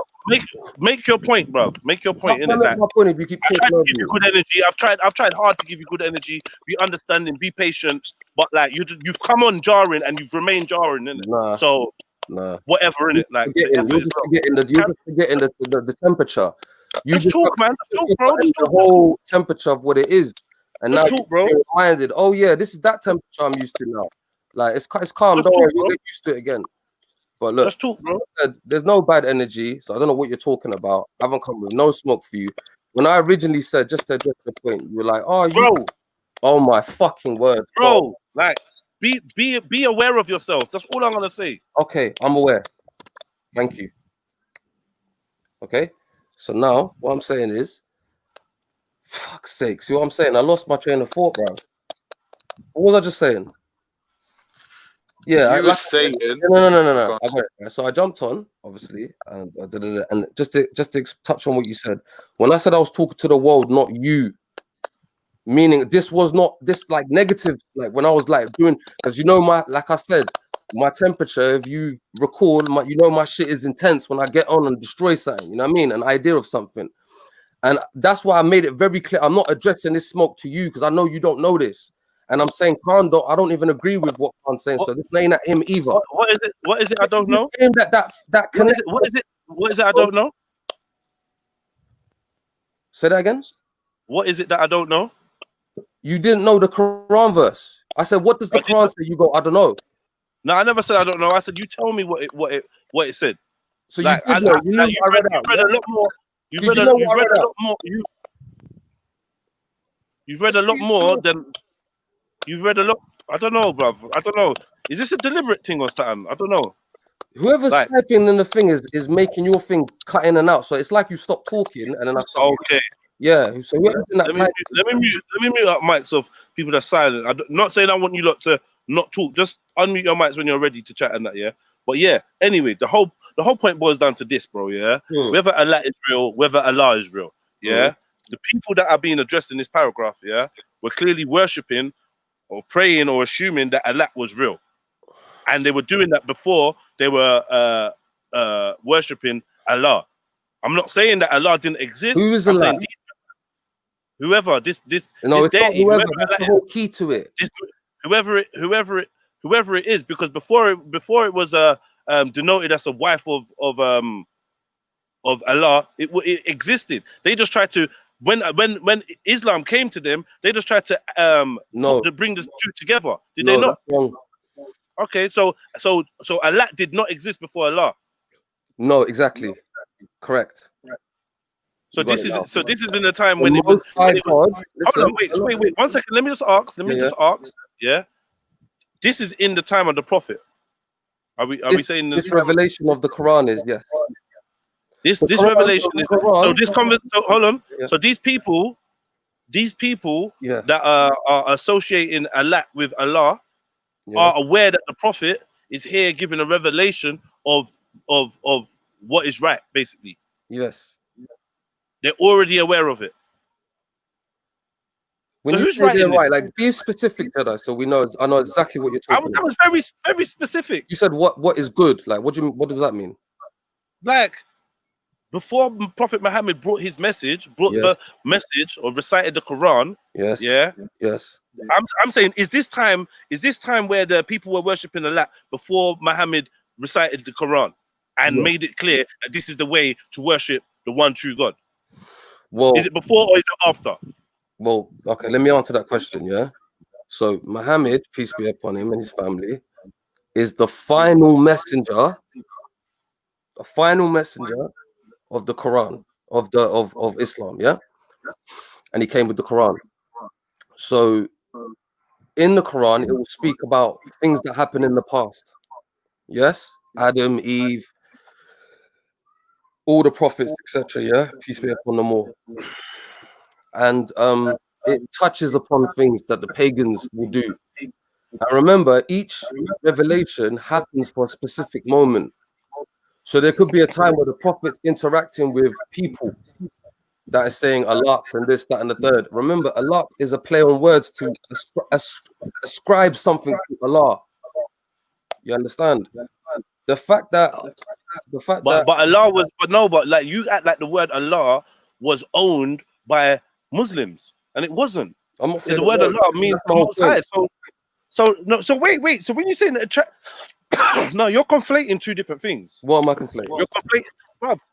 Allah means God or Most High, right? The Most High deity. Okay, so the Most High deity. But if Muslims didn't create the terminology, the Most High deity. No, they didn't. Okay, so I'm saying, so then Allah may not have to be associated with the Muslim version of what Allah is or who Allah is. There is no Muslim version of Allah. Well, there is a Muslim. There is. There's a Muslim version of the Most High deity. There's an Islamic version of the Most High deity. Yeah, there's the Islamic description and account. Yes, there is. Yes, there is. Let me explain that point, because what you said is very, very poignant. It's not like a stupid throwaway point. How many? Not to answer hypothetically. How many different interpretations are there of that Most High God? Exactly. The point I'm trying to make is we're talking about the word. Forget anyone's interpretation. Muhammad came to explain the Most High God is this. This is it. There's no connection with Allah. Yes, we are connected with, he did send these prophets before. There's no connection with this. Don't worship the moon. Don't worship the stars. Do you understand? So Allah has always been around. The name Most High Deity. Ilah just means the God. And the Most High Deity, the Sky God, yes, the God without a face, the God without an idol.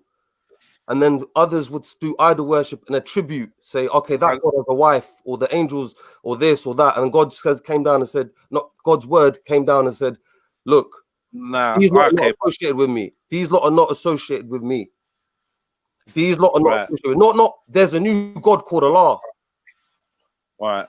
But you know, yeah, you know, like,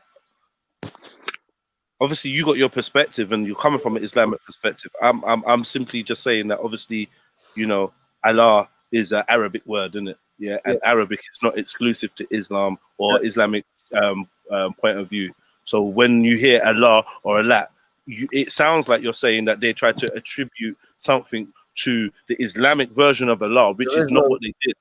Remember? Which is not what they do. Sorry? Remember, when you say Islamic version, you're talking about the Quran Allah, yeah? Let's just say the Quran Allah. Let's not say Islamic, because there's, you know, let's just say the Allah of the Quran, yeah? I would rather say, I would say the Allah of Islam. I would rather say. Because remember, is so many different interpretations. Then we can start arguing of what's the interpretation of Allah in the blanket or umbrella of Islam. Well, I'm not going to separate people that. Hold on, 1 second.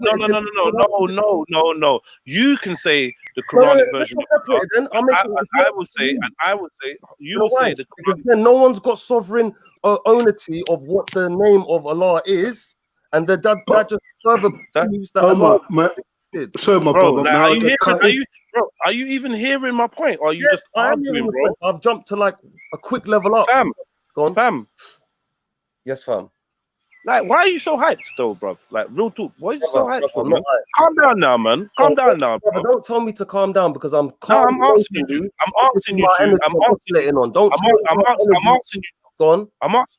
Bro, like, you keep talking when I'm talking. Brother, like, it's a madness, bro. Brother, you're a fucking mess right now. I had to adjust that. You're saying calm down. You're a mess right now, bro. All right. And I'm not. All I'm asking you to do now is argue with me. You're gonna argue with me now. You're arguing with me now because I'm asking you to calm down. You're arguing with me. And then now my levels are going to go up, and I'm going to go back to square one. I'm calm down, and I'm saying, rah, like, fam, why are you still on a hype? Calm down now. Not on a hype, but go on. Like, for real, bruv. Like, chill. Okay, this for real, bruv, I'm not on a hype, chill, but go on. Bro, are you on coke or something, fam? Brother, Why I've never tried cocaine in my life. And Are you on E, fam? Are you on medication? Are you on medication? No, I don't. Do you have ADHD? Bro. Do you have some kind of imbalance? Oh my are you unable to just chill the fuck out and have a conversation? Guys, can I ask a question? You both had a bite of the cherry, and it doesn't seem to be resolving anything there. So can we just take a time out, a little break from this, and look at something else, and we can come back to this after, innit? That's all I was trying to say to man. Like, raw fam, man's like, calm down. And you both said your side, innit? We both said something now. Stop selling coke. Shit, I'm gonna say something. I'm gonna say because I was fucking talking, and my man's acting like he's having a conversation. While I'm talking, he's talking. He don't get to hear my fucking point, and then he wonders why we're going around in circles. Look, I'm listening to you. You know what? Yeah, I'm listening. Opinions. It's fine. I'm listening to you. You know, Middlesex Omar. Yes. And I'm just asking you to listen to me. Okay. Can I ask you something, Jedi? Can I ask you something? Bro, 1 minute, Khan, man. But bro, like we can come back to this. Yeah, there's no mediator needed, brother. Please. I'm not trying to mediate. I'm not trying to mediate. It's just another voice. You're now gonna. You're not annoying me, man. You're not annoying me. Anyway, cool, whatever. Just you lot annoying me. I on your. You're annoying me. I'm facing this energy from your panel. You and him. I was doing my own. Anyway, forget about that. Forget about that. I tried to. Like it's our energy. It's this panel, innit? I tried to get you. I tried to get you to calm down, and you're actually arguing with me about calming down, but it's my energy. Because, bruv, why do we have to have a conversation about like just chill? Like, move. Because you need to chill. Because I've calmed down. Because I got to a point where I'd calmed down. This is what you're doing. This is what you're doing. That's not effective communication. Now we're talking about being calm, and you still can't control yourself to let me finish the point. So how calm are you? Can I say one thing? Being calm has no bearing on your control of yourself. Can I say one thing? Can I say one thing? One thing I have noticed that I need to do, which I haven't got into the groove of doing, which is the decorum that you have to also have on a platform where you have to kind of just not even speak. Like sometimes I'll be jumping in, you know my vibe, innit? We'll be having like a crazy conversation that we going backwards and forwards super quick. It's obviously not working on a panel with a bag of man watching because I'm just being myself. I'm not gonna. When you see me next, you know how I'm gonna be. There's not gonna be no difference in. I don't think you're gonna be different, but I just don't think there's gonna be a problem with this whole panel situation. Maybe, fuck knows. But I will say that's something I need to improve on. I believe you're correct on that. Like actually stopping you from talking, it's not good. But I don't mean to like cut you off, like you know what I mean. But yeah, continue. Sorry. That's fair enough, man. That's fair enough. Anyway, yeah. So all I was like, is because it's a simple thing, and I feel like when we don't listen to each other, it may seem like I'm trying to argue a fact about Islam or whatever, and I'm really not. So it's what it is. But the point I was just trying to make is that the word Allah and the word Allah are not exclusive, or were not exclusive to Islam or the Quran, is what I'm saying. Correct. Right. That was it. It's a good talking point, though. It's a good talking point to raise. I agree with you. So at the point where you say that they're associating the Alat bit and they're trying to blend it in with Allah and that, I'm saying cool, but as part of the pantheon that they were using, it's not necessarily a blending in, more just the fact that Allah has wives and daughters. Do you understand? That's in their belief, which is not the Quranic or Islamic interpretation or version or understanding. This is what goes back to what I was trying to point out. What you was referring to was the pre-Islamic Arabic pantheon. That's all I said. But right. Listen, can I say right? Something? But like with every religion, yeah. Do they when they start getting quiet and shit? I get taught. You know what I mean? I need to have a bit of aggression out here, then I get my shit across. You know what I'm saying? If I start a little mouthy, one last point. Okay. When two religions kind of merge, or one evolves, or a new one comes in, as far as I've seen, yeah, every single time, old remnants of religion of the past belief system are weaved into or adopted by the new ruling system. And obviously you're a Muslim, so in your perception, none of that have filtered through to your understanding or through to the Quran. For me personally, I would find that highly improbable that Islam is the one religion that has escaped, because clearly we're going based off the Torah, we're going and the Injil, who have their roots in other customs. So already, this is my belief in it. Obviously, your belief is that the Injil comes from God or whatever. My belief is that some of the information is sacred text that has been taken from centuries or thousands of years or even a millennia before. Do you know what I mean? So I just see that as being a natural evolution of religion. And in my humble opinion, I don't feel like Islam is exempt from that. Omar, do you want to say anything? Because I've got a question. Yeah, I just wanted to Go say, basically, now Jedi, very good points, and I apologize. You know, in retrospect, when I think about it, you know, it is actually your platform, so you're not really an equal when you come to someone's platform. You know what I'm saying? Even if you're like, I want 50-50, and like me, I'm like, this is why I don't go on panels, because I'm so dominant. Yeah, like I want like 100% of control. You know what I mean? And now, like, I'm thinking, all right, let me give 50-50. Actually, it's not really 50-50. You should get like, what, 6 people on the panel. You should get like 20%. You know what I mean? Stay your position. When it's time to bring you in, it's go time. I prefer that, actually. So I'm going to get used to that wave. So thank you for tolerating that. You know what I'm saying? Aggression, so to speak. Misplaced. If you think I'm trying to come at you in the, you know what I mean? No, that's why I told you. I'm this aimed at whoever. It's not, this fire's not aimed there. So yeah, but let me now say my point. Can anyone tell me what was the name of the prophet's dad? Oh no, I knew this. Isn't it Abdullah? Yes.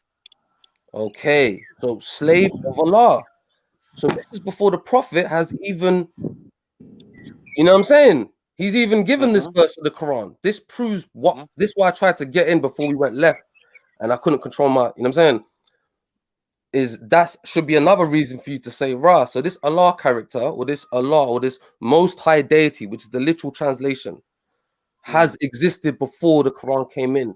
That's my point I wanted to say there, to add to my why I have my it's not my paradigm, it's not just you're Muslim, so you believe it. Hold up, brother. You're Muslim, so you just believe the thing. No, fam. I'm gathering information of from different places. Now, last thing I want to quickly say, give me 15 seconds. He then made a point, Jedi, the brother Jedi, said, okay, so what about the fact that there's a whole Judaic belief and stuff? Massive, huge 4, 5, 6 day conversation. We're going to move. That's now we're straying into another conversation. But the pagan Arabs thing, the Allah thing, I hope that's been covered from what the Quran's speaking about it from itself. Like, yes, that Allah didn't just come from the Quran.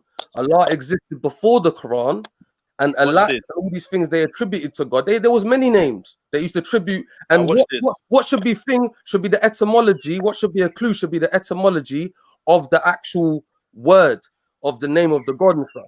Like, wow, it's connected. It's not concise. It's not concise. It's not concise. The etymology of the word Allah is not concise. Go on. That's my belief. You get me? We've looked into this before, isn't it? So there's a few variations in it of where it could have stemmed from. So it's simply linguistics, isn't it? It's like arguing that the word God is good in German and it comes from German whatever. At the end of the day, if the word God exists and the notion of God exists and the notion of goddess or godlet or goddess, daughter of goddess, demigod exists, and then a new hold on. You almost said about the most high God. So you get my point. Hold on, so you get my point. If you'd like to hear it, do you know what I mean? Yeah. Right. So, like, the word God exists already. Most high God, the most high God. Yes. That terminology exists already, right? Yes. And then we turn around and say, oh, well, look, who can we say?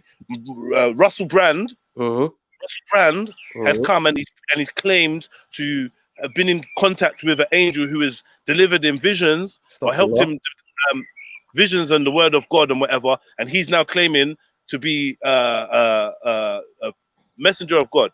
And then we're like, well, how do you know that? And then someone says, well, there's many reasons, but like, isn't it funny that his last name is Godson or Goodson? Don't you see? linguistic Say shows that again. you Say that again. that Say that again. basically you're saying that because a man's name had a reference to Allah, because a man's father's name had a reference to Allah, that is proof, that is some kind of substantiation that Prophet Muhammad was a messenger or a prophet. No, I ain't saying that. Or it shows how Allah persistent. existed. You were talking about the name, right? Yeah, I'm talking about how the name shows. Let me just clarify my point in one sentence, so you keep going, brother. The name shows that the Allah name existed before, because Abdullah means slave of Allah. We know that the name existed before because we know that Islam or the Quran or Prophet Muhammad or Angel Gabriel did not create the name Allah. We know that it's a word.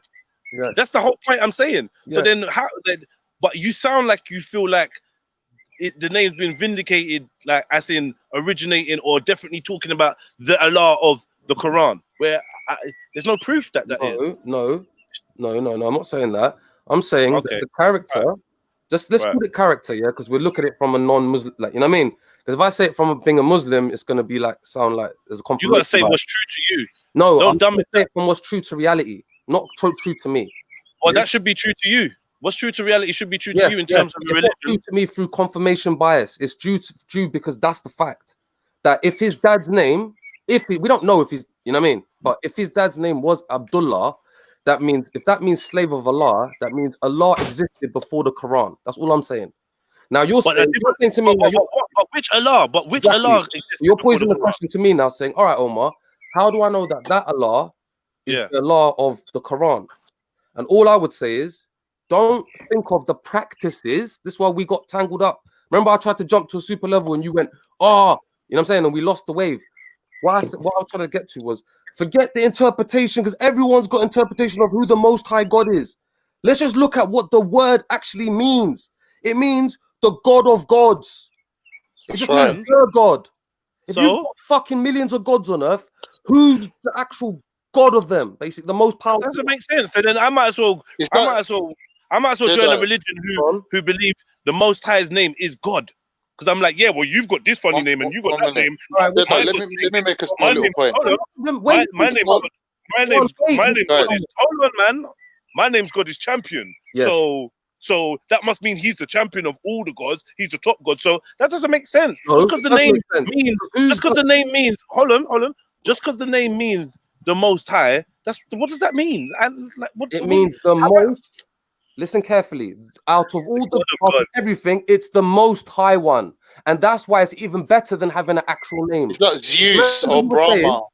Remember, bruv, I beg you that I don't share none of these other, like, I don't know. I know what you meant by that. I get what you're trying to say, but don't say Allah is better than having a name. No, I was going to say this. You was going to say to me, yeah. Not you was going to say to me, you can tell me, as you did one day back in the day, you explained to me who Tetragrammaton was. And that made me realize, there's no Yahweh. Yahweh is just an issue to describe this God. Yeah. Okay? Am I right or wrong, Jed? That's why some people say Jehovah, some people say Yahweh. So Jed, yeah? We don't know the actual name, even when God speaks to... Oh, my God. Go on. Wait. I'm listening to you, bro. I'm listening. It's just ad-libbing. Go on. I wasn't going to interrupt. I'm saying, yeah. Right? When Moses speaks to God, yeah, in the Bible, he says to God, yeah, like, what's your name like? And he's like, yeah, which meant I am, or in some translation, I am like this. I should actually look up. I don't want to misspeak. Yeah, but it's basically I am that I am. I am that I am. Something like that. Yeah, but no, before that. Yeah, he says that. Then Moses says to him, well, how am I going to go to the people and say, I am has sent me? And then he says, you say unto them this, Yahweh. So he said to them a name to say, like... Yeah, I get what you're saying, but then... this is, how humans can express me. His name probably don't even ever end. It's probably just a transmission of just data or some shit. We're humans, bro. Fine. So it sums it up. Like all the gods you could talk about, who's the God? I was about to type in the and share my screen. What does the mean? What does the one that means the like in a place where Kanye West says God, and you was right, Jedi, when you go, I could say champion, I could say this. Okay, who's the God? Who's the man? I used to give this analogy back in the day. I used to say, look, bro, one second. Let me in. Yeah, go ahead. You still got no way to show me how just because you've chosen or just because the name for the chief deity in Islam in the Quran, the name given for the chief deity in the Quran is the chief deity means anything like that proves that he's the chief deity or that chief deity existed before the Quran. Like, you've not done any of that proving. You just keep playing around with the name and saying God and the most God and the most high God, but we know what the name means in Arabic. We know this. So what are you trying to say right now? Because I swear to God, what I'm trying to say is Abdullah being the father of Prophet Muhammad, and that name meaning slave to the Most High has no bearing on how accurate the revelations of Muhammad, Prophet Muhammad were. How true? Right. How it's got nothing to do with nothing. Sure. So you say How did you get to that these are your point? words. These are your How did words. you These get are your there? words. These are your words. These are your words. Yeah. Abdullah being named Abdullah is proof that they was Allah before the Quran. Yeah. And then now you're trying to show me how the Allah before the Quran is the same Allah in the Quran, and you've done nothing to show me that's for you to become a Muslim and believe that, wow, that's the Allah of all times, and that's way more of a longer conversation, bro. Okay. That's not why I believe in my religion, because that just proves that. Like, bro, slow down. We're just having a conversation about the name, and I don't have to. By yeah. the way, I don't have to believe in your religion for me to believe that the Allah before that is the Allah in the Quran. It could be the same deity. I'm happy for Yahweh, Yahweh and Jehovah and whoever, Lucifer, whoever, bruv. I'm happy for Gabriel.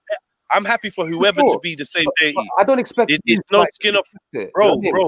Let me just explain myself though. That ain't no skin off my nose. It's you that kind of needs it. That kind of like you feel like I want it to not be the same deity. No, I'm just saying, are you crazy? I'm just saying, prove it. I'm just saying, what is your proof? That's all I'm saying. No, but that's another question. Look, we're jumping from question. You just wanted, first of all, you said we're trying to establish, did Quran come with this new name Allah? Wrong. No, that's not the case. There was Allah before that. Then we're saying, is Allah connected to Allah and all them, like this, that, and the third? Well, let's see what the Quran says. Then you're saying to me, all right, well, prove the Quran is saying it's true. Is that right? Prove the Quran is saying that the connection between Allah is something that you lot have made up. That's what I'm saying. The Quran's basically saying, listen, all that shit is made up. Yeah, but the Quran doesn't own the rights to who Allah is, because Allah, the term Allah, existed before the Quran. Before, like I don't know if we're going round and round in circles. Adam used to speak to Allah. Friggin' no, Adam spoke to God. You call him Allah. Allah is just bro in Arabia and Arab. If we wouldn't listen, it was revealed to Arabs, wasn't it? It was in an Arabic language. So why are you going like? It's not. If they started calling him Yakuza or some Japanese name, it will be weird. They're speaking in language of Arab. No, okay, but then when you talk about Moses, that wasn't revealed in Arabic.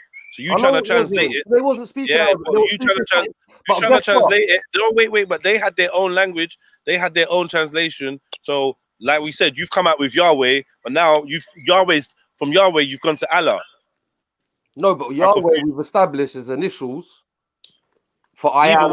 Like either way, if you believe it's the same entity, then his name is Yahweh, or I am the I am, or whatever it is. Well, you can stick on that. No, but that's the most original language that name appears in would be the most authentic for you if you believe that it's the same entity. The original language. Let's talk about the original language. Yeah. Do you think that's the first original language from Adam, Noah, and all that? Do you think that's what we're reading? Say that again, bro. You're saying, well, if that's the case, you should think of it as the original language. And I'm saying, all right, cool. Do you think that's the original language of all the prophets that came before and all the? Do you think that what we're reading in like Exodus and all that is what was on Moses's tablets? like? What do you mean? Do I think? Do you think that Moses The first exists? 5 books of the Like, you're talking like I think even Moses existed, or like I've believed in any tablets. You shouldn't. Bruv, This listen, was bruv, listen, confusing. This was bruv, man. confusing. I'm operating now. Hold on, let me explain my stance. Please. Because like all of this is nonsensical. You Right. keep trying to trap me into like acting like I'm the believer. I'm not. I'm. All right, bro. I'll let you finish. I'm not trying to trap you, brother. That's it. But go on. Yeah. All right, cool. So like whatever language the tablets were written in, right? I'm saying that language there, where you got the name Yahweh, who you have been convinced enough to believe that it's the same deity. You are convinced that, not me. It's Bro, you. you're trying to shove that down my mouth. You brought up So Yahweh. I've never don't wanted believe Yahweh. Okay, but the God of Moses, you say was revealed as Yahweh or something like that. I don't know. I don't know. So you're happy with the tetragrammaton then, yeah? No, you're saying the I'm God. saying you. Are you saying that? Code, wait, man, wait, bruv. I swear to God, man. Listen, just listen, bro. Because you like, if I'm confusing you, it's only because at the times where you could catch what I'm saying, you've chosen to interject. No, I've Moses. Do you believe that the God of Moses is Allah? Do I believe the God of Moses is Allah? Yes, because of the Quran says so. Okay. Because the Quran says so. Okay. Don't You believe go now that to the Bible and go, well, his name was revealed as. Bro, 1 second, fam. Okay, One second. Yeah, I'm waiting.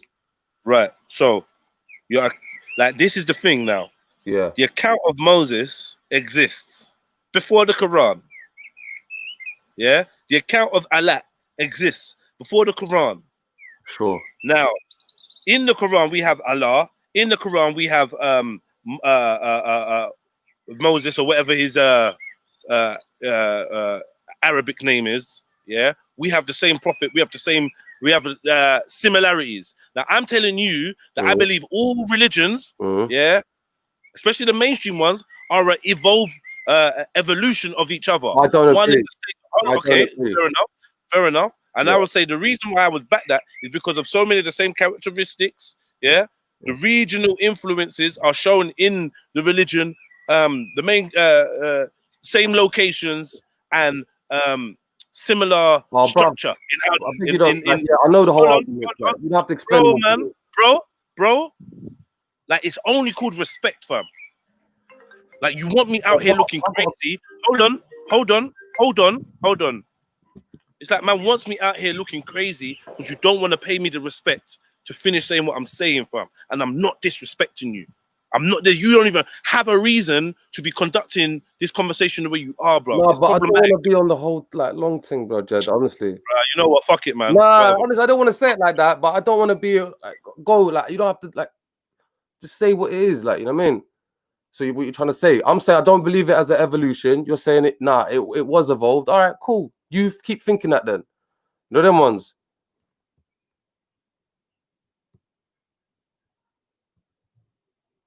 Fam.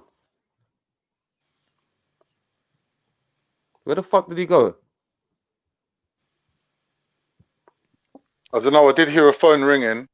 That was another phone, man. Listen, like I said, yeah, you know what I'm saying? Like, I guess, you know, it's a quick thing.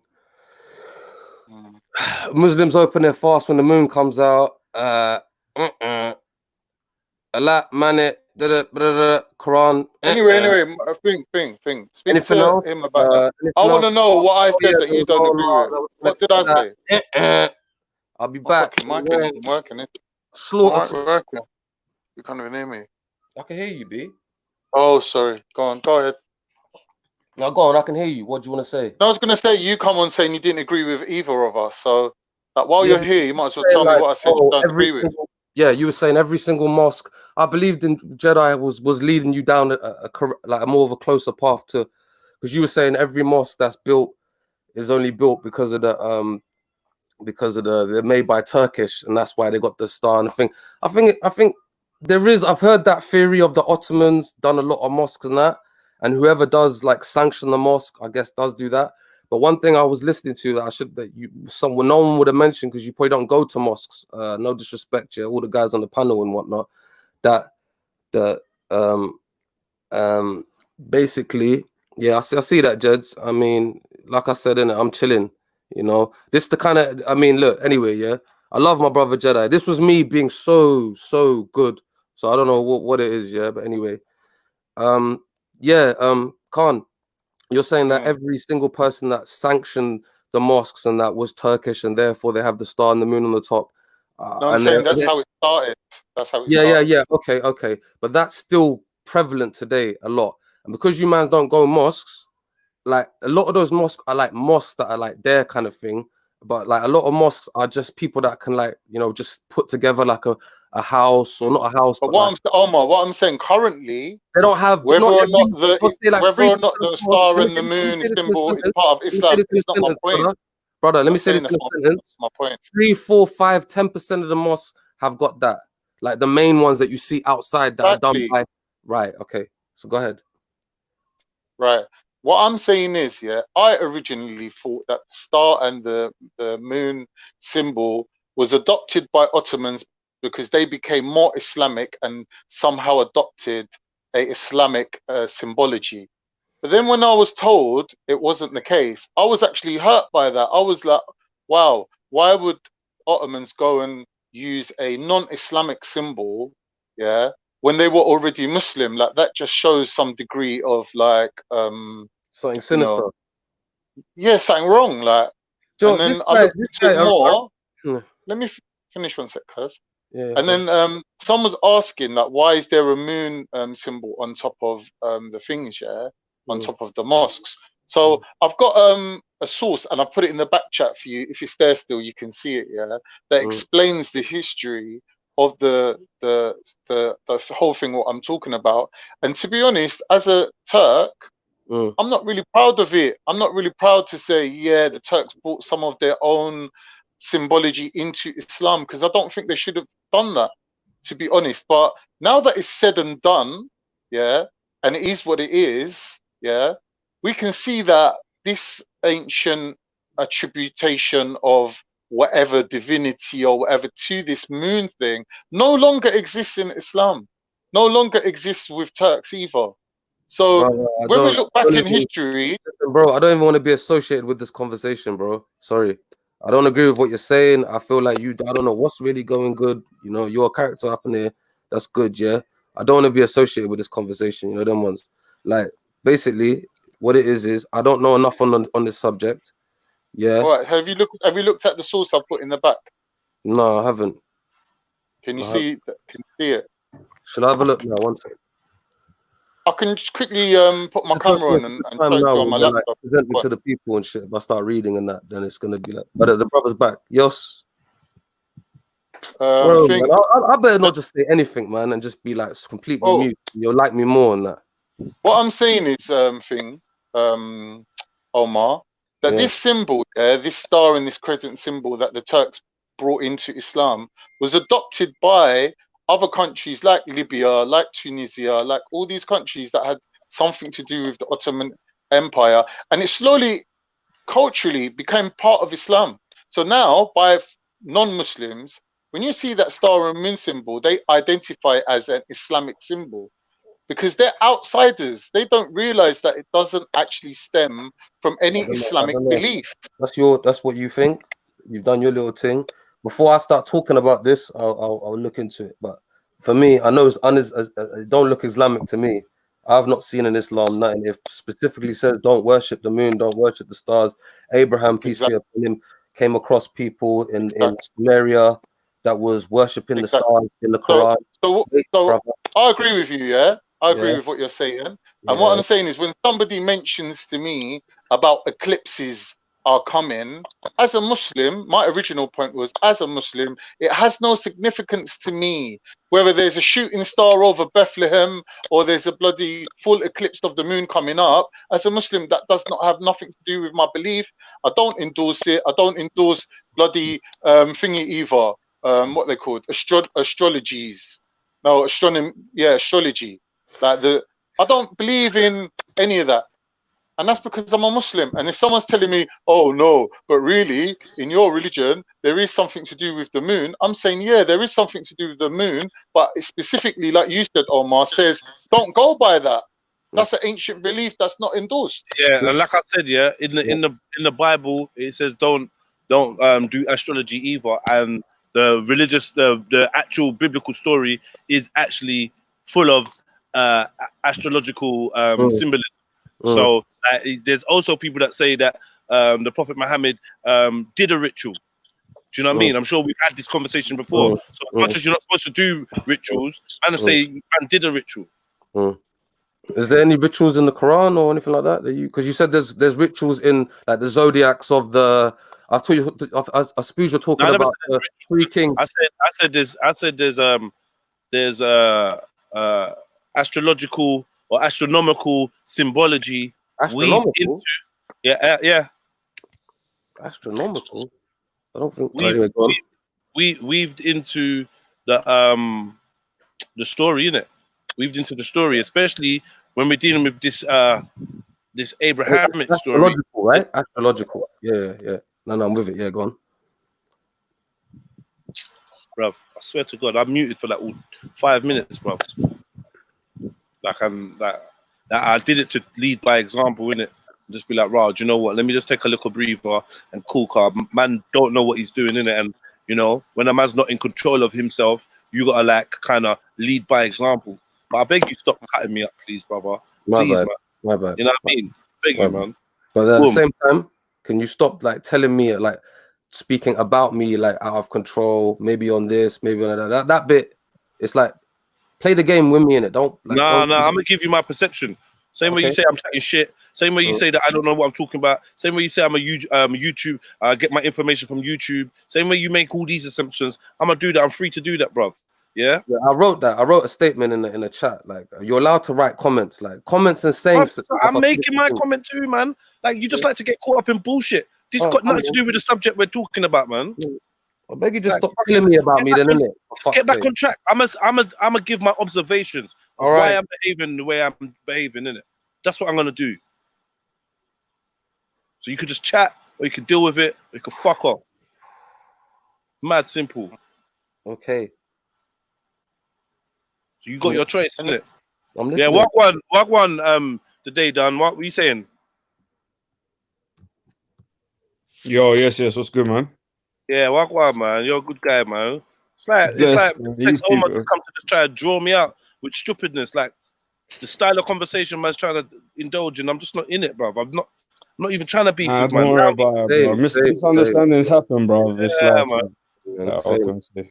Anyway, Jedi, I wanted to comment on the moon situation. Yeah, they done. Can you see the back chat, or shall I post it again? Yeah, post it again. All right, cool. Yeah, I was gonna say, has the moon got nothing to do with Islam at all? All right, listen, they done. I've just posted something there that I think if Jedi could share it or put it up, it would be great. But if not, I can't share my screen, you know. All right, cool. So it's something called Learn Religions, yeah? A history of the crescent listen, moon. I'm done, yeah?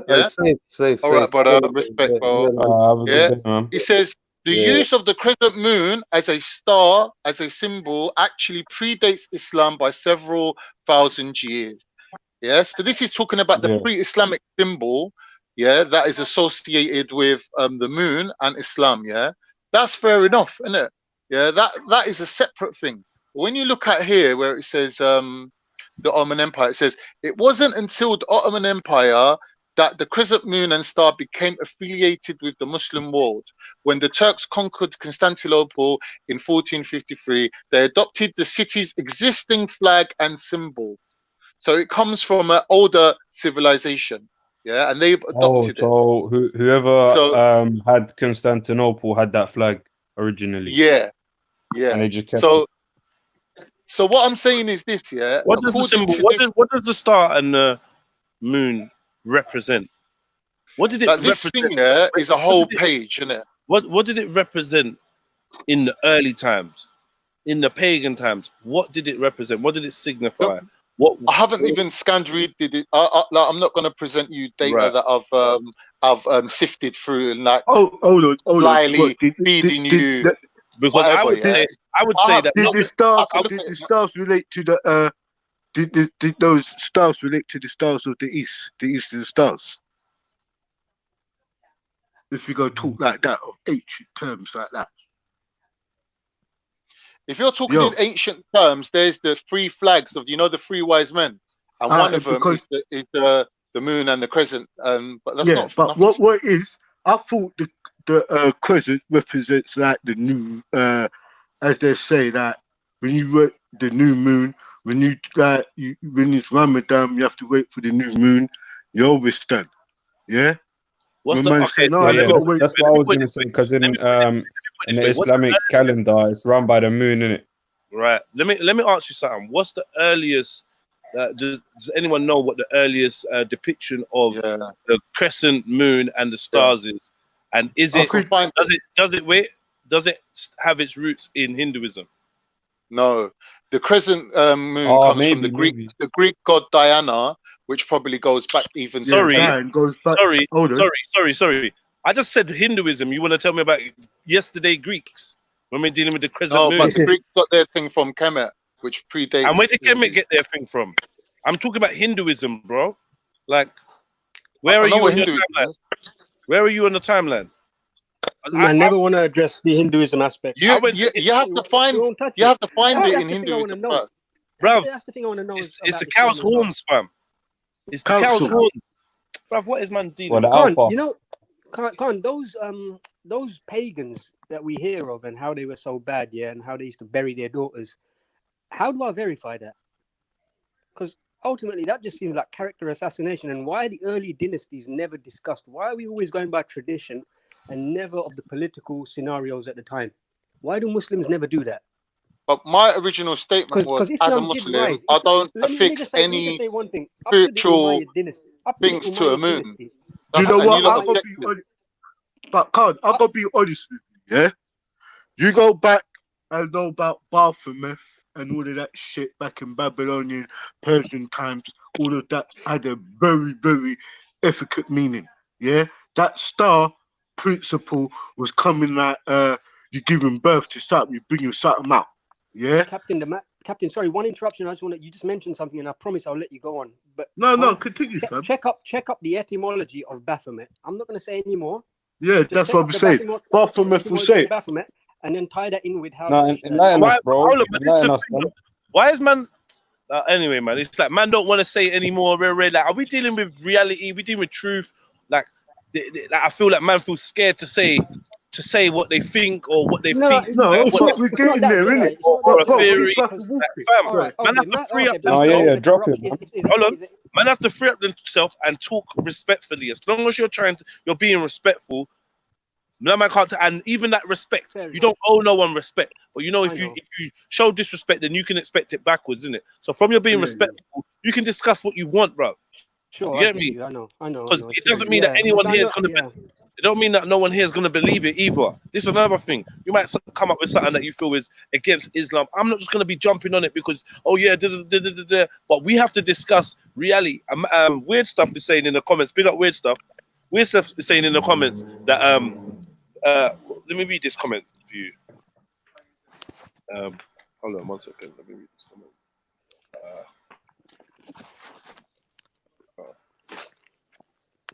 Where is this thing? Big up Muhammad as well. And weird stuff says, just because you're given tools to use or a relation is there does not mean worship. The Quran is explicit as to who to worship, so don't bother try indicating it. And I'm saying like the Bible is explicit in don't deal with astrology. But I'm saying that whatever the Bible says is what the Bible says. I don't have to listen to what the Bible is saying, because the Bible is saying one thing exoterically and another thing esoterically, depending on how you look at it, how you process it, what school of thought you go through.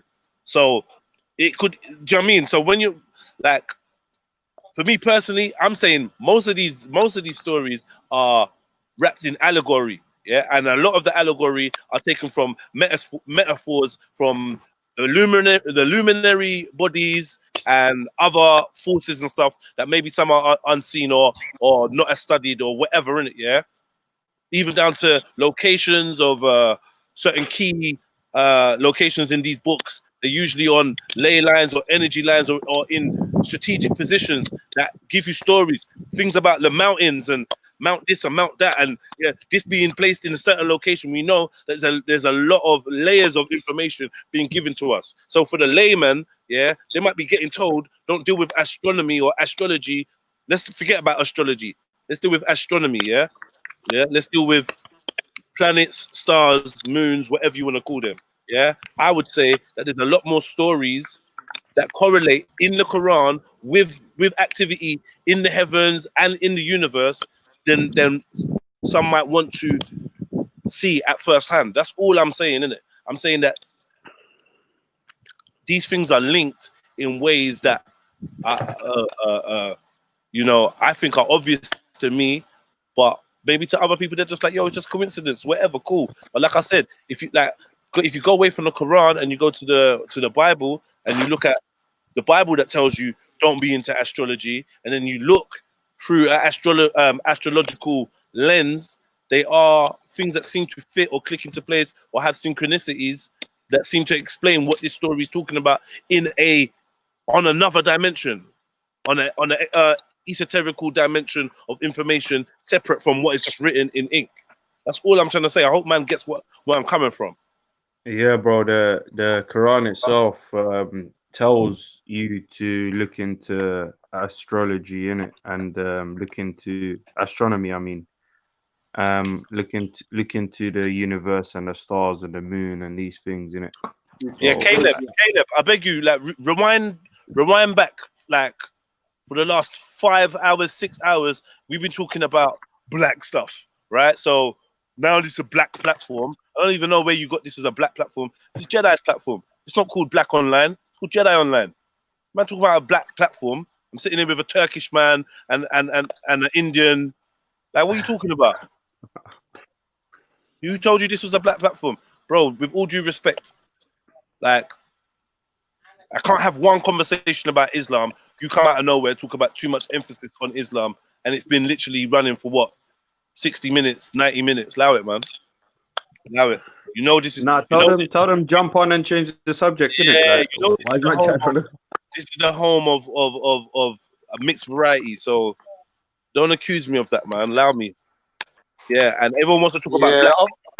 I think we should be able to talk about all these subjects, man. Yeah, like, there's no supremacy. Like, no one's belief is stronger than no one's, in it. Like, it is what it is, isn't it? We're allowed to talk about it.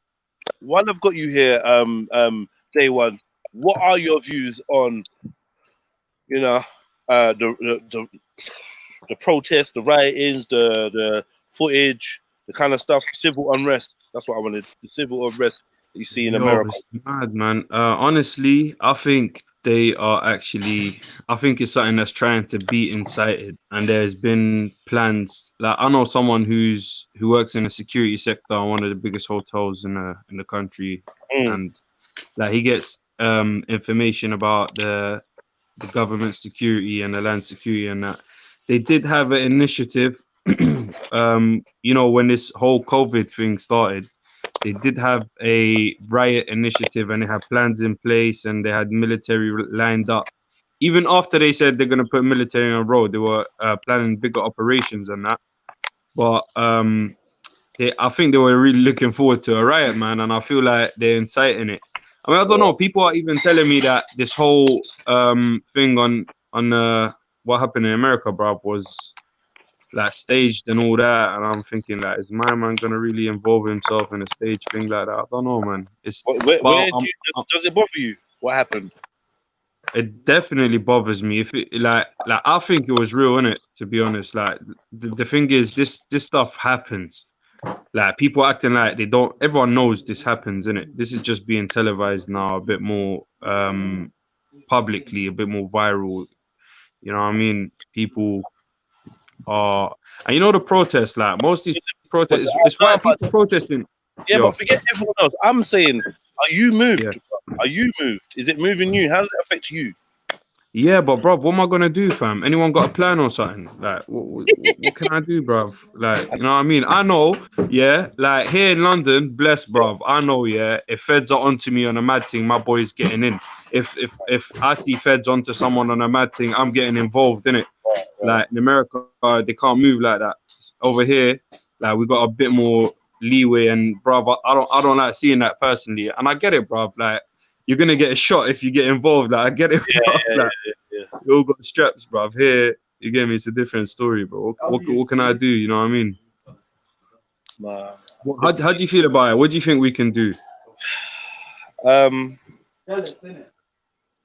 Yeah, man. I mean, we the system is stacked against the common people, the people on the ground, and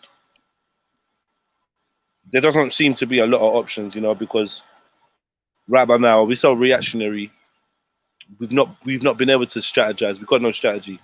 But like, how long there've been people in our communities, respectively, warning us about being rocked to sleep and being left in vulnerable positions because we just want to get ahead in life for the meantime. We've been warned by some of our elders for hundreds of years to be strong and self-reliant and not to get comfortable behind enemy lines. And here we find ourselves in scenarios where we're being governed by people that don't have our best interests at heart. And we are armed, we are unarmed, we're naked, vulnerable. Do you know what I'm trying to say? True, bro. Yeah, even when you take America's case into consideration, and they are armed. Yeah. And the fact is, the reason they are armed, this is all in writing, and it's black and white. Protect themselves from a government. From corrupt, exactly. If the government gets too corrupt or madness goes, like, these guns are not to shoot each other. These guns are to shoot the people in government. That's what they're for. That's the literally. That's right. That's the reason you get to bear arms, fam. But I don't know. It seems like here's guns, but we're kind of like bulletproof, and you know what I mean. Like, see these guys who are holding man's house and protecting it. Yeah. Bro, like, look. If you're out there to go get my man and you feel this way about this guy, wouldn't you feel the same way about all these guys protecting this guy, knowing what he did? You know what I mean, bruv? To me, it will be the same love I got for this guy is the same love I got for these guys, innit?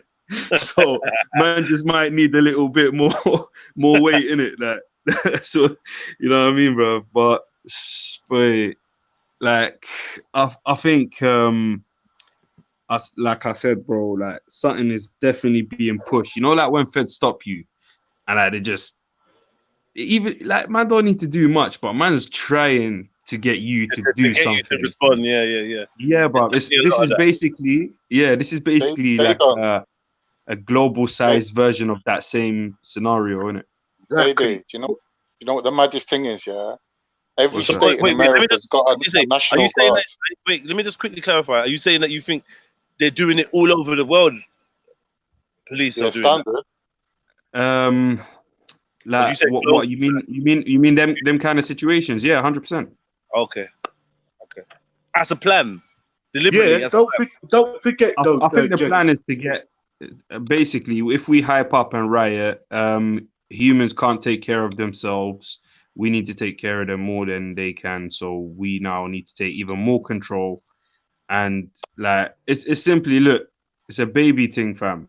Mans are moving like babies, and these men are moving like we are babies. So yeah. So the only countries I would take out there are the BRICS countries. You know, it doesn't seem to be occurring there. Like Brazil, obviously, you got the president. No, fam, council. Rambo, I ain't saying there ain't no lockdown. I ain't saying there ain't no totalitarianism. I'm saying the operation of the police is very but what's happening. What I'm trying to say to you, yeah, council, because it's not on the media, it doesn't mean it's not happening. It's like I could actually say they're using curfews in certain countries with this corona to deal with the gang's culture, bro. They're using these legislations. If I say to you, you got a curfew at this time, and I see you at a later time, I have every right to use these powers. This is what these governments already done. These legislations is already going through. It's part of law now. Do you understand what I'm saying? So I'm saying to you. Sorry, go ahead, Rambo. Speak. Go, speak. Yeah, the only thing, I was only referencing obviously the brutality because even in India, like them men are getting beaten with with stick them. Yeah, I've seen it. I've seen it. I've seen it. Yeah, they Funky. make them kneel and do all Yeah, it sorts. looks So like a I'm not mad denying. thing, son. I'm Yeah. not denying that at all. I'm just saying that some countries are having different stages of this. So it's not all happening Yeah, at but once. like, But see yeah, that Jamaica now. Jamaica is on the hold on. Jamaica now is on the lockdown. Yeah, right. Already. Then Corona come and locked it down even more. And what these young youths are doing is this. Yo, Mr. Prime Minister, you say where we can keep our dance. Boom, boom. You know what happens 10 minutes later? It's gone on social media. Police just come, scoop them up. You will see bare stuff on Instagram right now. What's going on in Jamaica, bro? It's not hidden. Yeah? Yeah. Youths them is saying one thing, next minute you see bare police come and putting these youths them in handcuffs into jail. They're not ramping out here, bro. All of this. Rambo, See over here, yeah? See over here. Boris Johnson has put in legislations from 2 months ago, yeah? When we thought when the corona first started off, they was putting in the military into bases. We all knew what time it was. They were saying, you know what? We thought, hold on a minute, this could be a part of a National Guard business because Boris Johnson won't ramp. Yeah, the same way they could go over Ireland and squeeze off shots over there, they could do it over here. Yeah, long as remember this, you have people who voted for this long time. This was all part of the Brexit. This goes way back from all 2 years ago. If people when council tries to question me, like I don't know nothing. I say a lot I of never people, question you like that, Rambo. no, Man, but never. council, I like to talk the truth, but a lot of Yeah, I people never ain't ready question for you it. though. I hardly ever Yeah, question you like that though. but what it is, council, yeah? First of all, we was talking about this revolution according to this looting, is looting good and looting and everything. And I said to you from day one, listen, everything has been rehearsed. They've been doing war on they've been doing fucking rehearsals, yeah, on biological warfare in fucking London undergrounds, in central London.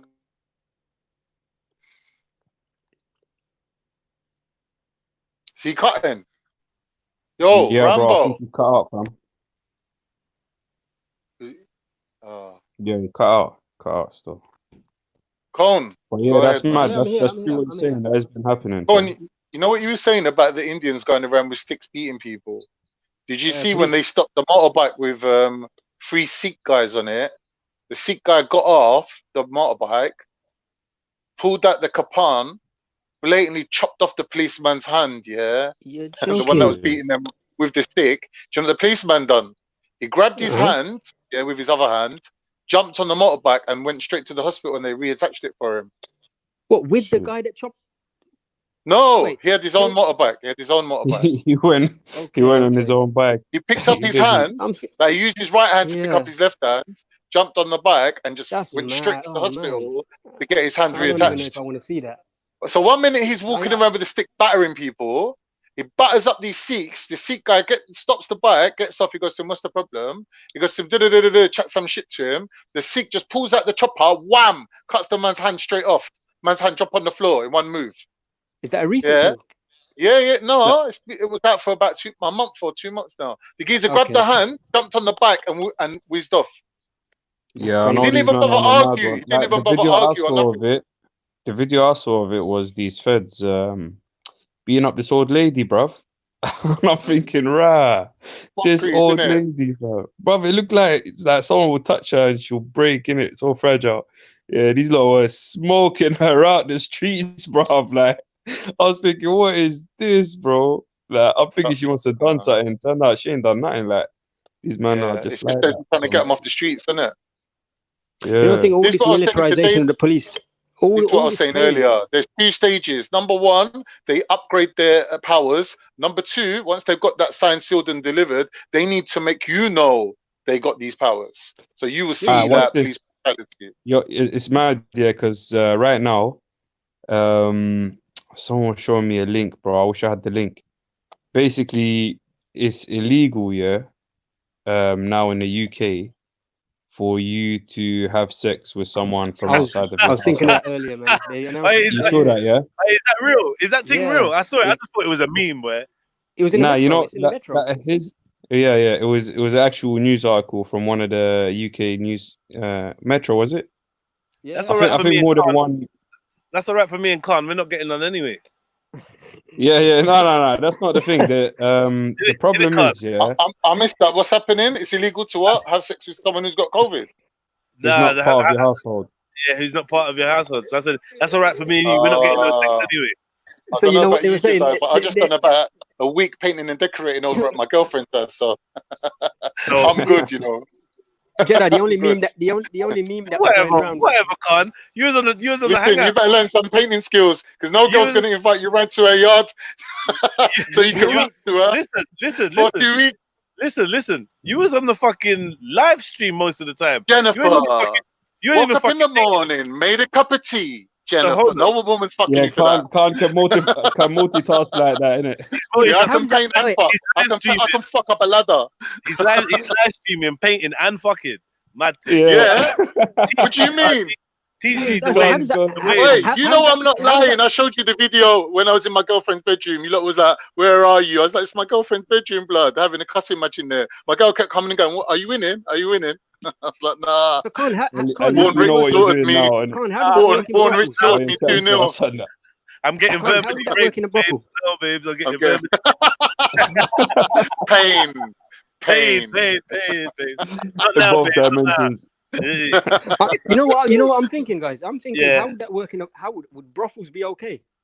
As in big business. All the brothels are closed. Don't ask me how I know. Nah, all of that. Nah, but here's what I was saying though. Like, if you look at the long-sightedness of this kind of, because look, bro, how you telling me I can't have sex with someone not from my household? The first question is, how are you gonna find out anyway?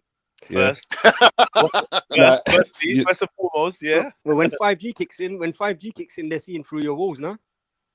Nah, bun that, fam. Like, the whole point is there is no way to find out. So But the what is point the point is, this is a law. No, but the point is, this is a law.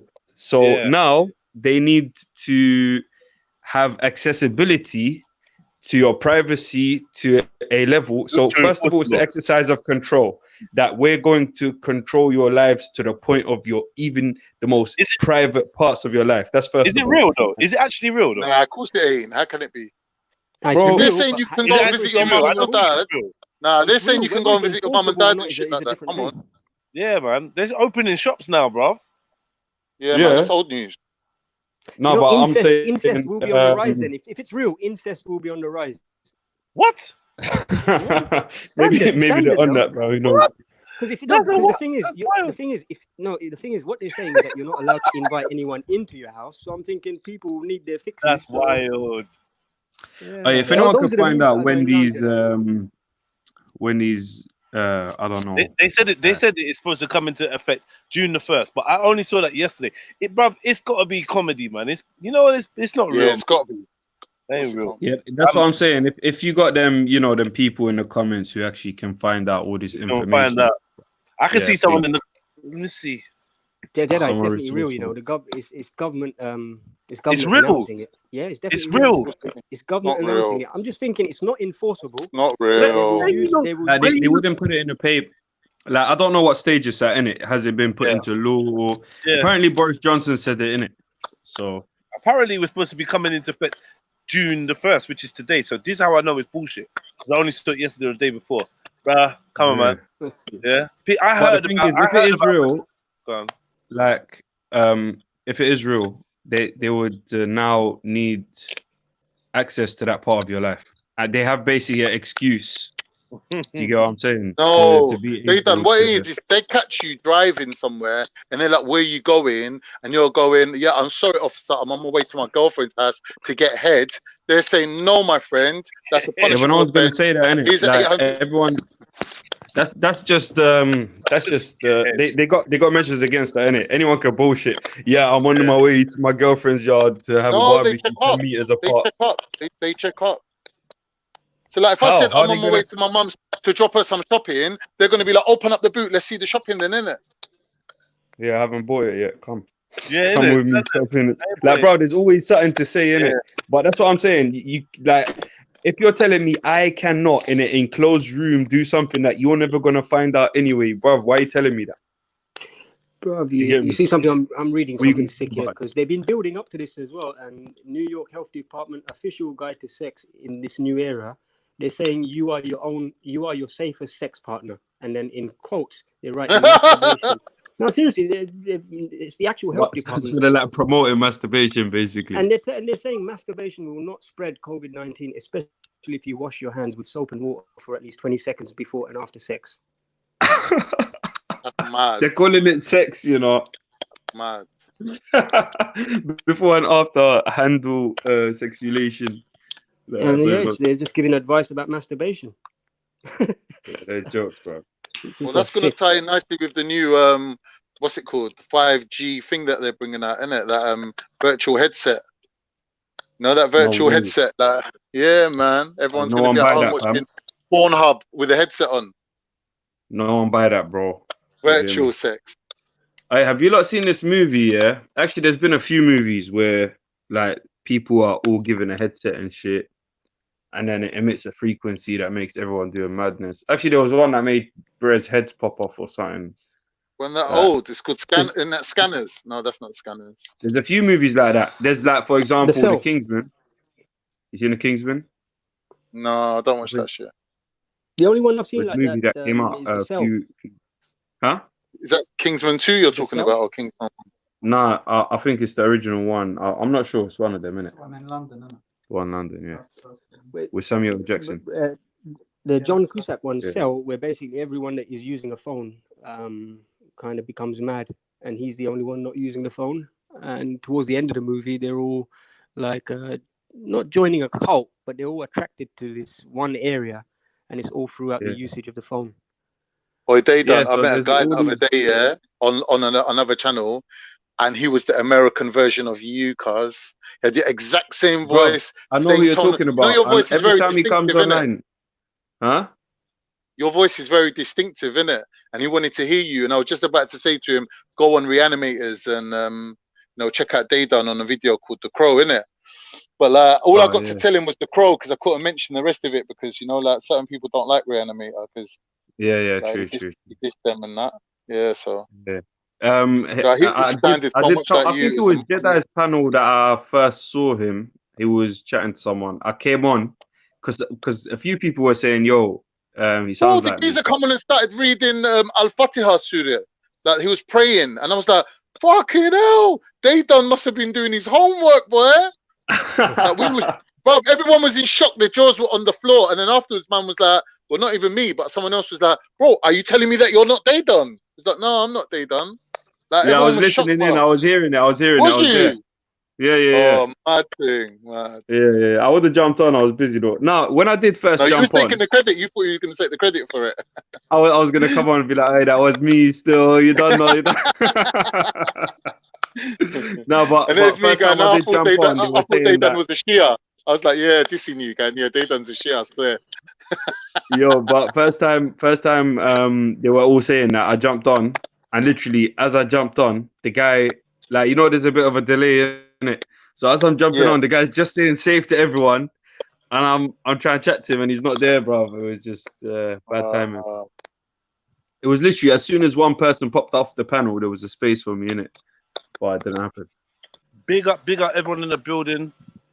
Hit that like button. I hope you've hit the like button already. If you ain't, smash up the like button. Check out some of the links in the description. Hit out the PayPal if you enjoyed the show. Show a little support with 2 donations. And yeah, man, it's been a good show today still.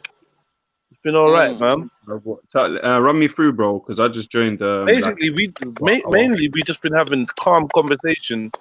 We had a little hype section in the just now, but just before, yeah. That's what I came into. So. It's been like 6-7 hours of we just having some really good conversation, talking about rioting, the nature of riots, insurrections, looting, materialism, being triggered by anyone come true and support looting and that. Yeah, definitely. Yeah. You're Definitely, dumb, definitely, bro. My brother's definitely. telling me he supports it, bro. He's on a Yeah, mad one. definitely supporting looting. Like I seen, but what people are You saying say is, your younger brother, or your older brother. what people are Younger saying is, brother yeah, still. what people are saying is that the powerless people see looting as a way of demonstrating some sort of power or some kind of grievance with the powers that be, with the structure. Someone put it as in when the system shows the people that it's no longer following the rules, and the people kind of return the favor. That's kind of how I see looting. I think that's a good. I Yeah, think that's but a good. I see looting, like, if you want to do looting, go loot the crown jewels or something, like, you know what I mean? Don't loot man them. You know what I mean, bro? Why you going around looting the same people who's in the same problem that they put all of you in? Like, A lot of people say that, yeah. I know what you mean. Like you got the elites and you got the little people. I hear what you're saying. yeah, bro. It just so happens that the little people, I don't know, man. I hear Loot what each you're other, innit? saying. It's a hard one because I don't blame a man for running it. Like, I don't know. No, I get it. Like, I get why a man would do that. You get me? I've been there, bro. I was let me not talk too much, but bro, you know what I mean? Like, but bro, it's just like there's ways to do things. We've learned, you know what I mean? Same, like, this is the problem with humans. We don't learn, innit? Like, right. We see something, we learn what just happened wrong, and we go do the same something, not accounting for what just happened wrong, bro. Like, you get me? And how to do it right the next time, or how to do it with, like, see, for example, protests and marches, and like, this is step one, man. Everyone wants to go do step one, go home. Do another step one, go home. Not progress any further. There's step one and there's step two. Yeah, okay, we're gonna march. Then what? Then what? Then what? Then what? Then. Then what? You get me, brother? That way you're stepping, brother. At least you're going up and up and up and up. You can think of higher dimensions after you got to the one just above you, innit? Right. So if you're just stuck in the same place, repeating the same stuff, you're gonna get the same results, and then you're gonna repeat again, same results. Cycle. The thing is, they done. Would you not attribute that to the fact that people recognize that they're trapped in a system that no matter what they do, they can't get out of it? Because rioting and looting and protesting and all these things, yeah, can easily be ignored by the powers that be. They don't have to give any ground. Especially when you know that they're more than happy to roll out the military, fucking wipe you all off the face of the streets, and go about business.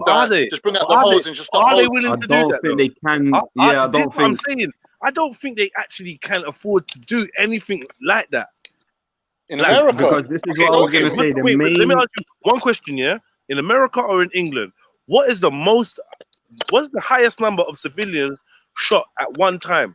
Was it Waco or something? Like Waco, Texas. What was that? What's that? How many people have ever been shot by police at one time? How many people? That's why I gave that analogy about the building, right? The block of flats. If everybody in a block of flats decided they were not paying rent, how difficult would it be? What are you assuming would happen? A bag of bailiffs is running. They're definitely not gonna just come and shift everyone. Yeah. That's definitely not gonna happen. You get me? They're gonna be like, why? What's happening here? What? Everyone is not paying rent. One second. Okay, let me ask another question. Yeah, what would it take for police to fire live rounds into protest or rioters in America or in England? Like, what would it take?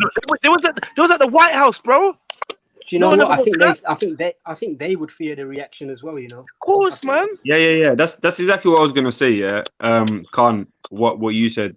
Like the one thing that they don't want, like what you saying, what they're scared about, what they this, bruv, they are scared about this one thing, innit? And the one thing is the unity of the people, even though they don't even know what they know what they're uniting under. They don't know where they're going. No one is seeing the goal. Like, all they know is we're gonna do something. You know what? I'm gonna break this glass. What? Like, you get me, fam? Like, just gonna do something.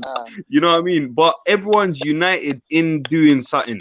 And if everyone was just like, if someone catches everyone's attention for 1 second, I just, man, them, let's all do this. Spiritually, yeah. Why you get like someone goes, yo, come, let's go to the police station. Everyone goes, yeah.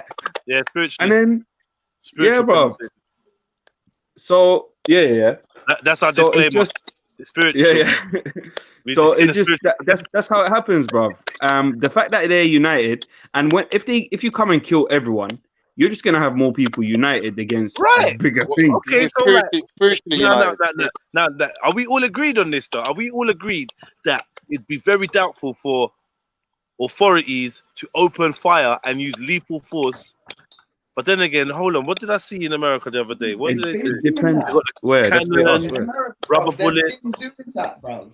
What? They're shooting rubber bullets and tear gas Yeah, and all cool. these. He's not talking about rubber bullets. He's Yeah, talking about actual like. I'm See if talking there's a live riot, rounds. are they gonna shoot down mans with bullets? Right. Bro, have you met Donald Trump? Yeah, Yeah, but Donald Trump. He literally tweeted the other day to one of the what do you call it? Like the mayors The of looting and shooting. being like, listen. Yeah. When the looting starts, the shooting starts. Yeah, but they're shooting literally- rubber yeah, bullets. yeah. They're shooting rubber bullets, man. Bro, Yeah, see, they're shooting rubber bullets because you're looting Wong's liquor store. When you start rolling up on proper targets, then the proper bullets come out, innit? You reckon that the US, hold on, you reckon the US government is going to okay the use of live rounds on a major crowd? If there's I'm like just saying, people they were rolling up shooting- on they were shooting a rubber legit bullets at target, people that weren't even in the protest. Yeah, People that weren't in that's protest. cool. They were dragging people out of their car that were just driving that's fine. That's fine. Yo. That's all non-lethal so far. Even though the whole thing's about a policeman killing someone, but that's all non-lethal. When they get they have to sign.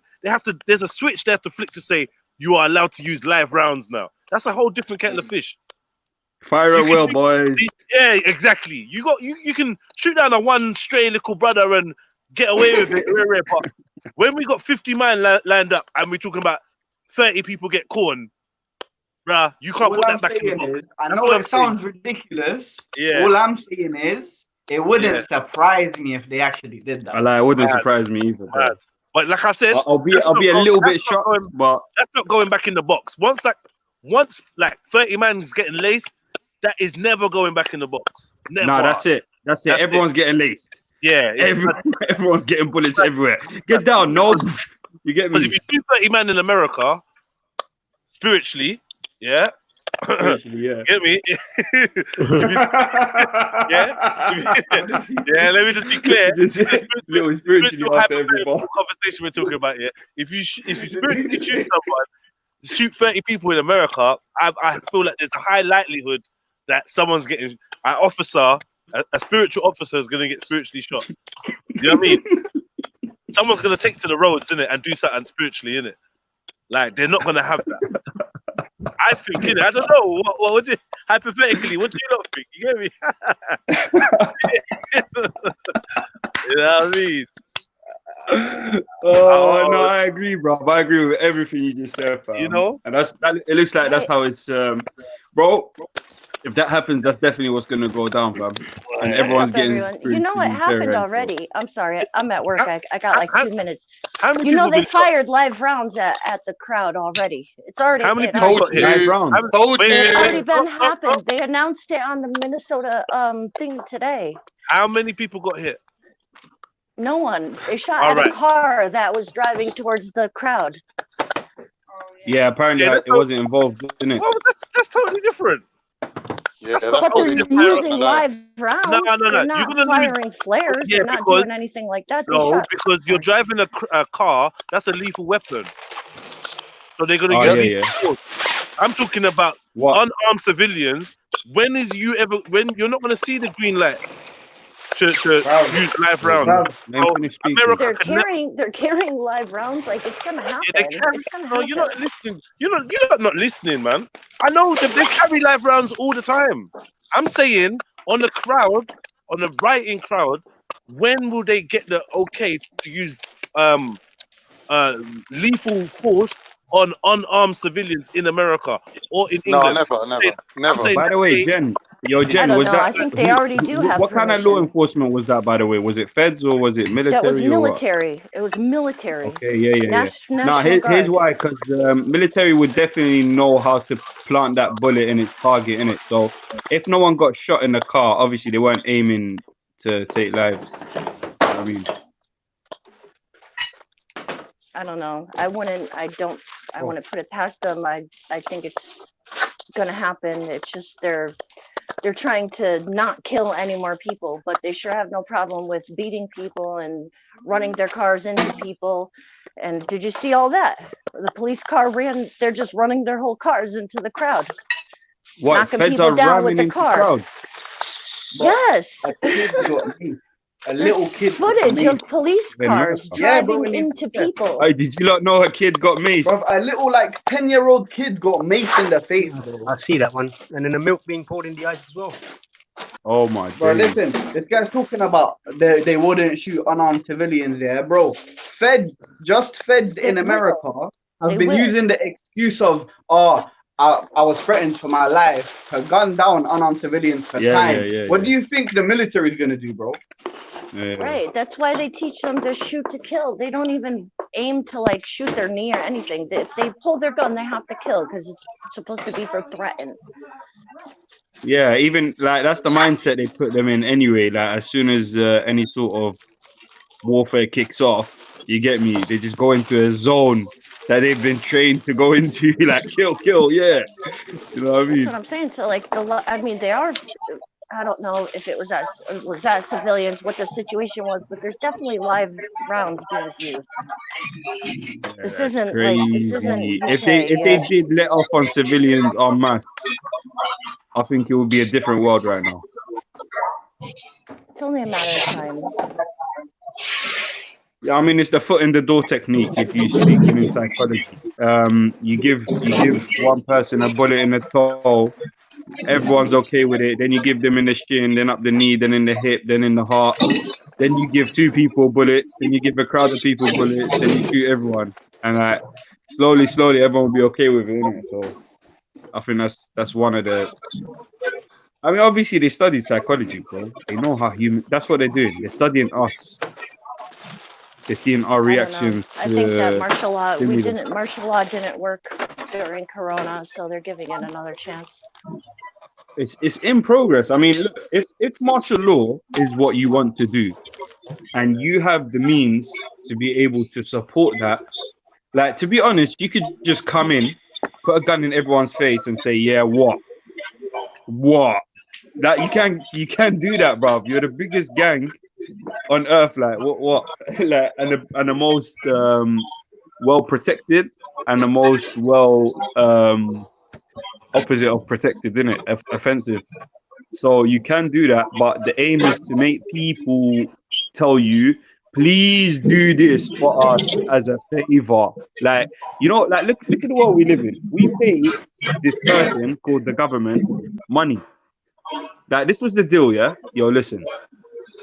You give me money, yeah? And return, I'll give you a favor. The favor I'm gonna give you is that I'm gonna let me decide everything that happens. And you're there going, thank you for that favor, bro. You know what I mean? Like it's a favor. Thank you. You get to decide everything. Okay, here, take my money. You know what I mean? And because we're not self-sustaining, we're not what's the word for it? Independent, basically. Sovereign. Yeah, independent. They're taking advantage of us, man. Who's that? Is that Khan with all the madness in the background? Yeah, it's messed up, man. And what's happening here is really unfortunate. But I don't know what's going to come out of it all. But So it's going from bad to worse, is it not? It is getting worse, is it not? Yeah. Yeah. Yeah, 100%. 100%. These man were shooting like rubber bullets at peaceful protests, bro. For the bank. For the Who was doing that? The police was doing that. Bro, they were doing that, bro. Peaceful protests, Who? bro. The feds, bro. Yeah. The feds were shooting rubber bullets and tear gas and peaceful protests, bro. How can they arrest a CNN reporting journalist crew? What? Yeah, I know, bro. Yeah, a whole CNN crew that was reporting got arrested, bro. You didn't see that, Day. I didn't watch it. No, I haven't been up to date with any of this. Bruv, like I see the media as something that should not be put into my brain, innit? These men are moving mad. The worst thing is, yeah, these men are doing this on purpose, yeah. These men are That's what I was saying. bro, these men are fully doing this on purpose. They're constantly trying to remind you, man, that you man are under us, innit? Right. You man are nothing to us, innit? Bro, have you not seen that they're planting feds in these protests to cause these To riots, hype up the crowd. up the crowd? Yeah. Bro, there's literally like white But people in the listen, crowd graffitiing let me up tell you, places, burning I've- places and that. And there's black people telling these white people, bro, we don't want you to do that. If you're doing that for us, we're telling you to stop. Yeah, it's the wrong thing. Listen, in the London riots, they had vans full of white dudes pulling up, jumping out with equipment, busting gates, bus open JDs, and called everyone over to jump in and just jump back in their van and dust. Didn't even take a thing. So these are accounts that man gave me. I heard about things like that, bro. These are accounts that man gave me years ago. So now to see this Yeah, shit yeah. on the TV or on the social media, we know it happens. We know, because I was told that the London riots were kicked off by some weird instigators that just literally Yeah, Jedi, man, that's mad. You just reminded me of that, bro. I kind of forgot about that. Someone was telling me that. Get me? Look, bro. Cops pepper sprayed and arrested their own senator, bro. Let me see this. Their own senator, bro. Is this guy the senator? Yes, fam. Hey, They're bro, arresting this their guy, own senator, bro. this guy's face, yeah, looks like it's been sprayed with everything, fam. Like, I'm telling you, what's bro. These men are happening? moving mad, bro. Yo, Senator Myrie. In my head, it would be this, yeah? Guys, you don't need to fucking... I want you to protect certain key areas, but please hold it down, yeah? Do your best to keep the peace, yeah? Don't touch anybody unless you absolutely have to.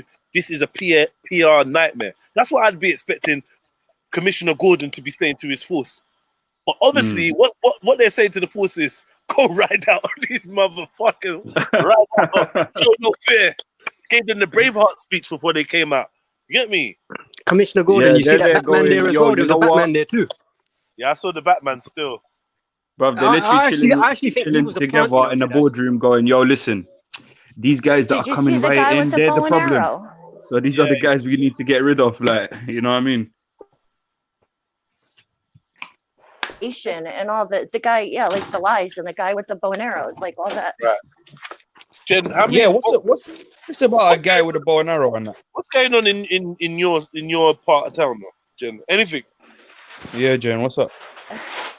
In my town, no, but the highway that goes through here, they had shut down. There's people all over the highway. In the next town over, they were protesting down in Bridgeport. They bust through a police. You mean physically station. standing on the highway? You mean blocking it? Yeah, hundreds of people just shutting down the highway. Yo, what is this still going on till now, Jen? No, they Are moved still them going- all out, but that was yesterday. I saw it in like 3 different. You cut out. Police precinct. You cut out for like 5 seconds. Yeah, they bust through a police precinct in down in Bridgeport, like the southern part of the state. It's worse Gee, down there, like that's across sick. the New York border. Yeah. Sick ratings. Yeah, I think that's what everyone should be doing. But it's mad because like, what you're gonna go? Because I know in the UK, only like 1 or 2 spots actually went for the Fed stations, innit? Everyone else went for everyone else. But it's mad. You go for the Feds and then spiritually, and there's nothing that could be done after. And then there's going to be people who are going to need them. You get me, bro? And then it's going to be, unavailable, cannot supply. You know what I mean? Yeah, the thing that just upsets me is like, why are people hurting people? Like, why are people dragging store owners out and beating them? Why are people stabbing people? Like why hurt other people? It's so unnecessary, you know? I think it's just because they don't know what to do. Yeah, and I think a lot of it's instigation, because there's a lot of other people instigating, and then people are going to take the brunt of it, or they're going to get blamed for it. So it's really fucked up. Like, This whole It's like what I was Antifa saying thing earlier. and You need to just show these men and focus them on a goal. And if they got the people who are doing that, like the person who's actually in there in the protest, focusing everyone's attention on, hey, let's all go do this, is probably these people who've been paid agents to come in and be like, yo, guys, let's all do this, innit? And everyone's listening to this guy, innit? It's weird Yeah, because who are you gonna trust? don't forget, man. All it takes is like you could have out of 1,000 people, it could take 10 main players to start off everything.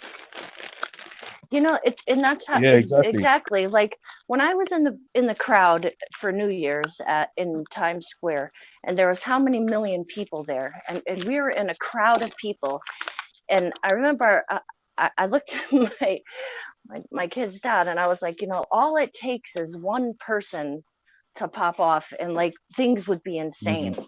It would be Yeah. insane. But at the same time, the amount of police there, they could have taken out that crowd, all of us, if they wanted to. Like even with millions of people there was such a no way, no way. Jedi. You No, don't understand. No. She's not saying they would have. She's saying they could have, innit? Like I'm saying if you got millions of people there, the police can't handle that crowd. Millions of people there. Wait, Jenna, you saying the police or the military? They could have. There was no police one can there, handle there was military there. Yeah, but I disagree. When they do their stuff, when they do their rights, bro, yeah, they got like fucking 6 main divisions come out. You got white trucks, all of that shit. That's what military I'm saying, like, police. Yeah, they're not even right. fucking the National Guards and all that. They come out in full. No, there you see military people there with like huge guns, like huge military, like automatic shits, like, and there's blocks of them. There's blocks of them. If all these million people were armed, then nah, I agree well, if with they were Jed, armed, okay, yeah. That's the thing. I would if say they yeah. were armed. No, if they were armed. I would say yeah. Anyway, maybe I'm a fantasist, but I feel like if you don't have a million or 500,000, if you don't have 500,000 police officers there, that crowd of 1 million plus people is not going to be controlled unless they want to be controlled. They allow themselves to be. I don't feel like they got enough firepower to take out over 1 million people. So I don't know. But you know From what I saw, no, but shall I tell you what, Jen? You got to realize this. The same countries, yeah, right? This is the reason why America, the US or the United Kingdom government won't let off their fucking things on man. It's because of human rights blocks it. The fucking Hague, UN, United Nations, or whatever you want to call it, fucks it all up. That's why England won't go on dark like how you will see other countries in Europe go on dark with their police because with their people because of the human rights. Yeah, America could fuck you lot up. Yeah, if they want to let off their technology on you, like some of their fucking military weapons, you lot are finished. Yeah, they do test it out on national Because public. I tell you what, you know, I'm gonna say this again. They've tested that out in Philadelphia. You never heard about those? What were they called? They were called shit, man. Basically, it was a group of people, yeah, who were like, you know, they kind of looked after the people in their community and all of that. And basically, what were they called? Move 8.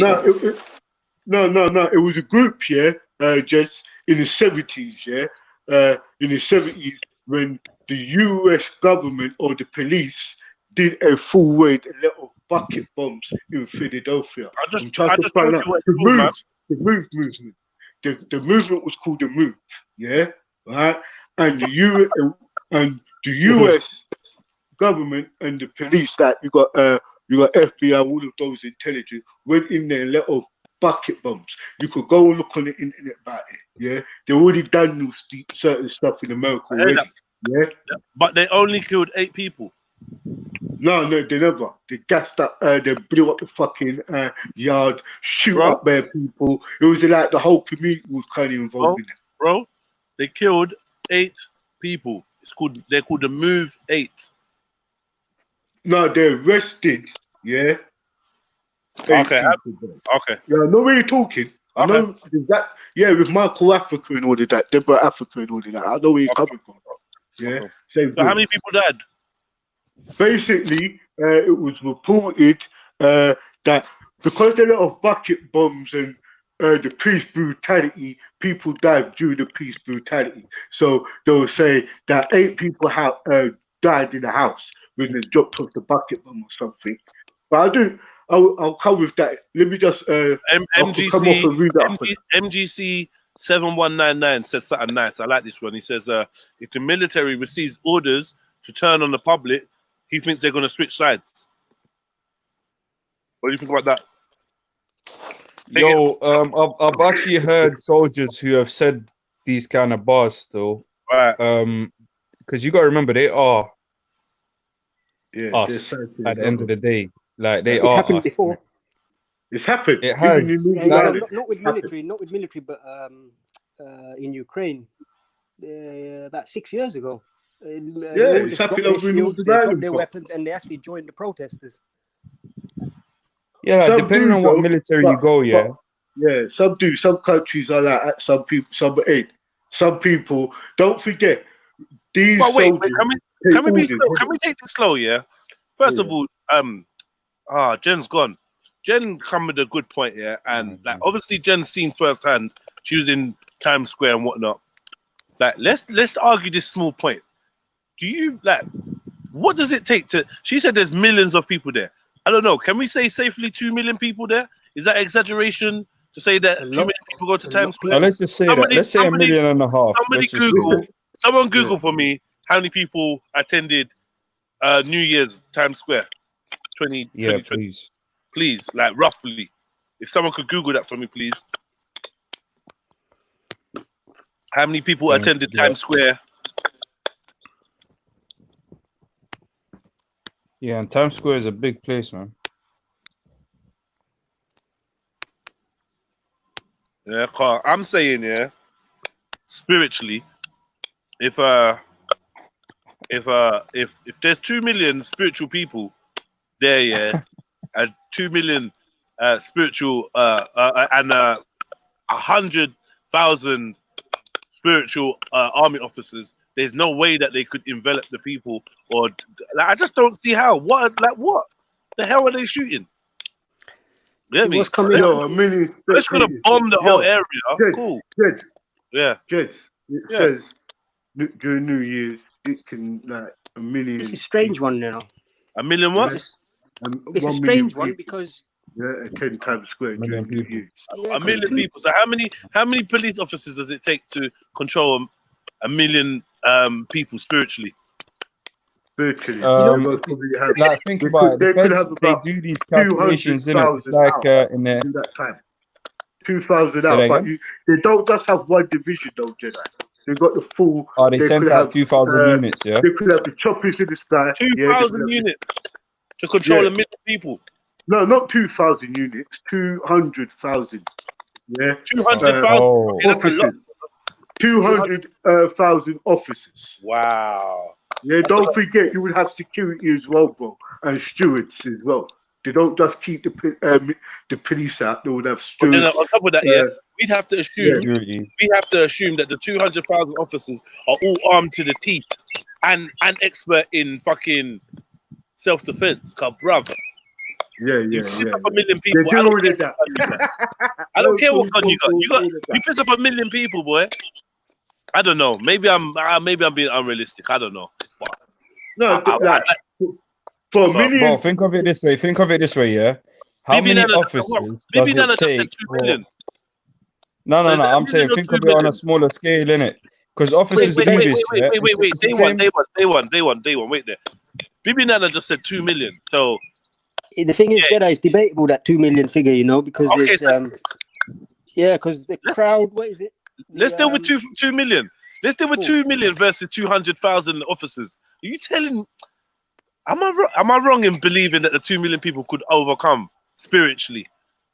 No, they definitely definitely because spiritually. No.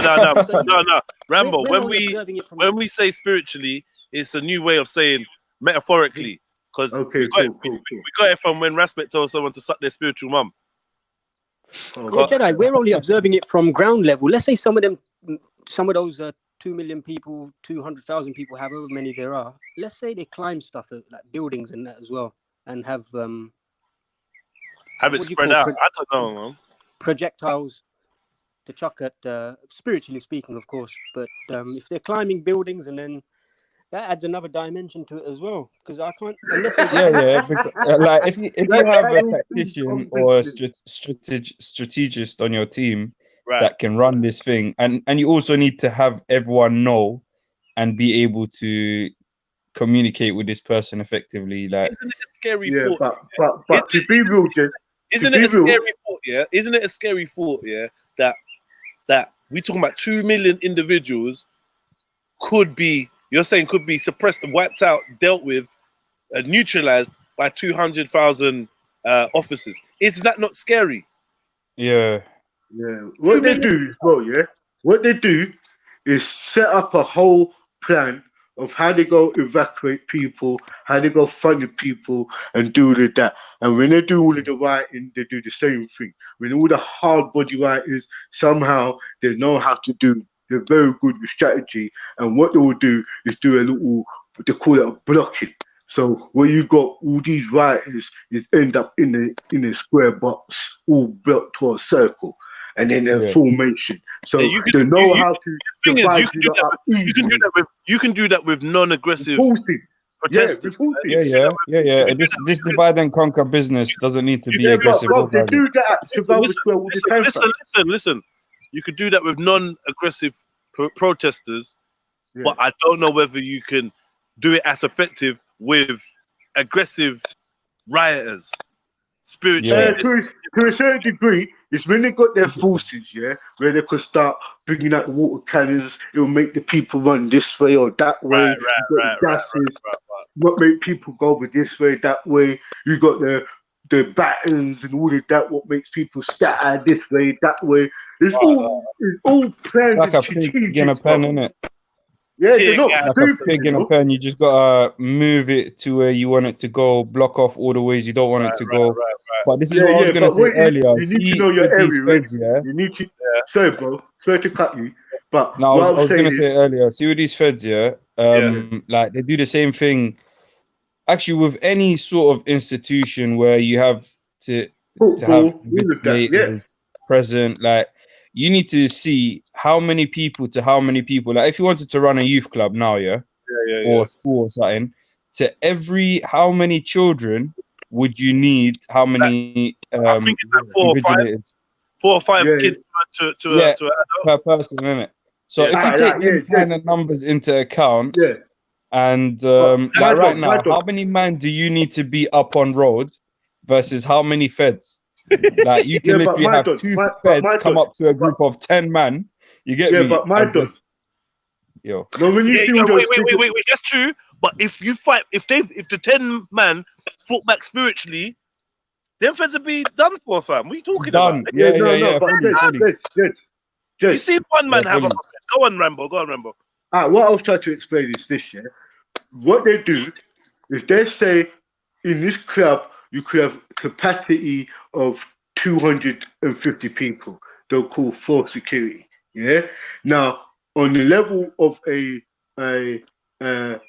protest, and if they know when you had a protest, let's talk about the main big events like the poll tax and all of that. The divisions of what they will bring out, they will require at least 500, ready to go, 500,000 ready to go on the large scale of 1 million to 2 million plus. And what they will do is use barriers, to exactly how they want you to walk. All of this is strategic. So what I said to you is this: if you ever go do a protest, you do not make the fucking government know you're doing, so they don't know how much police to bring out. That's the problem. Day one. So how many people go carnival, bro? Right. Carnival. How many feds do you see? Yeah, this is what I'm saying. And do you really think 2 million plus? Do you really think that those feds can control a crowd that doesn't want to be controlled? No, and Bro, they do we've get seen overpowered at a lot of times. Carnival that's not possible. But you know what? They got tactics and strategies. Like, for example, yeah, they've sweeped us before. They'll hold hands and ring around the rosies, and they create a wall and they just scoop up everyone in this wall. Like, basically, they're taking samples, in it. They'll open one barrier, bring a line of feds, open the other barrier, bring this sample through, and they'll get dealt with. You get me? Divide and conquer, bro. Same thing. Yo, my God, you don't know how it go, innit, bro? That's what I've been caught up in Carnival bare times. Just as 7 o'clock comes, they know how to funny out the people, bro. No, but wait, and come with the rough tactics to clear you off, bro. But Captain, the key factor to all of that, Captain, is the fact that everybody there is allowing themselves to be herded. They're allowed. No, what I'm saying is, it's not a hostile crowd. No, it's not. It's different when you're dealing with a hostile crowd. When man A is lot different. And what they do with a hostile crowd, is let the people burn out. Do you know what you would have? The police will say this, stand down, back up, let them do their thing. And what we do, 6 months later, we go back on every CCTV camera and we get all the main culprits. One by one. Yeah. That's what they're planning to do here, isn't it? I think that's what they're planning to do in this situation as well. Bro, that's what they do. Yo, fam, what, you think the army don't stand back? They don't. They tell the whole division, captain, sergeant, stand down, the whole division. Boom, 500 men could just stand down just like that, just because of a radio call. Or they could say, you know what, fight, right, you know what, all that. Mr. Trill Hudson is reminding me, they're organized. The crowd ain't got CCTV, trucks, guns, gas, dogs, horses, riot gear, shield, and training. I hear you. I still think you're underestimating 2 million people, though, or 1 million. That's not no joke, bro. But you see, the main issue is the communication, innit? If you right now can communicate, and then 100 people, they'll tell 1,000 people, they'll tell 100,000 people. Bro, your one word is being acted out by 100,000 people. Every individual here, their word is just in their brain, fam. Unless they tell their boy who's right next to them, and they're gonna tell some people around them, and everyone's gonna be like, "Who the fuck are you, though, bro?" You get me, fam? But brother, see what we say is facts. It's all strategic. What they would do. So one of the people right now who's doing all of this, burning down the precinct or burning down the stations and doing all of this. If it's on CCTV camera, you know what they do? Sit fucking back, stand down. You know what we do? We're gonna go with the DEA, with a warrant, and kick through that fucking door with a SWAT team. Yeah, bro. Like in America, they'll do that. Right now in the UK, mans are still getting. Bro, don't think England. Yeah, let me tell you about England. Yeah, hold on. Let me just finish on this. Let me just finish. Yeah, I was just saying, like, even in the UK to this day. No, I was just saying, even in the UK to this day, like, you know, the whole riots thing. Yeah. These men are still like, there's a whole division that's been made and it's still funded to this day. Thank you very much. These breads from the London riots. You get me, fam? Thank you very much. And guess what, bro? In this law was called terrorism, in-house terrorism. You fucked. Let me tell you about England, bro. They got camps for us, Well, we don't even know about it. Not even on the your GB traffic, fam, They got things set up, Don't think you got the Queen living here. This country here ain't secure to the fucking nines, bro. And I'm talking about in-house shit. Remember this, bro. Every bridge was cross south and north can be locked off with bollards easy. Just come up the ground. You ain't getting over there by no walking, no driving. They set shit up long before. You know why? There's too much legislation going in Parliament on this terrorism crap, fam. You got infringement on databases. You got this. You got affiliations. You got the gang matrix. all tied up in this, bruv. Yeah, you could go out with a group of men and get caught up in the damn matrix and you're in a riot, fam. Yeah, all of this has been legislation in Parliament and built and stamped on already, bro. They want you and they want me to react. I'm telling you, bro. When I mean react, 100%. yeah, they got things 100%. in place for us. You're not gonna have the Ross Clark Queen and half of the elite family, yassa, yeah, and people talking this fucking jack talk. We're dealing with proper Yeah, shit. because as soon These as we people react, are the SIS. When the English division went over to Ireland, bro, it caused mayhem, fam. English army don't want to put a child in front, you know, as defense.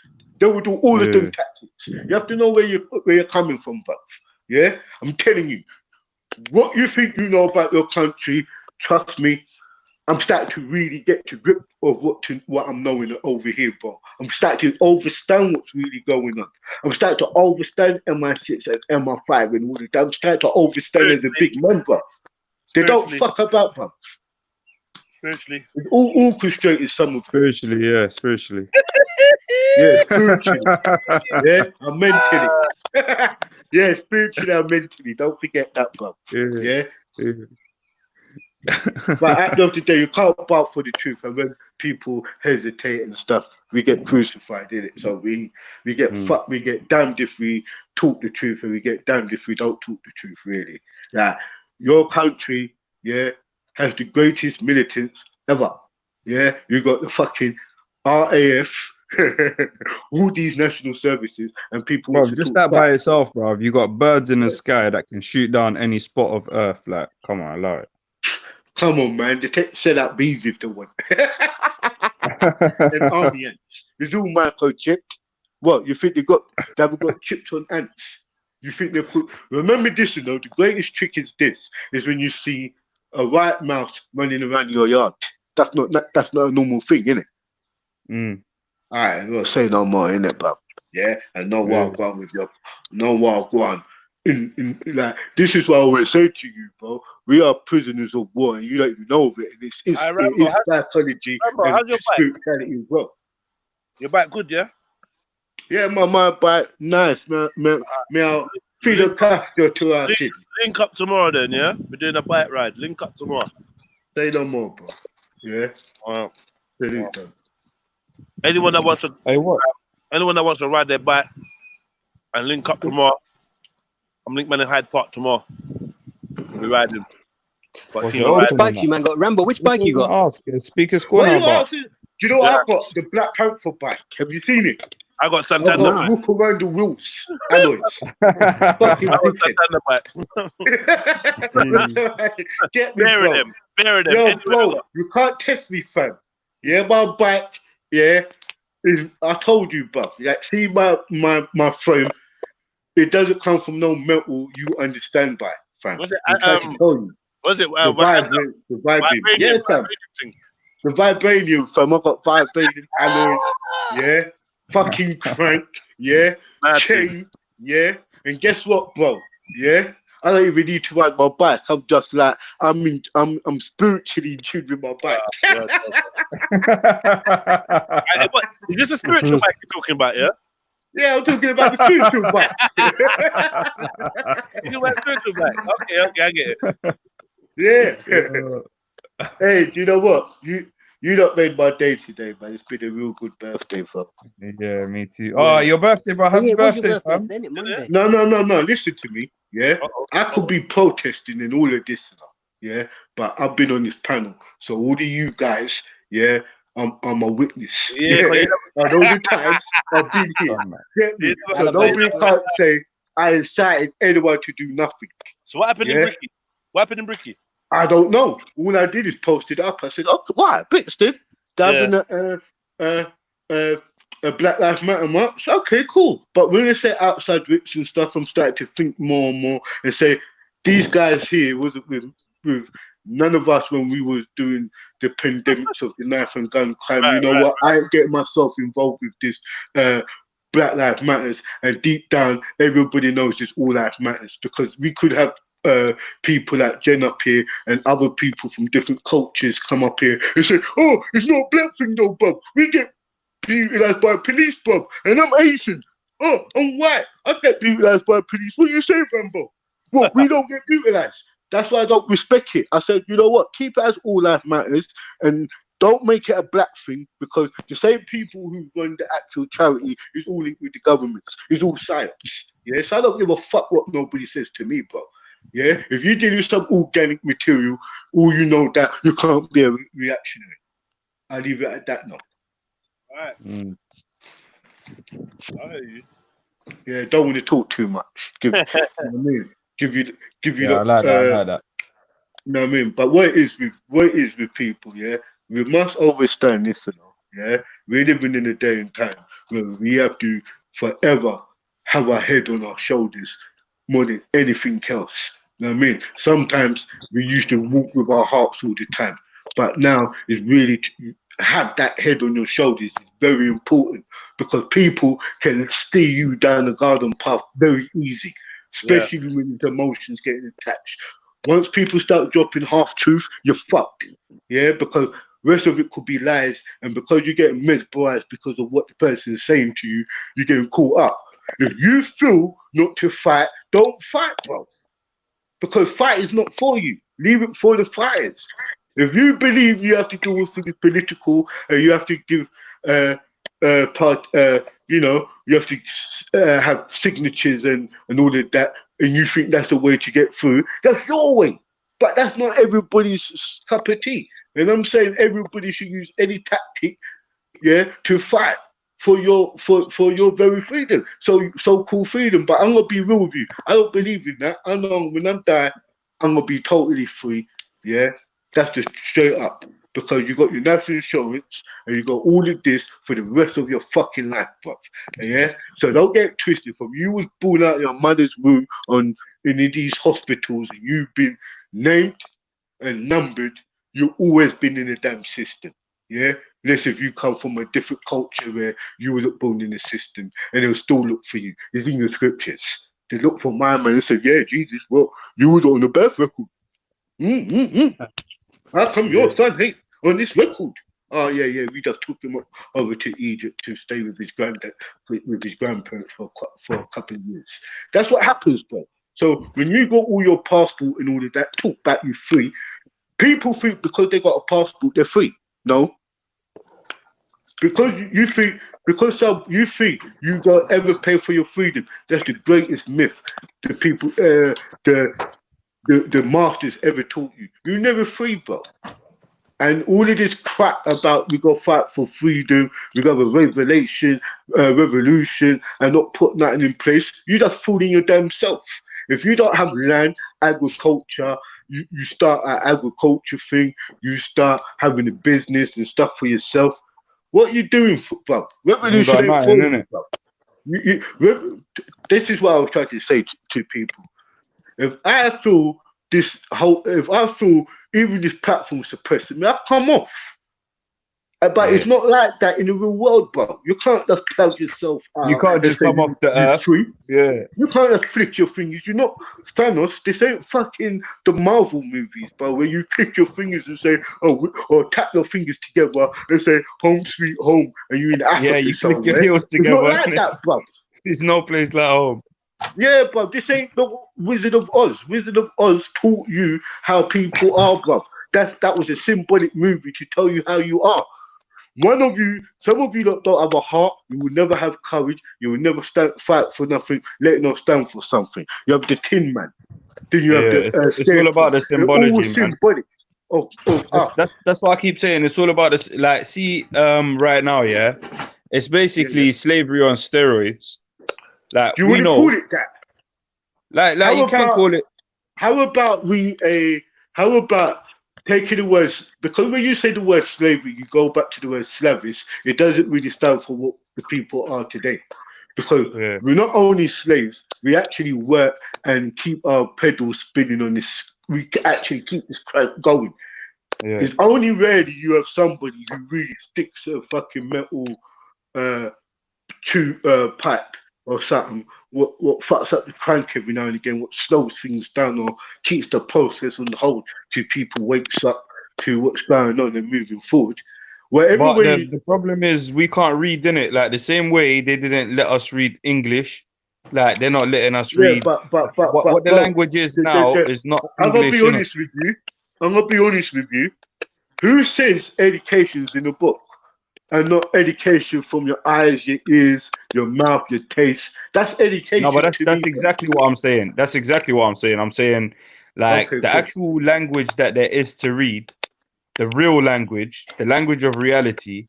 Yeah, like English Yeah, is not the language of reality. English is the language of English Commerce. verbal to one like another. conversation, whatever you want to call it. Yeah, Yeah, yeah. like that, allowing us to read that side language was only because the real language had been able, basically they've been able to make us illiterate of the real language that everyone knows. Yeah, and using that, they've given us English. Here, take English. Like we're giving you language. Nah, bro, man, But let's blinded be us to real, yeah. language. We can't It's a read bit what a more tree complicated. is. Hold on, my brother. Yeah, I get where you're coming from, but it's a bit more complicated because when you look at English, yeah, and you look at certain words and everything, if we take it back to at least to Latin and Greek, where the language was being formed, because most of the English language we're using is only dialects we're using, bruv, of other. No, that that I heard the word was used as guts, and that was a German word. But when you look on that root word, it's called gobars. And when you talk about the Wizard of Oz, about wisdom, beauty, yeah, and strength, yeah. And the most Yeah. important thing, you have free will. But a lot of that is set aside. But a lot of the Jews of what is mind controlled, what I will say to you, a lot of language was really spoken in tones. Like every word you said resonate in vibrations. You understand? Yeah, yeah, And yeah, once yeah. we stop using our full lavish of like I would say that say like when you speak a bit of Arabic is in those Arabic is close enough because you start to use certain of your vocal cords like back of your throat when you pronounce certain words, you start using certain muscle and in certain when you do certain solos in your prayers, Yeah. you do it in certain tones. So More those ranges of tones frequency. resonates within you and without because you feel the vibration when you speak. Yeah, you start Yeah. feeling your top of your nose speak vibrate to a level where you're speaking. They say you speaking properly, meaning you're using all your vocal cords, like the whole of your, Like you're saying as it I with your said, the chest now. loudest. Yeah, yeah. You're talking from your chest, basically. But talking from your chest in English, it's a break, it's a stop. Then you look at most words and you start using words like two syllables, like when you say kitab, what means book. But if you break it down, it's like two metaphors. Like this word, that and that is two sounds what make that word Yeah, kitab. yeah, yeah, You yeah. see what I'm saying? Like Yeah. when my brother was when my brother most probably was trying to explain that the word Allah was like a two symbolic word when you say Allah. Then you put the Allahu in it and you have another definition to say, oh he, Illahu. You understand? So all of these meanings, yeah, of what is in these languages is not in the English languages no more. So what a lot of people start realizing that English is borrowed from different other languages, and some of the meanings to like the word black in English, then you go to another language like Arabic, it most probably become as us one, yeah. Where you might look in another language and another dialect, and people come out with like in Spanish, they come out with the word called mo or morenos, yeah, and all of these are dialect of the one word called black, yeah. So certain of the words we use is that even when you say in like when you read Arabic and you say Captain Rambo, the son of, you will see a lot of it is not really written like that. They'll say this you is the son of Captain Rambo. Do you get where I'm coming from? So a lot so what I was trying to explain, we do have our problems within the languages anyway. And as I'm saying, some of us don't really understand the language, the linguistic of it. we argue over dialects. You understand? And that's another problem we have. So when you hear certain brothers say Bismillah, El Rahman, El Rahim, and you have or you hear another brother say El Rahman, El Rahim, you know that in certain different parts we having a language problem because some pronounce it as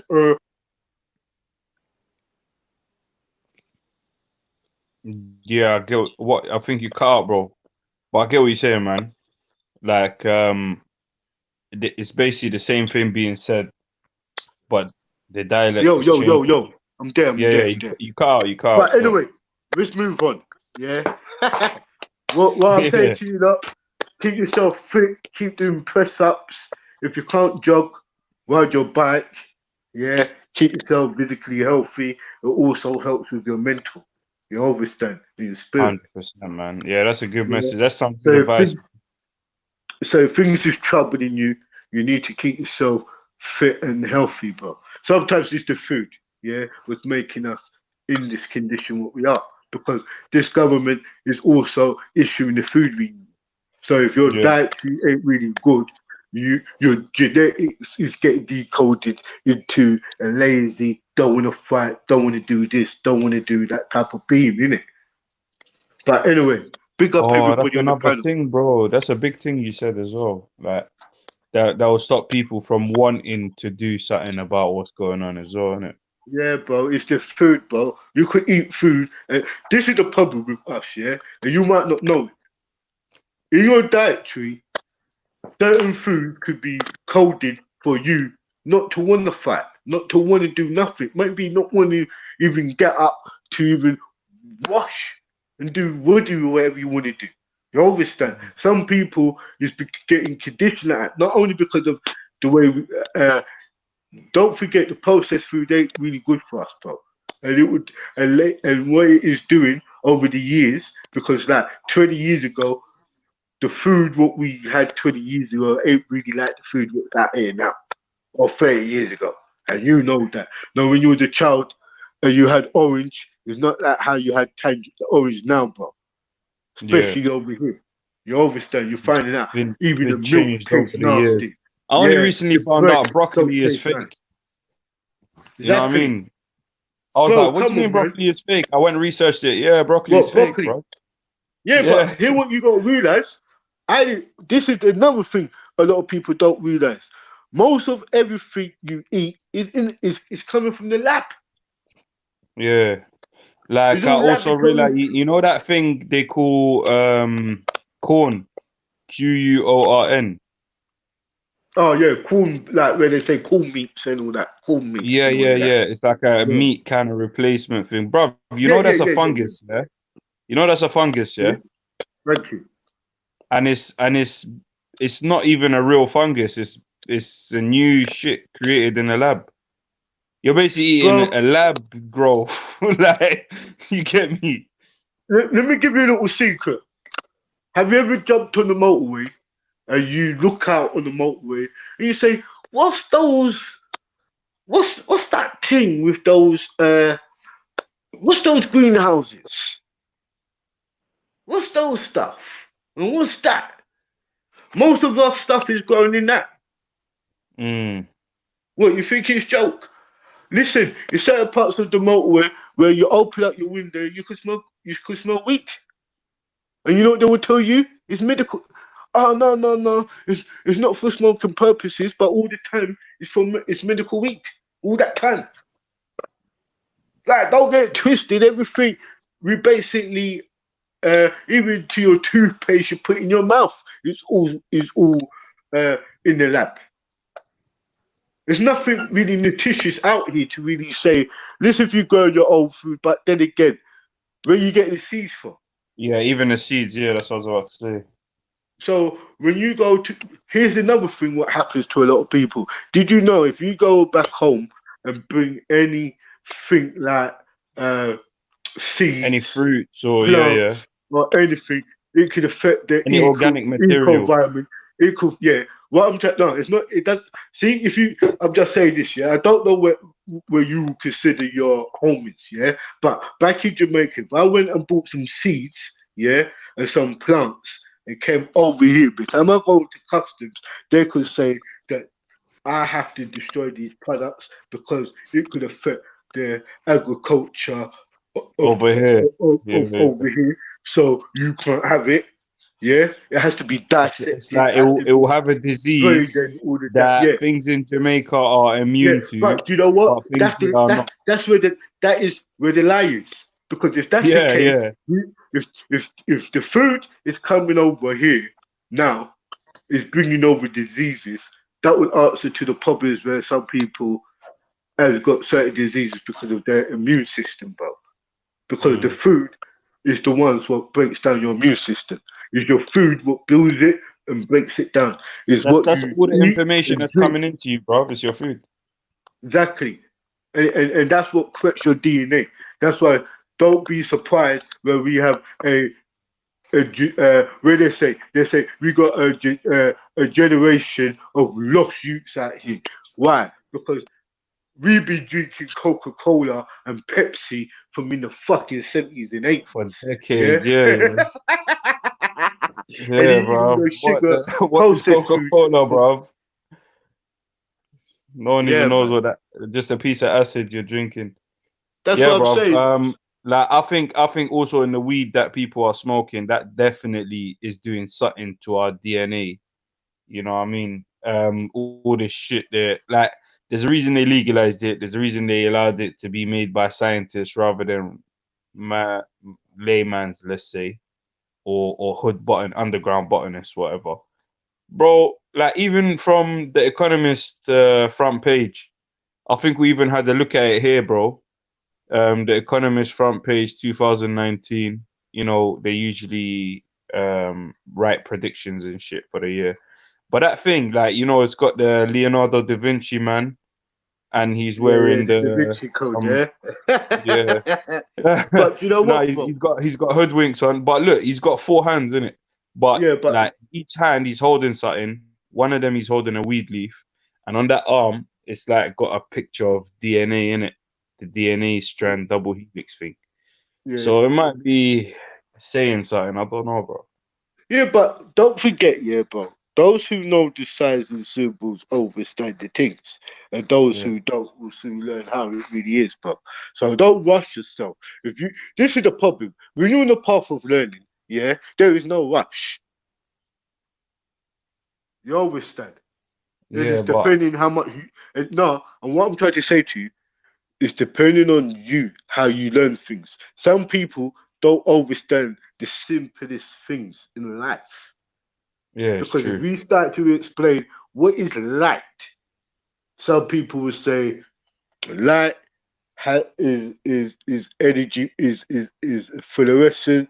Light could be fluorescent. Light could be, you know, all a vibration of color. It could be all sorts of things to the Yeah, spectrum of you how tell you one man, will tell explain you what light is. electromagnetic frequency. To other man, will Yeah, tell you, what do you mean there's a yeah, wave? You're telling me there's a wave in my yeah. face. Like I'm looking at. Yeah, bro. It's true, bro. So Like, I've met what? people that can't understand the most simplest of ideas, innit? So Yeah, but yeah, guess what hopefully. happens, Bob? You got people who know all the great mysteries and secrets and don't know what fucking day it is. Yeah, You yeah, get where I'm coming exactly. from? I'm being honest with you. You got people No. who I'll could speak about tell this you as well, innit? It's anything. different. Hold on, brother. Hold on, brother. You got people who could tell you everything about Freemasonry, all lodges and all of this, all of that, and you ask them about certain things, what's going on in their community, and they do not know of it, bro. They're not Yeah, aware of it. Then you got a level of people who just learn things through life by learning, trial and error, bro. Yeah? yeah. That's why I say in this thing here, just be patient. Most of the things you know now, 5 years' time, it might not be exactly how it is. I'm explaining it. You got another angle to it. What Yeah. you could comprehend 20 times that I'm explaining to you now, bro.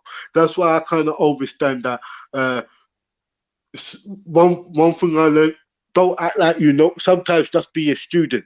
Even you might know everything. Just be a student. Just be 100%, a person. 100%. Just be a person who's willing to just learn, bro. Because I learn a lot of things from you, man. You brothers and sisters who come on these panels. Don't Me get it too. twisted. Some of the comments you lot right, I'm like, wow, you lot are geniuses. Now it goes to show that some people know what is going on. As I say to a lot of people, just don't get too cool. But all I'm saying is, yeah, just read into things a bit more, innit? Yeah. Because first of all, I would explain. See, if I say to you, a third of these protesters and stuff is government organized. Even all the rights kickoff is all orchestrated. It's very hard to tell a person who doesn't know those stuff, who's caught up emotionally of what they see and hear very emotionally, that what they see is actually a stage. As I said, they've been rehearsing these stuff from 2005, 2007, 2008. They've been telling you that on the news. They're rehearsing terrorism attacks, biological. They're doing this, they're doing this, they're doing that. They've been rehearsing. Now, when everything's all in play, you have to know why you're not prepared. That one thing about the media, they don't ever tell you everything 100%. You have to find out what going within that tell there, bro. Because they're not going to tell you. It's better you keep healthy, keep fit, because when it's war licking off, you haven't got all mucus, you haven't got all bad diet, your dietary ain't fuck, you're not slow, you're not lazy. You have to be on point, bruv. That's why sometimes some people leave their like in life drinking a milkshake once a month or every 6 months, or drinking a Coca-Cola occasionally doesn't do you no harm, does it? Don't if you it was eating you could eat because of you. I say you gotta eat your genetically agreement in it. Sometimes you don't fancy to eat healthy food. That is your DNA now, bro. It's been manipulated for so long Yeah. through Yeah, generation. true. Like, I've seen this myself. Like I used Yeah, to, because like, see, you go eat junk food and this and basically fast food, innit? Or yeah, even like snacks, chocolates, crisps, this, that. Like, you see, when you stop eating that, you go and you look at it. If you're eating it, you go shop, you look at that and be like, yeah, feeling that. You get me, bro? When you stop eating it, but a month later, you'll look at that and be like, oh, I can't even believe I used to eat that. You know yeah. what I mean, bro? It's like a person.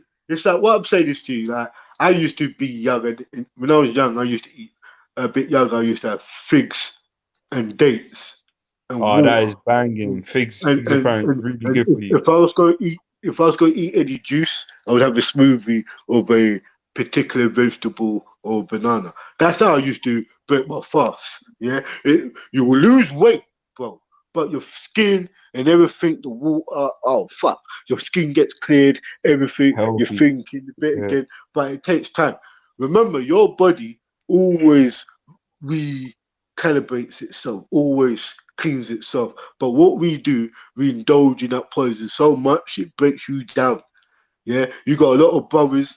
Yeah, from their parents they used to eat fish. They would eat jollof rice. They would eat proper healthy food, some bit of starch, boom, and all of that. You get what I'm saying? Then when you see a person who's really grown over here, you realize that most youths who coming from over here who doesn't have that culture where they eat certain food, they kind of look a bit weaker in that, bro, and stuff. They don't look a bit as healthy. Do you get what I'm saying? You can see. Yeah, I think even like certain people eat. I think it depends on you, innit? Yeah, What you exactly. That's what I wanna. said. You gotta eat your Yeah. Salute Your own Matthew, bro. code. Big up. Is that Macu there? Yeah. Big up, Yes. Big up, Macu, fam. What's good? Yes, big up there, Dan. Big up, man. I'm good, man. I'm good. Oh, what's this? Yeah, big up, Mr. Trill Hudson as well, man. Yeah, big up, man. had some interesting points as well. Yeah. Yeah, what you saying, Maku, though? You blessed? Yeah, man.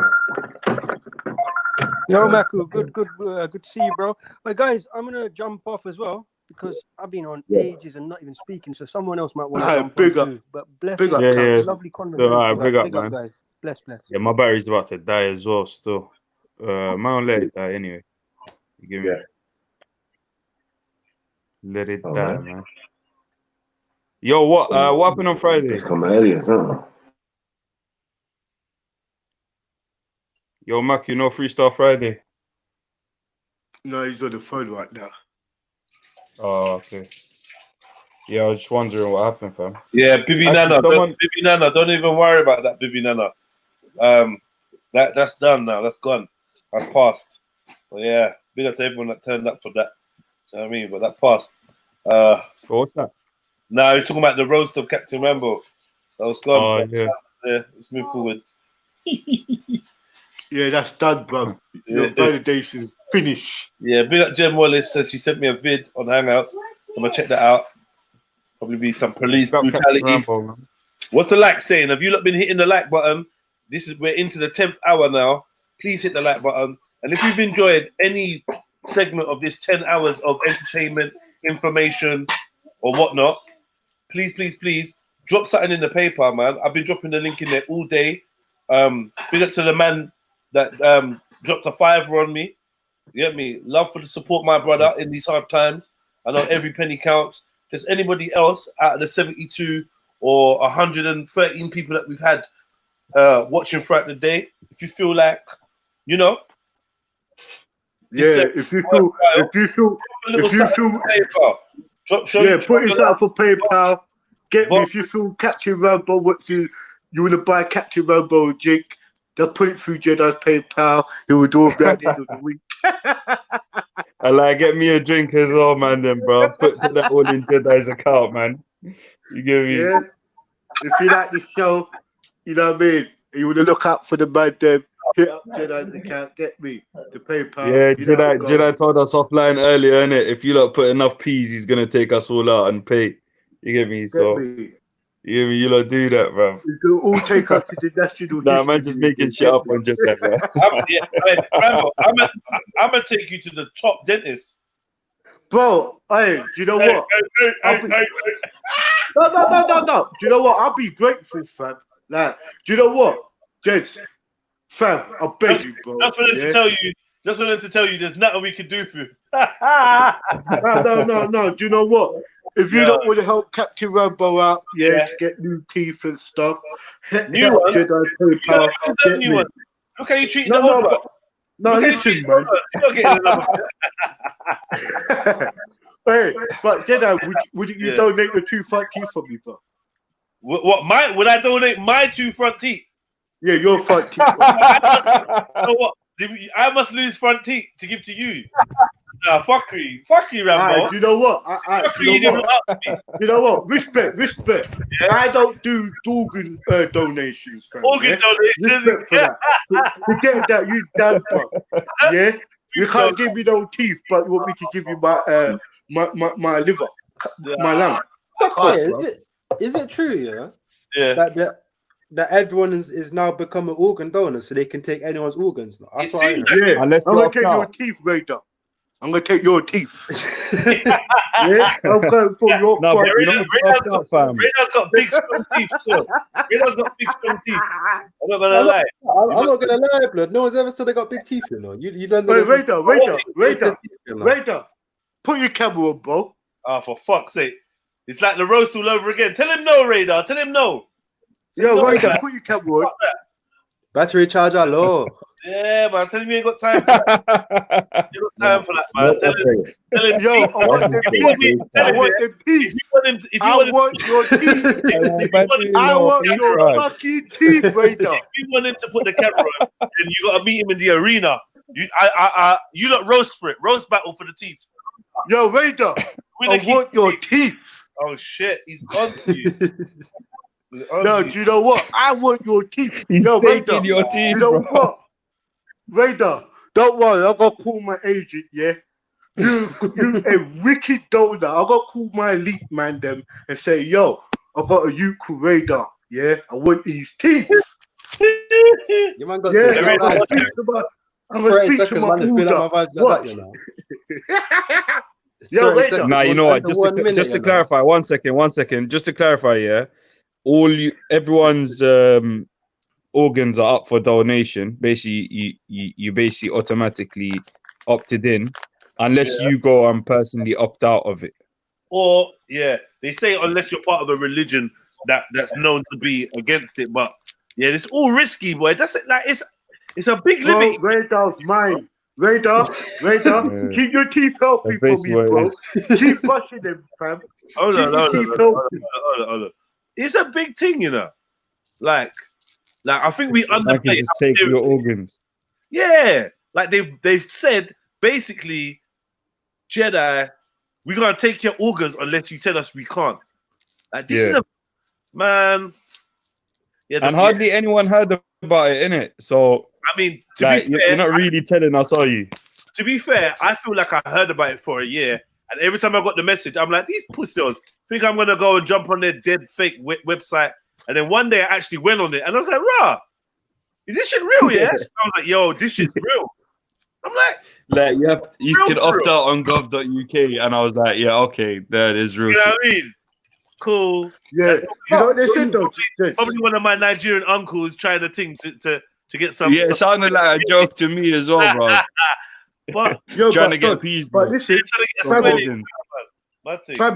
they Yeah. said on your driving license, yeah, you could be, and if you have a fatality car incident, they will take your stuff from you, bro. Fuck yeah, I would mind, Bibi Nana. I would fucking mind. No disrespect here, like anybody that's here surviving from organ transplant. Who's that, Bibi Nana? Anybody Yo, that Bibi Nana, hold you on, have gold teeth. bruv, Rambo, man. You get Geffer, you know. Rambo, allow me, man. Shit.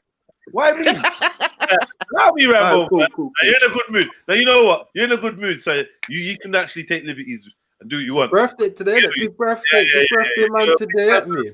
Happy birthday, man. Bro, you know what? Let me I need a Moroccan gold teeth. I Hold always on, wanted them. Hold on. Yeah. Oh, he's after your teeth, Maku. He's after your teeth, Maku.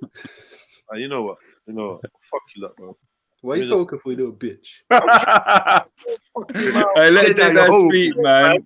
Like you lot don't know how annoying it is because I'm using like speaker thing, yeah. Like you make me shout and talk loud when I don't want to. Like, don't you understand? When I listen back to my voice, I'm like, yo, I want my mic to be lower.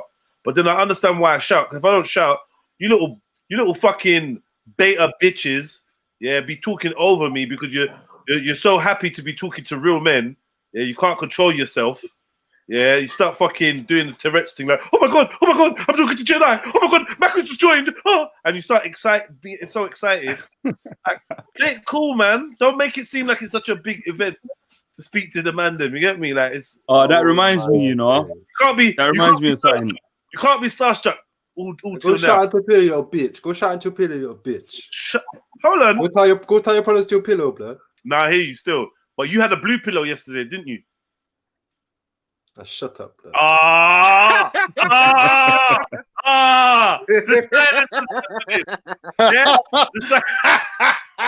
You was looking up at the cool Crime Stoppers fucking spray paint on the ceiling. So you. I was playing video games. I was playing video games in my mind today. What do you mean, blood? I was playing video games in my mind all day, blood. Get me. Oh, 100, 1, 2, 3, 3. You shut your mouth, fucking convict, right? Fucking Gloucester area boy. Shut your damn mouth. Playing video games in your mind and still losing. You know what I mean? you out on Bell, bro. You out on Bell. You don't talk wicked, bro. Oh, yo, Maku. Yo, fuck's sake, man. Yo, Maku. Yeah. What did I remind you? Yo, someone was asking me for your number, bro. Radar, did you forget that you spent the night in a cell, Radar? I know it was you, Sosa. Get me. Fuck you, Sosa. Get me. What? Disrespect. Fuck Sosa for what? Nah, I know she snitched for what? on me. She snitched on me. Snitched on you? He's saying she spilled the beans, basically. I ain't spoke to Sosa in over a week, so it definitely weren't Sosa. Fuck you, Khan, snitch boy. You know what? I ain't spoken to Khan since he's jumped on the panel. So definitely weren't Khan. I ain't gonna lie, Radar. People it know. was me that snitched. I'm not gonna lie. He was concerned. He was worried. No, bro. Like we need to share this burden, you know, amongst the group. It's a group burden. Nah, but it's dangerous right now. Don't speak about anything because my girl might know about my ex might know about the stream and the end. So don't say anything on the thing. Innit? Okay, all right, cool. No. That's you baited yourself up. But anyway, man, yeah, my family and I don't even know. My family and I don't even know what I'm saying. Like, literally, my family don't even know on the end. It's no problem, man. I'll chat to you on the one away about it anyway, man. It's cool. Yeah, man. Be careful, bro. Like, you know, man's giving you instructions or advice already, bro. Like, you get me? Like, yeah. Family, one video made enough, innit? That one short 5-minute movie, like that's literally my life right now, innit? And that kind of gave me a little bit of guidance to stay strong, innit? About how women can play with your head to that point, innit? Man, I hear you still. I hear you, bro. Just stay safe, innit? Stay safe. You still got someone else's toy. This ain't yours.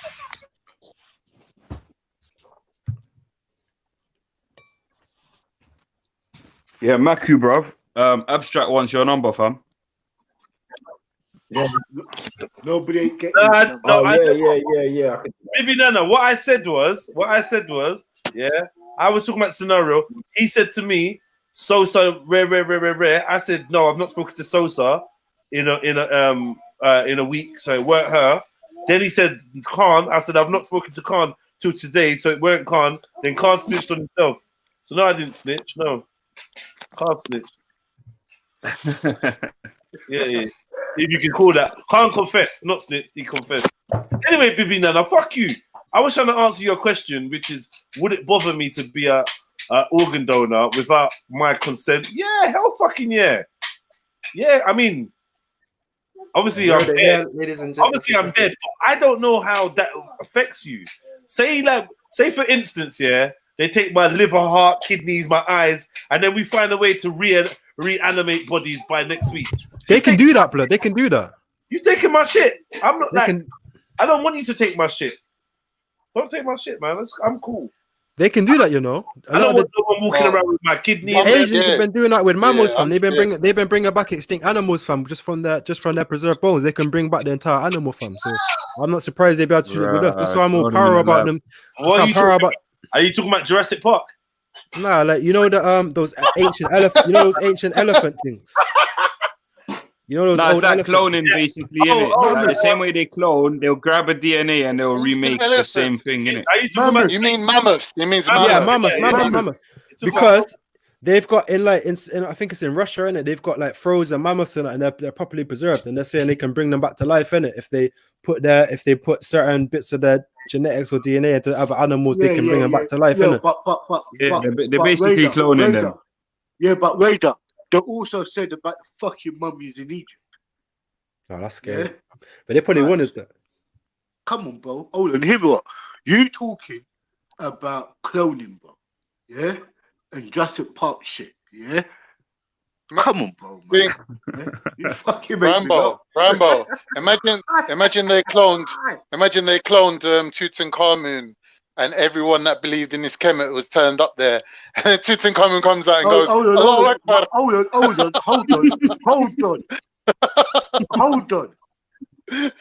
God. I'm just fucking about, don't worry. What about if they clone an Ottoman Empire who run Turkey? How is that for you? That's a kick in the teeth, isn't it, bro? Not really. I would prefer to.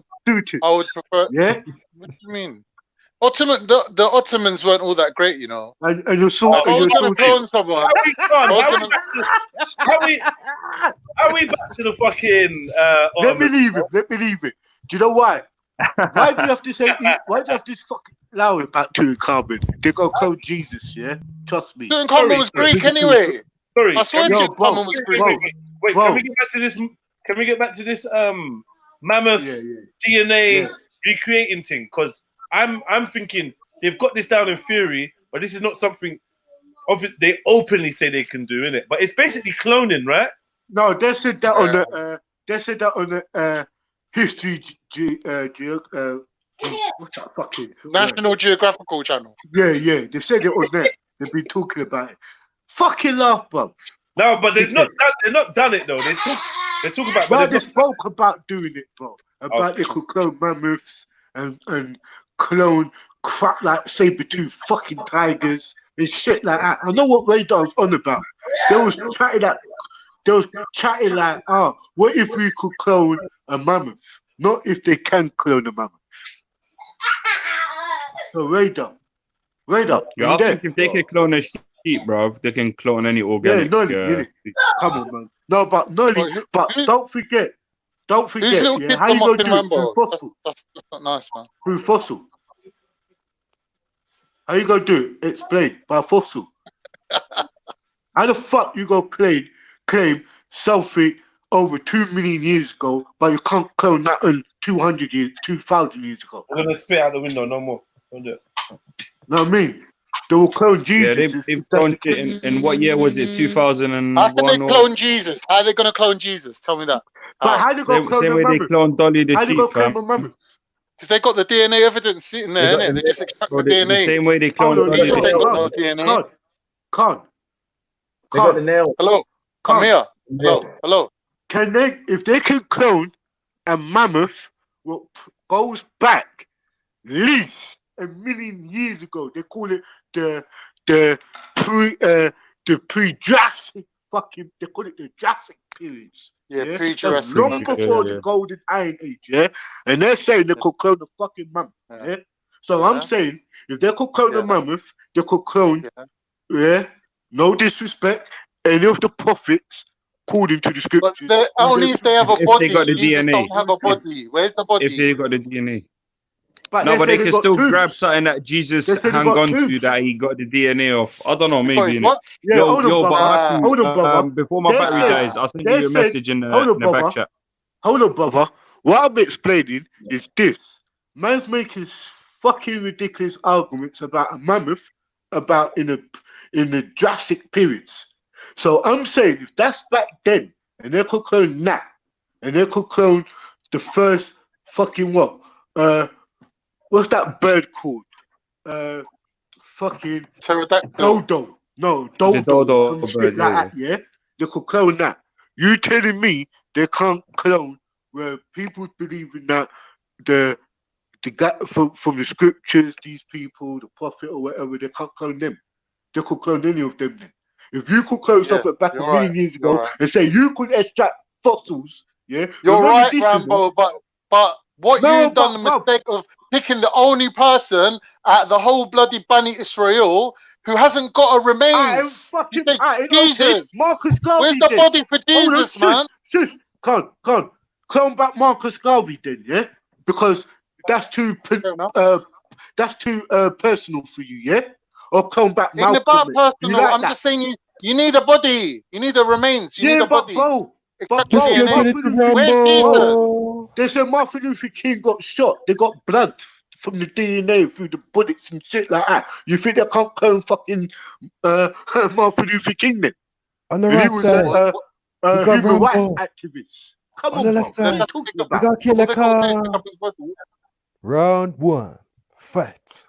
Now, shut up. You brought it up, Radar. Yeah, no, about it's fact, the Chinese, it's fact, fam. Look it up, Khan. It's fact. The Chinese are doing it, innit? They're trying to. Yeah, but so what? Yo, my phone's dying. Yo, peace, everyone. Bless, love. My phone's gonna die. They reckon they cloned the sheep, yeah, but how the fuck can we tell when all the sheep look the same?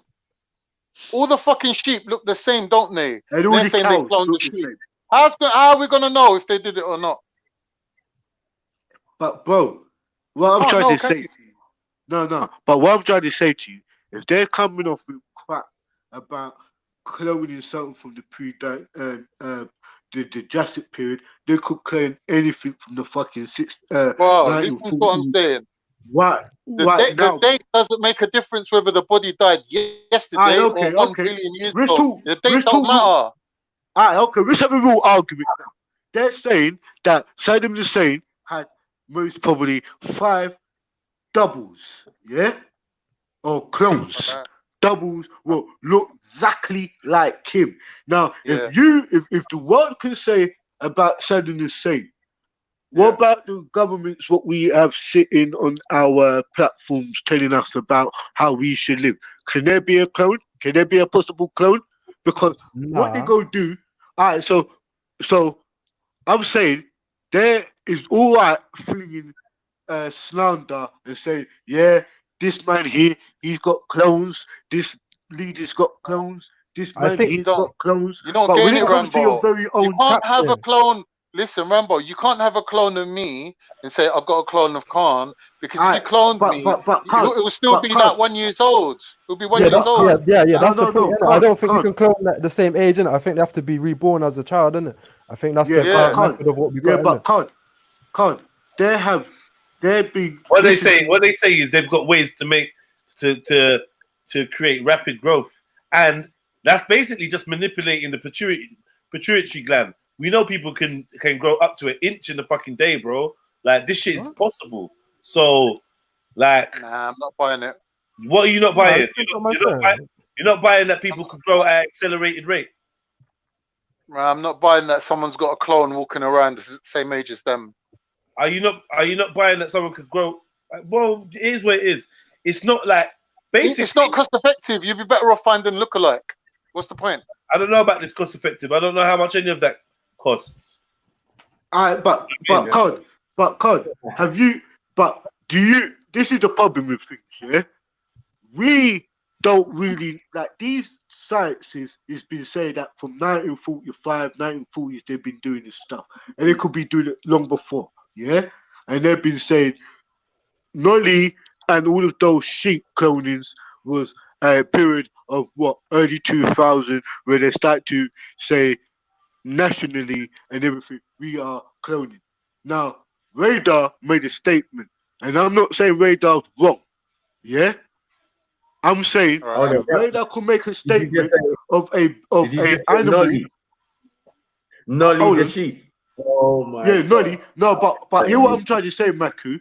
If Radar made a statement that they're making clones of a mammoth in the Jurassic periods, I'm saying that anything within the last 50 years could easily be cloned, bro.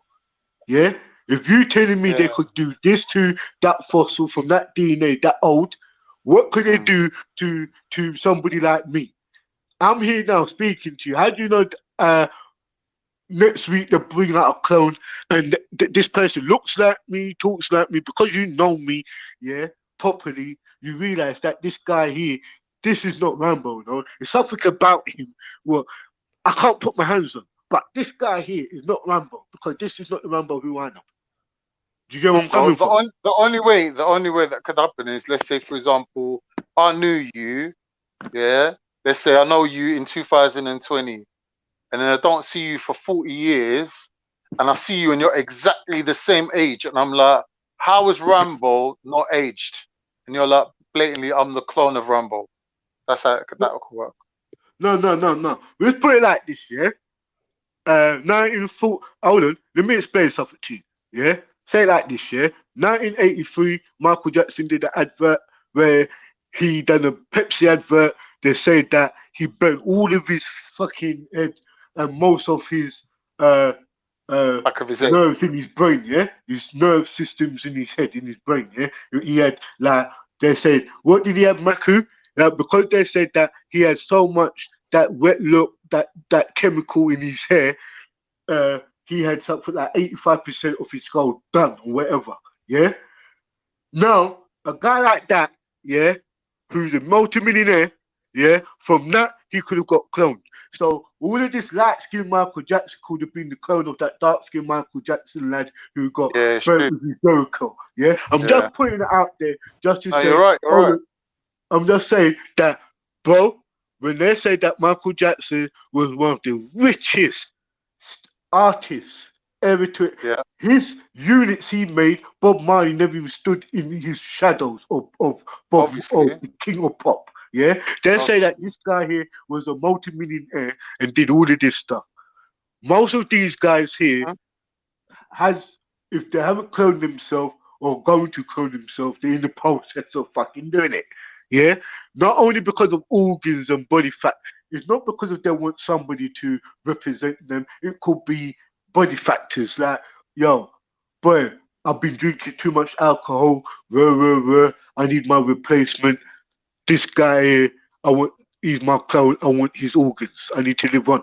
What, you think the Pope said, Benedict, not this Pope what we had here, the one before, never done all that shit. The man lived long, bro. He went through bypasses and bypasses and bypasses. Man fucking lived. So did Rockefeller. Bypasses and bypasses. You think them men there ain't cloned and speaking to the mass? Don't fool me, bro. Because them men has got power. Them men they live in the thing with cloning, yeah, is the okay. issue, Sorry. the thing with cloning is the issue of you get it.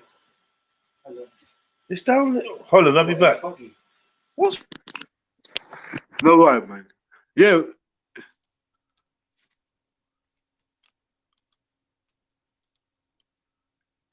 Yo, the man them still there. Yo. Yo. Cool. Yeah, man, Radar. Very good point. Say wait, still no, pal. No, it's fuck. The Chinese are trying to bring back mama. No, but what you saying, Radar, is not. You haven't said that wrong, bro. Yeah, I'm just saying that you got not only cloning, you got splicing in it, genetically hybrid splicings, and all of that going on. The third of the animals. How can you say evolution, man come from monkeys, but yet it's something going on that monkeys does not, what's it called? It's not evoluting no more. They stay there. Whereas other animals they say crossbreeding, but they also do genetically splicing, bro. Yeah, 100. All that fruit's genetically spliced on it, isn't it? Yeah. So, but I'm saying most of the animals we see in London Zoo is also not realistic animals. They're hybrids of different other animals. No, I agree. You always you might look at a chimpanzee and say this chimpanzee looks a bit more human than normal. The only thing what's difference between him, his arms are longer, but his definitions of his chest and his fucking abs is like human fucking beings. Yeah. Like, don't you think that we always talk about these mad scientists and all of this stuff and this experiment and that experiment? Half of the animals we see are genetically modified. You will never believe it, but they are. A zebra looks no different than a mule, but to prove that a zebra could be a horse, it's a different fucking story, in itself. Yeah. So I'm saying a horse, a mule, and a zebra all looks the same. They're all horse families, but then you see big dogs like from House Station, Dobermans, Rottweilers, like Dobermans or Rottweilers, you could see they have they're similarity genetic in some aspects. Do you understand? And you can see other splices between a sausage dog and a Doberman. Do you get what I'm saying? Yeah. Right. So I'm saying on the level, all what we see as animals is all been involved in this chain of science experiments and stuff like that. Do you know what scares me about DNA cloning and that? Cloning, we just spoke about it. I'm talking about splicing.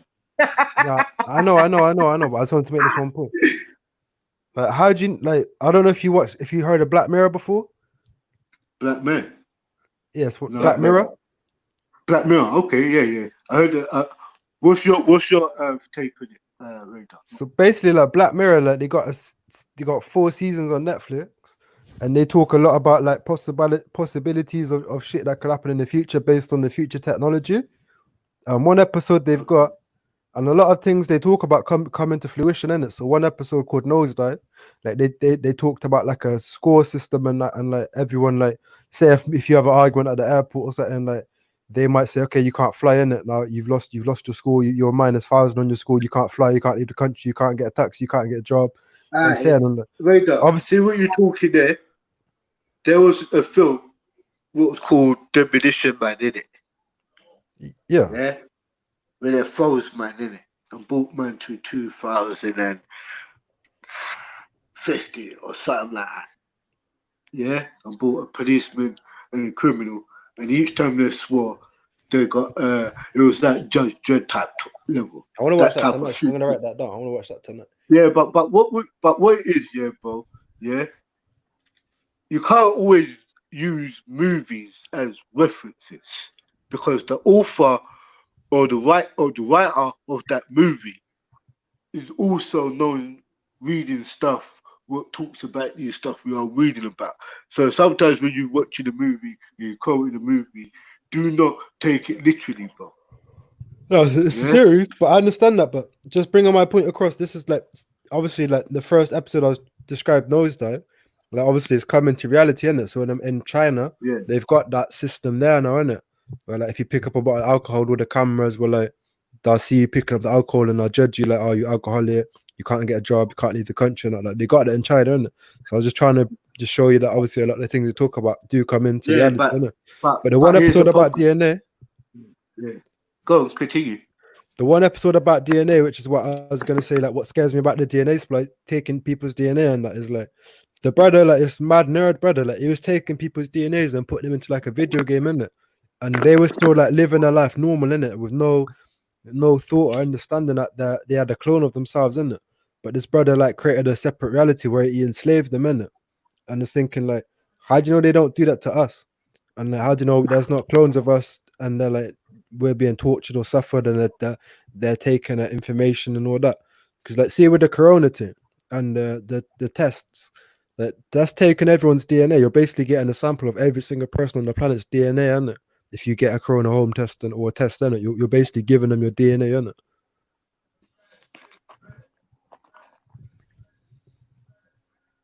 And that's why it's a bit frightening to me, innit? That's why I just obviously I overthink things sometimes, innit? But it's a bit suspicious that they're trying to take everyone in the world's DNA, innit? Bro, what do you think? What happens to you when you get arrested by the police? You swab your cheek and that, innit? They take your DNA, but obviously with the corona thing, innit? They're proper taking you have to swab your nose and the back of your throat. So that's taking your DNA, innit? But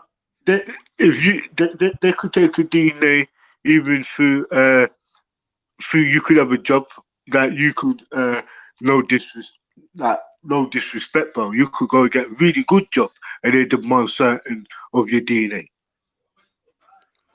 Then you gotta have the iris to go through certain doors or your fingerprints to access a particular part of the building. Yeah? Mm-hmm. Or particular or your locker. You got children, yeah? You go to school and have to go and every morning put their fingerprint on the school in the school. No, after have they. I remember. Do you know how long they've had that as well? They've had that for years. You know what it is? They started in the school cafeterias. All of those academies. You started collecting your lunch or paying for stuff in the school cafeteria via your fingerprint. And I was like, I don't know. I want to say that 10 years ago. No, they actually do that. Right about now, to get your school dinner, when you go on the line, like what happens, Radar? You see youths, they're in school now, yeah? And when they go to dinner hall, they can get all the food they want, but when they go to the till, they just put their finger on the screen. Right. Yeah? Now, I was working in the company. When I was clocking in, I had to put my fingerprint up there. Horrible. Yeah? Horrible. When I'm clocking in and clocking out, bro. Yeah? And I was said that if my workplace did that, because my workplace said that they was looking to do that. Because obviously when people work in shifts and that, there's not management to keep an eye on. They're worried that people are stealing hours and getting their bridges to clock out for them. So they're like, and that's what happened with my company. So when I used to start at 4 o'clock, like people didn't really start, like the office never went to 8 o'clock. So we used to be on the road. Remember them times that I used to call you in the morning? Right. Yeah. That company did that. So what I'm trying to do with Radar is open up, expand it. I was talking about the splicing, the genetic splicing. Then we talked about how they're collecting DNA. I'm saying This is also they're doing. They even get your fingerprints. Your fingerprint is the database of your body, pop, as well as your blood and your saliva. Do you get what I'm saying, Radar? Yeah. Yeah. So what you It's are deep saying, what they can do still. bro, They can you'd be identify you just surprised. by your fucking just by your fingerprint on the from your pinky to your wrist. I learned that Thank you. they can identify you just from that, fam, just from on cameras. Yeah, And that. don't forget, yeah, Radar. Say like in the 90s, early 90s, and in the 80s, they used to roll a little ink on your hand and make you put your fingerprint on the piece of paper. Yeah, right. Yeah. And they still could make you could have bodied somebody 30 years ago by that print alone was now in the national database. Yeah, right? They could deal with you like that. Here another thing. See your spit, no, like your food, like you might go to McDonald's, had a milkshake, and you buy your milkshake, like you might have had a milkshake, got involved in a crime there, somebody died or whatever in that scenario, and they want your DNA. Remember, you might have got away, you know. Your DNA is not on the person or on the weapon or nothing. But because you had that milkshake and that carton still there on the floor or that cigarette butt, all of that gets refucked now. So your DNA, well, I'm going to be honest with you, Radar. Yeah, you might not like it or not. They got you, mate. No, it's peak, fam. They take your fucking hand. Fam, I thought it was just a fingerprint thing. They take your handprint blood. Yeah, Your whole hand. they could go to your doctors, you know. Yeah, and get your DNA from your doctors or from your medical. They could go No, to me not any. let the doctor take blood. Me not let them take no blood. Well, I've been very. If you think they haven't took your blood already, yeah, think again. Yeah, you gotta look back in your mind and say, did I ever have injection? Was I ever in a hospital bleeding? Did I ever was in an ambulance bleeding? No. Who was When I had that my first wisdom teeth out, I was on who the came thing to me still. when I was bleeding? Because I have Oh, your you blood laughing the on your picture? plaster. Nah, it's mad. They got you too, G. They got you too, G. He's like, yo, like if you ever bled in a hospital, like you're thinking, right, did I ever? But the thing is, not only that, you might have bled, but they had to take your blood and then label it and put it somewhere where it was stored and relevant. They got a DNA, they got a blood matching and all of that. But what they do, if it's a blood incident, they will have to deal with a blood registration. Like they haven't got no DNA. They haven't got your DNA. They just got blood. So what they will do is do it like a bracket thing. Okay, what's this? Is this A, B, or O blood? So they will drop it in that level, scoop it down, render it down till it comes to you. So what they will do is go through the DNA blood code, the DNA, to scale it to the scale of everybody till it comes to you. That's why they could come to your area and say, a child went missing or a child died in the local park, and we want every man in this area to have his DNA. Give his DNA. Yeah. They could do all of that. They got all the powers. They don't really do things like that no more, though, do they? Like they used to, like they do it more in the Midlands, you know, and in where they say the black countries are a bit more up in north and all of that, where the crime investigations deal with more of that type of incidences. In certain cases, when a knife crime or knife incident, they do it like, but cotton, like, see clothes like cotton and all of the fabrics we got, they're the worstest thing. Like, blood can stay on that for time. Yeah, that's why people used to burn their clothes, bro. Yeah, all of that stuff. Yeah. You know what I mean? But even in the ashes, they could do a Columbo on you. What they were doing with Columbo in the 70s, they could do to you very easy with the CIS, with the CSI shit. Yeah, they do that now. Yeah, Columbo was very smart, but if you had that CIS card, that investigation shit, that what we have now, they could have picked you up within a week. These films, by the way, is there to make you think when you do your crimes. Because they pump these movies out, programs out every fucking day to make you think about what crime you're doing. Because as long as they say, yeah, we could find out you do, we could get hold of you, it will just make you reliant to do crime anyway, bro. Yeah, that was the saga of Captain Rambo. Hand over to Khan.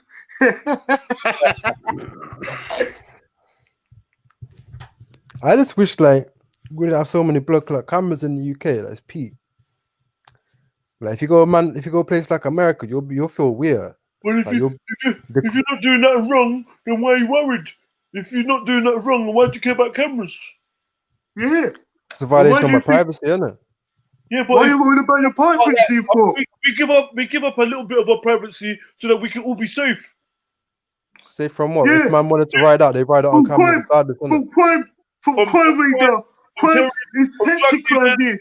From thugs, from gang members. Man will bust a shot in front of a camera, man don't care. If man are on this thing, they don't care. Man about it, they don't care. Talk about terrorists, they don't care. A terrorist will take their life. They don't care if they're caught on camera. They're suicidal. They'll take their life. But bro, that's not what we try to push out here, are we? But that's not terrorism. But listen to what I'm trying to say to you right now, right? In this political system, mate, we need all these CCTV cameras. We're not safe. We can't have our doors open during the days no more like we used to. We can't let our kids play out no more. We need to get them chipped because we got pedophiles and everybody left, right, and center taking our kids, doing all this type of stuff with our kids. We need money. We need to monitor our youths. You know what? The government's right. We need more police. We need more police because when I was a youth, Rambo, that radar rapping about how they go do this and how they go do that. Our kids is not safe through this music, so we need to regulate the music. Then I was a youth. When I was a youth, blood, that's when Fred West was active in my town, blood. Man used to let me just go out with no phone and I'd be out for the whole day, blood. I'm saying, like, where was the worry then? You know what? Yeah, you're lucky Fred West was racist. That's why you're lucky. My parents don't have that. but what I'm trying to say to you, Raider, yeah, all of these cameras are in place because people like just people, innit?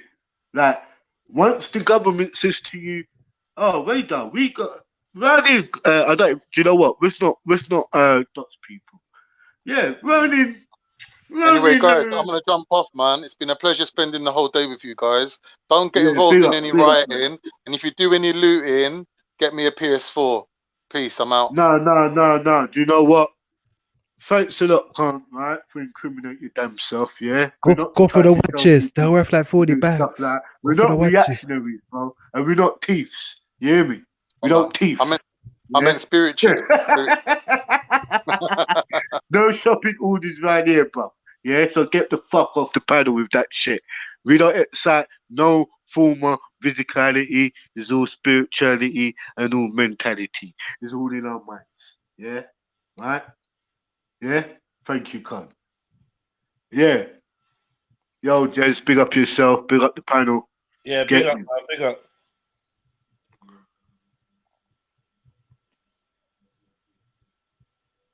Yeah, sorry, I'm here. Yeah, I'm not trying to make the thing go quiet, but it's true though. Yeah, no, you done well, Rambo, man. Hey, I gotta be real with you, though. To all my followers, it's my birthday today. I don't drink anything because of I drink the big bottle. Hey, this Nigerian Guinness is bad, bruv. Oh God. Yeah, big up. No, I mean, that's what I'm going right now. Bless our family.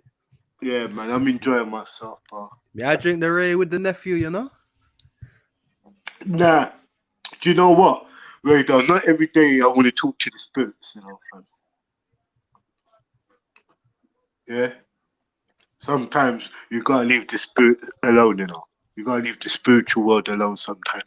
Yeah? You don't try to call upon deities like that or wherever. Yeah? Raider. No, yeah, I'm not really a drinker, fam. Like, I don't really drink. I just wanted to just a quick release of stress. And I quit burning now for like a couple weeks, 3-4 weeks, almost a month. I don't want to just get back into burning, innit? Because it's kind of hold on. It's a big step. Hold on. Hold on. Was you smoking roller the other time on the panel then, yeah? Or Yeah. was that, or was that Yeah, roll up. Like so you use, but anyway, you know what, Radar? Yeah, each to their own. Yeah, my poison is definitely not your poison, and your poison is definitely not mine. You hear me? Mm-hmm. Yeah, but at the end of the day, I ain't greater than you. Yeah. So no matter what you say, I hope what you learn from the elders now, when you get to a certain age, and everything you. I respect you. Like you've got a very good. Like the elders have got a lot of different ways of teaching. Like it's like you like try and implant seeds and that, innit? Rather than just trying to change who I am now. It's like you plant positive seeds for the future and that, innit? And I respect that a lot, innit? Come on.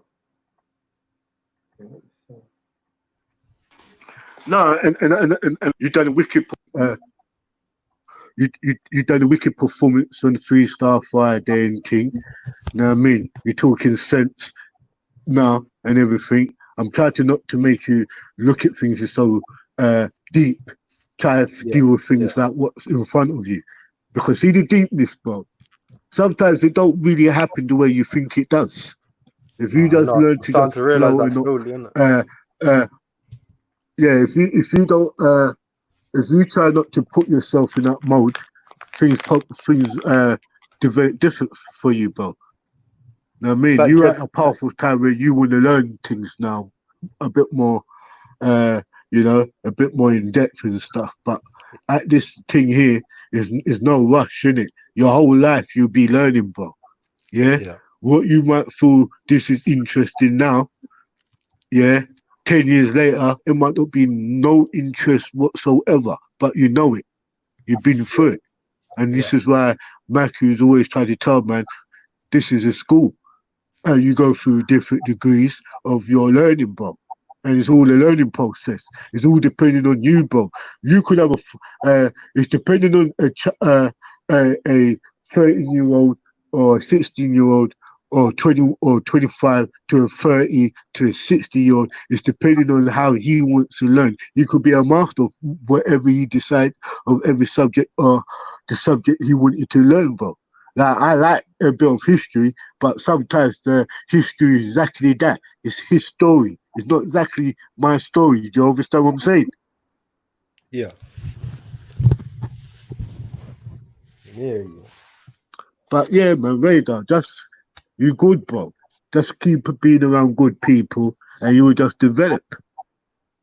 No, I feel like for the first time, like obviously this is a very good support, you know what I'm saying? Even like outside of the stream, that's only twice I've actually had to call out for help and that, but within like less than 10 seconds to a minute, you know what I'm saying? Someone's been there on the other side, just ready to this chat to man, you know what I'm saying? So there's a very good support there. Yeah, for me, but that's what we are. That's what we're about. Some of us is all about that. I mean, it's not like your happiness makes our happiness even better. You get what I'm saying, no, Radar? Yeah. It's about building together. Yeah, man. But at the end of the day, bro, don't rush nothing, fam. You rush that. Know what I mean, bro? Don't rush this knowledge stuff, and try to stick to like, you know. Someone older told me before, innit? He told me just like relax. Someone older told me before, innit? He told me ride donkey before you try to ride horse, innit? Whatever meaning it is, if it's horses, or driving whips, or riding a bike, or whatever it is you use, or metaphors you use, use it. Try to apply it, bro. The worst thing like the English is having don't knowledge you and run, don't innit? apply it, bro. Or crawl before you walk. It's like the old saying, like walk before you run, or crawl before you walk, innit? Bro. Do you know what it is? Sometimes you could be in a room with highly intelligent people, and it's depending on the conversation, you automatically feed off that. Yeah? So you think more. It's only because you don't see the activities of your brain when you're with certain people, bro. If you're around, that's what I'm saying. You might be around some intelligent people in a room with them.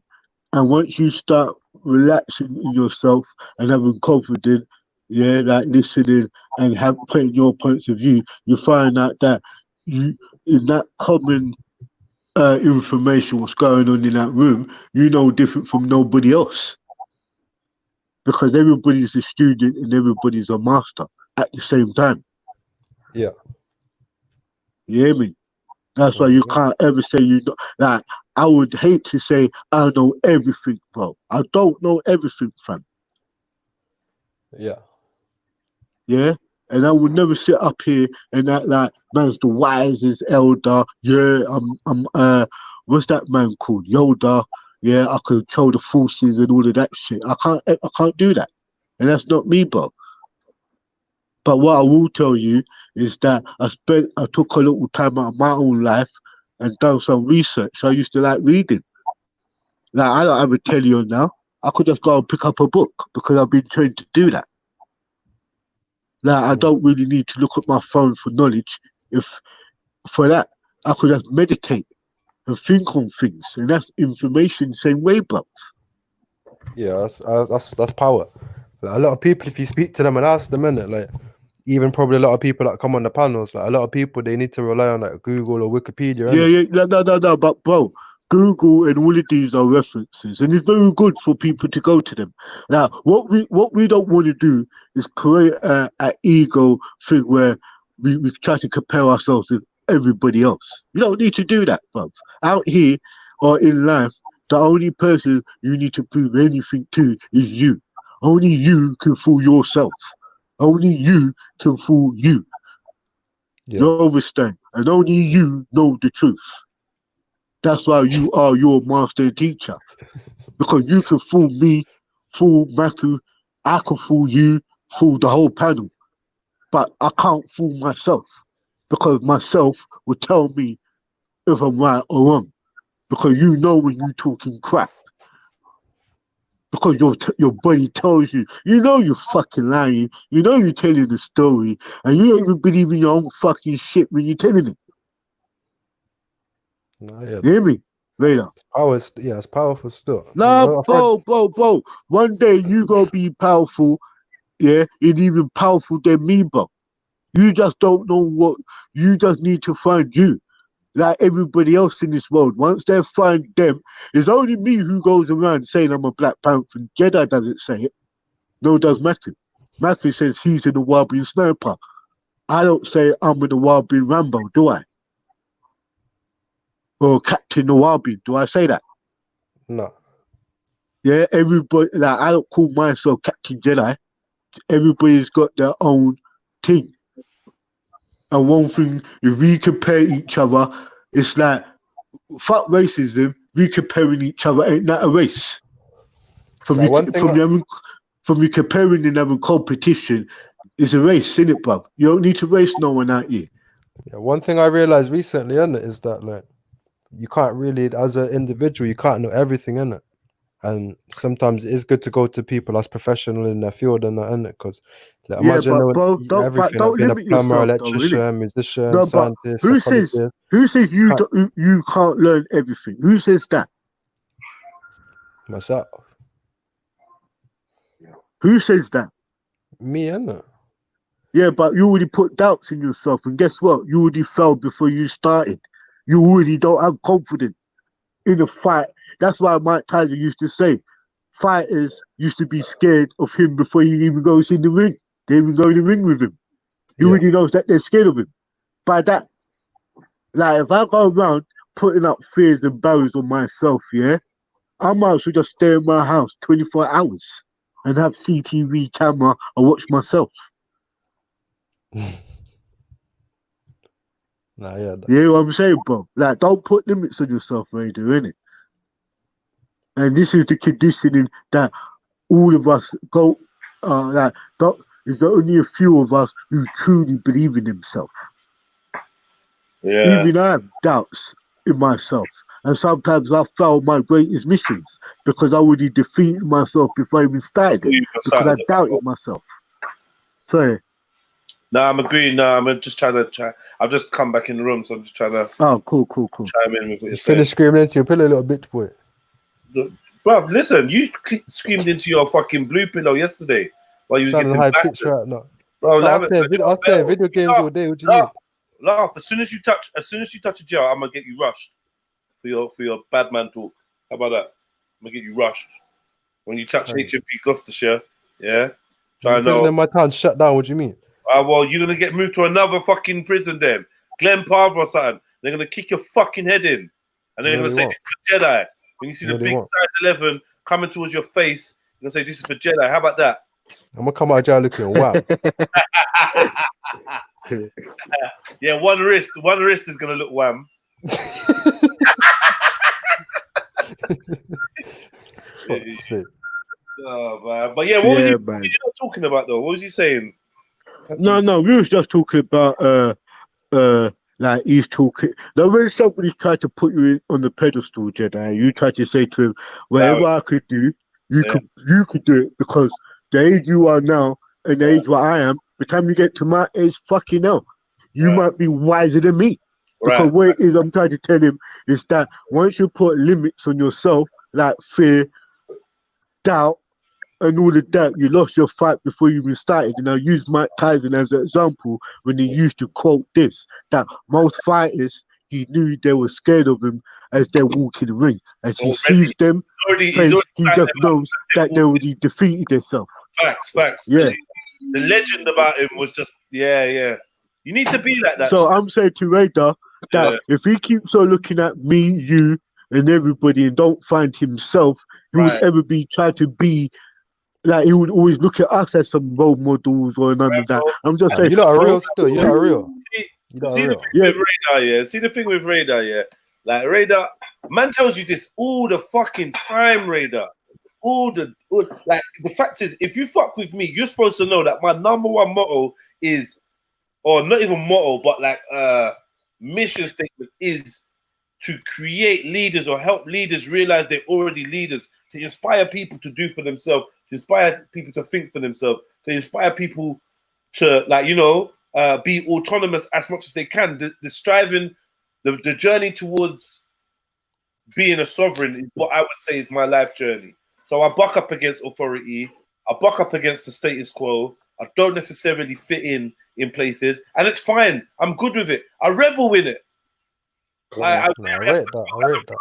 And I'm saying, bro, like I'm saying honestly, my brother, like when it came to G Circle, and we talking about no head to a circle, that was like real shit that I meant that shit. Like I'd rather be surrounded by leaders than surrounded by followers, isn't it? So anybody that fucks with me, honestly, I should be annoying to you if you're not somebody that's trying to lead yourself. If you're a follower, you're gonna keep being disenchanted by me because I'm gonna pop your bubble. I'm gonna show you I'm not here to lead you. I'm gonna show you I'm not here to be on a pedestal or take your fucking praise. Yeah, I just want us all to rise up. You get me? And I think I'm only really comfortable with people that feel like that. Do you know what I mean? Yeah, man. You gotta It's prove it like, to yourself as well.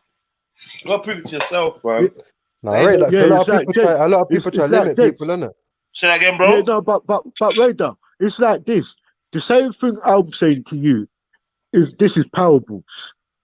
I'm actually saying, Radar, if you keep around conscious people, conscious people, how we talking things will rub off upon you, bro. When you start doing research and everything, and you run the man with knowledge and everything, things will start rubbing off on you. And the wickedest thing is this: by the time we get to our age, you be telling another youth, fam, you don't need to look up to me. Just have faith in yourself, bro. Just have confidence in yourself. So I try to tell my youngers, you motivate get yourself. Me. I try to pass that shit on to my youngers, you get me? That's what I Yeah, try but and do what it myself. is, the same way this is what I don't want you to do, fam. The same way you being honest with me, and I really respect it, and that's why I don't want that title or anything over you, bro. I'm actually saying to you, Radar, I don't know how old you, but when you get to my 28. age now, 28, blood. 28 now, wicked. You know why I respect you even more? You got like 30, 40 years to catch up with me. Guess what you could do? You could go to college within 6 months and get level 1, level 2 in Brick Lane within 12 years, you could go and get a master's degree, have your own things. Remember, this is how you really want to look at it.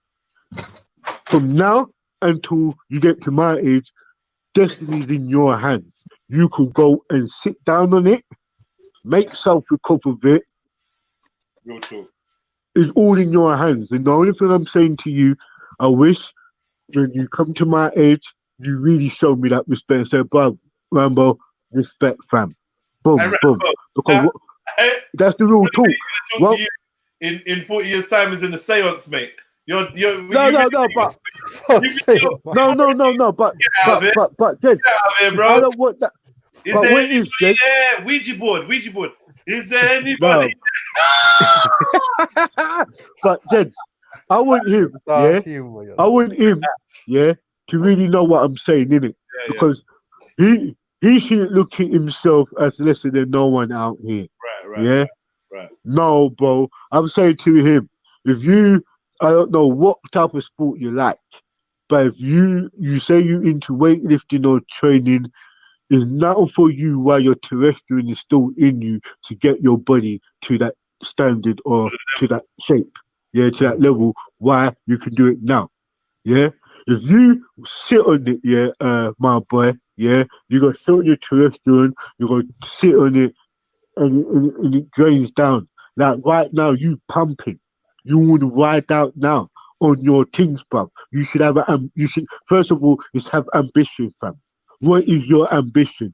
And guess what? If you don't know how to be yourself, be somebody who want to strive to become like. Fucking hell. If that's the case. That's deep. Say that one more I'm going to be honest with you.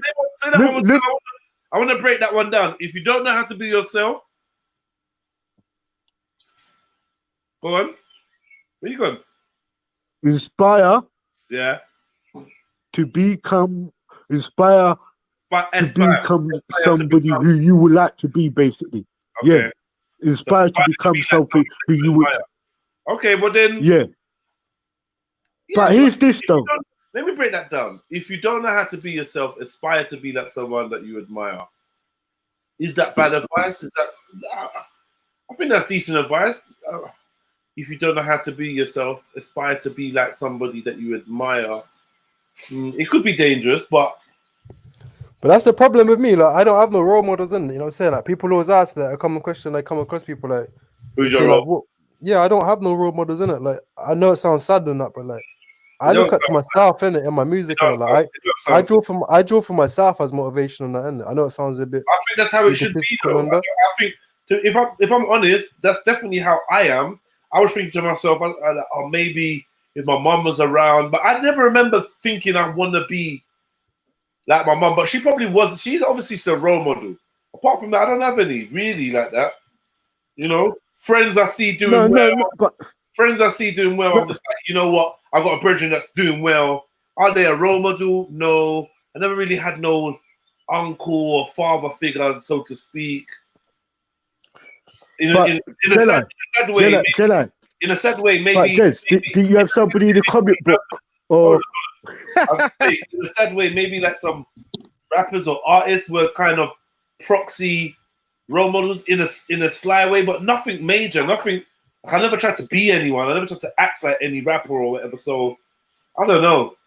I think we just dealt with the fact we didn't have role models and just dealt with that. The role models that man took were from road.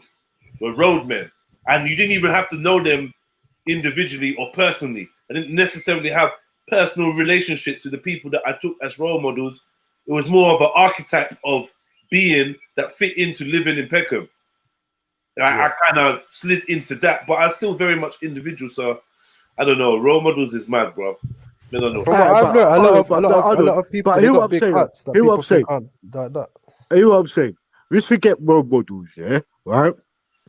In each of us, we had maybe a superhero or something. We had a fantasy we wanted to be. We even created our own fantasies, when we were youth, to be this person or that person. And some of us had lived to get to that person. That's all I'm trying to say, bro. I'm just trying to say that a lot of us, even we say we know ourselves and we diss ourselves, but we could all, if we took a out of body experience, most of us are copying somebody else out here. You understand? Might not be in your neck of the woods, but we have I'm just trying to say we have something in common out here. I know what you're saying. I know what you're saying. You're right. Everything is interconnected. That's why I always say to some people or some parents, your son ain't just your son. He's the community son as well. son Yeah. also. Like, it ain't just you. Rambo. We not hear you, Rambo. I don't know vocals, but yeah, man. Yo, Mills. Talk to me, fam. Do you have a role model? Do I have a role model? Yeah. Or did you have one growing up? I did have people that I saw that leaded by example, and that were like would practice what they were preaching. Who? Like, yo, like, so there is people out there that tell us about one. Tell us about one of your role models growing up. Which one can I go into? The first one that comes to mind. The first one to come to mind will be the Atatürk, Mustafa Kemal Atatürk, the guy who led the Republic of Turkey, the freedom fight against Republic of Turkey. Was you alive while he was alive? No, I wasn't. My granddad was though. Okay, have you got role models that you was alive, like, do you know what I mean? That you was alive at the same time, at least? You don't have to have known them, but my granddad. Your granddad, right? Perfect. Yeah, you told me about your granddad enough times. I'm not even gonna make you go into it, but do you know what? Fuck it. That's your pain to own. I'm not being that. Yeah, no, of course, man. It's all love. It's all love. You know the ones. Why was he a role model? What kind of? It's the things that he done. Do you know what I mean? It can't have been easy for him. Do you know what I mean? He left his family in Cyprus looking for a better life. You know what I mean? And calm, grafted. Not only did he graft, he was helping people out. Do you know what I mean? Giving money off his own back. So, like, as hard as it is to live here by himself, he weren't only just living here by himself.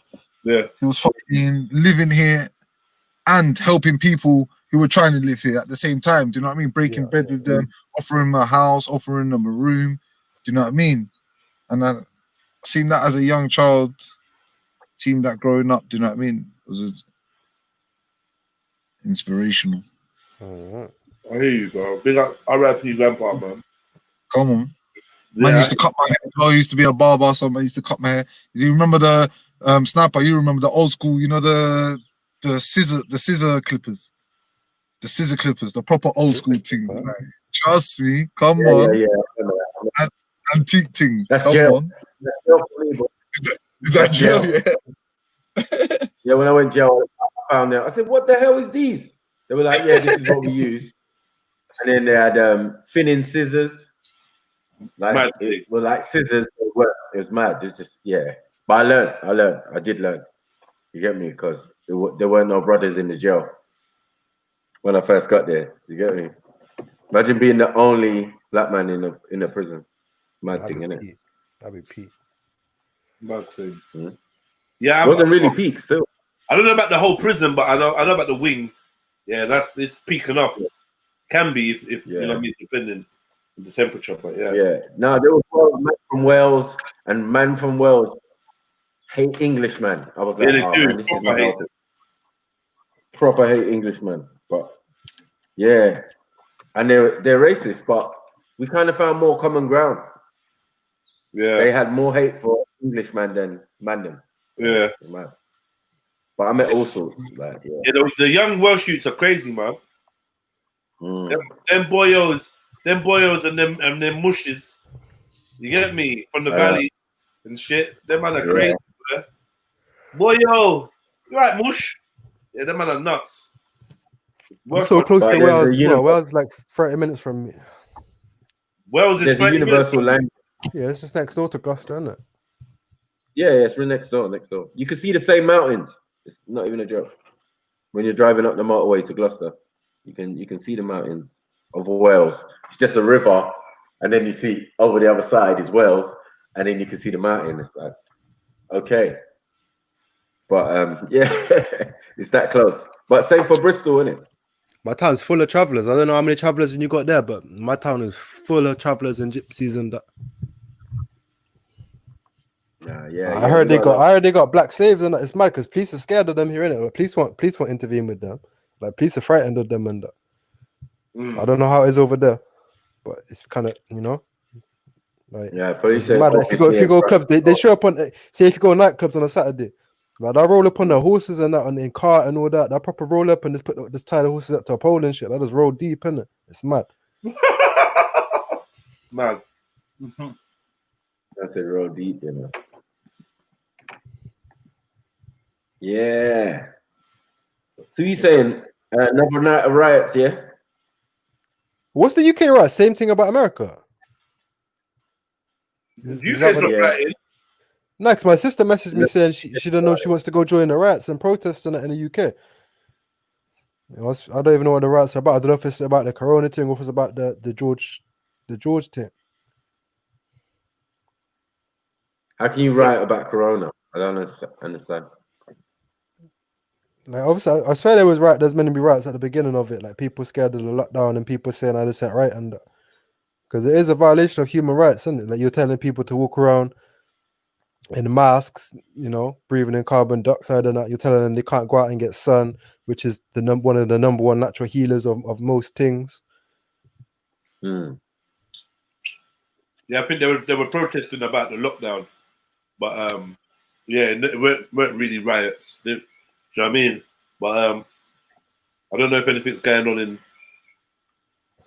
England right now. I know there was a Black Lives Matter protest.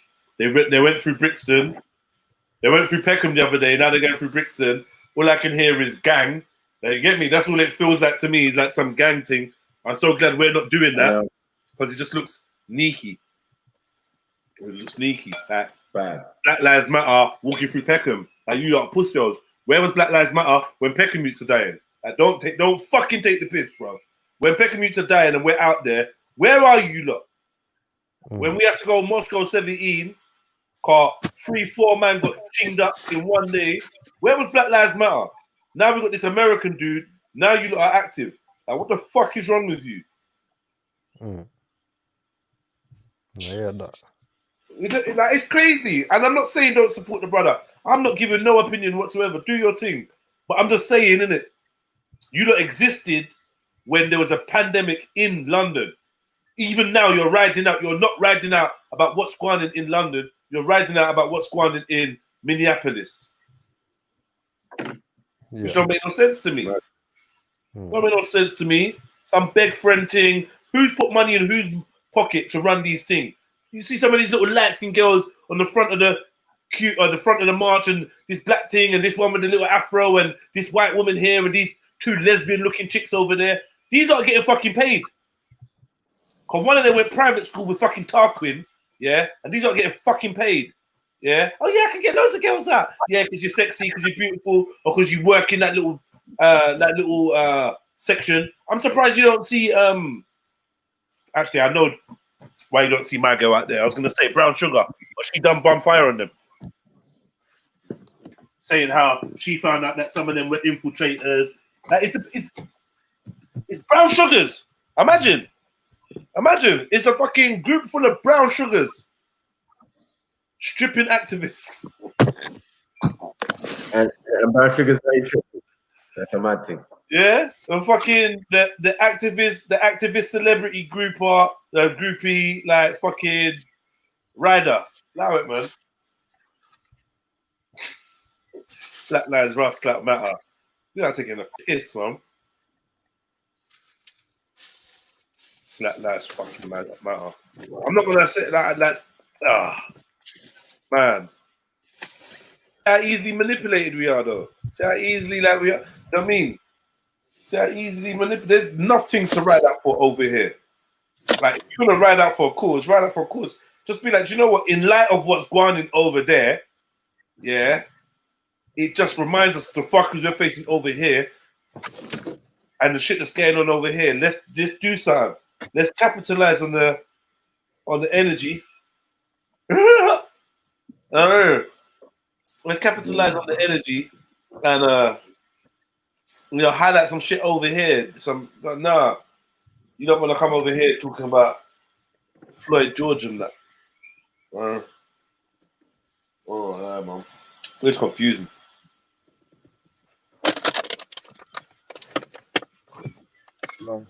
It's confusing, bro. I don't get it. And then it's like, I think that's why. I think that's why what you say your main agenda, your main role is quite powerful, isn't it? Because you're not trying to be that the saying when people say like you can teach people how to fish, or you can just keep giving them fish to eat and that, isn't it? And obviously you come like you're trying to teach people how to fish and how to stand on their own 2 feet and think for themselves, isn't it? And I think we need more like that in the world, isn't it? Because you always get a lot of people that will try and just control people, isn't it? That see people, and I'm sure it's very easy just to take control of vulnerable people and that, isn't it? But if man's trying to build them up to their own level, to the same level, or to a higher level, well, that's powerful, isn't it? And that's what I was gonna say about like Rambo and the elders. Like it's a lot of respect that you're showing, isn't it? Because a lot of older people, they just try and hold on to what they got and like make it seem like you can't achieve it, innit? And I just come to a lot of bullshit and a lot of banter, and it's a lot of talks, innit? Like making it feel like you can't achieve what they've got, innit? When really like they're just trying to just block you from becoming better, innit? And I think a real leader will be someone who tries to make you out become the best you can be, even better than the person who's teaching you, innit? I respect that a lot, innit? Yeah, Jedi's the samurai master.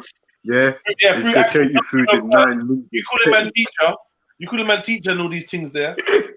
Like, not saying you're calling anyone, but rather than calling a man teacher, or rather than have any man teach, call me a teacher, I would personally rather just be an inspirer, be an instigator, be a spark to the flame,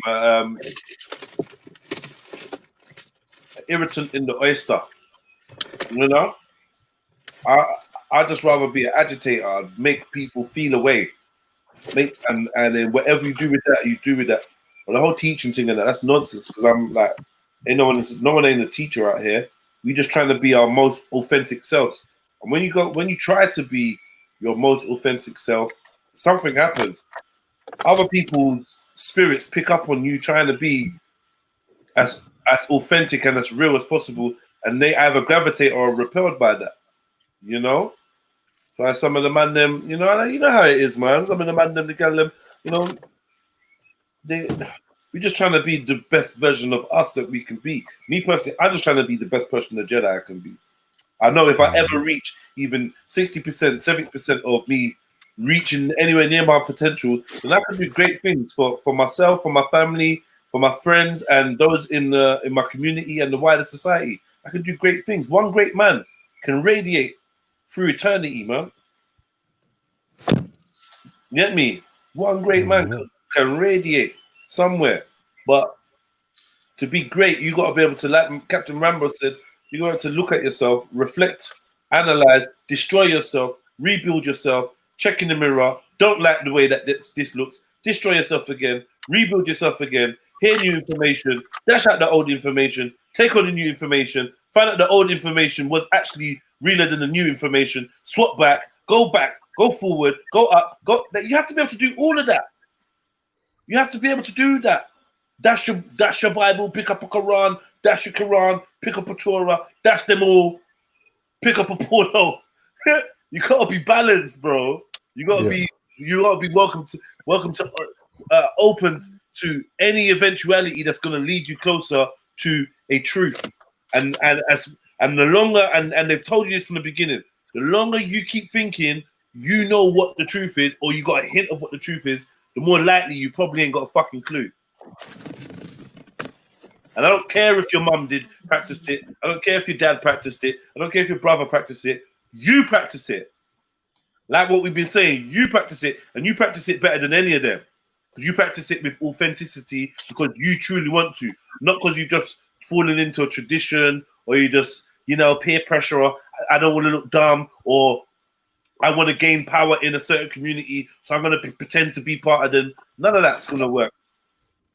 Authenticity is the key, and it's hard, and it's ugly, and it's lonely. Don't act like all of us on the panel are going to like you when you're the authentic you. Man ain't going to fucking like you.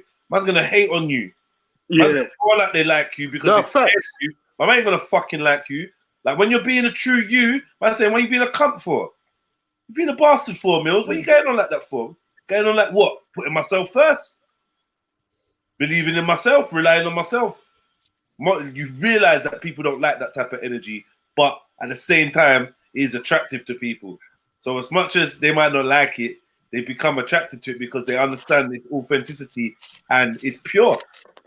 If like, for instance, if Maku's a wanker, if Maku's an arsehole, which he is a lot of the time to people, if Maku's an arsehole, he's just being his authentic arsehole self.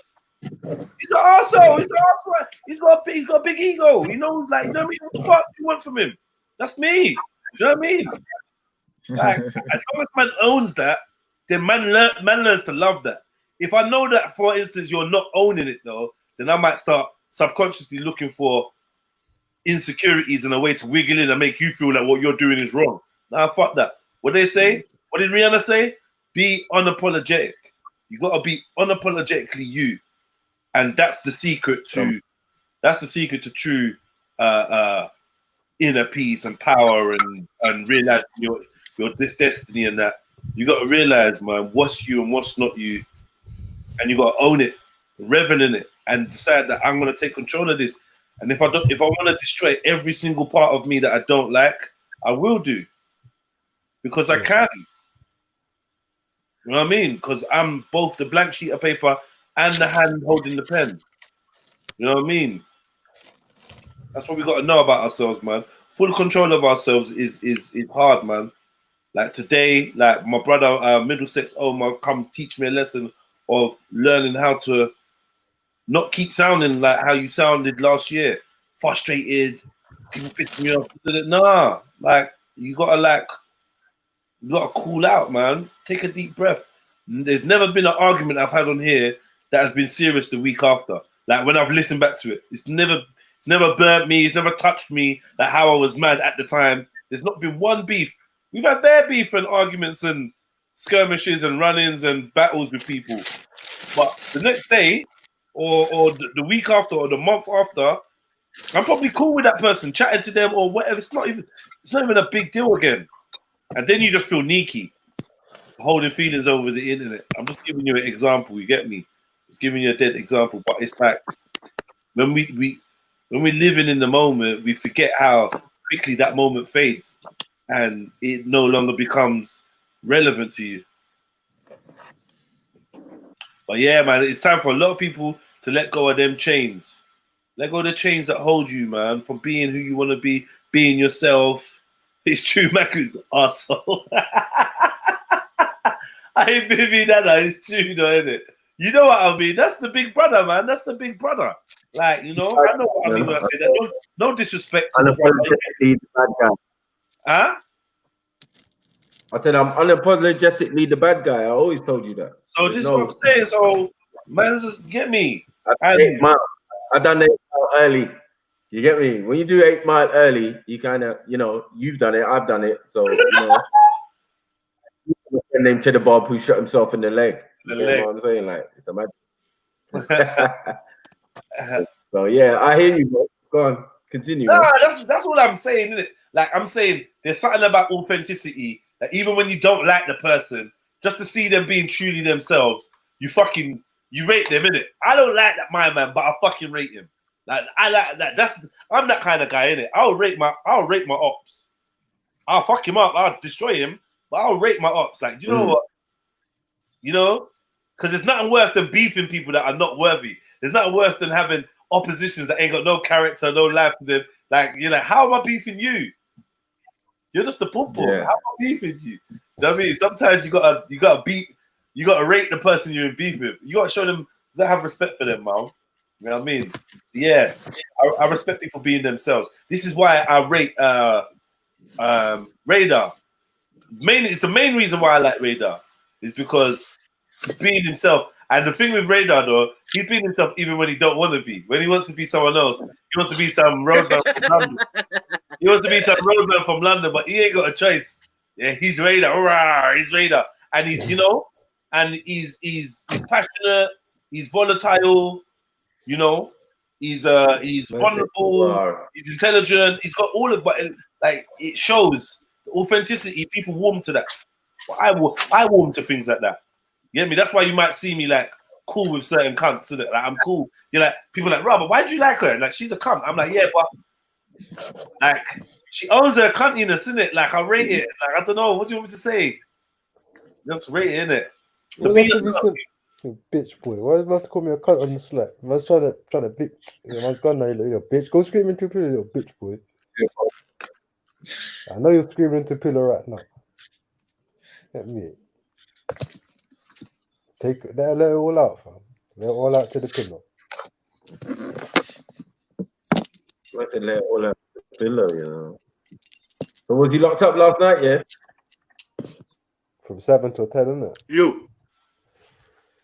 But guess what I started doing, Maku? Okay. I started a new project, a music project, innit? I'm gonna record the whole of the Holy Tablets, innit? I did the 7 Thunders yesterday, made a beat to it. What? What have you done, Maku? What have you done? I ain't done nothing. He had the Holy Tablets from a long time.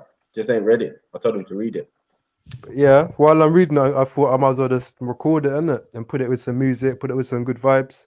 And then it'll be easier for me to intake it that way because I can listen back to it when I'm done as well. Oh, you gotta make your own audio book, yeah?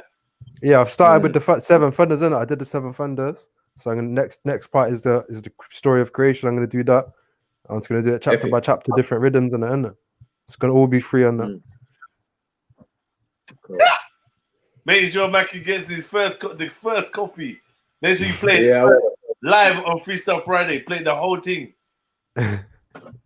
How long do you think it's gonna be? Do you think it's gonna be mad long? It'll probably take a while, innit? So I'm doing it in parts, innit? It's like 70,000 pages or 1,700 pages, isn't it? So it might take a little while still. Just do it in installments. What imagery are you gonna put to it? I need to send you it, Jets. What? I need to send you it. I need to write down your email in the backdrop. Yeah, I thought you did send it to me at one time. You know, you sent me something one time. I think you might have sent it to me, but let me do it again anyway. Yeah. Is it got illustrations? This makes me laugh, you know. Listen to this also. Sorry. You know what? He paid for his well, Captain. Radar paid for his as well. He paid money for a PDF. Wow. Same PDF I'm giving away. I've been giving it away for free. A couple people in the chat, Beefy. You get me? Like I was like, right, oh shit, I still ain't give Jeds. You get me? Yeah. I just put it in the back chat. So yeah, hit me up, bro. Hit me up. Got a little PDF library going still. Yeah, what's that? What's that? Even that. The tablet is the tablets. Yeah, tablets. Yeah. I saw you gave me that. Yeah. I saw you gave me that same thing. What I'm gonna do, yeah. Hold on. I'm gonna give you access to my Google Drive. Okay. Pink. Then you'll know about PDF, everything New Albion and whatever, all the genres, all the thing is all in there. How did you work out how to do this Google Drive thing? No, I've been on the online. I told you for like 7 years or something. Yeah, because this Google Drive thing and all sorts and sovereignty and all of this type of thing. That's why these people try to come at me sometimes. Mills, what are you up to, Mills? What are you actually up to, Mills? You know me, bro. He's just walking around like a nutter. Yeah, he's moving like a dodgy one, man. What are you up to, man? Yeah. With your hood on. With your corona mask. Turkish rapist. Turkish rapist.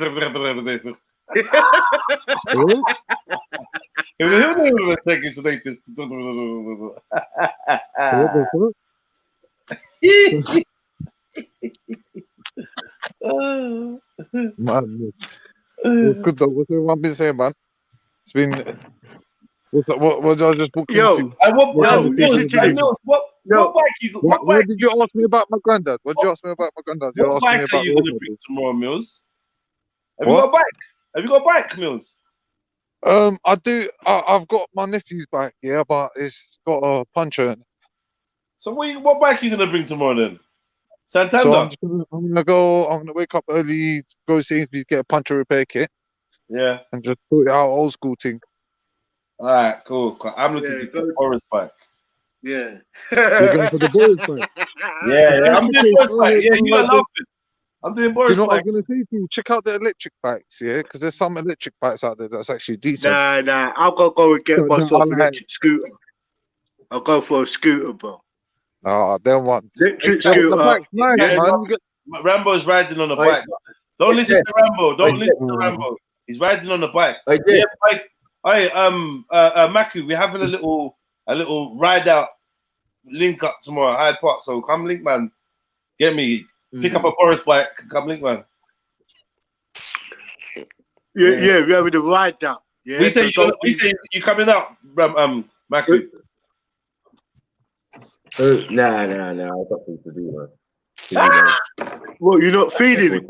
Man said, nah. What riding? What physical riding? Come on, I could do riding. Hey, gents. Yeah, man. Listen to this. Listen to Born Rich, yeah? How about that?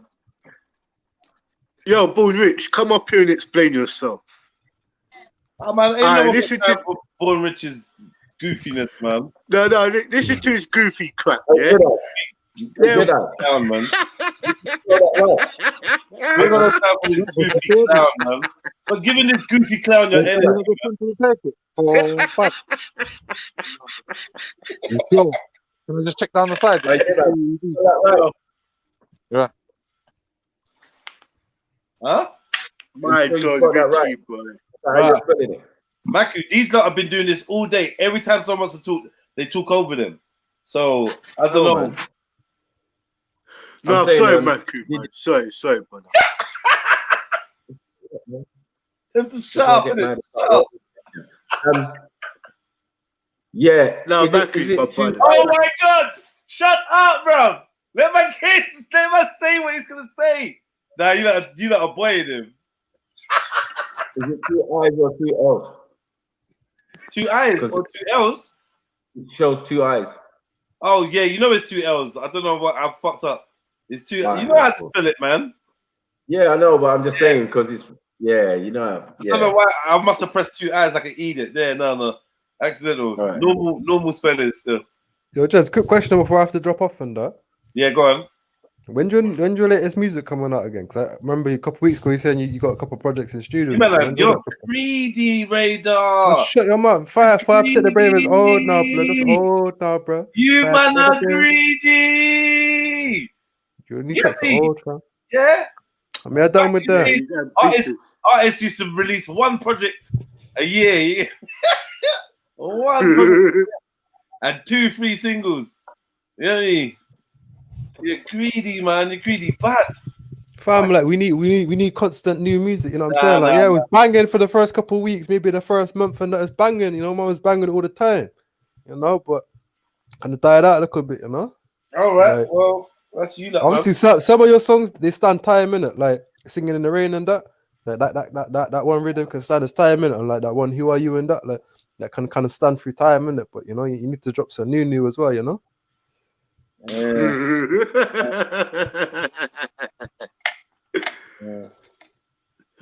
Radar. Yeah, I hear you. Radar. Craig Evans, just relax yourself as well, man. You get me? Just relax. What you would tell the youth to say thing, boy? Craig, fuck off. Yeah, no, I'll be dealing with it soon, man. I'll be dealing with it soon. Just got to upload some new stuff and whatever. Hurry up, then, man. Stop being lazy. Man, I don't like your attitude, Radar, man. All right, please, can you please Radar, you know, Radar. your fans want to Radar. hear your music. They may not become fans as you know. You may lose fans. Nah, I hear you, man, and I respect it. And in fact, I go one further to say I appreciate, the fact that man wants to hear new music from me. There's people out here that people don't want to hear another verse from. So the fact you want to hear another verse, thank you, bro. You know what I mean? And that's gonna fuel me to drop 10 more bangers. But yeah, man, there'll be new music out, man. It's a new month. Let's put some new music out. Let's do it. Let's do it. Might as well do it tonight, isn't it? Nah, bro. Come on. It's the first day of the new month, isn't it? Yo, funny radar, man. But big up though, man. Like I said, I really appreciate that though. Yeah, I mean, stop kissing your teeth. Bro, I told you, when you kiss your teeth, yeah, like it's not masculine, bro. Like, how is there a Radar, feminine like an masculine auntie. You kiss your teeth like an auntie, bro. Radar. That's a Yeah. woman's thing, you know. That's a kissing woman's. teeth. Yeah, that's a woman's thing, Radar. No, it's not. Let's take it. Only women kiss them teeth. Yo, oh boy. Only woman kiss them teeth, so. Eh? Now bother them thing there. Hey, Born Rich said you should record that. But listen, see Born Rich, yeah? He's just Hey, Born Rich. He's just trolling. Yeah, I know. That's what he does, you know. I know, man. No, leave him. Such a waste of an intelligent mind as well, isn't it? With his stupid, goofy ass. You stupid, goofy ass. Yo, BB now, allow me, bro. I beg you, just allow me now. BB wants them teeth. Yo, BB, that's fucking allow me, bro. Yeah? All fucking day, allow me, bro. Radar is sizing up. He's grooming you for your teeth, Radar. No. Yo, BB, I want them gold teeth with you up there. So you want the gold teeth now, yeah? Yeah, I want BB's gold teeth. His Morocco teeth, them. His goatee around his mouth, his beard, you mean?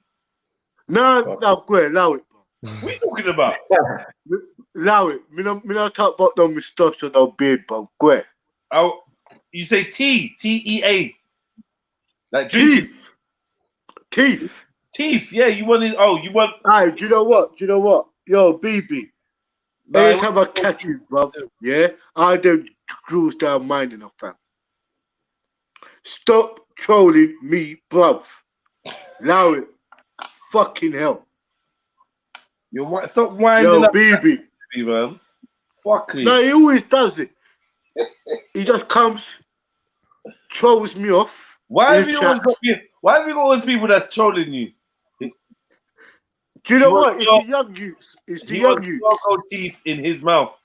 Man said, for fuck's sake. It's true. No, listen. Captain. Yo, BB. What? Hold on. Leon Flames. One, my dog. Yes, Leon. Oh my God. Big up Leon Flames in the house.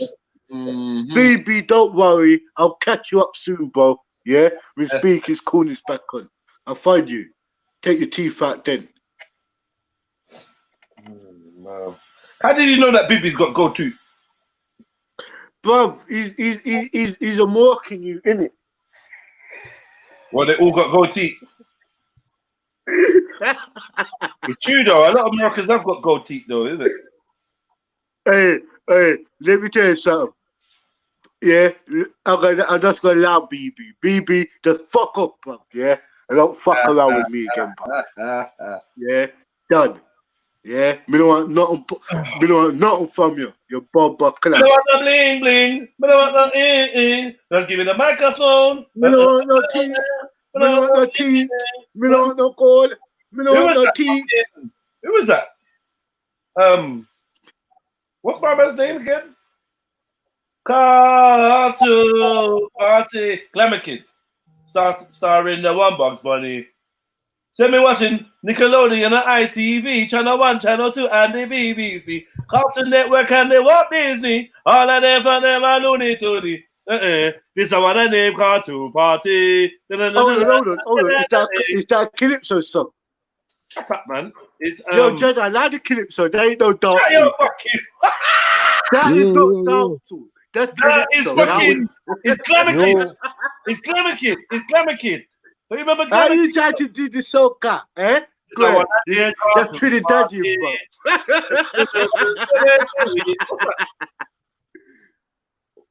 What's that? Oh my God, I'm dying.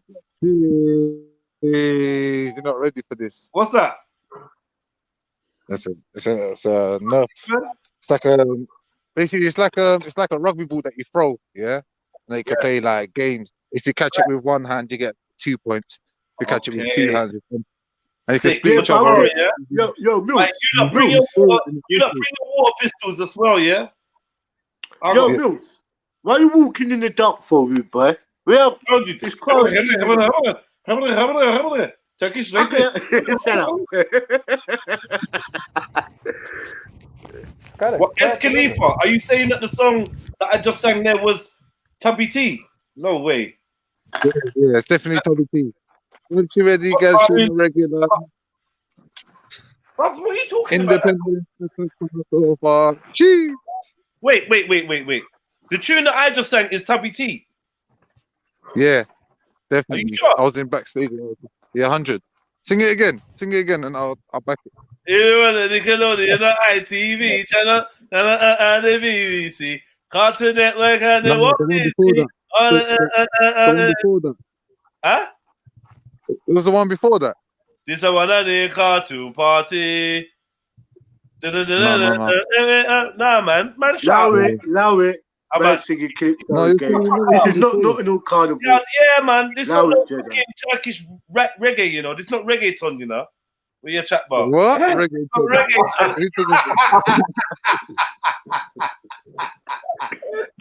I'm dying. I gotta go now. I'll catch you on the next side, innit?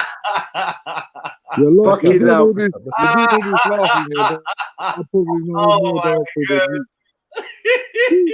That was cheeky still. That was a cheeky one. I'm not gonna lie. Come have a sound clash, then. Bruv, yeah, off air, I'll clash you. I know you think you're bad. Like, you had a one clash with Mr. Lee in the WhatsApp group, and now you think you're bad. Like, cool, man. I'll bury you, man. I'll bury you. Yeah? Me murder pussy for fun. Me say.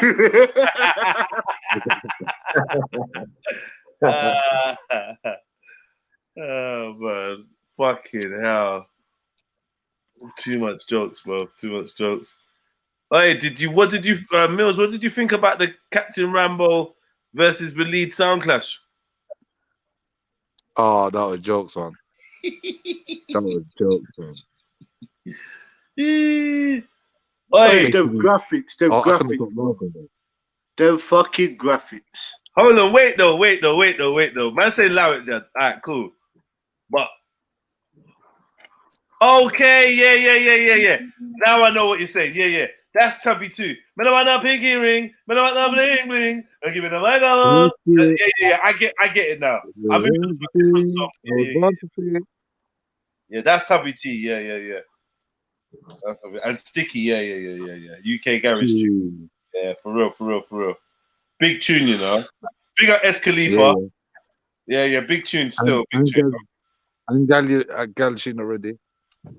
That's another Tubby T tune. But what happened to what is it that happened to Tubby T? Because like I mean, he got a record label advance. He got signed. He got a record label advance and ducked out with the money. Oh, he got shot. He got ducked. Yeah, I don't mean like how he died. But anyway, man, let me allow talking about the UK legends because you man obviously don't know nothing. Let me just allow it in it. You know, one tune, then you're going quiet in it. So let me allow it. What do you mean? You know, two tunes and you're going quiet in it. So let me not talk about the UK legends. We need to start going. Do you know about Mustafa? Do you know about Mustafa Mehmet? Mustafa Mehmet, the Turkish singer. No, I don't. They call him Eminem. You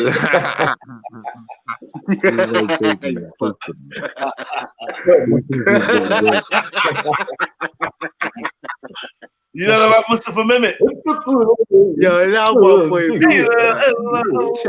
Hey. No, allow Bills, man. Allow Bills. So what we doing, man? So we're talking all this, but when are we doing this quiz, man? When we do the quiz? When is this quiz going down, man? Yeah, he's down for a quiz. Who thinks they know hip hop? Yeah, who knows hip hop? Yeah, a quiz. Hey, I'll tell you what. Yeah, a quiz. Well, what Mills? You're talking about a quiz night of hip hop music or what? Prize money. Well, you got pot money and you got pot prize money. Yo, Jedi, you got hooked that up, you know, bro. Right, but Yeah, no, but you got. I'll tell you how this You works. literally. You I'll got. tell you how this works. Yeah, this is an automated system. So we're gonna be using So basically, this is an actual quiz. It's an actual quiz that me and Mills created, right? And all you lot need to do is log in via Zoom, create your account, your Zoom account, and then you can play this quiz among against 50 other people. And you play the quiz, and then whoever gets the best results, and we can't cheat. Those results come up like on your screen. Whoever gets the best results wins the money. Obviously, all we do is just make it a little entry, £2 entry or something. You get me? And it's a nice quiz with like 50 something questions in it.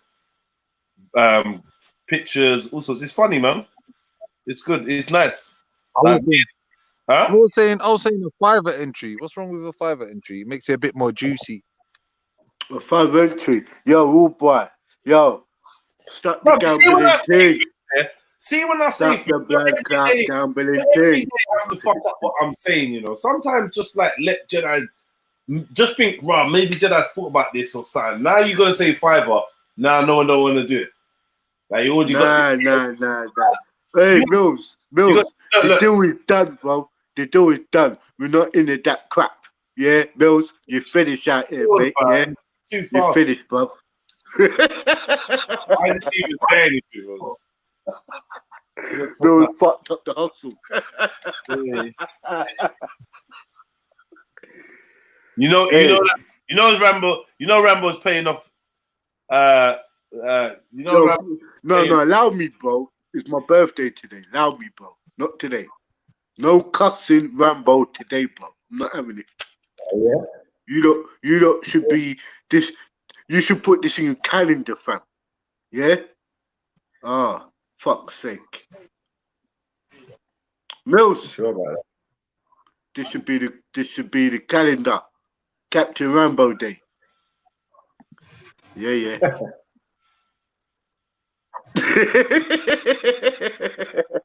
The crease or not the crease? Is the video on? What video are you talking about, bro? I don't know what video you're talking about. Oh, you're talking about the Captain Rambo one? And Walla Walla. If you're talking about that one, then yeah, it's over on my channel. I'm confused on what you're actually chatting about. Hit the like button, though, family tree, if you haven't already. Hopefully, we should be well over 100 likes by now, because let me go see. 99. Man, you lot been stingy today, man. I don't get it. Yo, Born Rich, hit the like button, man, and stop talking shit in the chat. Yeah, stop being a pussy, man. Yeah, Born Big.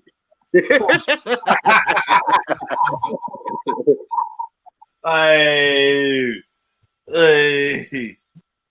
Yo, why don't you have super chat enabled on your channel? Man, they're just because they keep doing me dirty. They're doing me dirty, Comatose. See, you know what I mean? And last time I had super chat, people was putting money all today. I ain't seen the money. You know what I mean? All till today. To this day. To this day. To this day. Yeah, man, but big up for everyone. Yo, Western Goddess, jump on, man. Sister, jump on. Yeah, and then maybe even come on the panel as well. Yeah, Western Goddess, jump on the panel.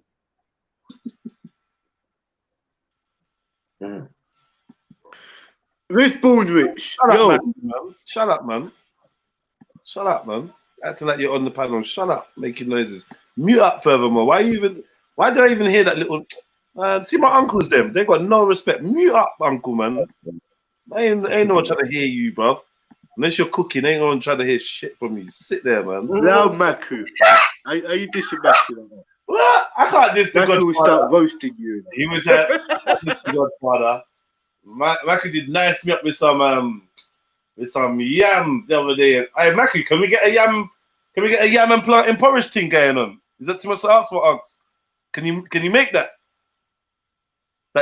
That yam porridge thing. He's just shaking his head. Like, yeah, nothing. He knows he can make that. That's the shit. I need some of that. I reckon if I eat that, I'll shit for 2 weeks straight. That shit is like thick. Yam porridge, boy, with plantain and that. Do you know what that tastes like, Captain? You will fucking love that. What? Plantain porridge? Yam porridge? Yeah. I believe that like a newborn. I believe it could happen. Newborn baby, button baby. You get me? But what yam are you talking about? Are you talking about yellow yam or pounder yam?